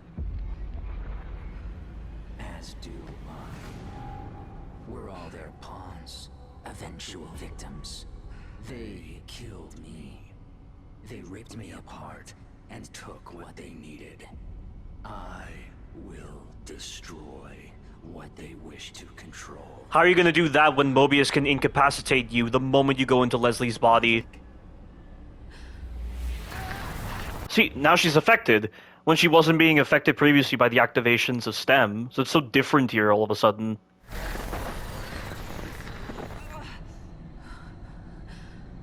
Stop it!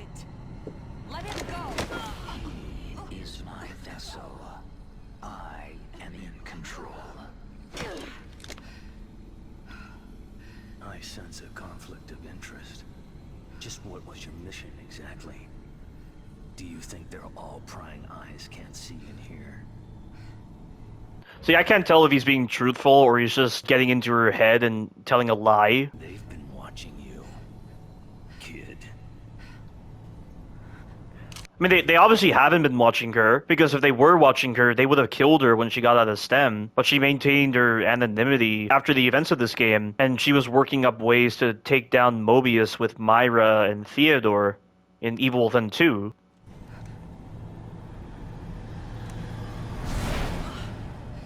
So I think Ruvik is lying. What are you doing, kid? You are to bring the boy back to us. No! I can't! If I bring Leslie out, Ruvik comes with him. We don't know what he's capable of. I can't let that happen.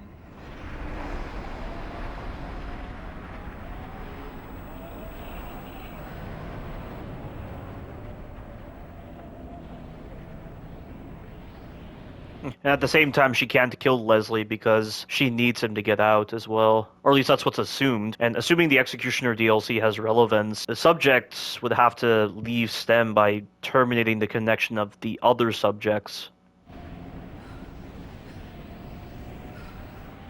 You swore allegiance, but you are not in a position to make decisions like this. This is not acceptable behavior. You will bring us back that boy. It's like, power like that is only possible if it's coming from Ruvik. The Administrator shouldn't have power like that. It can't be a Mobius creation. This has to be Ruvik.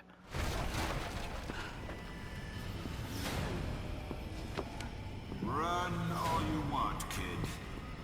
You can't escape. Like everyone else that crosses us, we will hunt you down.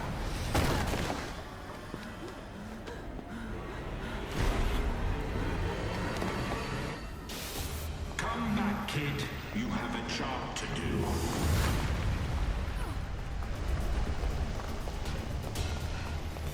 It's like the pulses are emanating from him, so it has to be a creation of Ruvik. Only Ruvik has the ability to create these kind of pulses. I mean, I know the Amalgam Alpha had something similar as well. I mean, it didn't affect Sebastian. And, you know, the Amalgam Alpha is the accumulation of, like, the patient's experiences all together, creating this amalgam of different figures, but it must have had some trace elements of Ruvik's abilities, so it's almost like it's a creation of Ruvik in a sense. Enough games. Stop running. No! Stop! Get away from me!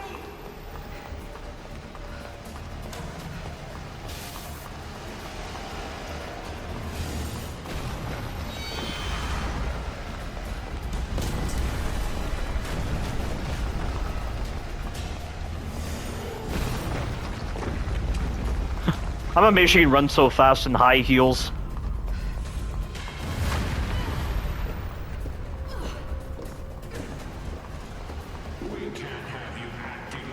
All these lines I memorized.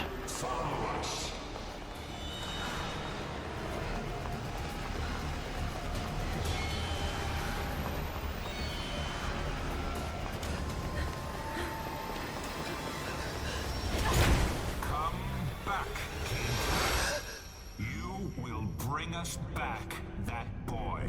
Do your past secrets haunt you? Do you wish to tell them, but something holds you back?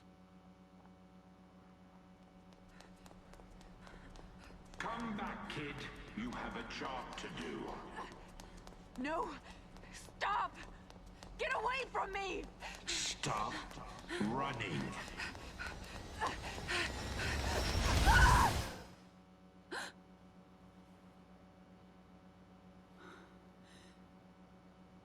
Is it over? I'm back? I'm surprised she would think that, when she should know what facility she's in. It's definitely not a hospital. And Tatiana addresses her as Agent Kidman. So she knows. Hey, what the heck? Is that supposed to be Pyramid Head? With that blade?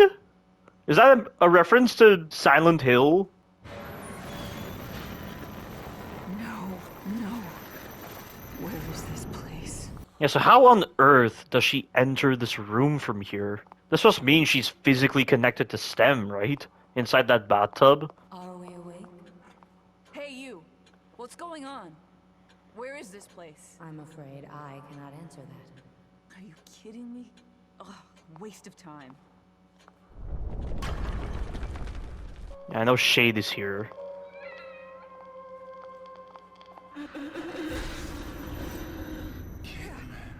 And Shade knows who Kidman is, apparently. Society is wounded. People are suffering. Hopeless. Just as you were. Before we saved you. Mobius can now do the same for everyone. STEM is a machine designed to connect everyone's subconscious. And whoever is at the center has the power to influence them. There couldn't be a better tool to change the world, to lead.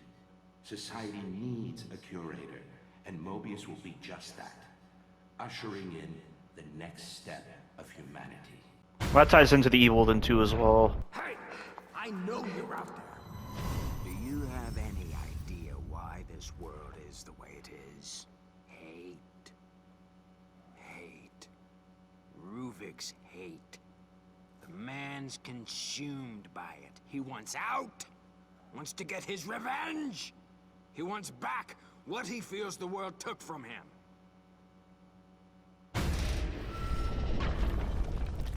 Who's that? How does he know about Ruvik? Despite our powerful benefactors, with this much collateral damage, it's only a matter of time before people start to take notice. KCPD has been dropping by a female officer. I don't remember her name. Regardless, Myra? these are not something I should be involved with. Mobius says they will take care of it and make an effort to ensure KCPD leave us alone. Then there is the reporter from the Crimson Post, Ivan something or other. He has become a personal annoyance. He barely qualifies as a tabloid journalist, writing cover stories about tales of church sacrifices and other nonsense. But now he's being persistent about the missing patients claim. I'll be damned if he is the man who brings Beacon down. It seems that Ruben could be useful for other forms of problem solving. Perhaps I can interest this reporter in an exclusive interview. Yeah, so that's who that man was.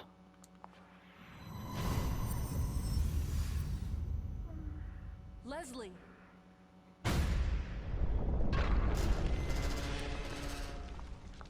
If I'm still here, then he must be too.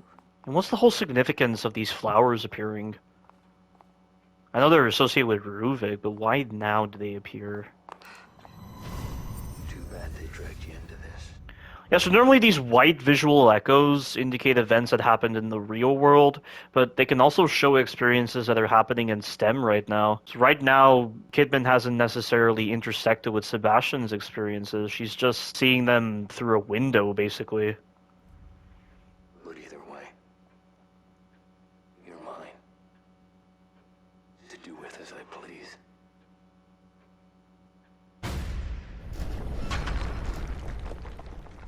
Sebastian. He must be somewhere else right now. Damn it, he doesn't have anything to do with this. You know, it is interesting. I mean, they show Ivan a lot in The Evil Within 1, but he's not one of the people who's actually in the sensory deprivation tanks. So he's just stuck here, but his physical body's gone. But that's odd, though, because if his physical body is gone in the real world, then he should have turned into a haunted by now. That's what it says in the model viewer. Having lost their true humanity by dying in the real world, these subjects would turn into haunted. We must have that boy. He will enable us to change everything. I'll come back with him. I needn't remind you the consequences for failure. No. But if Ruvik leaves with him, then Mobius. Something's pulling me back. While it is theoretically possible for a host to overwrite themselves on a user, the odds of compatibility are astronomical. But the boy, Leslie, you're saying he's a compatible subject. Yes, and based on Ruben's notes, the stem should be able to run with Leslie as its source. I need you to do tests. Determine what must be done to make him the blank slate we need. They knew what Leslie was capable of. Damn it, why would they hide that from me? I mean, did they really hide that from you? I mean, if they're telling you prior to your infusion that you need to extract Leslie, that would imply that he's very important. They would obviously have to know beforehand that Leslie was important. We had a STEM terminal here, on the lowest floor.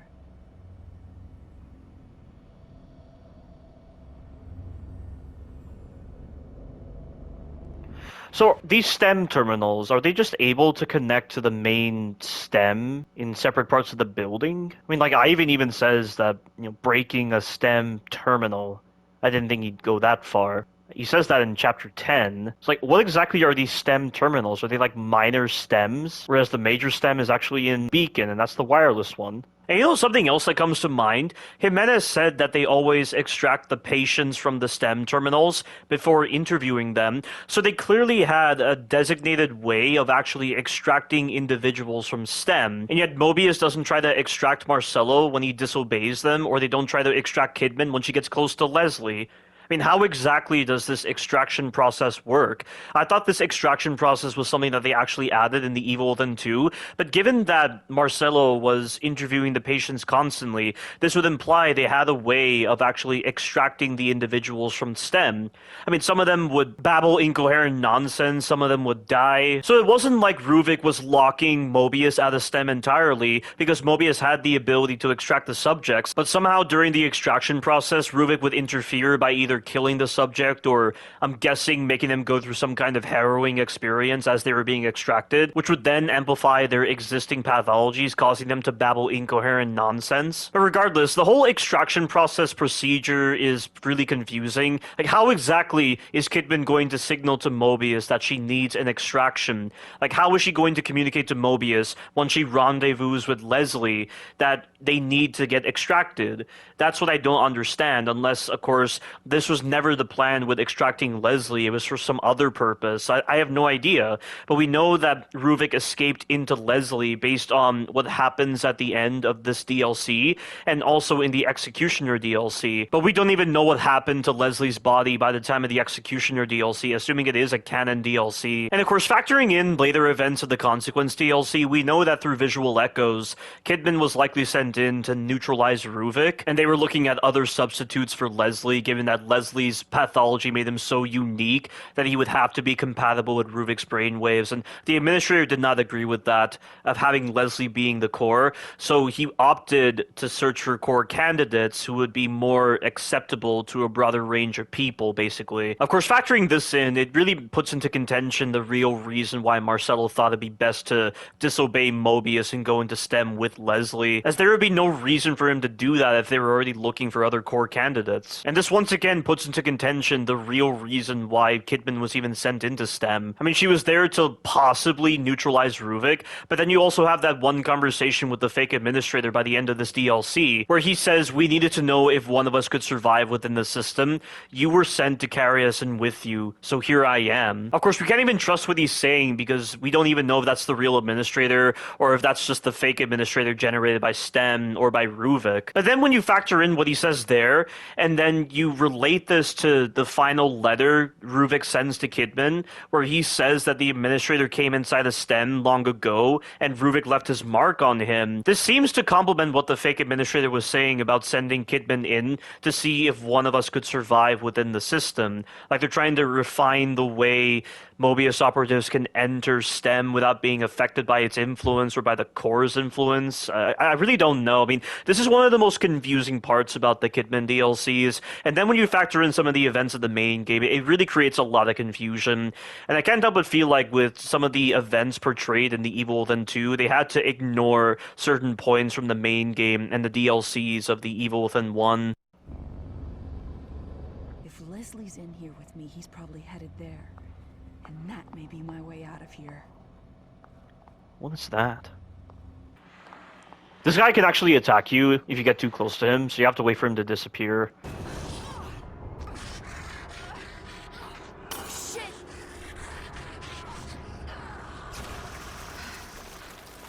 No!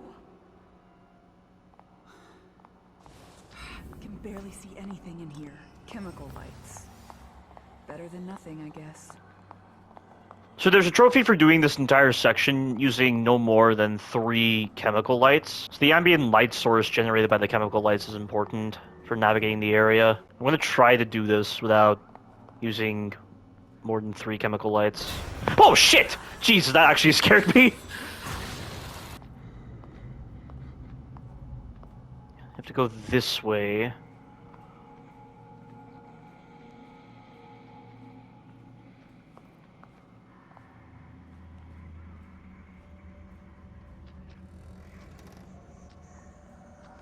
I believe for this part you have to hug the left-hand side. There must be a way to get the power back on. If you go down the wrong path, there's a hole that you can drop into and it'll kill you. I think I made it. Yeah, I made it. Yeah, so take the left path and just hug the left-hand side and you'll get the trophy easily.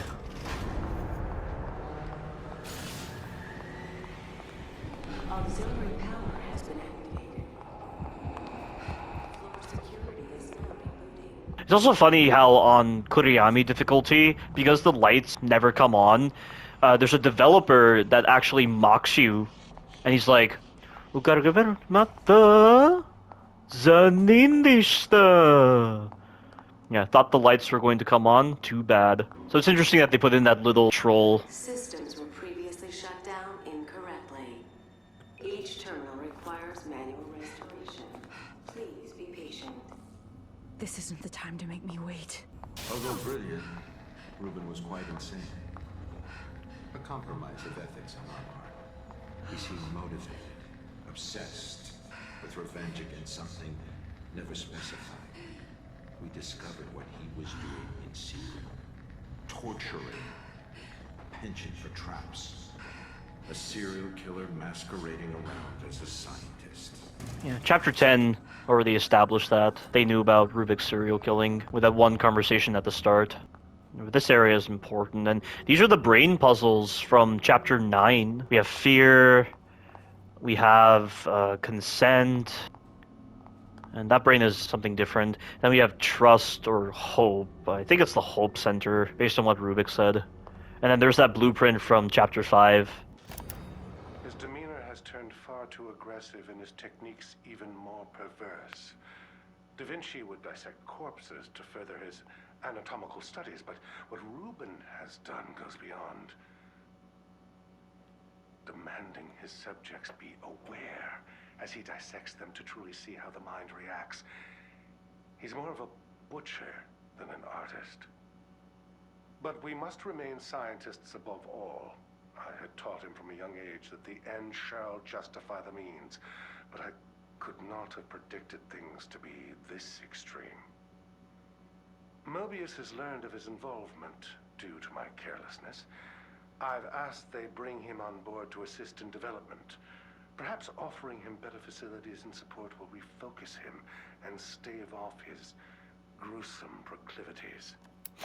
Proclivities. The first time I heard that word was in Black Ops 2, when Marlton says, "I don't think you're in any position to ridicule Mr. Stuhlinger, particularly given your own proclivities." And that word has just held on to my mind for such a long time because of the fact that it's a high-order term, an advanced mind would say. But the idea of his subjects having to be aware, that relates back to the audio logs where, the subjects scream, but they die too quickly. And, they had to bear the same psychological weight that he bears, like with the seizures, the psychological problems, the physical problems. Is the awareness important so that you can actually experience the STEM environment and be aware without having your prefrontal cortex being reduced in this activity, so that you're not getting those situations like in dreams where you notice inconsistencies but are unable to react properly? And so is that one of the main reasons why he demands his subjects be aware, so that he can learn how to connect subjects to STEM without having to reduce activity in their brains? Is it like that? Maybe that's what it is. This machine was designed for me. People like you. You took my life away.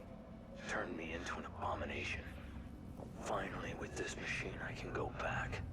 I can live the life I was supposed to have. We are forgiving. We are willing to overlook your certain peculiarities for what you can provide us. But you are testing our limits. Our manpower, our resources are not here for your pathetic fantasy. You will reverse the calibration on the machine so we can use it without you. And what if I say no? You think Jimenez can fix this? You need me, and there's no way around it. And I assume this conversation takes place before the conversation we see in Chapter 14, where Jimenez gets those agents to abduct Ruvik. No. Reuben. This was where he was doing his research with us. We were just using him. And I doubt he's the first. Yeah. Yeah, so all these audio logs were from Chapter 9. Oh, you can see the circular traps and the chainsaws. Like this is some kind of weapons room. It's like we're in the sadist's haven, almost. There's Shade just sitting there, so casually. I wonder if there are any people who admire Shade so much, they just want to sit on her lap right here, if they were given the opportunity to do so. There you go. There's a lot of fan art with Shade, because everyone really loves her appearance.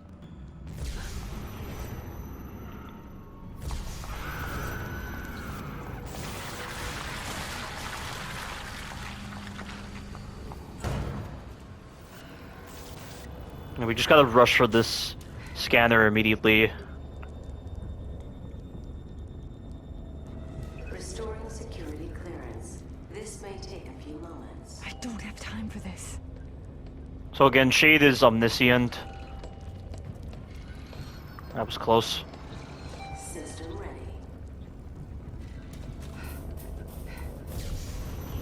Damn it!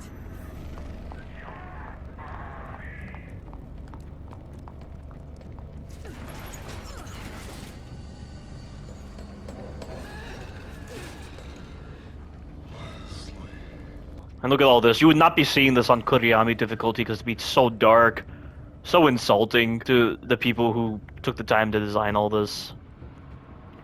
Okay, but I think right here you're able to rush for it immediately. Oh shit, it's back. On the first go.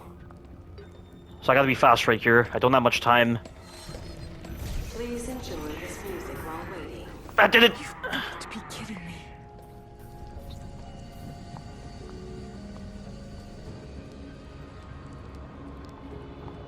Can you freeze shade by throwing chemical lights at her? You can, yeah. I wonder if I can just do this repeatedly and just keep her frozen.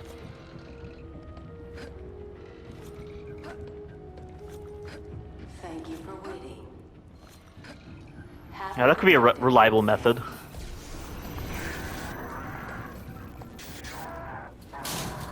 She's gonna kick through the ceiling. What the?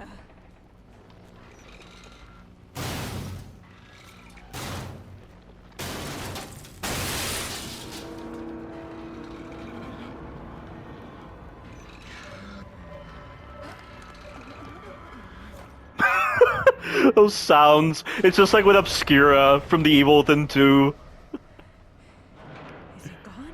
Well, I will say, the sounds that Obscura made, I know they're meant to be like sexual sounds and the like, but I don't know, there's something that just sounds quite cute with the way she sounds in the Evil Within 2. But right here, what you have to do is peek under here to aggro this cadaver. There we go.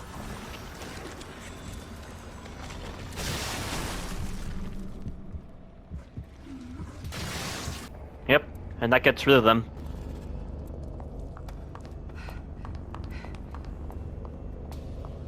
What have you done to Ruben? Show me. Keep your emotions out of this, Jimenez. He brought this upon himself. We gave him a chance. Where is he? If you really wish to know, he's in the next room. Come, see. Mobius are butchers, but Ruvik is no different. It is abhorrent what they did to Ruvik. This is despicable. What is this monstrosity? Despicable? Coming from the man using his own patients to further his own research? The irony of this situation is amusing. But even you must realize what we can do with this. This means STEM will run. We can continue the experiments. And your assistance is even more necessary than before. This whole project. From the beginning, it was about deceit. I saw what they have done to him, and I am appalled. To think the young boy I mentored is now this. A mass of gray matter in a glorified test tube. Could they have been planning this all along? And what have I become in all of this? They've managed to keep his mind alive by simulating an artificial body. His consciousness is being confined to a mental straitjacket, a gear in their infernal machine. They have even stricken his name and humanity, referring to him by an anagram, Ruvik. A crude joke, as if spitting on his grave. I almost felt the urge to smash the case and end it right there. But my anger was quickly replaced by scientific curiosity. Ruben's legacy will live on. I will spearhead the next step.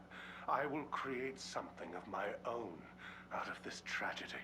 Understandable why he would not want to waste this opportunity to study up on STEM. So we see the intestines, is that the liver, spleen, heart, lungs. You know, I've always theorized that, you know that whole idea of the mind splitting off from the body in certain shows, you know, similar to like with the sensory deprivation tanks taking them to this mental plane. You can't really have that without these essential bodily functions relaying those nerve impulses. I forget what actually sparked that theory on consciousness. What you see here is one of the first STEM prototypes. It requires a physical connection from user to host.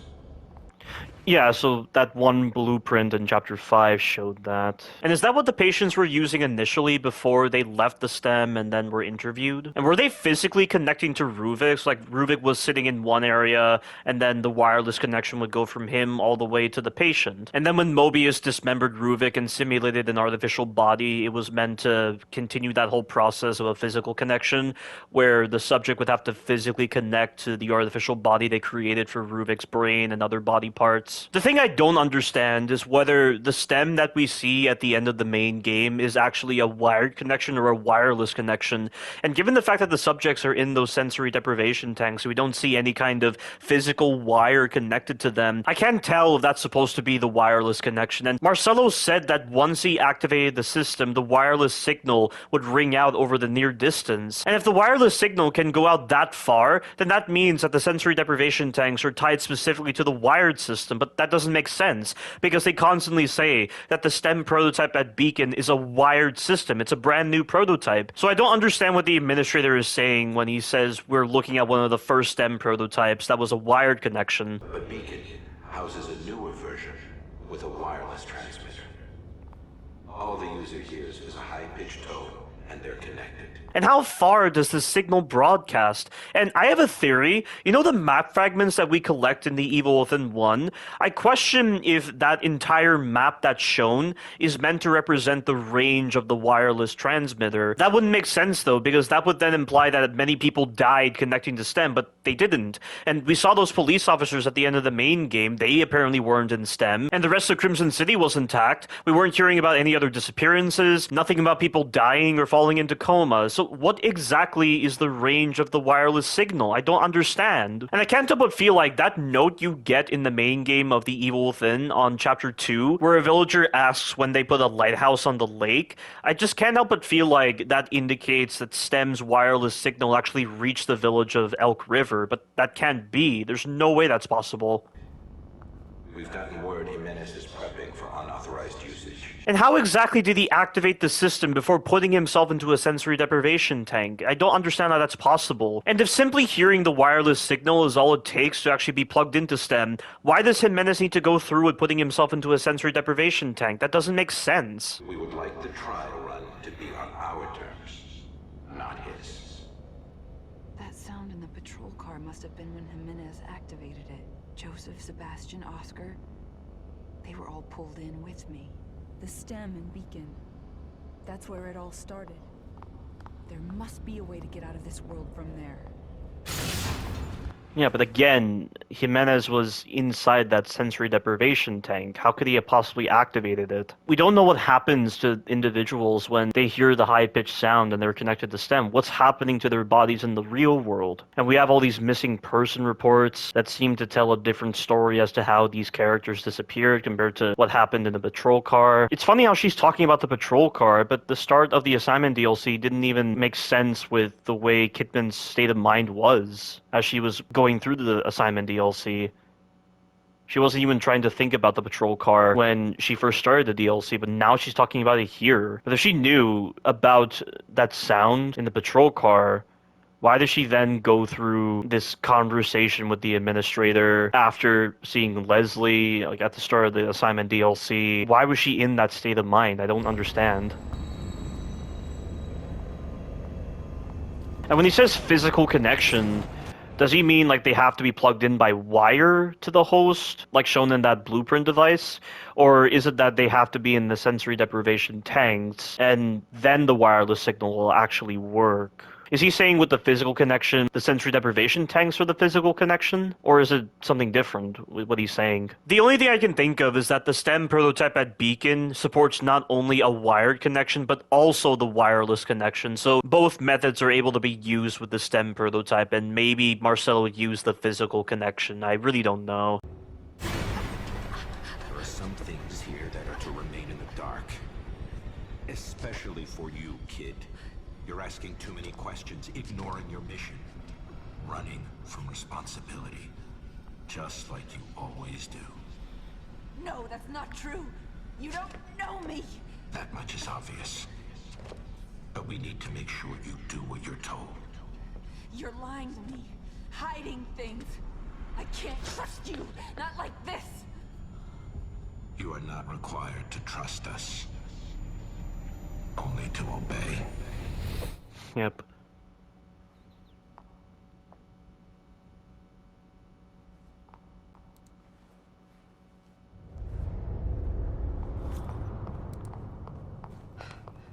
Whoa, is it upside down? What the hell? I didn't actually realize it was upside down. Wow.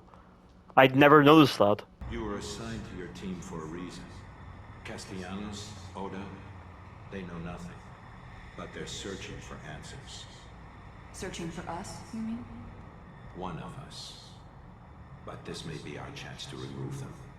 Having all of you in one place will provide us with opportunities.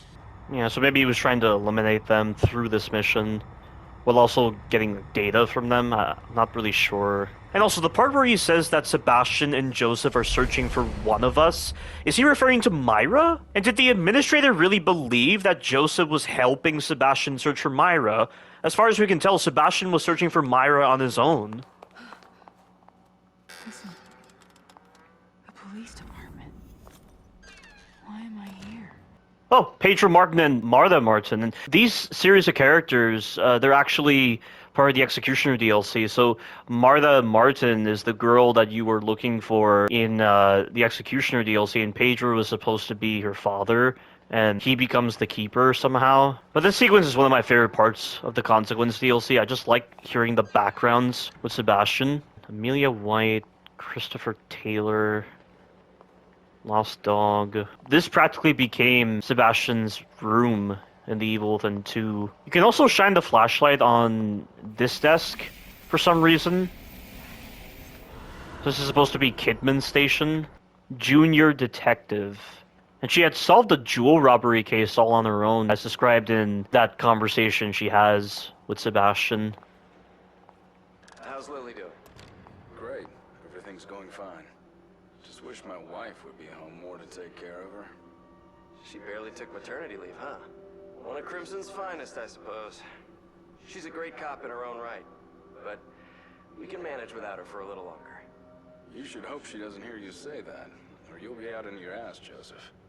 This looks like it's way before I got here. Yep. Everyone's so much younger. But Sebastian's profile didn't say he was married. Let alone a child. And I'm guessing when Myra interviewed Kidman, she never revealed her name to her. So this is right around 2006 when this particular conversation takes place. Now it's raining, and so this is right around 2012. And Myra disappeared September 1st, 2012, so right around that time. And also, Kidman came to the KCPD in August of 2012, so Myra disappeared after Kidman came. So almost 1 month after Kidman came, Myra disappeared. Look, Seb, we need to talk. Going off with your conspiracy theories, you're getting out of control. You don't pull that in front of the cap. Conspiracy theories, hang on. In July 11th, 2012, Sebastian said the fact that Myra is becoming paranoid and maybe losing her mind, or the fact that what she is proposing, that the fire wasn't an accident, could be real. That part doesn't matter. It's the fact that this is right after September 1st, 2012, and also that Kidman went under Sebastian's training in August of 2012, so 1 month before Myra disappeared. And then somewhere from September 1st, 2012 to December 20th, 2012, Myra sends that letter where she says, "I've enclosed a copy of my files." And there's been no word from Myra since he received the packet. I'm onto something, Joseph. I don't need you hiding shit from me, too. I'm not, Sebastian. I'm trying to help. I want to help. But you need to think about this carefully. Your daughter, it was a loss everyone on the Force felt. But your wife is... Myra left, Joseph. She left. When we needed each other the most, Myra left me. What would make her do that? I have to know. I don't care what it costs. His daughter, then his wife? One right after the other? No wonder he always seems so closed off. I can't tell if those are fries or cigarettes, because there's no way Sebastian would be able to smoke that many cigarettes and be alive. So Myra was reported missing. And they look so young right there, but here the characters that they are now. Julie Kidman? She barely has any experience, and we don't even know anything about her. Send her out canvassing witnesses then. Let her see the streets. No, she's coming with us. I'm going to train her. She's my responsibility. Look, I know you say it's personal, and I don't like to talk about it, but we can't have your misplaced guilt leading to rookies slowing us down. Sebastian. He and Joseph weren't supposed to be involved. It shouldn't have happened like this. Yeah, and again, this behavior, it's a complete 180 to what Sebastian said in August of 2012 in his journal. He didn't like the idea of babysitting Kidman. Joseph was putting faith in her, but here it's just a reversal somehow. And how long after Myra disappeared did this happen? Because this conversation makes it seem like Kidman just joined. I don't really understand how exactly that's possible for their personalities to shift like that. To just flip. You've been on assignment for a week. How has it been? Observe and report, just like you ordered. It's surreal to be on the other side after all I've been through. Any signs of anything? Nothing yet. I'm not about to be caught snooping around the classified room while I'm still on probation, so I can't get what they have on us. Just earn their trust. That's all you can do now. It'll take a while, but in the end, they will let you in. I didn't know all these police officers were characters, though. Guess the tough, hard-boiled detective stereotype is still going strong. Our reports on Oda are that he doesn't let things slide, so be extra careful around him. Will do, though I can't imagine us getting along well. And Detective Castellanos. Anything you have to share on him? Seems drunk half the time, but at least he's considerate. Is he really the one people are concerned about? He seems almost harmless. He is known to get emotional. Just make sure to give him his space. Respect him. As your superior. Yeah, we know this agent is Myra. You've been on assignment for a week. So, was this still somewhere in August 2012? Still on probation? Why was she on probation? Can't get what they have on us. Our reports on Oda are that he doesn't let things slide, so be extra careful around him. Will do, though I can't imagine this getting along well. It's so confusing. It's just really hard to interpret the way events played out when you factor in Myra's disappearance and the timing on Kidman actually joining Sebastian, and how Kidman joined 1 month before Myra disappeared. Assuming it was 1 month, or maybe when he says August 2012 in his journal, it's really like the tail end of August. So therefore 1 month wouldn't have really passed getting to September 1st, 2012. Like I said, a lot of this I'll have to piece together in my retrospective when I finally get to this game. That's just one of the things that's always great about retrospectives when you're making them. It forces you to think of the timeline of events, it forces you to focus on gameplay and make sure your strategies are good. You really have to deep dive into the lore greatly with the story and the characters, and address a lot of the moments of confusion. Just makes you a better individual when you do these retrospectives.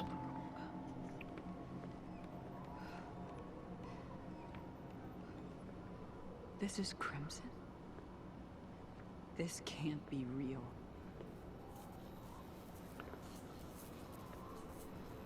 Strange how it's showing Cedar Hill. A STEM prototype at Beacon. Because Cedar Hill is that church area. Beacon. I just hope I can get there before he does. Yeah, Kidman's getting the chance to explore the rooftops of Crimson City compared to Sebastian, who was on the streets.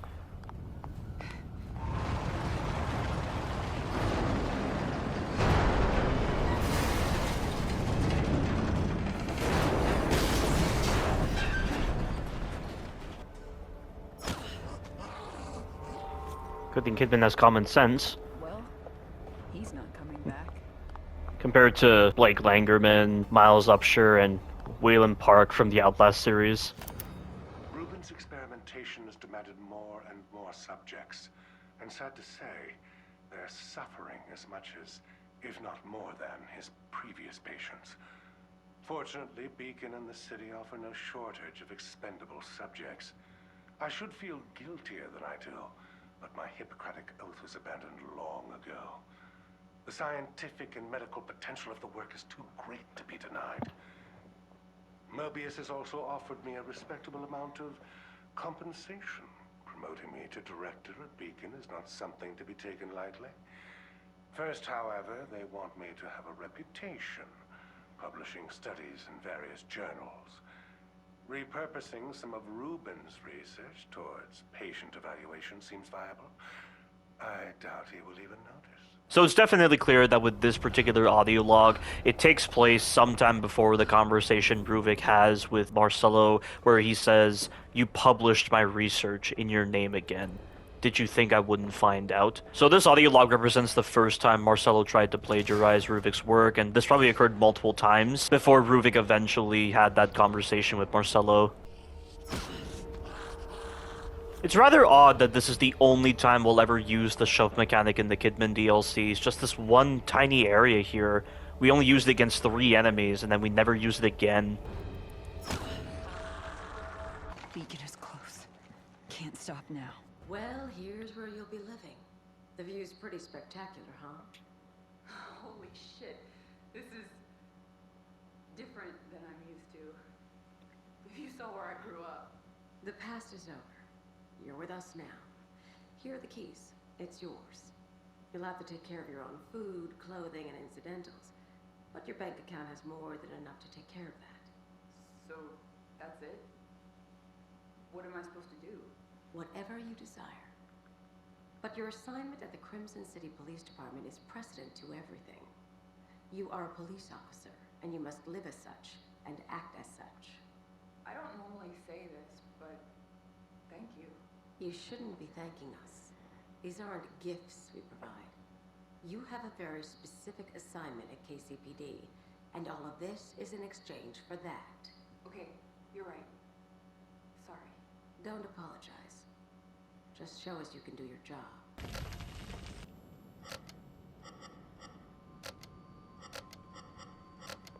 Wow, that was just a total guess right there.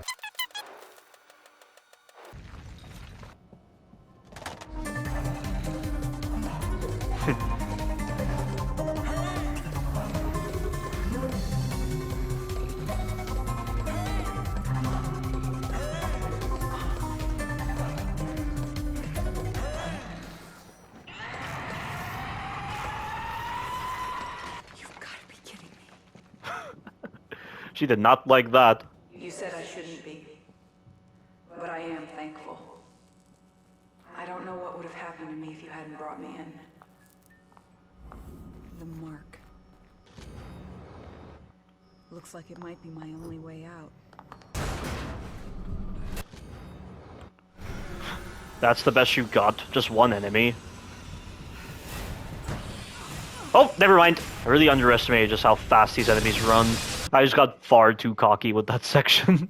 Because one enemy is not threatening enough to make you want to hide. This is your last chance to prove yourself to us, kid. Don't let us down. Bring the boy to us. Stop it! Get out of my head! Just like intrusive memories. I literally say the same thing whenever intrusive memories occur in my mind. Because speaking aloud thoughts can allow you to reduce the impact of intrusive memories, temporarily push them away. So now chapter 11 is happening for Sebastian right now. Sebastian. And Joseph, too. I dragged you into this. What have I done? But this is where we're finally going to get access to the M1911 as Kidman. And it's a very good weapon. And I made a mistake. I probably should have gotten full stamina. Whatever. Got it.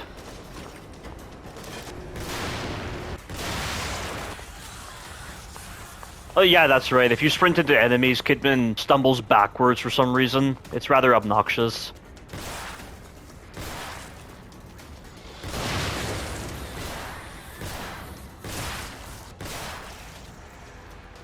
Watch, I'll be able to hit this guy at a distance because the reticle is good. And... see? No random variable. It's pretty cool how Kidman holds the pistol like Leon does in Resident Evil 4 OG, but I actually learned recently that this is not a realistic way to hold a pistol. Nobody does this in our world. It's actually a pose made by the entertainment industry and only exists in media. So that was surprising when I heard that. And I think I first heard this when I watched a YouTube video where a real police officer was reacting to gameplay of Unrecord, and he mentioned that this pose doesn't exist in the real world. Which is odd, because it feels rather natural and comfortable holding a pistol like this, and since you're holding it up into the air, I feel like that would reduce the risk of any accidental discharge from the pistol injuring anyone. Now, Sebastian has somehow gotten all the way to the Shikio section and is seeing Kidman being assailed by the Haunted in such a short span of time. But again, time is fluid in STEM, and the individual experiences in STEM are what occur. And this is a pretty interesting single path. This sense of darkness and this one random building right over here. You're marching to your death. Or supposedly your death. Shit!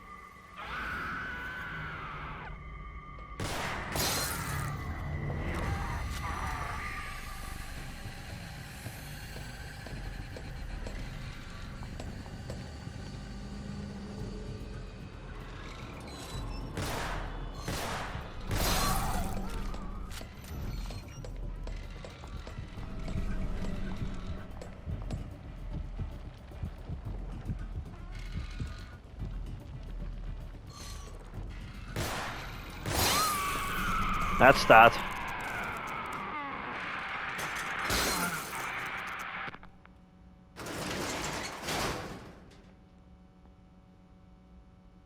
Did Ruvik send you? Well, I hope he gets the message. Kidman, are you in there? Sebastian?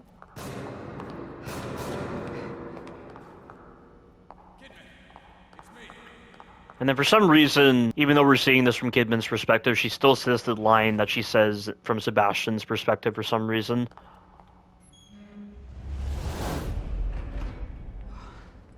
If you hadn't come along... Did she just think that up on the fly? Or are we just seeing this from Sebastian's perspective? Save it for later. There are probably more of them around.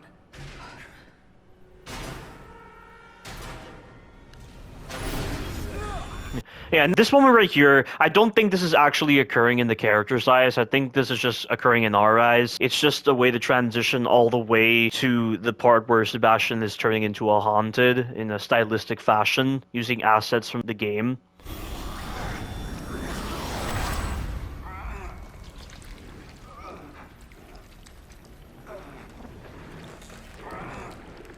Sebastian? What is... Stay back. Now, this actually happened from Sebastian's perspective, so this is an intersecting scenario, but she's the one who sees Ruvik and not Sebastian. She's my responsibility. Yeah, so Ruvik's in the background, and apparently shooting him and getting him to teleport away is what stops Sebastian from being taken over for some reason. The one has to wonder why you didn't see Ruvik controlling Joseph or Connolly, for instance.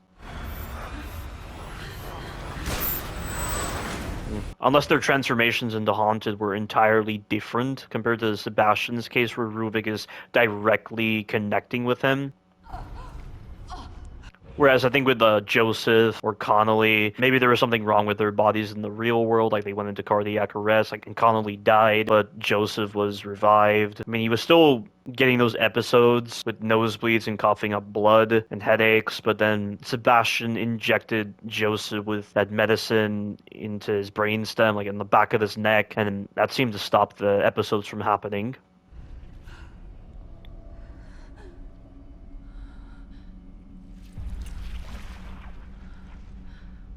Sorry for putting you through this. I don't want to hurt you any more than I already have. Yeah, and she has a right to say that she's sorry because, I mean, Mobius made her bring Sebastian and Joseph to the Beacon Mental Hospital, and that led to them being caught in STEM's wireless signal. He might try to stop me through you.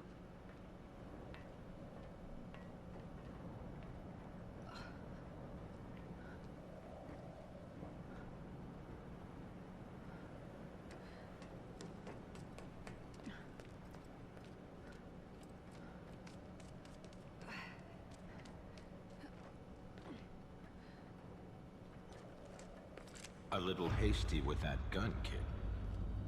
What is it you plan on doing? What I have to do. So again, that control over the world, it has to be a creation of Ruvik. It can't be the administrator. No. You do what we... And she's just gonna have a conversation with him again. I'm surprised. You will come back, that boy, or you will disappear.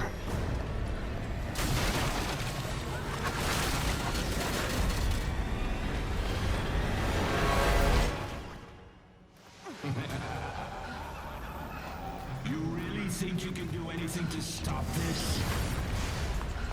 Stop, damn it! You don't understand! We don't need your excuses, kid.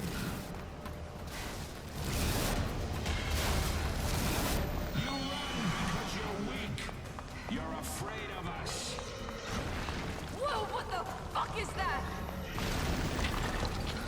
Technically, the heresy shouldn't be able to fit through here. Unless it was just on the roof. This thing gonna run? So they took the time to address that. That level of confusion with Kidman thinking she killed Joseph, but she didn't. Yeah, they could have done similar dialogue for other scenes. Like with the patrol car not being shown at the start of the assignment DLC for some reason. Only one way to find out. Shit!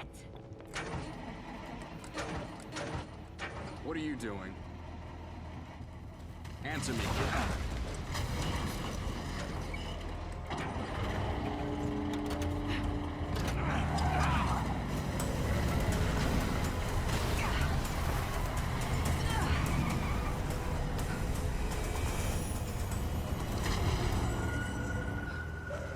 Fuck this place.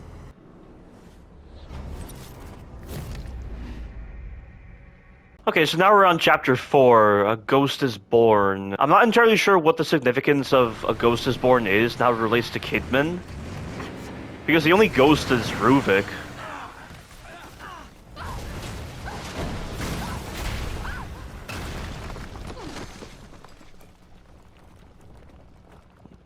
Yeah, so now Kidman has crashed into the Prestige Hotel, which is the name of this place. I wonder why that's one of the questions the administrator asks her.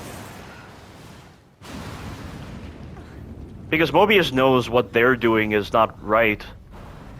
They hide in the shadows because they know what they're doing is wrong. Damn it! As Sebastian says in Evil Within 2.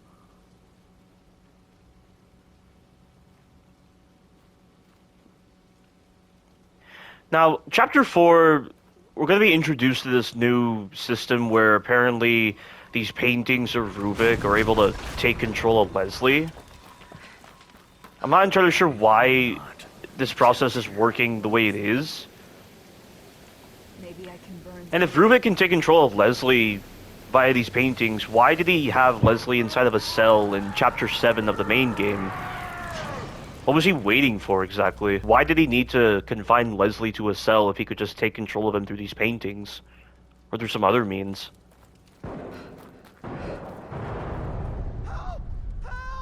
Leslie! And we're also crisscrossing with Chapter 13 right now. No, don't risk it. Hold on. I think I see another way down. I'll meet you on a lower level. Yeah, so all of a sudden they just have an intersected experience. Please. Just stay out of my way.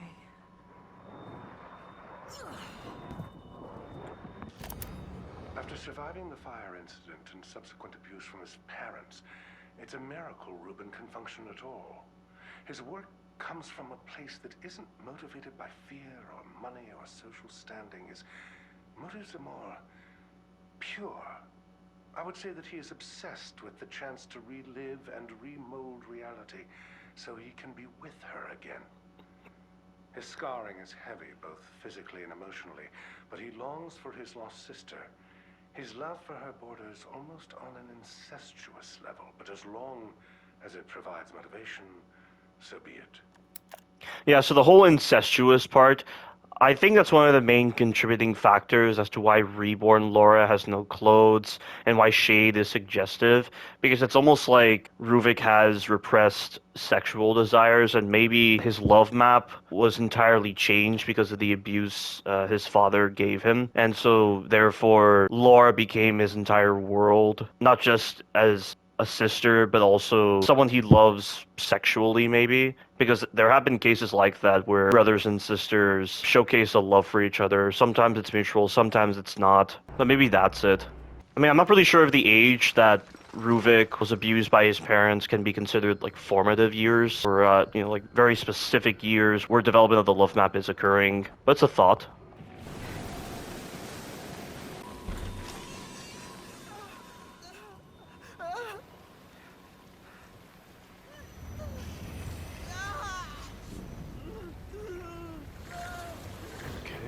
Let's see if I remember how to do this. Ruvik's trying to take control of him. Maybe I can stop him. So if you go out of cover like that, you can get a bit of a speed boost. Okay, I don't know how the hell he saw me. Like, sometimes the perception on the enemies is very strange with this DLC. I remember getting that issue a couple of times in my earlier playthroughs of this DLC, where for some reason the enemies would just see me, which is why remaining in cover is important. Alright. So I'll take that bottle, and then I have to throw it towards Leslie. It didn't work. He is my vessel. I am in control.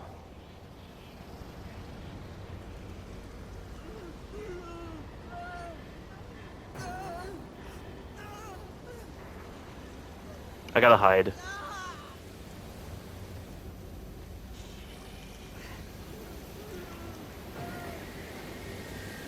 Come on, come on.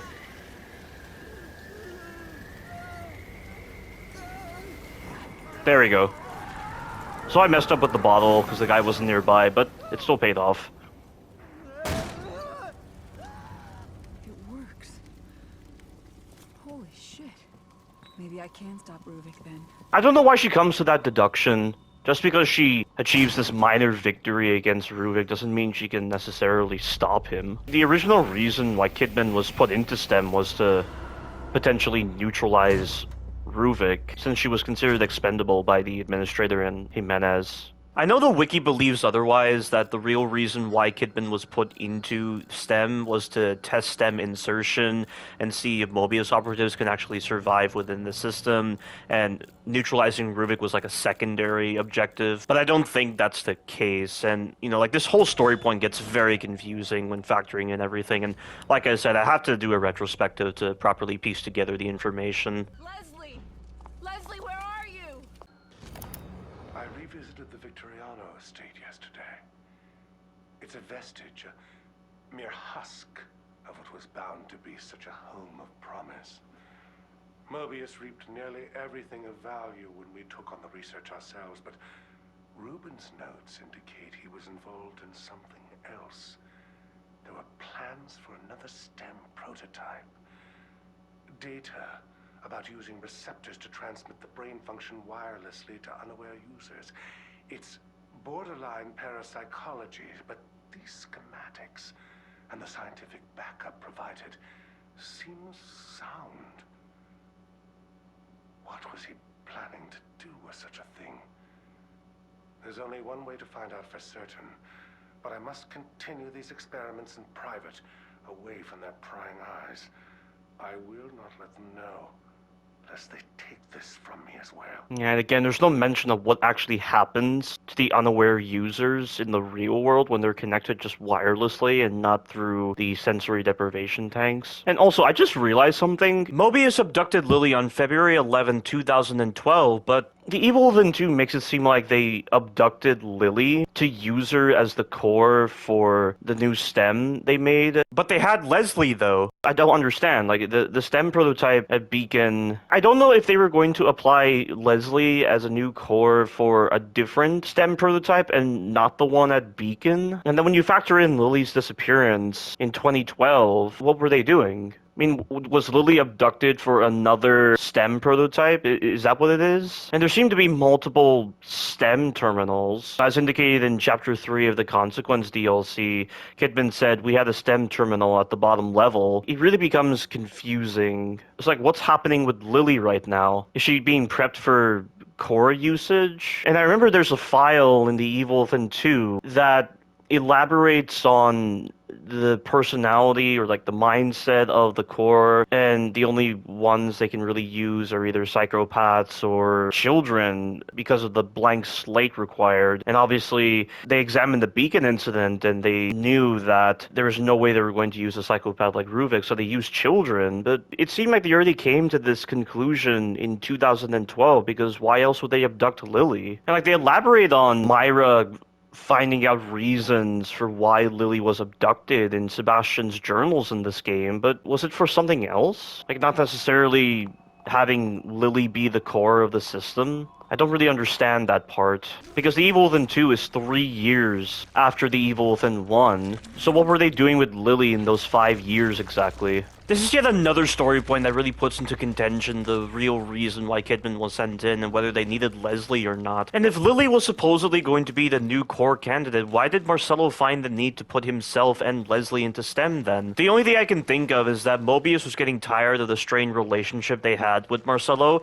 so they neglected to tell Marcello that they had a new core candidate. But I still feel like there are other story points in the Evil Within that really put into contention the whole idea of Lily becoming the core. And like I said before, maybe they also abducted Lily to not make her a core candidate initially, but then after the Beacon incident, they changed everything. I mean, we know that, for instance, with Stefano, he was put into the new STEM in order to add a more artistic personality to Union.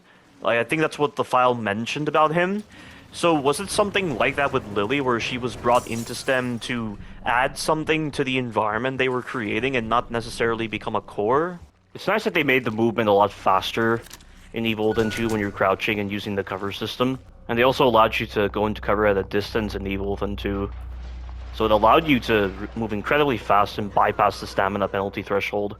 And here's this little moment where we can rescue Sebastian. He still gets out regardless of whether you press the button or not. Fuck.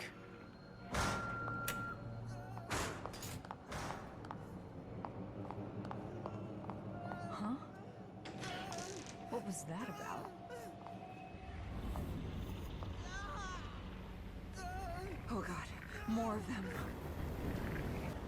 Right here, you need to watch for this guy. Wait for him to turn. Okay, he's turning now. So I need to go here, take cover, watch for this guy. There you go. That gets him in the room. And I can lock him in there. You cannot keep me here. Okay. Now I gotta go through the vent here. Okay, so I need to throw the bottle in a certain spot so that both the enemies will hear. Maybe there?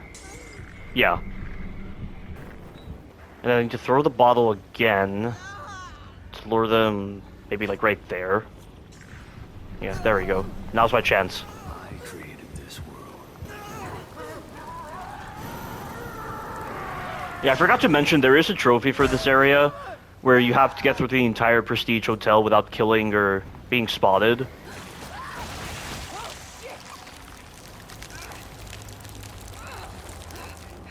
Leslie, no. Please don't. Not entirely sure where Leslie gets a gun from.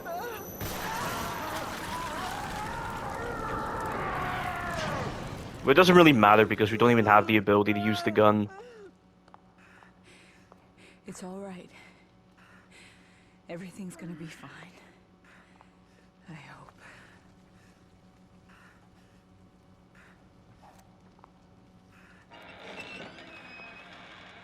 That was literally Resident Evil Code Veronica X sound effects for the door opening.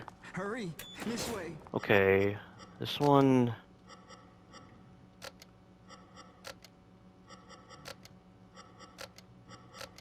That was just a total guess, but I just felt like I had to get the coroners first. Hey, I just realized something. You know how with the doppelgangers, they have the ability to use Laura's hands because they have a higher synchronization with Ruvik? I questioned if Leslie was the one who caused Laura's hands to appear, and then he fought against Ruvik's control briefly, and then that allowed him to destroy the painting.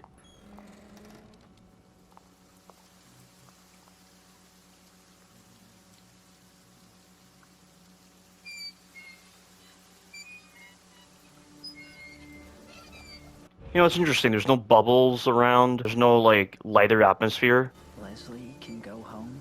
Wonder why it looks so different to Sebastian. Train all the way home. No, Leslie. Not today.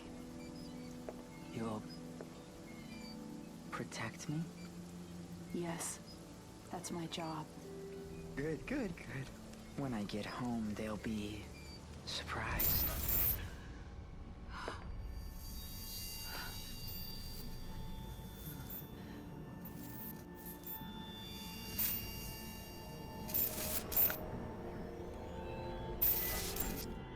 It's not your fault. I'm sorry. Stop! You're making a terrible mistake.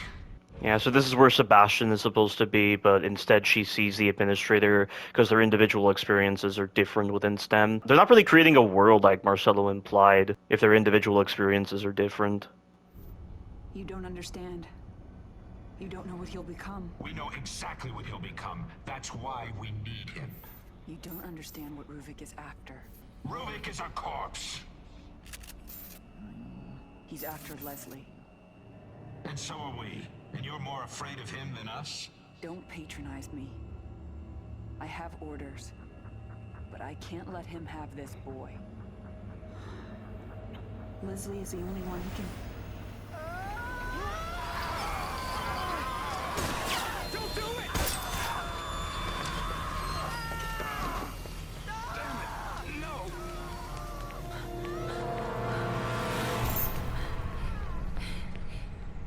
So I'm guessing Ruvik is very close to assimilating with Leslie. Like Leslie's close to synchronizing with Ruvik's brainwaves. His entire demeanor changes.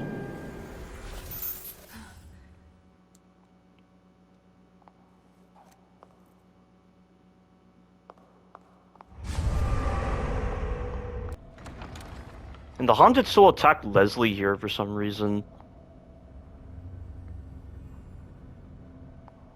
Even though technically Ruvik is controlling him.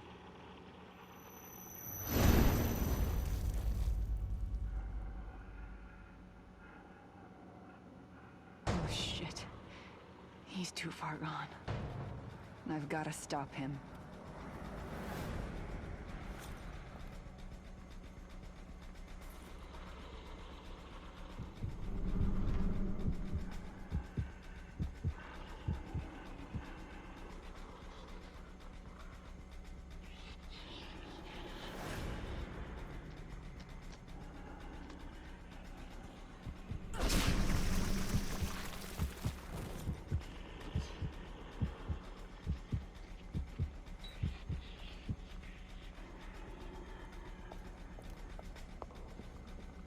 Okay, that's not the usual path I take. I never have to kill any of the enemies, but I just felt like doing it.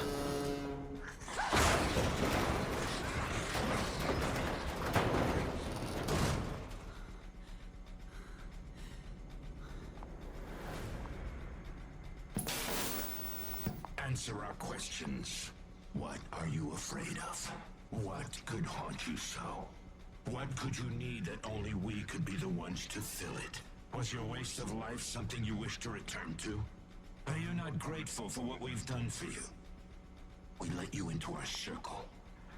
We gave you a new life. Why will you turn your back on us? Why will you not stand with us? No! Shut up and get out of the way!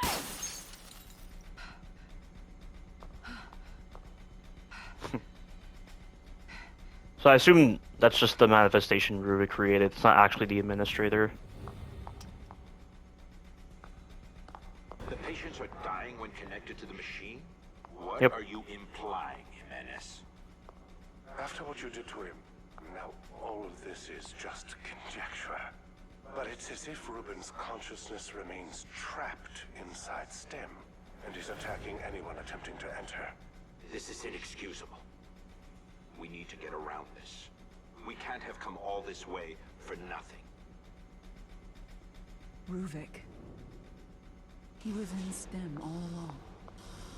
Well, he's not gonna get me. They abducted Lily in 2012, but they're still committing to this. And this would imply that they don't want to lose anything. They don't want their work on Beacon to go to waste, so they're still going through with trying to get Leslie as the core of the Beacon system. But they have another STEM prototype, though. We don't know where exactly. They never elaborate on where exactly the Mobius facility is. And Mobius seems to be a worldwide organization. But simply activating STEM, they were able to kill all of Mobius, or at least most of their members. We don't know exactly if it was all of them or most of them, because there's no sequel to The Evil Within 2, unfortunately. If Lily was abducted, why would they still need to commit to Leslie then? That's what I don't understand. And I don't know if they even have a second STEM prototype, or if they're going to build it after the events of The Evil Within 1, but because of their familiarity with the systems, they're able to do it in a shorter span of time, in only 3 years. No, but that can't be, though, because Kidman spent some time with Lily after the events of The Evil Within 1. She spent a lot of time with her during testing. That's what she said in The Evil Within 2. Yeah, I do admit the stories of The Evil Within 1 and The Evil Within 2 do feel kind of disconnected, and a lot of confusion results. What makes him special? Leslie was not always like this. He became catatonic after a traumatic experience as a child. His family was murdered in front of him. The data would suggest that brainwave synchronization with Ruben correlates to specific trauma. In this case, Ruben's own loss of family. Well, not just that, though. It's also Leslie's unique pathology and mental illness. Because if it was just simply based on trauma, then Sebastian would also qualify, right? Because he lost his daughter and he lost his wife. She disappeared, and Lily was abducted. This will not do. We need something else at the core. Something more acceptable to a whole range of people. That would imply they were going to cut ties with Leslie, that they were just going to bag the whole idea of trying to use Leslie. They grow impatient with our progress and demand briefings on the development process. At first stressing the results, but now they work off a timeline based on their needs. Typical bureaucrats. I've been pushing Ruben, but he's retreated further, doing his research at home and refusing to come to the lab unless it's directly working on our STEM prototype. I'm feeling uneasy, and no doubt Mobius is looking on us with question. Yeah, the typical bureaucrat thing with working off a timeline. That's exactly what's happening with the games industry. We need someone rational inside STEM. Potentially that person could neutralize Ruben.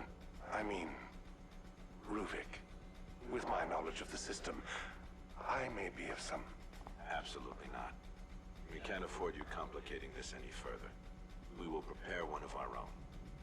Sending someone inexperienced, we can't even be sure they can come back. Then it will need to be someone expendable. She wasn't really inexperienced, I would say. I mean, wasn't she informed of the STEM experiences prior to driving out to Beacon Mental Hospital? Expendable. So that's how you see me. And I trusted you. And now all of a sudden we have to use our flashlight to create the Sadist hideout. Not entirely sure why. This sensory deprivation tank is all by itself. Much like the one that Sykes uses in Evil Within 2. These must be throughout the entire building, probably. Or is this not directly connected to the STEM system, and this is simply for the individual subject testing prior to the wireless signal? I'm not entirely sure how Kidman is doing this, with just reconstructing the Sadist environment from Chapter 1, using her flashlight. It's not like she's revealing the truth or anything like that. It's just a different ability all of a sudden. What the hell? Where am I now? Oh wow, that's very simple. I've never had that kind of puzzle solution before where one of the lines is missing. Oh, there's an axe here! I did not know that. Not that it's needed, because you do get plenty of axes in the later areas. Sebastian was here? You know, I do recall in The Evil Within the interlude, Sebastian described the world manipulation briefly, like he just reached the boundary of one memory, and that caused him to go into another memory, or like another area. So maybe Kidman using her flashlight was meant to mirror that process.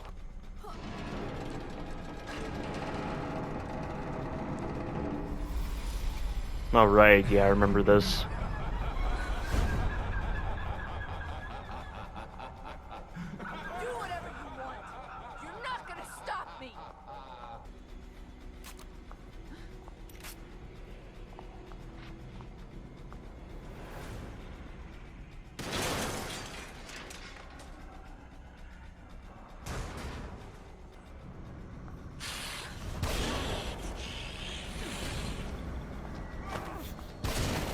It's funny how she uses both shells, yet when you fire this weapon, you have to fire once and then you have to reload, so that doesn't make any sense. Alright, enough of this shit. And that's not even how a shotgun is supposed to be. I've never heard of a shotgun where you fire once and then you have to reload, unless it's like with the blunderbuss. But this isn't really a blunderbuss. But you have to use the third-person cover trick because there are enemies with guns.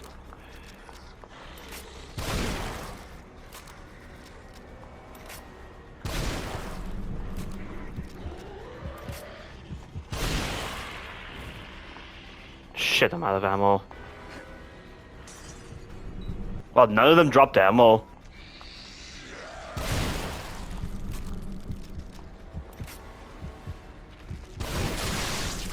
Usually I've been able to clear out the first group of enemies without any problems, but they didn't drop ammo and I don't have any ammo again. Yeah, I've never had bad luck like that.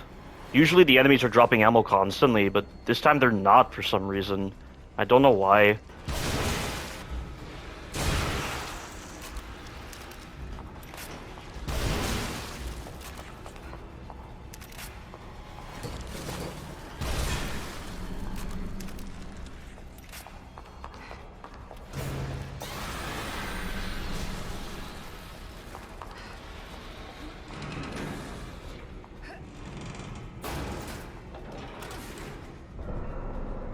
What kind of shotgun is this anyway? It's some kind of double-barreled shotgun, like sawn off. But it only fires one shot. Yeah, it's clearly a sawn off double-barreled shotgun, but she only fires once and then has to reload, which makes no sense. This is where a confusing cutscene moment's gonna play out. Disappointing, kid. Such a simple mission, but still, you act out. Thankfully for us, there's always a backup plan. Not everything we give you is for your benefit. The infusion. She's believing this is the administrator right now, but I don't think it is. I think it's a manifestation of Ruvik. The way he just says, such a simple mission, but still you act out. Like, obviously, there's no way the administrator would think it's a simple mission, right? Especially when in the second letter that you get, Ruvik indicates that the administrator came into STEM a long time ago. So there's no way the administrator would say that. What did you put in me? We needed to know if one of us could survive in the system. But we're not about to risk anyone of value. You were sent to carry us in with you. So here I am. Yeah, but how would an infusion do that, though? That doesn't make sense. It can't be. The prior conversations we saw between Marcelo and the administrator, it made it seem like they were dropping the idea of using Leslie. No. It's Ruvik.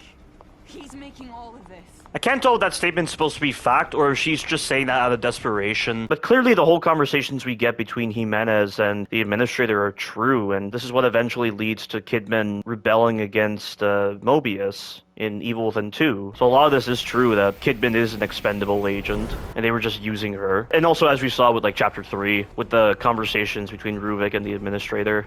Please, roll up your sleeve. Whoa, now. That's a big syringe. Don't think you're putting that fucking thing in me. Miss Kidman, you agreed to this. Don't forget that. Nothing we're doing is malicious. It's only proper protocol. You know what's proper protocol? Telling the person getting the fucking shot where the hell she is and what's the fucking point. Ow!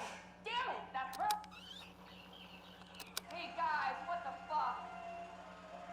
Is anyone there? You give me a shot, then just let this weird video play on repeat? Some great fucking medical science Yeah, that video from the Simon DLC. And she said she was shown that when she came here. About damn time. Alright, can I go now? Not right now, Miss Kidman. How are you feeling? Any headaches? Nosebleeds, perhaps? What? No. But I do feel a little floaty. Almost like I'm underwater. That's consistent with the effects of the compound. We just have one last part of this test to partake in. Then you will be free to go. Sure. Go for it, I guess. Good. I will now ask you a series of questions. You will answer them while watching the images in front of you. You will not look away from the screen. Do you understand? Yes. Question number 1. Have you ever felt abandoned by the ones you trusted? They asked the same question at the start of the assignment DLC. So is this actually how the indoctrination went? And the one we see at the start of the assignment DLC isn't true, but why does Kidman believe it is, though? And like we see the same thing again in Chapter 3 at the start, where we're seeing it from a different point of view, the same infusion and question that the administrator is giving to Kidman. And what's this about feelings after the infusion or after the video? Because Kidman says she does feel a little floaty, but that sense of floatiness was how STEM insertion was represented in The Evil Within 2. So is that what they were trying to showcase with this recording here? Or is this like some way of being immune to the effects of STEM? If it's the latter, then that might tie into the administrator previously having been in STEM beforehand and being marked by Ruvik. I'm not sure if STEM was actually made when Kidman came, because Mobius was still using this kind of method with video and audio stimuli before Marcelo told them about STEM. And if STEM was around, they wouldn't need to subject Kidman to the same video and audio stimuli they've been using for a while. You gave yourselves to us. You made the choice of your own free will. We were the only ones who cared. Was it really free will? I mean, she didn't really have much of a choice. The ones who took you from your useless life. And I assume this is Ruvik again because he sees everything, their fears, their memories, as he indicated in the letter here. I can see them all, their memories, their thoughts, their fears. So I think this last statement where he says, "Where does my world end and reality begin?" I think that's him just accepting the STEM environment as his home, but he still wants to get out, though. We gave you a reason to exist. And how do you thank us? By destroying our work. Where will you go when you leave us, kid? Who will have you? Why would you abandon the cause? Who are you trying to save? A world that didn't care about you in the first place. It's funny that the fake administrator is saying this because the administrator in The Evil Within 2 said something similar where he's like, why the crisis of conscience now? Is it for the detective? For the child? This ends here. They're coming for me. I don't know how, but they know everything. They even know about Leslie. There's no use hiding this anymore. I'll enter the system and my return will be proof that all of this was worth it. I can of course convince them that it wasn't for me. It was for their goals. There are just the final tweaks left. Once I finish, I will put Leslie in the stem with myself and activate it. The wireless signal should ring out in the near distance. I can't speak for those unfortunate to be around, but like I always said, the ends will justify the means. Finally, Mobius will see that I am one of their chosen ones. Reuben is but a ghost. I am their savior.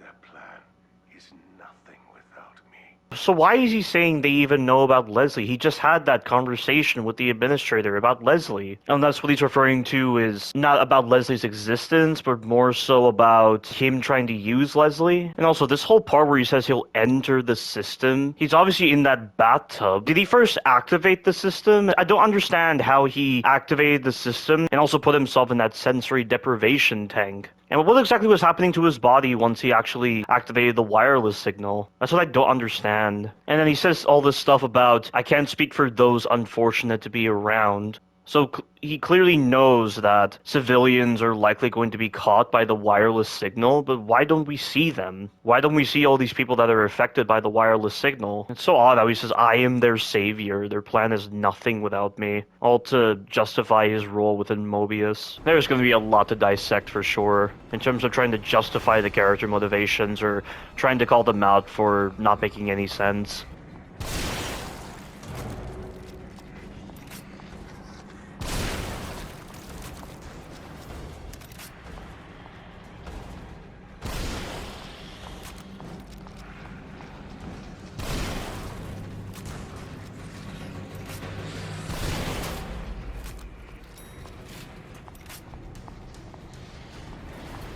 And I love this series of lines right here from the Won't answer our questions.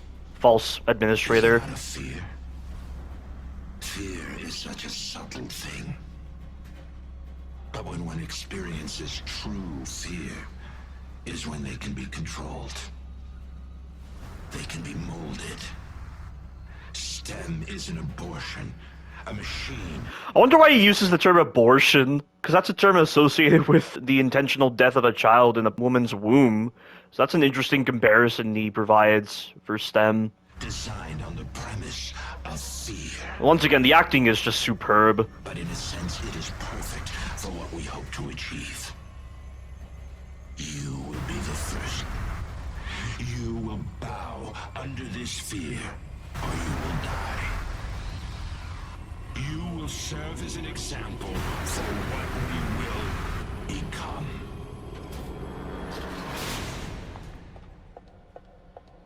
Yeah, after this, I gotta figure out who the voice actor for the administrator is. Don't go in there! This is me. I'm connected. Just like everyone else. Yeah, but she's not in a tub, though. She's not in a tub. She's seemingly standing in the real world, which I don't understand. How is that possible? There's Joseph, there's Leslie, and Jimenez is dead because of what happened in Chapter 10. Sebastian's still alive, and Connolly's dead. And here's a joke ending right here.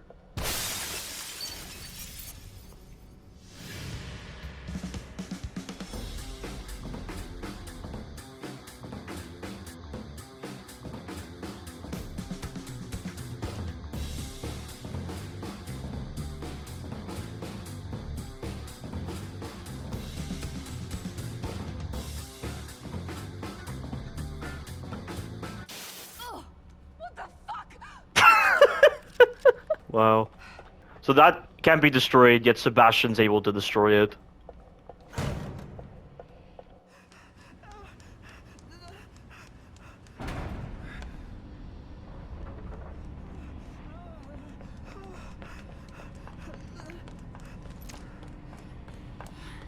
Sebastian, get away from him.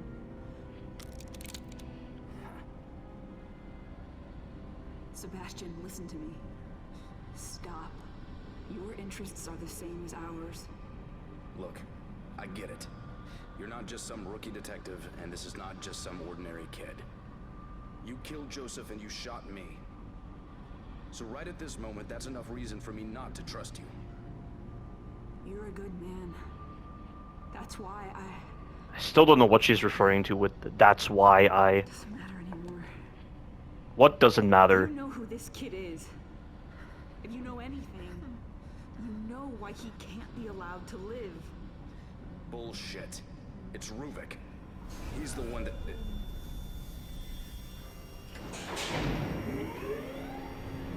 And Kidman is not affected by this signal, yet she was in the assignment DLC.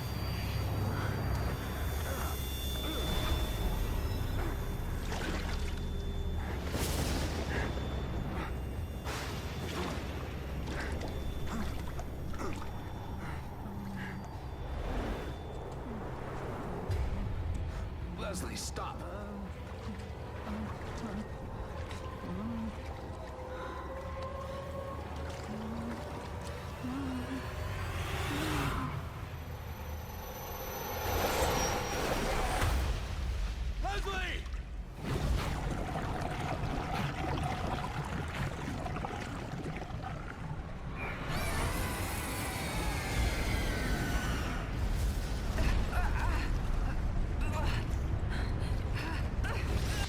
And she gets teleported back here somehow.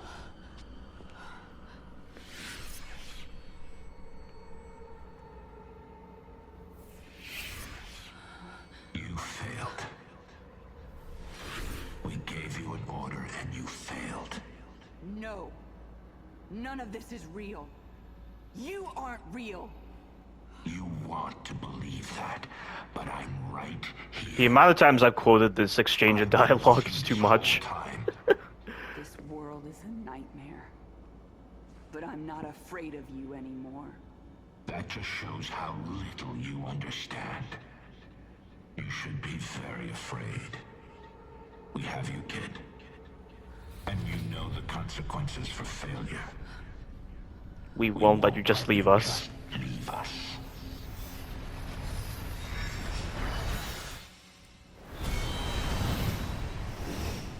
You fulfilled what little use you have. This world is a prison for you to rot in. This world is a prison for you to rot in. God, that sounds amazing. Fuck you. I've had enough of this. I'll kill you right here.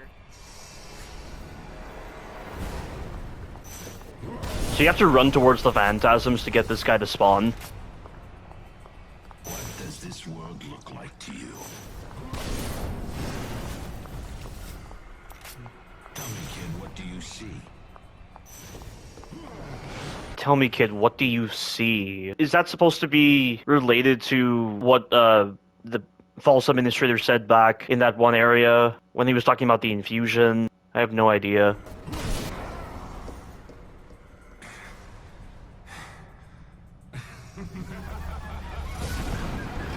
This is the hardest part of the fight right here.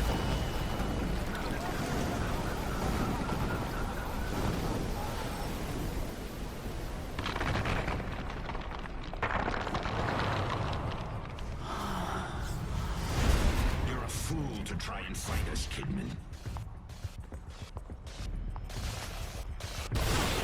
There cannot be progress without sacrifice.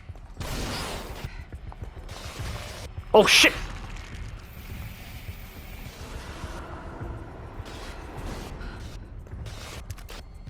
Yeah, one of them grabs and the other one has an axe.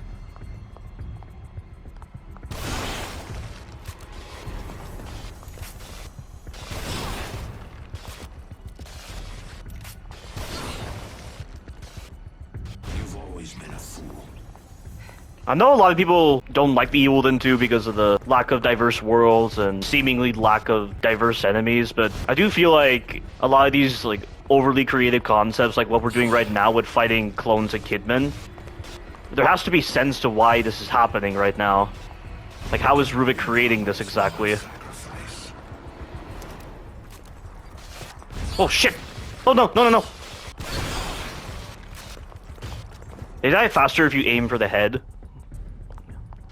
But I can definitely understand the Evil Within 2 having to simplify things a bit with the worlds and the number of manifestations you were dealing with, because from a story context it makes sense for that to be the case, because Mobius had more control over STEM and understood its inner workings better thanks to the experiences of the Evil Within 1. You know, it's no different to like Resident Evil 1 with Chris and Jill fighting the T-002 Tyrant, and that then informing the design of the T-103 Tyrant, and also that data would be used for the development of Talos as well. So it's like that, and so, like, again, like, I don't fault the Evil Within 2 whatsoever for its seemingly lack of diverse environments and enemies, because from a story context that makes more sense based on the point where Mobius is at with STEM and the fact that Lily only disappeared for about a week within STEM, and then Stefano and Theodore were coming in. So like, they at least made, you know, the story moments make a lot more sense in the Evil Within 2,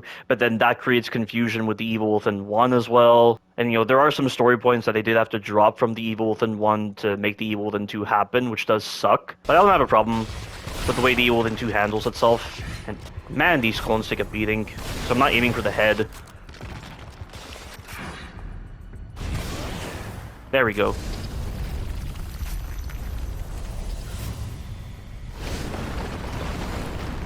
You know, like, there's all sorts of confusing capabilities that STEM showcases in the Evil Within 1 because of the fact that they favored a lot of, like, diversity and, you know, creative set pieces, and that kind of impacts the story integrity in the process. And with Evil Within 2's focus on story, they had to, you know, change up their priorities, which makes sense.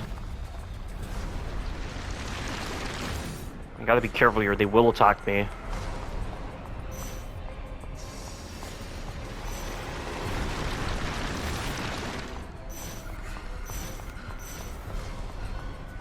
You think you can run, but you're ours.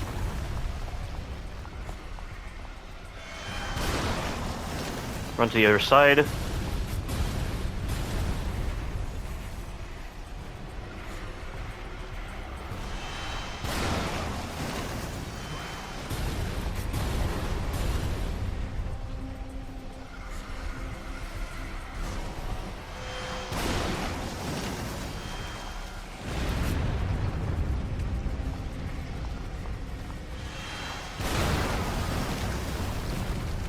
And that's that.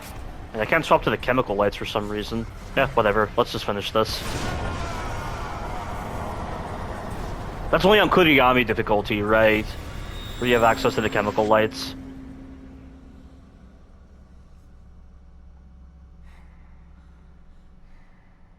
So now all of a sudden we're back in this office area from the start of the assignment DLC.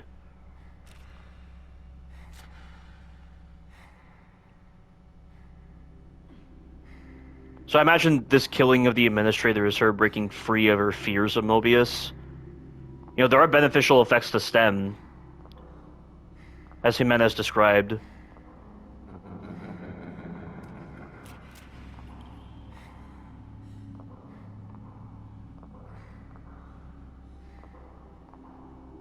You think you've won, but have you? You don't know anything. I am with you. I will always be with you now.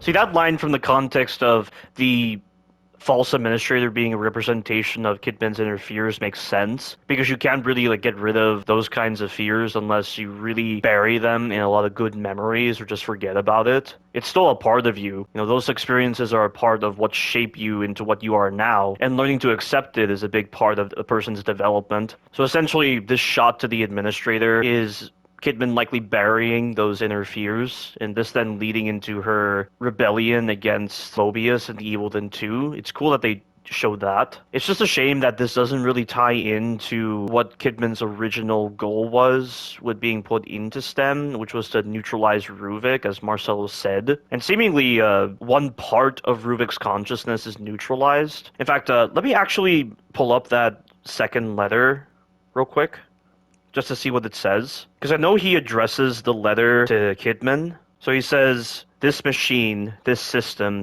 I was reborn inside and I will be reborn again. For every person STEM touches, a seed of myself will be within them.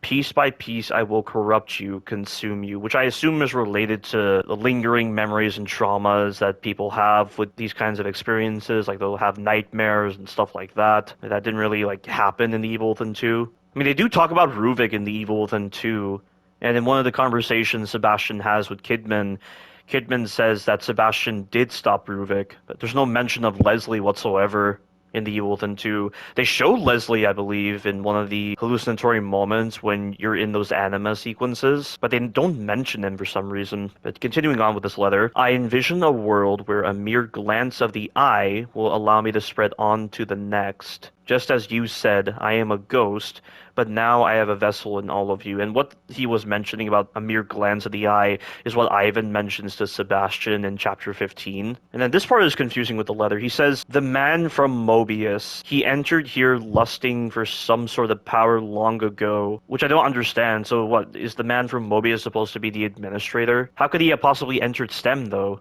That doesn't make sense. "As for you, kid, even if you happen to escape, I will leave my mark on you as I did to him." What does he mean, though? That he left his mark on the administrator? That doesn't make sense. The administrator never indicates this. You know, just a lot of confusion with the way the letters play out, and I feel like the Evil Within 2 doesn't really touch upon those points. And it's the same with the Executioner DLC. Like, they talk about some stuff related to STEM in the Executioner DLC, but the Evil Within 2 doesn't really reference those lower points from the Executioner DLC, which makes me wonder if the Executioner DLC is even canon. You don't know me. I'm stronger than you think. Are you sure enough in yourself? Sure enough to face the responsibilities of your actions? I do wonder if this whole moment where Kidman eliminates the fake administrator is not only meant to represent Kidman breaking free of her fears from Mobius, but also her way of severing her own connection to STEM. And that's why she wakes up at the end of the DLC, seemingly standing and not in a tub for some reason. I'm basing this off of what I read in the Evil Within wiki, where when it's talking about the events of the comic, which was released in November 2014 to January 2015, it mentioned that apparently 3 years before the events of the Evil Within 1, a character named Dana Robinson was actually connected to STEM, and she was able to manually disconnect herself from the STEM prototype, and she killed herself from within. And I believe she died in the real world. However, when we factor in the Executioner DLC, and how apparently Pedro Martin, he killed all the other subjects within STEM, as well as the darker part of himself, and that freed his daughter from STEM. He was apparently still alive at the end of the DLC. As Mobius said, the father's death within STEM was confirmed, though corresponding brain death of the subject has not occurred. I mean, it's a little vague with the way they phrase it. I mean, it could also be that Pedro was in a coma that he might not wake up from, so technically he wasn't really dead. I really wish they weren't so vague about the details of Pedro's fate. I mean, it's the last DLC. You're not going to bring this character back. Give us some kind of conclusion to that really stupid DLC. But getting back on track, I just wonder if this whole moment where Kidman shoots that fake administrator is meant to be her way of severing her connection to STEM. But if it was, you have to wonder how exactly Kidman didn't have any mental problems when she returned to the real world compared to Pedro. And similarly, in The Evil Within 2, during the final anima sequence, Sebastian shoots the part of himself that was stuck in STEM. That being said, I don't know if it really has relevance to the previous points I discussed regarding Kidman and Pedro, because Sebastian doesn't die, he doesn't wake up in the real world, he just says he feels good. So it's almost like that whole moment where he shoots the part of himself still stuck in STEM is simply a mental representation of him breaking free from his traumas from The Evil Within 1, but it still feels significant when he uses the phrase, the part of himself still stuck in STEM, because then this would relate back to that audio log that Marcelo made, where he said that shards of each user's consciousness are still lingering within the Encephalana stem. But that shouldn't be the case in The Evil Within 2 because it's a different stem system to the Beacon prototype. So I don't know if there's any real connection there, honestly. Yeah, so sure enough to face the responsibilities of your actions. I still don't know what the point of those kind of questions are exactly. Is this related to the infusion? Is this related to the visuals and audio she was exposed to as part of her indoctrination? You know, it reminds me of Captain America Civil War, where Zemo recites certain words that activate Bucky's latent programming as the Winter Soldier.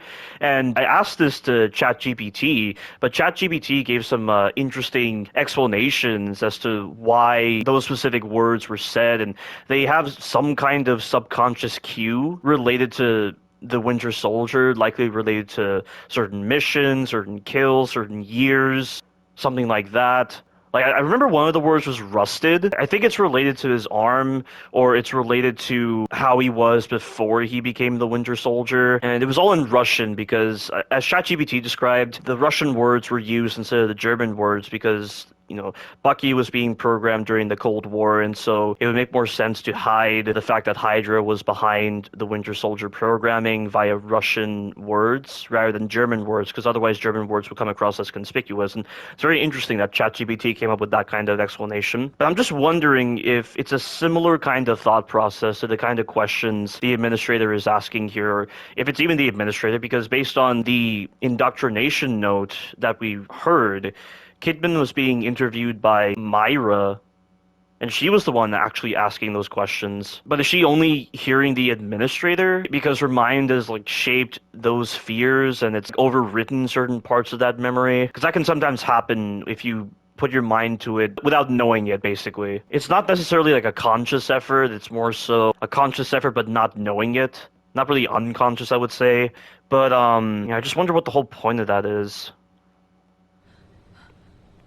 And also, her eyes, are they violet? Because as I mentioned before, the Wikipedia mentioned that Kidman's eye color seems to change depending on whether she's in STEM or not. And I did notice a couple of times when she was in STEM that her eye color seemingly changed from violet to brown. But I don't know if that's just a result of the lighting. Maybe her eyes were always violet, but because of the way the shadows were, it made it come across like it was brown. Because that's a trick of the mind. When you go to something like Brain Games, I think that's what that show was called, where they talk about this illusion of shadows. And it's like that. You know, you think this tile is black, but it's actually orange if you shine the light on it differently. So I don't know if the Wikipedia is correct in saying that Kidman's eye color changes from violet to some other color depending on whether she's in STEM or not. So they still show Marcelo inside of this sensory deprivation tank. So again, how did he activate the system and put himself into STEM at the same time? Is there some kind of timer system? This reminds me of Resident Evil 4 Remake, honestly, because I was wondering how Luis possibly got that chest incision if he seemingly utilized the special radiation device and nobody in the Illuminados trusted him. So how did he tailor the settings of the special radiation device to work with just him? Did he put it on a timer or something? That's what I don't understand. It's like maybe it's something similar here, but theoretically he shouldn't need to be inside of a sensory deprivation tank. He should be able to just connect wirelessly. And again, Kidman woke up standing. She's not inside one of the sensory deprivation tanks. Why does she wake up standing? I don't understand. Like, what was her body actually doing in the real world while she was in STEM? It makes no sense. I get those moments sometimes where seemingly out of the blue, I end up envisioning this scenario where I'm watching a TV and on this TV screen is myself, like I'm watching myself. And I know that people have had experiences like this before. So is it something like that? Or is it that, Kidman is still able to function like automatically? Because, I get those moments sometimes where when I'm in a flow state, when I'm doing my games, I just end up doing things automatically without even realizing it or without really paying attention because of how much I've repeated this action many times through like rote memorization or something similar to that. So is Kidman still behaving like normal, just unconsciously, but she's actually still in STEM? Is that how that works? It's just a shame that they don't really touch upon this in the Evil Within 2. I really wish they did, because I feel like there's some kind of complex psychology here that relates to real-world concepts, like with flow state. It's very complicated.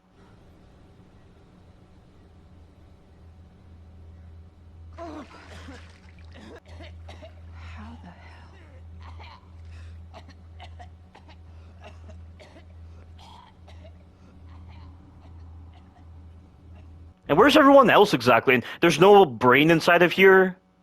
So they took... No. They did remove Ruvik's brain, as Ruvik said in one of the letters. He said his mind was removed from the core. Marcelo thought he figured out how to get around me, but he is such a fool. The brain is nothing but matter. My consciousness is omnipresent. So that did not stop Ruvik, but did this actually happen? When exactly did this happen, actually? Was this the moment where Marcelo triggered the machine? Like, did he first remove Ruvik's brain from the machine before activating it, which then cued the events of the Evil Within 1? Or was Ruvik's brain already removed?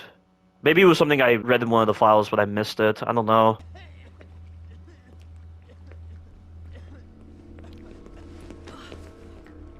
Yeah, Leslie is taken away. There's Myra. How long has it been? 37 minutes since the first pulse. First pulse of what exactly? Are you talking about the first pulse of the wireless signal? So, like, again, Evil Within 2 mentions that time is fluid. Like, I do get those moments. Like, subjective time dilation is a thing. Like, you know how in Resident Evil Degeneration, there's that whole moment where Angela's perception of time slows, and she's watching the military fire on Curtis, and then he turns, like, it's all in slow motion. There is mention that the reason why those moments happen is because the mind in that moment in time is processing the information very quickly to make it easier to remember in a person's mind. I'm not entirely sure what specific parameters the mind has to adhere to in order to cause this subjective time dilation to happen, but I would assume subjective time dilation is a factor to consider here. And, like, there are moments in dreams where it feels like a lot of time passes, but in actuality, only like a couple of hours or like a few minutes really passed in the real world. It happens sometimes with certain sleep states. So is it like that? So what Kidman perceived as happening over hours, Myra said it only happened over 37 minutes. But how was Kidman affected, though? And, like, why weren't these guys affected? Why wasn't Myra affected? Why wasn't the hazmat team or the medical team affected by this pulse? Because STEM is still able to operate even when deactivated. I don't know if the chips are still a factor to consider here, because if the chips were already installed in their heads, they would not be affected by STEM, right? It doesn't make any sense. It's really confusing. How did we get here? What are you talking about? Yeah, so she says, how did we get here? Implying that she was in STEM, but she just came back here, and Mobius never connected with STEM whatsoever when Marcelo activated the machine. And it's also surprising how easily Marcelo activated the machine. Like, why weren't there any Mobius members around in this location at all times? Just give me a minute. I need to get my head straight. Myra, we need need you back here. All right. But we've got word he wants a debriefing as soon as you get back.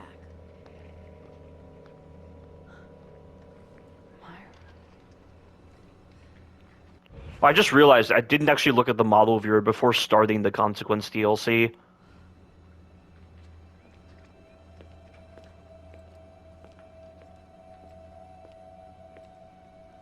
So right now Sebastian is fighting the Amalgam, which is Ruvik's true form, or at least like that part of Ruvik's consciousness that became that form, because Ruvik is likely still alive.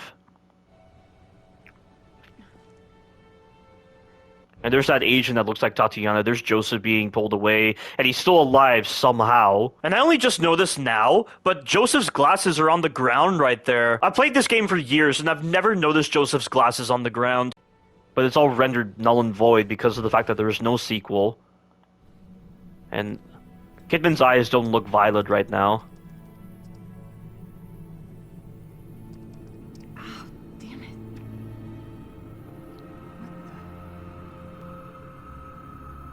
So there are some lingering effects to STEM. So I wonder if that's something STEM is creating, or this is just a lingering effect of disconnecting from the machine, just like what Sebastian had with that high-pitched noise. I think it's implied that this mark was created by Ruvik based on the letter he sent to Kidman, where he says he will leave his mark on her as he did to the administrator. That being said, I don't know if we actually see the mark on the administrator's hand in The Evil Within 2. And also, why is it that certain Mobius operatives wear this orbital class mark on their gloves? We just saw Myra wear a glove that had the orbital class symbol on it, yet for some reason Kidman gets the mark cut into her hand. So what exactly is Ruvik trying to achieve by putting this mark into her hand? And we know that by the end of The Evil Within 2, her hand heals, and the mark is not on her hand anymore, and this is right after they take down Mobius. And that would almost imply that this mark that's on her hand is tied to Mobius in some way, and that by disconnecting from the stem through the method that she used, the mark just somehow appeared on her hand. It's almost like it's tied to Mobius and not Ruvik, so I'm really confused by that. And how exactly does Ruvik even manipulate the physical bodies in the real world by affecting their stem cells? It's not like he gave Kidman this mark in the stem environment, and then magically it's on her hand in the real world. Like, I don't even know how that's even possible for the body to just put a cut right there that is shaped that sort of way. There is no logical way that should be possible to do, unless this is Kidman's mind playing a trick on her. Or maybe it's similar to the Shadows of Rose DLC, where at the end of the DLC, Rose somehow manifests Ethan's ring in her hand, and that's apparently like a hallucination. Like, she never had the ring previously, but it somehow appeared in her hand. But I just thought that was like a graphical error, or like they forgot to put in the ring in the prior cutscenes before that final cutscene at the end of the DLC. But the Resident Evil community believes that that ring is a hallucination that feels real to Rose, and that it's meant to symbolize Ethan's deep connection with her, and that he's always with her at all times. And just saying that, I'm really starting to realize the similarities between that ring and this orbital class mark that appears on Kidman's hand that appears real to her, but it's actually a hallucination. And then this would tie into what the fake administrator said, where he said he will always be with Kidman now, just like with Ethan always being with Rose, based on that hallucination of the ring.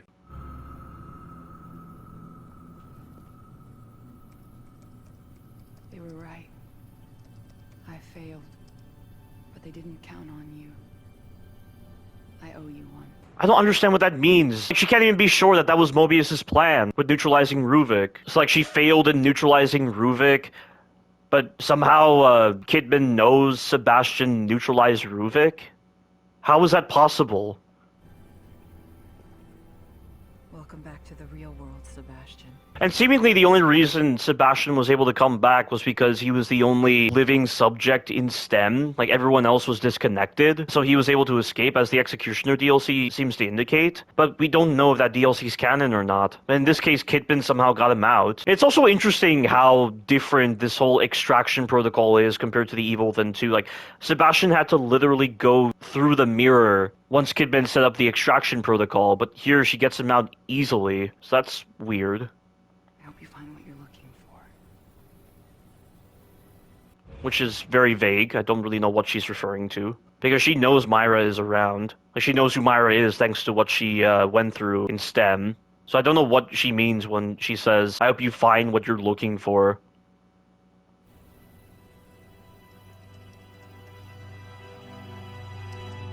Leave that one. And those two. They're not going anywhere. No one is.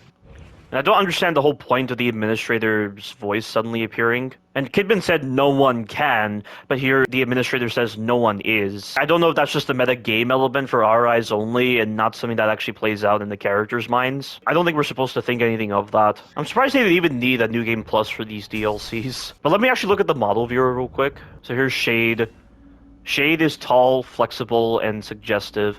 Another of Ruvik's pawns. She is a physical manifestation of his search for a new body. Like Kidman, she searches for Leslie, and her light has the ability to reveal memories and locations buried within the minds of people connected to STEM. I never did consider that maybe this is related to the resonance points in The Evil Within 2. Sebastian didn't need a light, he was able to just use his communicator to sync with the wavelength of those resonance points. So her light has the ability to reveal memories and locations buried within the minds of people connected to STEM. So what, it's like revealing repressed memories, stuff like that? It doesn't really play out as such. Because what do doors have to do with memories and locations? Or is it that certain locations were buried in the person's mind because they chose to do so? Or like the mind did that itself, and so her flashlight is revealing that because maybe the person's minds, like the persons who are connected to STEM, they chose to forget certain locations? Is that what that's referring to? Not really sure. Sebastian Young. A youthful version of Sebastian. Once an energetic and confident detective, Sebastian has become a shell of his former self after losing his daughter Lily and the disappearance of his wife Myra. So this is after 2012. He has picked up an awful smoking habit since joining the KCPD. Partners for many years, Joseph has always been there to tone down Sebastian's bad cop attitude. Joseph was there to support Sebastian through his personal tragedy, and since then they've always taken on cases as a pair. Sebastian under Ruvik's control. Despite his efforts, even Sebastian succumbed to Ruvik's influence inside STEM. Luckily, and with precise aiming, Kidman was able to save him from Ruvik's grasp so easily, and like, why didn't we see Ruvik when he was controlling Joseph, for instance? A warped image of Kidman's superior. Despite Kidman's conviction that he is only an apparition, he repeatedly insists he is real. But how could he truly know Kidman's deepest thoughts and fears? Can anything one hears or sees inside STEM really be trusted? Well, she seemingly trusted what he was saying. Although maybe she was referring to the actual visual echoes. And of course, like, as Ruvik said, he could see all the fears of individuals, so it's likely that he transferred this onto this manifestation.